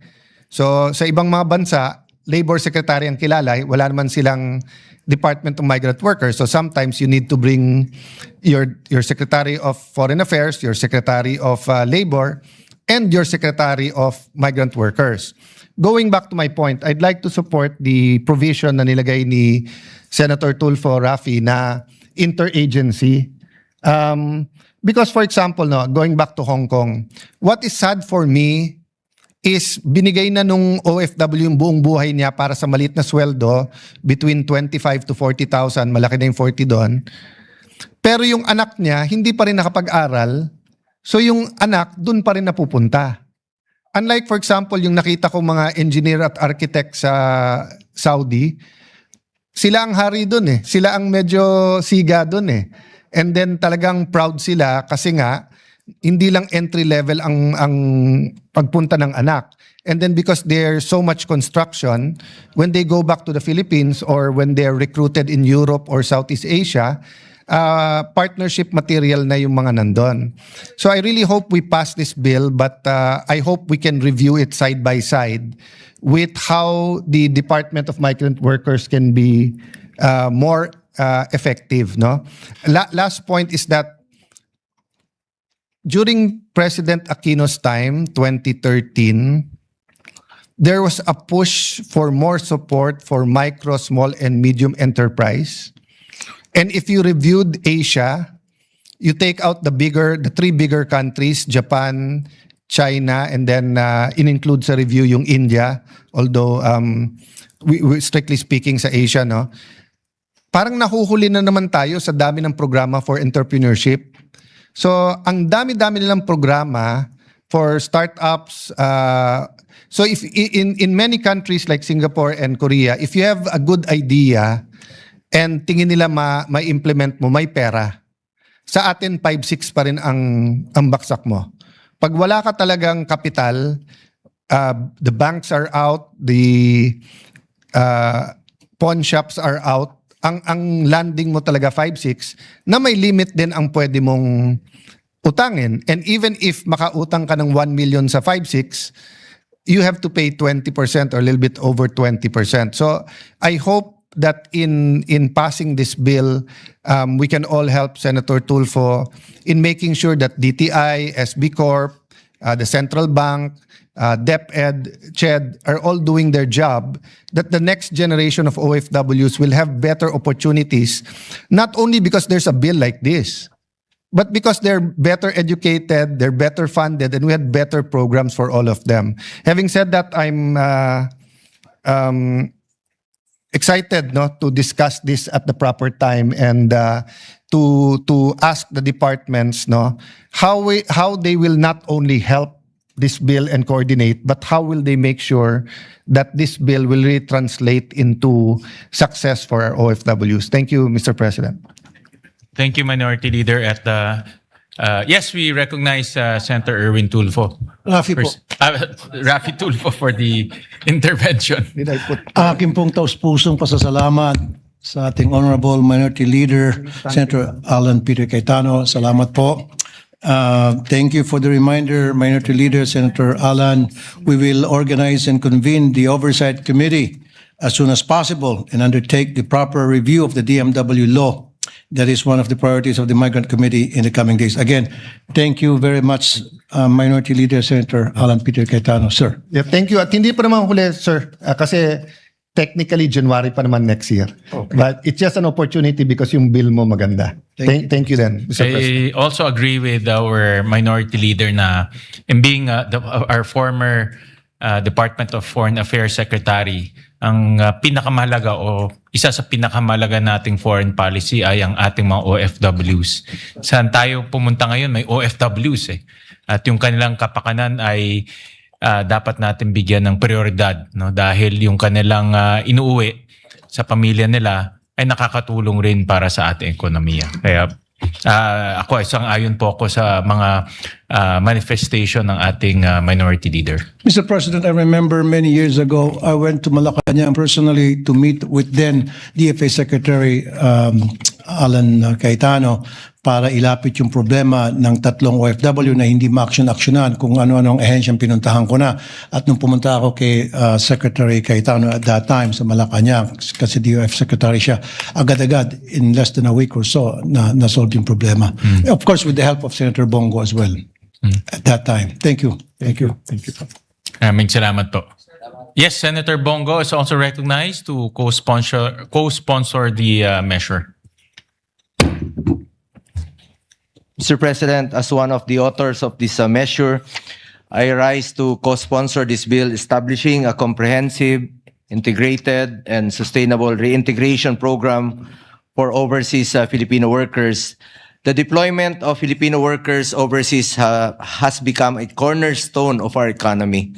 According to the Bangko Sentral ng Pilipinas, BSP, personal remittances from OFWs represent the immense contribution of our OFWs to our nation's development. Mr. President, hindi maitatanggi ang sakripisyo ng ating mga dakilang OFWs. Nagsasakripisyo po sila na mapalayo sa kanilang mga mahal sa buhay at magtrabaho sa banyagang lupain upang mabigyan ng mas magandang buhay ang kanilang pamilya. Ngunit pagdating ng panahon ng kanilang pagbabalik, marami sa kanila ang humaharap sa panibagong hamon, ang muling pag-a-adjust sa buhay sa Pilipinas. Ang iba ay nahirapang hanap ng lokal na trabaho na angkop sa kanilang skills at experience, habang ang iba naman ay nangangapa sa pagsisimula ng sariling negosyo. At nakita po natin ito nung panahon ng pandemya na bigla po silang pinauwi rito at talagang hirap na hirap po ang ating mga OFWs.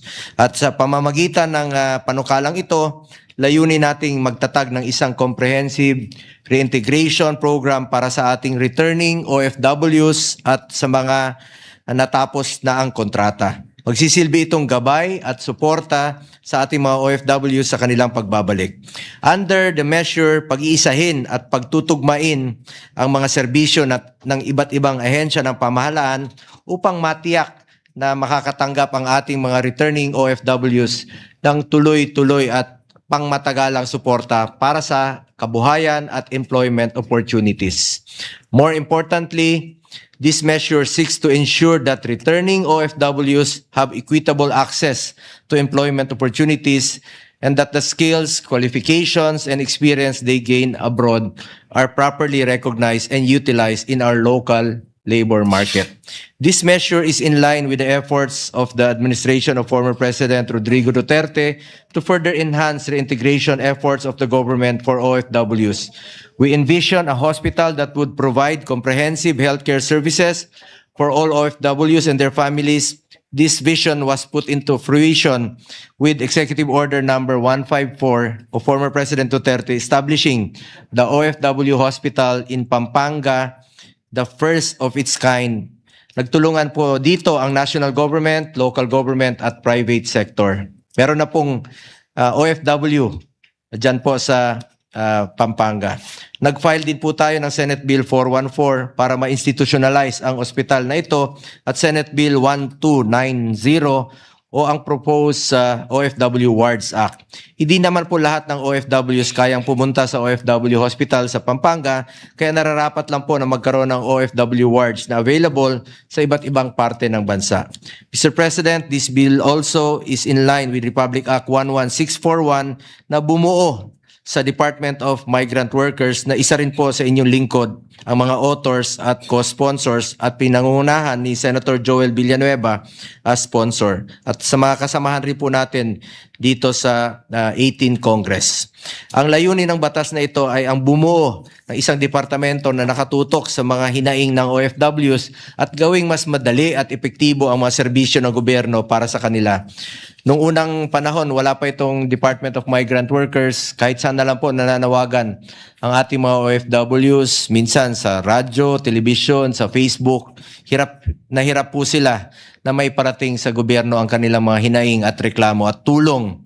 Ngayon po, meron ng isang departamento na ipinaglaban natin, ito pong Department of Migrant Workers. Para po ito sa ating mga modern day heroes, ang ating mga OFWs. Mr. President, hindi po sapat na tawagin lamang natin silang mga bagong bayani. We need to provide them with concrete support and ensure that when they return home, there is a clear path forward with the government standing by their side. Deserve po ng ating mga OFWs ang pagkakataong makapili na kung nais nilang bumalik at mamuhay dito sa Pilipinas pagkatapos ng maraming taon ng pagtatrabaho abroad, may trabaho, kabuhayan at oportunidad na naghihintay sa kanila. Sa pamamagitan ng panukalang ito, binibigyan natin sila hindi lamang ng tulong sa pag-uwi, kundi sa pagkakataong magsimulang muli, magtagumpay at umunlad dito sa sariling bayan. For these reasons, Mr. President, I fully support this measure and thank the sponsor, Senator Raffy Tulfo, for giving priority to this important legislation. Maraming salamat po, Mr. President. Maraming salamat, Senator Bongo, sa pagsuporta sa napakahalagang panukalang batas. And Mr. President, if with the permission of Senator Raffy Tulfo, if it can be made also co-sponsor and co-author of the measure. So, With this permission. Thank you, sir. so recorded. We fully support this measure of Senator Raffy Tulfo. Yeah. To allow our colleagues to study them. Yes, we'd also like to put on record the co-sponsorship speech of Senator Villanueva be placed on record. The records of the Secretary directed to insert into the records the co-sponsorship speech of Senator Villanueva. To allow our colleagues to study the measure further, I move to suspend consideration of the Is there any objection? Hearing none, consideration of the measure is hereby suspended. Mr. President, I move that we resume consideration of the masustansyang pagkain para sa Batang Pilipino Act. That's Senate Bill number 2272. I so move, Mr. President. Is there any objection? Hearing none, consideration of the measure is hereby in order.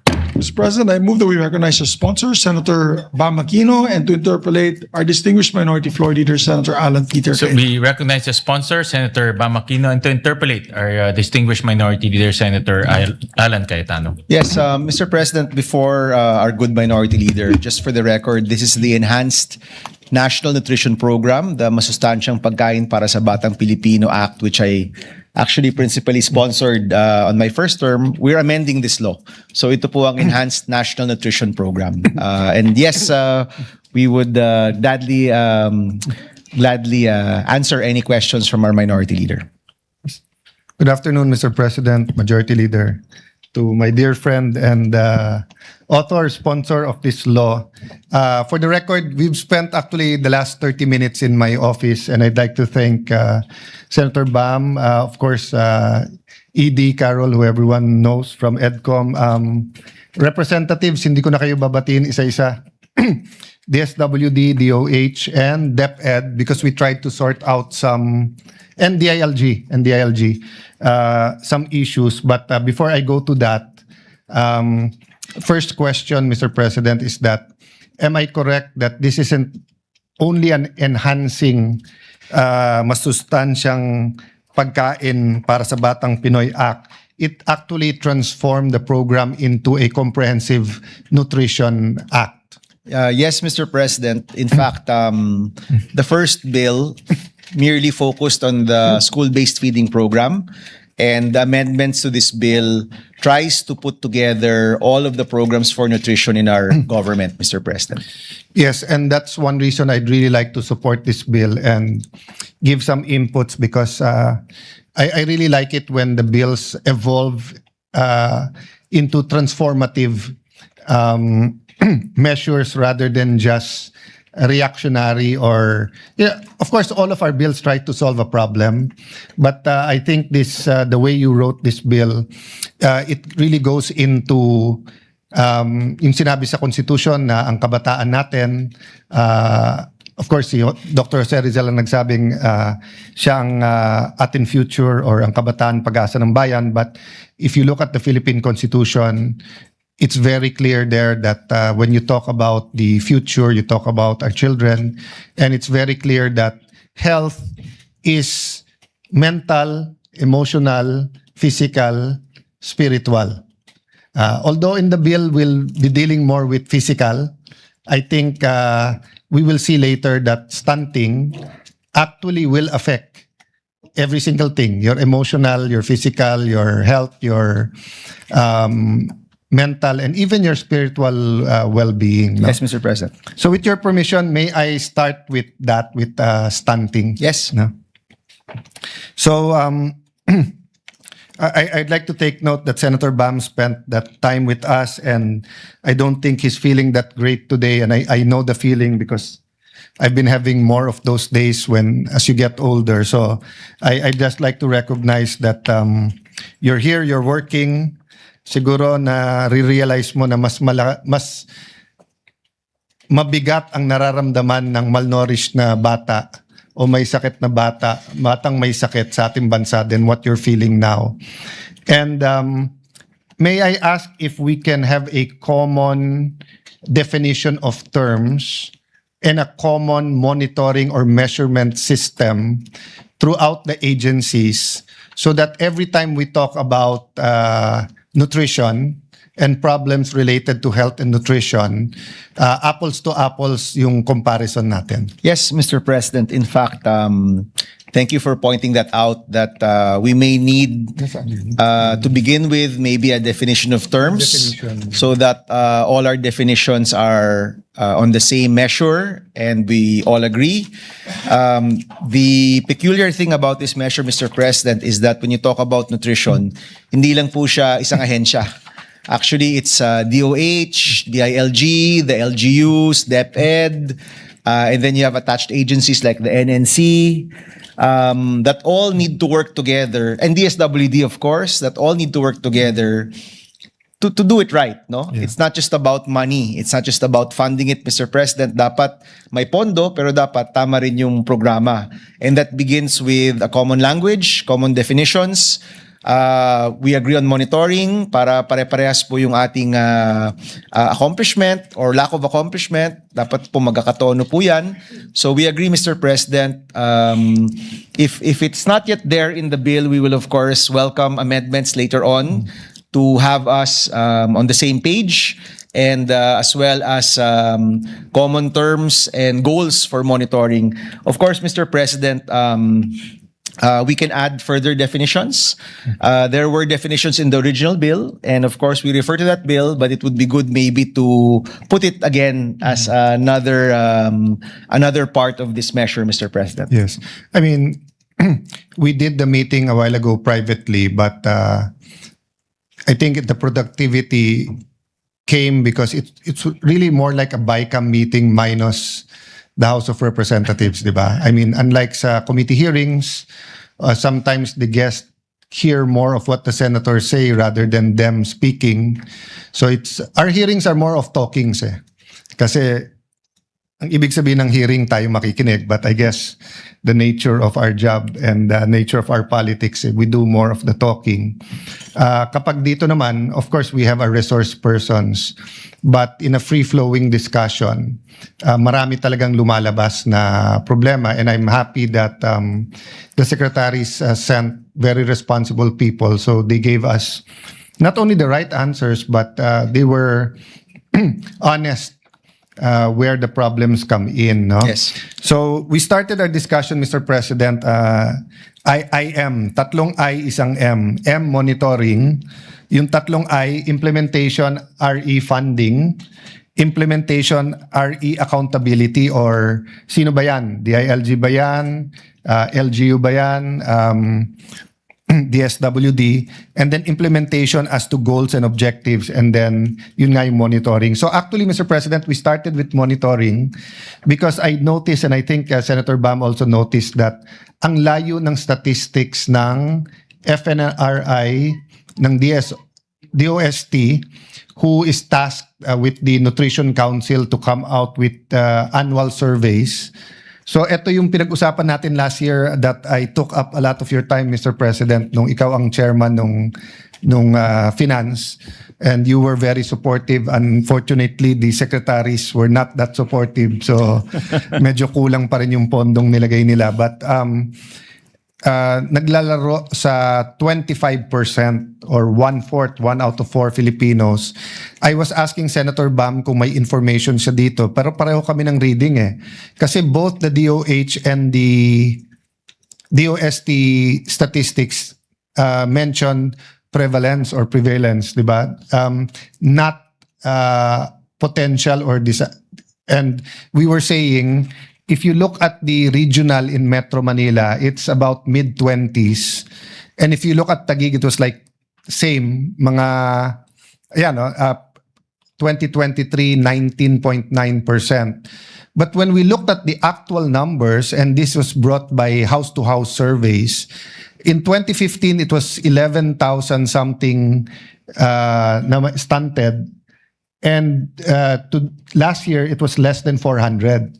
So it was less than 1%. So I was telling Senator Bam, ang layo naman siguro ng 1 out of 5, 20%, doon sa 1 out of 200, no? So we were discussing, Mr. President, if DOST and DOH, LGUs, DILG can come up with the better monitoring, not only of the solution but also of the problem. Ilan talaga ang malnourished, ilan yung severe yung malnourishment, ilan yung stunted, and then gaano kadalas yung monitoring para alam natin kung successful yung intervention natin o hindi. Kasi by mere definition ng stupidity, di ba, sabi ni Einstein, keep doing the same thing and then expecting a different result. So I don't mind that part of the solution is best practices around the world. Of course, it has to be science, data, evidence-based. But on the other hand, you can't keep applying old solutions to new problems, even if your new problem is also an old problem.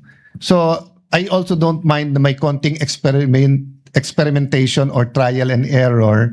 But before I give Senator Bam the floor, both of us realized when the departments were reporting or telling us what was happening, we both realized that hindi kasi house to house yung survey. So it's a annual survey na probability then Random sampling. Random sampling. They use scientific methods of coming up with the statistics, may probability. Ang problema, that helps you to see kung gaano kalaki yung danger, but to one is to one addressing the child's need, hindi mo magagamit yon. So unlike, for example, if I want to know ilan ang walang trabaho sa Pilipinas, if we want to know yung self-rated poverty, pwede ka mag-random sampling kasi more or less tama, di ba? But let's say if you want to know teenage pregnancy, in terms of just knowing if it's there and gaano ka prevalent, okay. Pero if you want to help them one-on-one, especially at the barangay, school, church, or LGU or municipal city level, it's not enough that you have a random sample because you have to know where they live, what their circumstances and everything. No? So medyo sinamarize ko lang na mahaba pa rin, Senator Bam, but I'll give you the floor. Yes, currently, Mr. President, the DOST FNRI does the survey every 5 years. So ang tagal rin po ng duration, no, yung gaano katagal yung mga survey, and it's only regional data. So what we can do, Mr. President, at the right time, we can make an amendment really specifically talking about a yearly survey. We can identify what kind of survey, although honestly, Mr. President, I would leave that to the implementing agencies already. So currently, the OST FNRI does it, but the one responsible is really NNC kasi sila yung nutrition surveillance. But at the right time, Mr. President, at the minimum, I think we have to do it more often. No? Yung every 5 years po ay masyadong matagal. And we can put it in the law such that mandated po talaga na tatrack po natin ng maayos yung prevalence of stunting. No? Thank you po. And just to honor Senator JV, Senator Risa, Senator Pia, yourself, Senator Migs, who is here, and Senate President. Many times, I think we were in the LEDAC together where Senator JV was talking about when Senator Migs was SP, talking about the barangay health workers. Because maybe we can do even better than a random probability-based survey. But if we compute kasi, if you look at AIX, in 2026, 63 billion. Ngayon, 33 billion, but I think this will be increased. MAIP is 51 billion and TUPAD is 22 billion. So even if you take out MAIP, you have 85 billion pesos on aid to those who need it most. Even TUPAD, it's to workers, but pwede ring yung barangay health workers at saka yung nutrition scholars, pwedeng AIX or TUPAD ang ibibigay mo, and most of them are volunteers. Some cities actually pay them. I think we passed the bill and hoping it won't be vetoed or hoping that mapasa to. But ang point ko, Mr. President, a house-to-house, first of all, diba, some cities, I think both the city of the present Senate President and the city I serve at Taguig City, we have a house-to-house survey 2 to 4 times a year. All households to. I think similar yung nag-assist sa amin sa Valenzuela at saka sa Taguig. But here, we're not even talking about all households. We're talking about pregnant hanggang sa 1,000 days. Then, of course, the schools. One thing we discussed, Mr. President, is if we can mandate the schools, if it's not already mandated, and equip the schools to have height and weight. Ngayon, high-tech na lahat yun. Pero dati, di ba, it's the most simple. Yung timbangan sa doktor na igaganon mo yung bakal dito and you take off your shoes, di ba? And kasi, Mr. President, when we go to the definitions, many of what we're talking about now, by definition at yung unang tingin mo is really weight and height and then age. So it doesn't have to be done in a clinic or doesn't have to be done by health professionals in the barangays, no, or barangay health workers. It can be done in schools. So for those who are above 5 years old or those in grade 1, grade 2, grade 3, pwede na natin gawin mandatory to. I just like to honor now and just put in why my heart is into this. Taguig City and myself and Mayor Lani had the privilege of meeting the president of Singapore. And he's a finance guy. I think he was a previous chairman of finance or secretary of finance. And he was talking about the best investment ever in terms of return of investment. And of course, when he said that, everyone was listening. Is it property? Is it oil and gas? Is it stocks? Is it bonds? Ang sabi niya, the highest return on investment is investing in mothers and then to the child 0 to 1,000. Simple reason, sabi niya, pag stunted na at naging irreversible, you may have the biggest budget for education, you may give them scholarship, pero yung mental development nila have been stunted or may problema na. Di ba? Ganun din sa health. No? Maybe at this point, I can, I just got this out of the internet. Ginugol ko lang na problems of stunting. With your permission, I'll read this. No?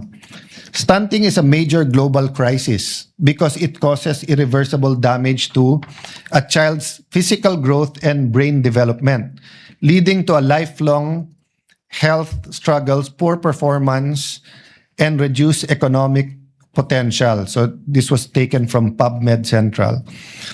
Stunting means a child has a low height for their age. It is caused by chronic undernutrition and repeated infections, mostly during a baby's first 1,000 days of life, from conception to the age of 2. According to the World Health Organization, the effects of stunting go far beyond short stature. So, growing up, I'm older than you, halos ka-age ko si Senate President, Senator Bam. Yun nga, yung tuksuhan na bansot or maliit. But yun nga, it's not just the height. And of course, growing up, Filipinos have always shorter than the Europeans, African Americans, etc. No, but may immediate risk to of frequent sickness. Stunted children have a weak immune system. They catch infections like diarrhea and pneumonia more often. Delayed growth, the damage done by age 2 is largely permanent and cannot be easily fixed with later feeding.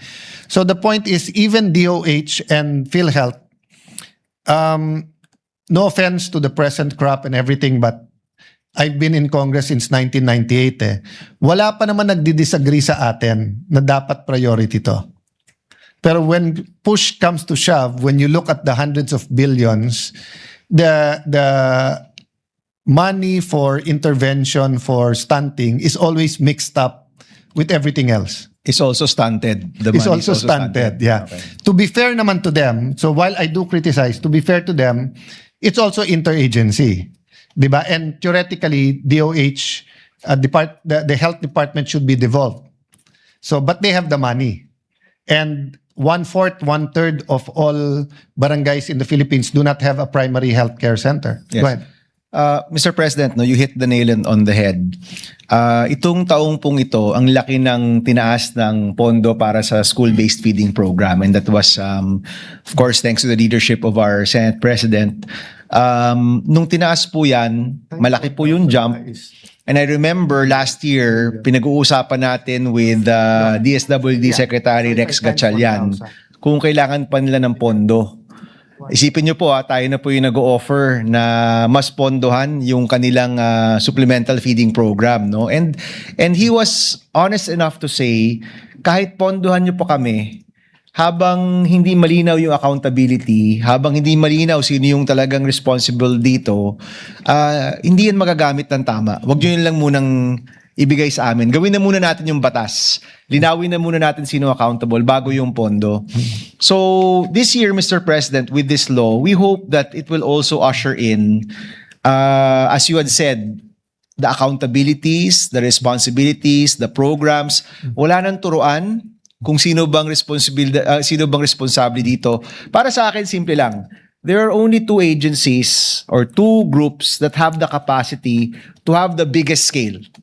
One are the LGUs and the other one is DepEd. Yes. Yung DepEd, I think everybody can agree, yung school-based feeding program, kailangan talaga nating pondohan. Yun po yung malaking pondo this year. The law will actually add to the years which are universal. Currently, it's just kinder and grade 1. Hopefully, we will also have grade 2 and grade 3. Although the other day, Senator Rafi Tulfo was saying dapat hanggang grade 6 universal. And the other one are the LGUs because DSWD, DOH, DILG, lahat naman po sila have to work through the LGUs. Wala naman pong talagang kakayahan yung mga ahensyang yan na magpatupad, no? And I don't know if the Senate President will agree with me or not. Everything will eventually go to our LGUs. So sila po talaga yung dapat nating makapacitate, matulungan, mapondohan para mabigyan ng tamang kakayahan to implement these programs through the BHW and through their other LGU divisions or through the local government unit. Yung NNC, yung kanila pong programa napakaliit. It's only in 5 municipalities. It's really more like a pilot program. So hindi ko talaga counted yung implementation na yan. NNC should really focus on the policy side. Should focus on the right mix of menus for the children at yung costing, no? Yun talaga yung focus niyan. Yung implementation po nila is really more like a pilot. DOH, they're devolved already. Kahit ano pang pondong makuha nila, and thank you for bringing up that they have a 30 billion loan coming up. Kahit po mag-loan ng DOH, it's still through the LGUs yung implementation. LGU pa rin yan. And then DSWD, aminado rin naman po sila na hanggang regional po sila. And I'm looking at our friends here, no? Tama naman, di ba? And it will still be through the LGUs. And DILG, we say DILG, but we actually mean LGU. Iba po yun. The DILG will just monitor at may DILG personnel rin po sila. Pero at the end of the day, it's the LGUs, the supplemental feeding program, the child development centers, the support for the BHW and the BNS. Yun po yung magpapatupad nung 0 to 5. At yung 5 and onwards naman is DepEd. So the way I see it, the truly accountable here are the LGUs. Napakaraming Big Brother nakabantay from DSWD to DOH, but it's really the LGUs implementing. We need to give them the money, support them. If they already are spending for it, dagdagan natin. And then DepEd, who has 24 million learners with them right now. Si 24 million po, Mr. President, sa totoo lang, kung i-add mo yung number of students at number of teachers, parang kasing laki ng Australia. No? So ganun po kalaki ang responsibilidad ng DepEd. So we need to really support those two. While the other agencies, yung pondo, klaruhin na natin na tulong na lang dapat yan dun sa mga talaga nag-i-implement. Those who really have the capacity to reach more students, more youth, yun yung dapat pinopondohan po natin. I agree with you in concept. And I'm happy to hear yung sinabi mo na linawin na natin dito para klaro. But everyone also agreed with me during the budget hearing last time. We went so far as saying, sino ang anti-stunting SAR? Pero wala rin because unlike, let's say, housing, pag sinabi natin, NHA na lang yan, LGU, so lupa, pera, permits na lang yan, magagawa. So just to give a on-the-ground practical approach on this, no? So first, I doubt DOH will give the money for anti-stunting directly to the LGUs. And even if they do, will it be enough? And assuming it's enough, there are areas where the prevalence is much higher, like Barn. And then let's go to the DSWD sa 4Ps. We all agree that 4Ps is an ideal program if masunod lahat ng parameters niya, di ba? Yung check-up, tapos may mga nag-volunteer na religious groups to do life coaching and everything, di ba? But makikita mo pag sa mall dinistribute yung 4Ps, hindi pagkain yung binibili. Minsan, may may loto, may whatever, no, na ano. And I'm not judging. I mean, I'm judging the program, not the person. Mahirap ang buhay, konting entertainment, konting kasama yan. So my point is, Mr. President and Mr. Sponsor, that kung mahihimay natin like what we did in our meeting. So, for example, sa monitoring, no, while we were walking just now, sabi ko, ilan ba talaga ang barangay health workers? So, 277,000, 767,000. If we give them 1,000 pesos, that's less than 300 million pesos. If we give them 2,000, I think lahat ng, kasi karamihan ng BHW, 1,500 hanggang 3,000 lang for the month eh. Yes. Kung bigyan natin sila ng 2,000 pesos for a one-day Oplan timbang, and nasa kanila na yung list ng mga 0 to 1,000 days, that's, if you do it 3 times a year, that's only 1.5 billion. So what's 1.5 billion sa AX mo na 63 billion? Diba? Of course, politicians would rather be the one to distribute the AX and to choose sinong pagbibigyan. But again, we're talking about our future because we're not only talking about yung wasted and severe malnutrition, stunting. We're talking about nutrition in general. So I'd like to ask if you'd consider some kind of computation like this. Sure. Because if we're sure that they will, why 3 times, Mr. President? Because pag unang na-monitor, kailangan balikan yon kung underweight or under height. Pero ang maganda dito, ang pinakamahirap yung una. And secondly, kaya kailangan ng pangalawa because hindi naman sabay-sabay nanganganak lahat ng nakatira sa isang lugar. So assuming January and then June and then November, masasakop mo lahat ng 0 to or 1 day old to 2,000. So I'm not asking that DOH give their prenatal care, for example, funding to the LGUs because ginagawa na to ng PhilHealth. And for LGUs that have PhilHealth accredited health centers, medyo masosolve ang problema. But again, there are 1/4 or 1/3 of our barangays na wala naman health center. But if it's a private health center na accredited ng PhilHealth at meron na silang package for buntis. But what we discussed, Mr. President, kanina is what about pagka-stunted? And again, thank you for the honest answer. Ang sabi kasi, 'di ba, pag may sakit, may physical manifestation. By definition kasi ang stunted lower yung average height versus its age, 'di ba? So I mentioned during that meeting is that pero yun na nga yung manifestation eh. And the point is if someone is poor and undernourished yung bata and getting sick, may infection, and then ang ginagamot lang yung infections, hindi ginagamot yung pagka-stunted o yung undernutrition, more or less, yung mahirap na pamilya na yan, wala talagang pang-doktor. Walang pang deeper test than the infection that was solved, di ba? Pero kung may kasi ang package ngayon ng PhilHealth is for severe acute malnutrition. So some, hindi all. Di ba? Sabi nga nila sana all. So dapat gumawa din ng package yung hinihintay ko po si Senate President tumawa. Hindi po siya tumawa. Yung package kasi ng PhilHealth ngayon, severely acute malnutrition some. So hindi siya all. So Yes, ang some. problema yung mga may nililista niya yung joke. Tina-type niya na sa computer niya. Sinishare po niya sa kanyang significant other. So, mahirap talaga pagka binata ang Senate President mo. Busy. No, so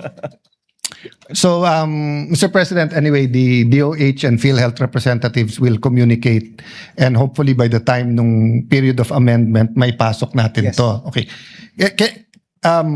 I promise you a shorter period, Senator Bam, and you look much better now than a while ago, but I'll still try to. My BP has gone to normal, I think, already, Mr. President. In the mornings, you already are dealing with the BP. The VP impeachment. So in the afternoon, you're dealing with your BP, blood pressure. Okay. Best practices, no? So in Indonesia, stunting reduced by 9.2% in 4 years, from 31% to 22%, through community-based nutrition interventions, local feeding, which you're doing with this bill and have been doing, but sanitation and parental education. So we didn't get to that part. I wanted to know from DepEd. You can ask them now or pwede sa future. Gaano kalalim ba yung teaching of nutrition sa elementary at high school? Because I do remember tinuturuan kami ng nutrition noon, yung basic food groups, etc. Because your students of today are the parents of the future.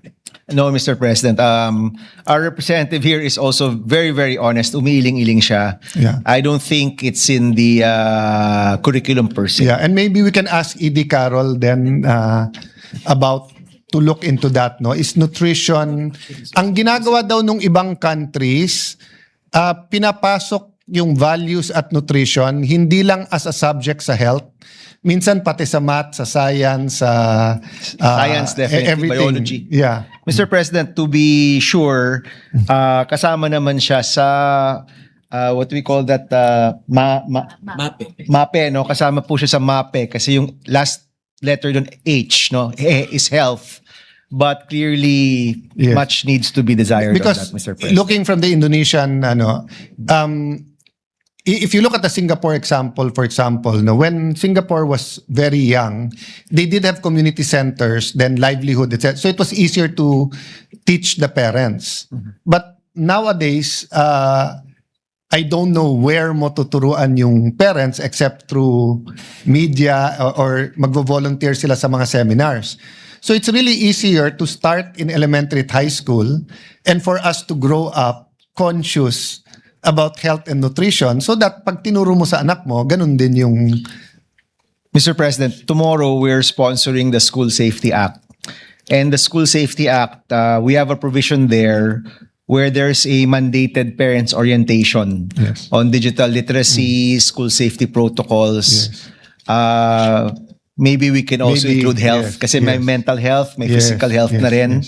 At least then, there's a mandated orientation for the parents. First time po yan, Mr. President. And Right both, now, wala. both, we can continue to help educate the parents, educate ourselves, then educate the The students. students. Yes, diba? Mr. President. So, goes to the next, no? One of the...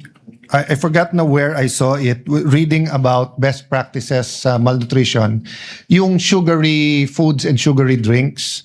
Presently ba, banned yan sa mga canteens sa schools? Yes, Mr. President.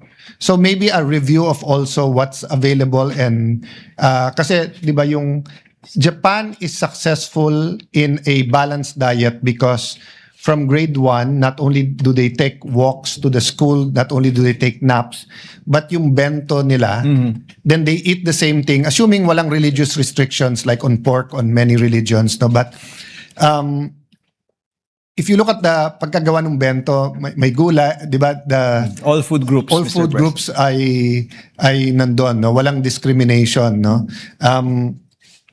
So if sa mga schools may banning na, baka yun din ang tignan ng mga LGUs kasi kung banned yan, pero right outside the school, nandun yung, I mean, I love ice cream, so I don't know if I want to include ice cream, soft drinks, and everything, di ba? Na ano. Singapore has the Kid Start.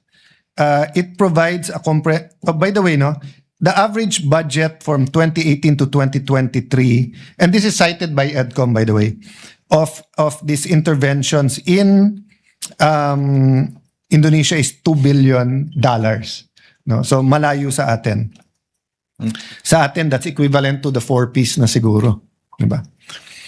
Kid Start provides a comprehensive support system for low-income household parents and children from birth to 6 years old, including regular home visits, parental guidance on child and development nutrition.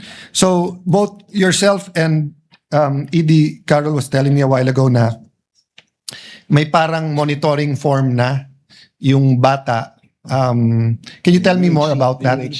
That's the UHC, Mr. President, Universal Health Card, similar to the health passport that you had suggested many years ago. And pasok na rin to, Mr. President, sa pangangailangan ng PhilHealth when they get older, connected to the learner number. So it's really, Mr. President, trying to keep tabs on the health of our students. I'd like to thank you for that and support that. And if you can take a look nga na, I don't think it'll be a rider.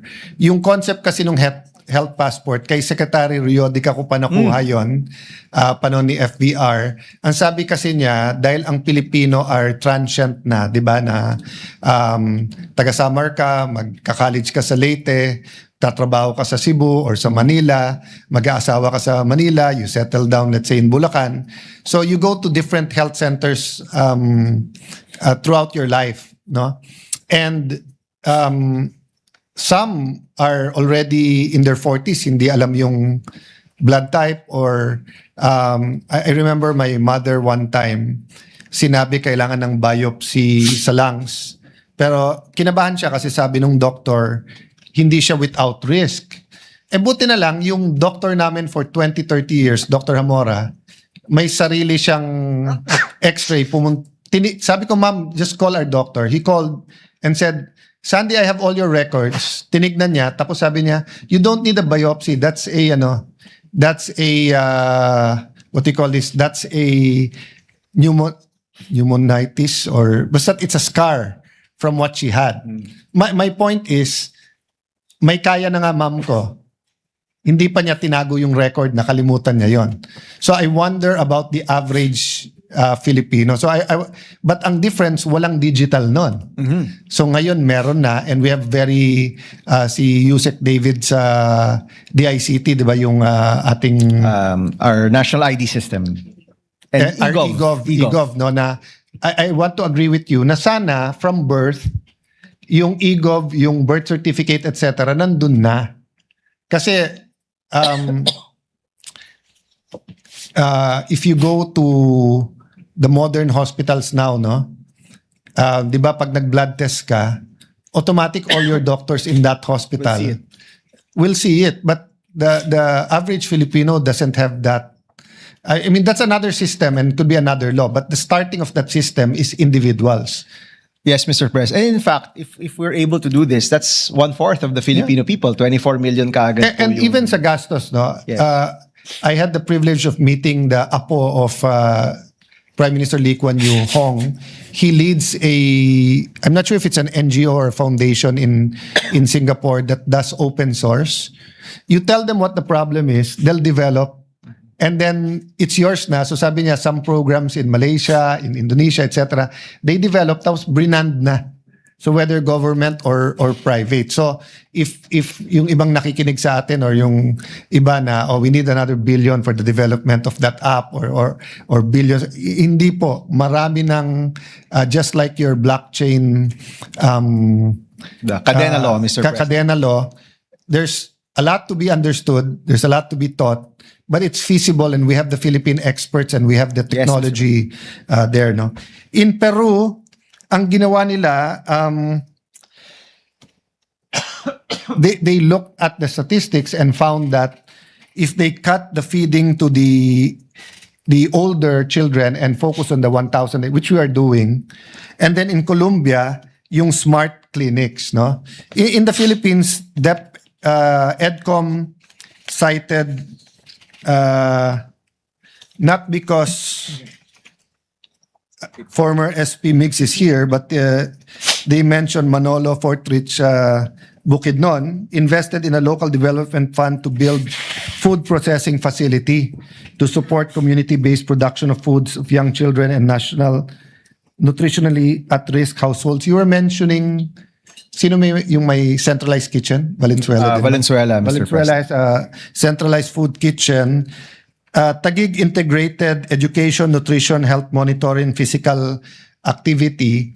I don't know if it was mentioned here. They actually moved everything that can be moved outside the health center. So those who have maintenance medicines, diabetes, high blood, dinideliver na sa bahay. Tapos yung students na kailangan ng check-up sa mata, sa tenga every year, sa school na ginagawa. Then in-improve yung dentist clinic sa schools para hindi na pumila yung bata doon. So there are some best practices. I just haven't figured out in terms of amendment, but if the practice itself, and then of course, Boknotan La Union, links feeding program, community kitchens, and local food productions. No, maybe this can even be the start of better agriculture by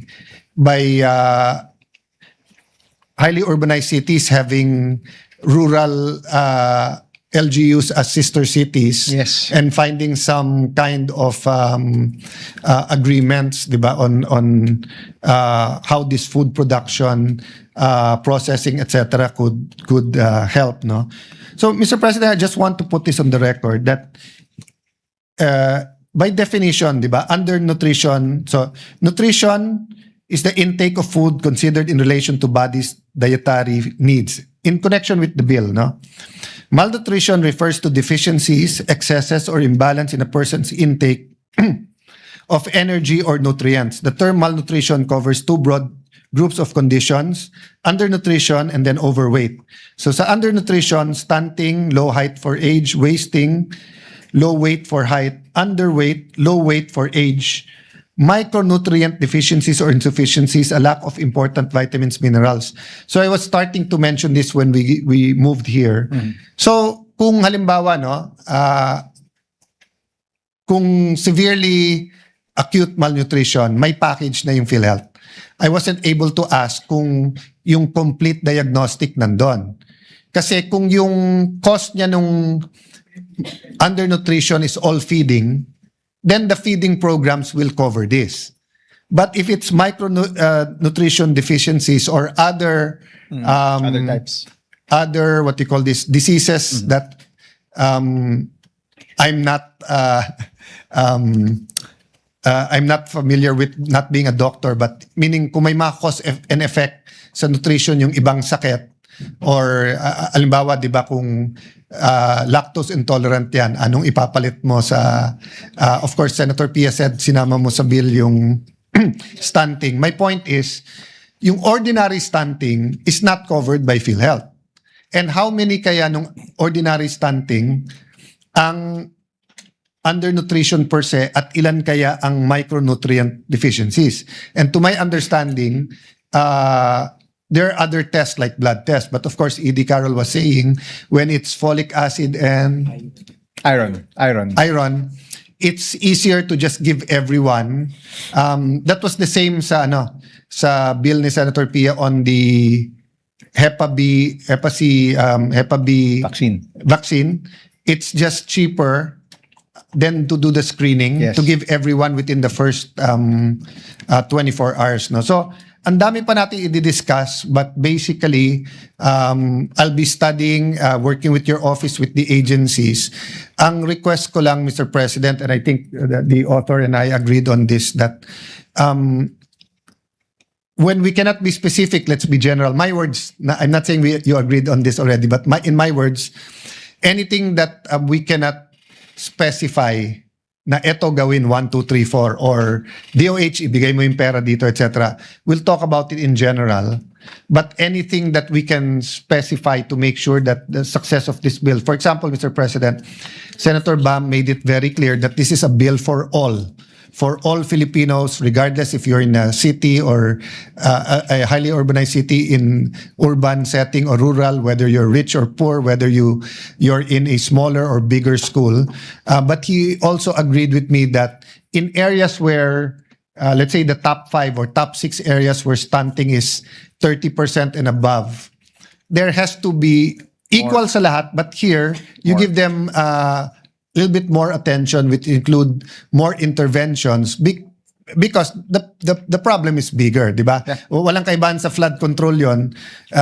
Gusto mong may flood control ang lahat, pero kung saan ang mas masama ang baha, dun mo bibigyan ng mas intervention, not necessarily infrastructure flood control. It could be basura, it could be dredging, it could be mali ang mga tinayuan. Dapat hindi nagtayo ng dahil creek yun, no? So same, di ba? It could be that in war-torn areas, it's parental education and not necessarily just feeding, di ba? Or it could be in highly industrialized areas, infections also caused by pollution and poor sanitary conditions. So although this is a technically a food masustansyang pagkain program, as we started, it's essentially a nutrition program. So it will not be a rider for as long as it addresses Nutrition. On point, no, not sobrang indirectly, but directly and very correlated, even if indirectly, but if it will have a direct correlation in solving problems with nutrition, we can put it in the bill. Yes, or specify. It's already many are already in the bill, but more polishing it to specify, right? No, definitely, Mr. President. In fact, a number of our colleagues have already indicated that they will provide amendments, try to improve the bill further. I know, Mr. President, that you had an anti-stunting measure also. We can try to integrate portions of that into the bill if they aren't yet addressed. And we're hoping, Mr. President, that as we move into the period of amendments, all of these great ideas can come out. And if there needs to be some changes as well, we're also very open to that. Yes. Maybe that's yung ipapakiusap ko sa lahat ng department, but lalo na sa DOH, no? Sa bill nung anti-stunting, we put a ASAP, anti-stunting action plan. Yes. Just so that it's very clear na sa anti-stunting to, then more of the best practices. I say this in connection with, nabanggit nyo kanina yung loan.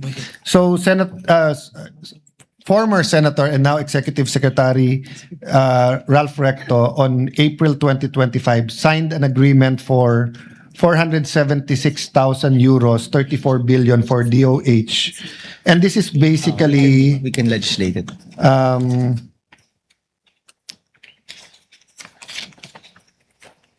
Strengthening climate resilient provincial health systems, strengthening health emergency prevention, preparedness and response systems, building enabling environment, project management, monitoring, etc., etc. No?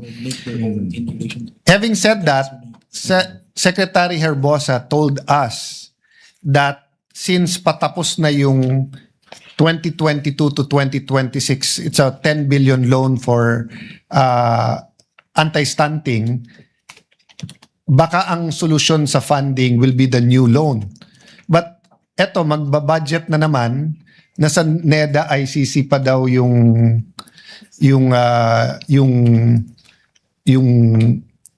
approval. Nung sinabi ngang ICC, sabi ko baka magtago yon, pero NEDA ICC pala yon, hindi pala ICC, no? So, ang problema, mag-e-end na yung 2026 and we're all saying stunting is the priority, pero its funding is not a priority. So, but it might be a blessing in disguise because I'm hoping that by the time the loan is approved, meron ng action plan. Again, I'm not saying the action plan will work. I'm saying we keep doing the same thing, then keep meeting, and then ang solusyon natin parate is who is accountable, which agency, and more money. But more money is not always the solution. It helps, but it's not always the solution. And dito sa stunting, hindi siya so far naging solution, especially when the money is lumped up with different loans and different programs that are not focused just on... I mean, katulad nung siyempre yung sa pagkabuntis, prenatal at saka anti-stunting, intimately related naman talaga yon. So, klaro naman yon. So, okay naman sa akin na yung ganon, di ba? But pag sinabi mo, halimbawa, primary healthcare, most most naman of our programs and most na pangangailangan nasa primary healthcare naman talaga. So it has to, so I'm not saying it won't be under Roman numeral number 1. I'm saying baka naman pwedeng sa Roman numeral number 1 may letter A ka na priority na nakalagay doon anti-stunting, or if you want to put also doon sa severe acute malnutrition. The reason I don't mention that is because covered na ng PhilHealth, and secondly, iba kasi yung irreversible. So after 2 years old, pagka stunted na yung growth, pwedeng hindi na to ma-reverse later on. Compared to undernutrition or severe malnutrition at certain parts of our life, di ba? Kaya ka pang gamutin. Mr. President, no, many things to unpack. But unang-una po, so I've been told here that there is a nutrition plan, there is an anti-stunting plan, but it might be a good idea to mandate it in the law, in the bill, that there should be a nutrition plan, an anti-stunting plan that's also updated para klaro po yung mandato. Supposedly, local governments also have a nutrition plan, but I don't think that's mandated either. Maybe that can be part of the amendments. And then, alam ko, Mr. President, you've been looking for an anti-stunting czar. That's also something I think we can indicate in the bill, no? Finally, I would guess it's DOH, no? That DOH... Initially, Mr. Senator, dear friend, but alam mo, at this point, I don't mind if it's a USEC, ASEC, or an executive director, as long as yung passion yan. Yes. Hindi, ang problem, it's just like yung sinabi ko kanina dun sa nung DFA, di ba? I think more than any other secretary, I made it a point to meet OFW's OFW Association. But yung time mo, hati talaga pag secretary ka eh. So the reality is from managing government hospitals, making sure na walang outbreak, di ba? All this controversial about cigarettes, vape, etc. The reality is that the secretary, kahit sabihin mo siya yung anti-stunting, di ba? Unless you have a secretary like Flavier, na let's do it niya yung anti-stunting, tapos siya mismo pumupunta, ine-explain niya talaga. I thought, Mr. President, you would say siya mismo may pagka-stunted din ako. Definitely not mentally, just maybe physically. Actually, when you smiled, naisip ko rin yun. But I think he was one of the best public DOH secretaries servants that you've had. Yes. DOH secretaries, but also public servants. Kasi even yung Yossi Kadiri, di ba, parang for 30 years, yung Marlboro Country and all the advertising before it was banned to make cigarettes cool. Then they targeted the women, so they said it's cool for women. But you had this guy who wasn't extremely rich. He wasn't Pulitzer. He wasn't a Nobel Prize winner on whatever, diba, on mathematics or health. But he just loved his job. He was creative. He got it done. Yes. So I really don't mind. You remember also si dancing USEC, sa DOH, di ba? Yes. What's his name? Si Tayag, di ba? So he was or bosses ni Nilo Rosas na walang pasok today, di ba? So I don't really mind the rank. I mean, E.D. Carroll is theoretically an executive director, but we all treat him like a 25th senator, at least in EDCOM, di ba? No, I mean, it's not the position eh. It's the passion. And on that matter, Attorney Erap, when he was still with us, di ba? So on that matter, Mr. President, I just feel na baka yung local anti-stunting czar mo pwedeng appointed by the mayor. The mayor can appoint him or herself or a can counselor. Appoint a counselor. But sa national, someone na obsessed na wala siyang pag-uusapan kung hindi nutrition at anti-stunting. Yes, Mr. President. Thank you for being open to that idea. Yes. I'm very grateful. Thank you, Mr. President. We will do that. And there were probably other things, Mr. President, that you had mentioned, but we'll take a look at the record and try to address it also. And just to on. honor a former colleague and your aunt, si Tessie Aquino Oreta, di ba? I think one of her reasons for just loving the idea of early childhood development is precisely that. The reverse is that kung underdeveloped or may problema sa development, wala nang rewind eh. Hindi mo na mabago eh. So she really devoted much of her time and effort on ECCD. So I think it'd be but fitting that you continue this in this bill. Yes, Mr. President. Thank you. Thank you, Mr. Thank you, President. Mr. Maraming salamat. That was extremely helpful, and we will definitely be working with your office on these amendments and waiting at the right time to accept these amendments, Mr. President. Thank you, and I really appreciate our minority leader for very consistent and passionate about stunting.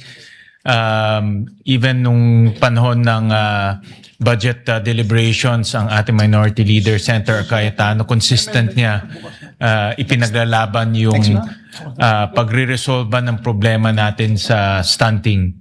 And just to give some detail, some chime into the discussion, ang stunting ang pinakamataas na malnutrition type natin at 25% of our children age 5 and below. Ang underweight, which is mababa yung weight sa edad, is 16% and wasting 5%. No? So talagang stunting ang pinakamalaking problema natin pagdating sa malnutrition. And I join our minority leader in the fight against stunting. Hopefully this budget season pwede natin paglaban tayo lahat, sabay-sabay ho tayo na mabigyan ng malaking pondo yung paglaban natin sa stunting. Thank you, Mr. Senate President. Thank you po. Thank you very much, Mr. President. Mr. President, to allow our, we'd like to move. There are no other members who wish to interpolate the measure. We move to close the period of interpolation. Is there any objection? Hearing none, the consideration of the period of interpellation is hereby closed. Mr. President, before the majority floor leader, a number of our colleagues have indicated their intention to amend. Of course, there were a number of points brought up by the minority floor leader, but Senators Pangilinan, Villanueva, and a few others. So we'll try to collate that and maybe we can tackle it next week, Mr. President. Thank you. Yes, I would like to thank all our colleagues for their patience.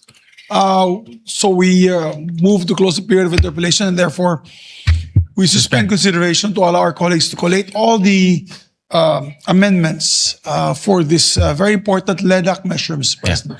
Thank you. Thank you. With that, any objection? Hearing none, the measure is suspended. Thank you very much, Mr. President. Mr. President, just a few housekeeping measures before we go. Boss, upon the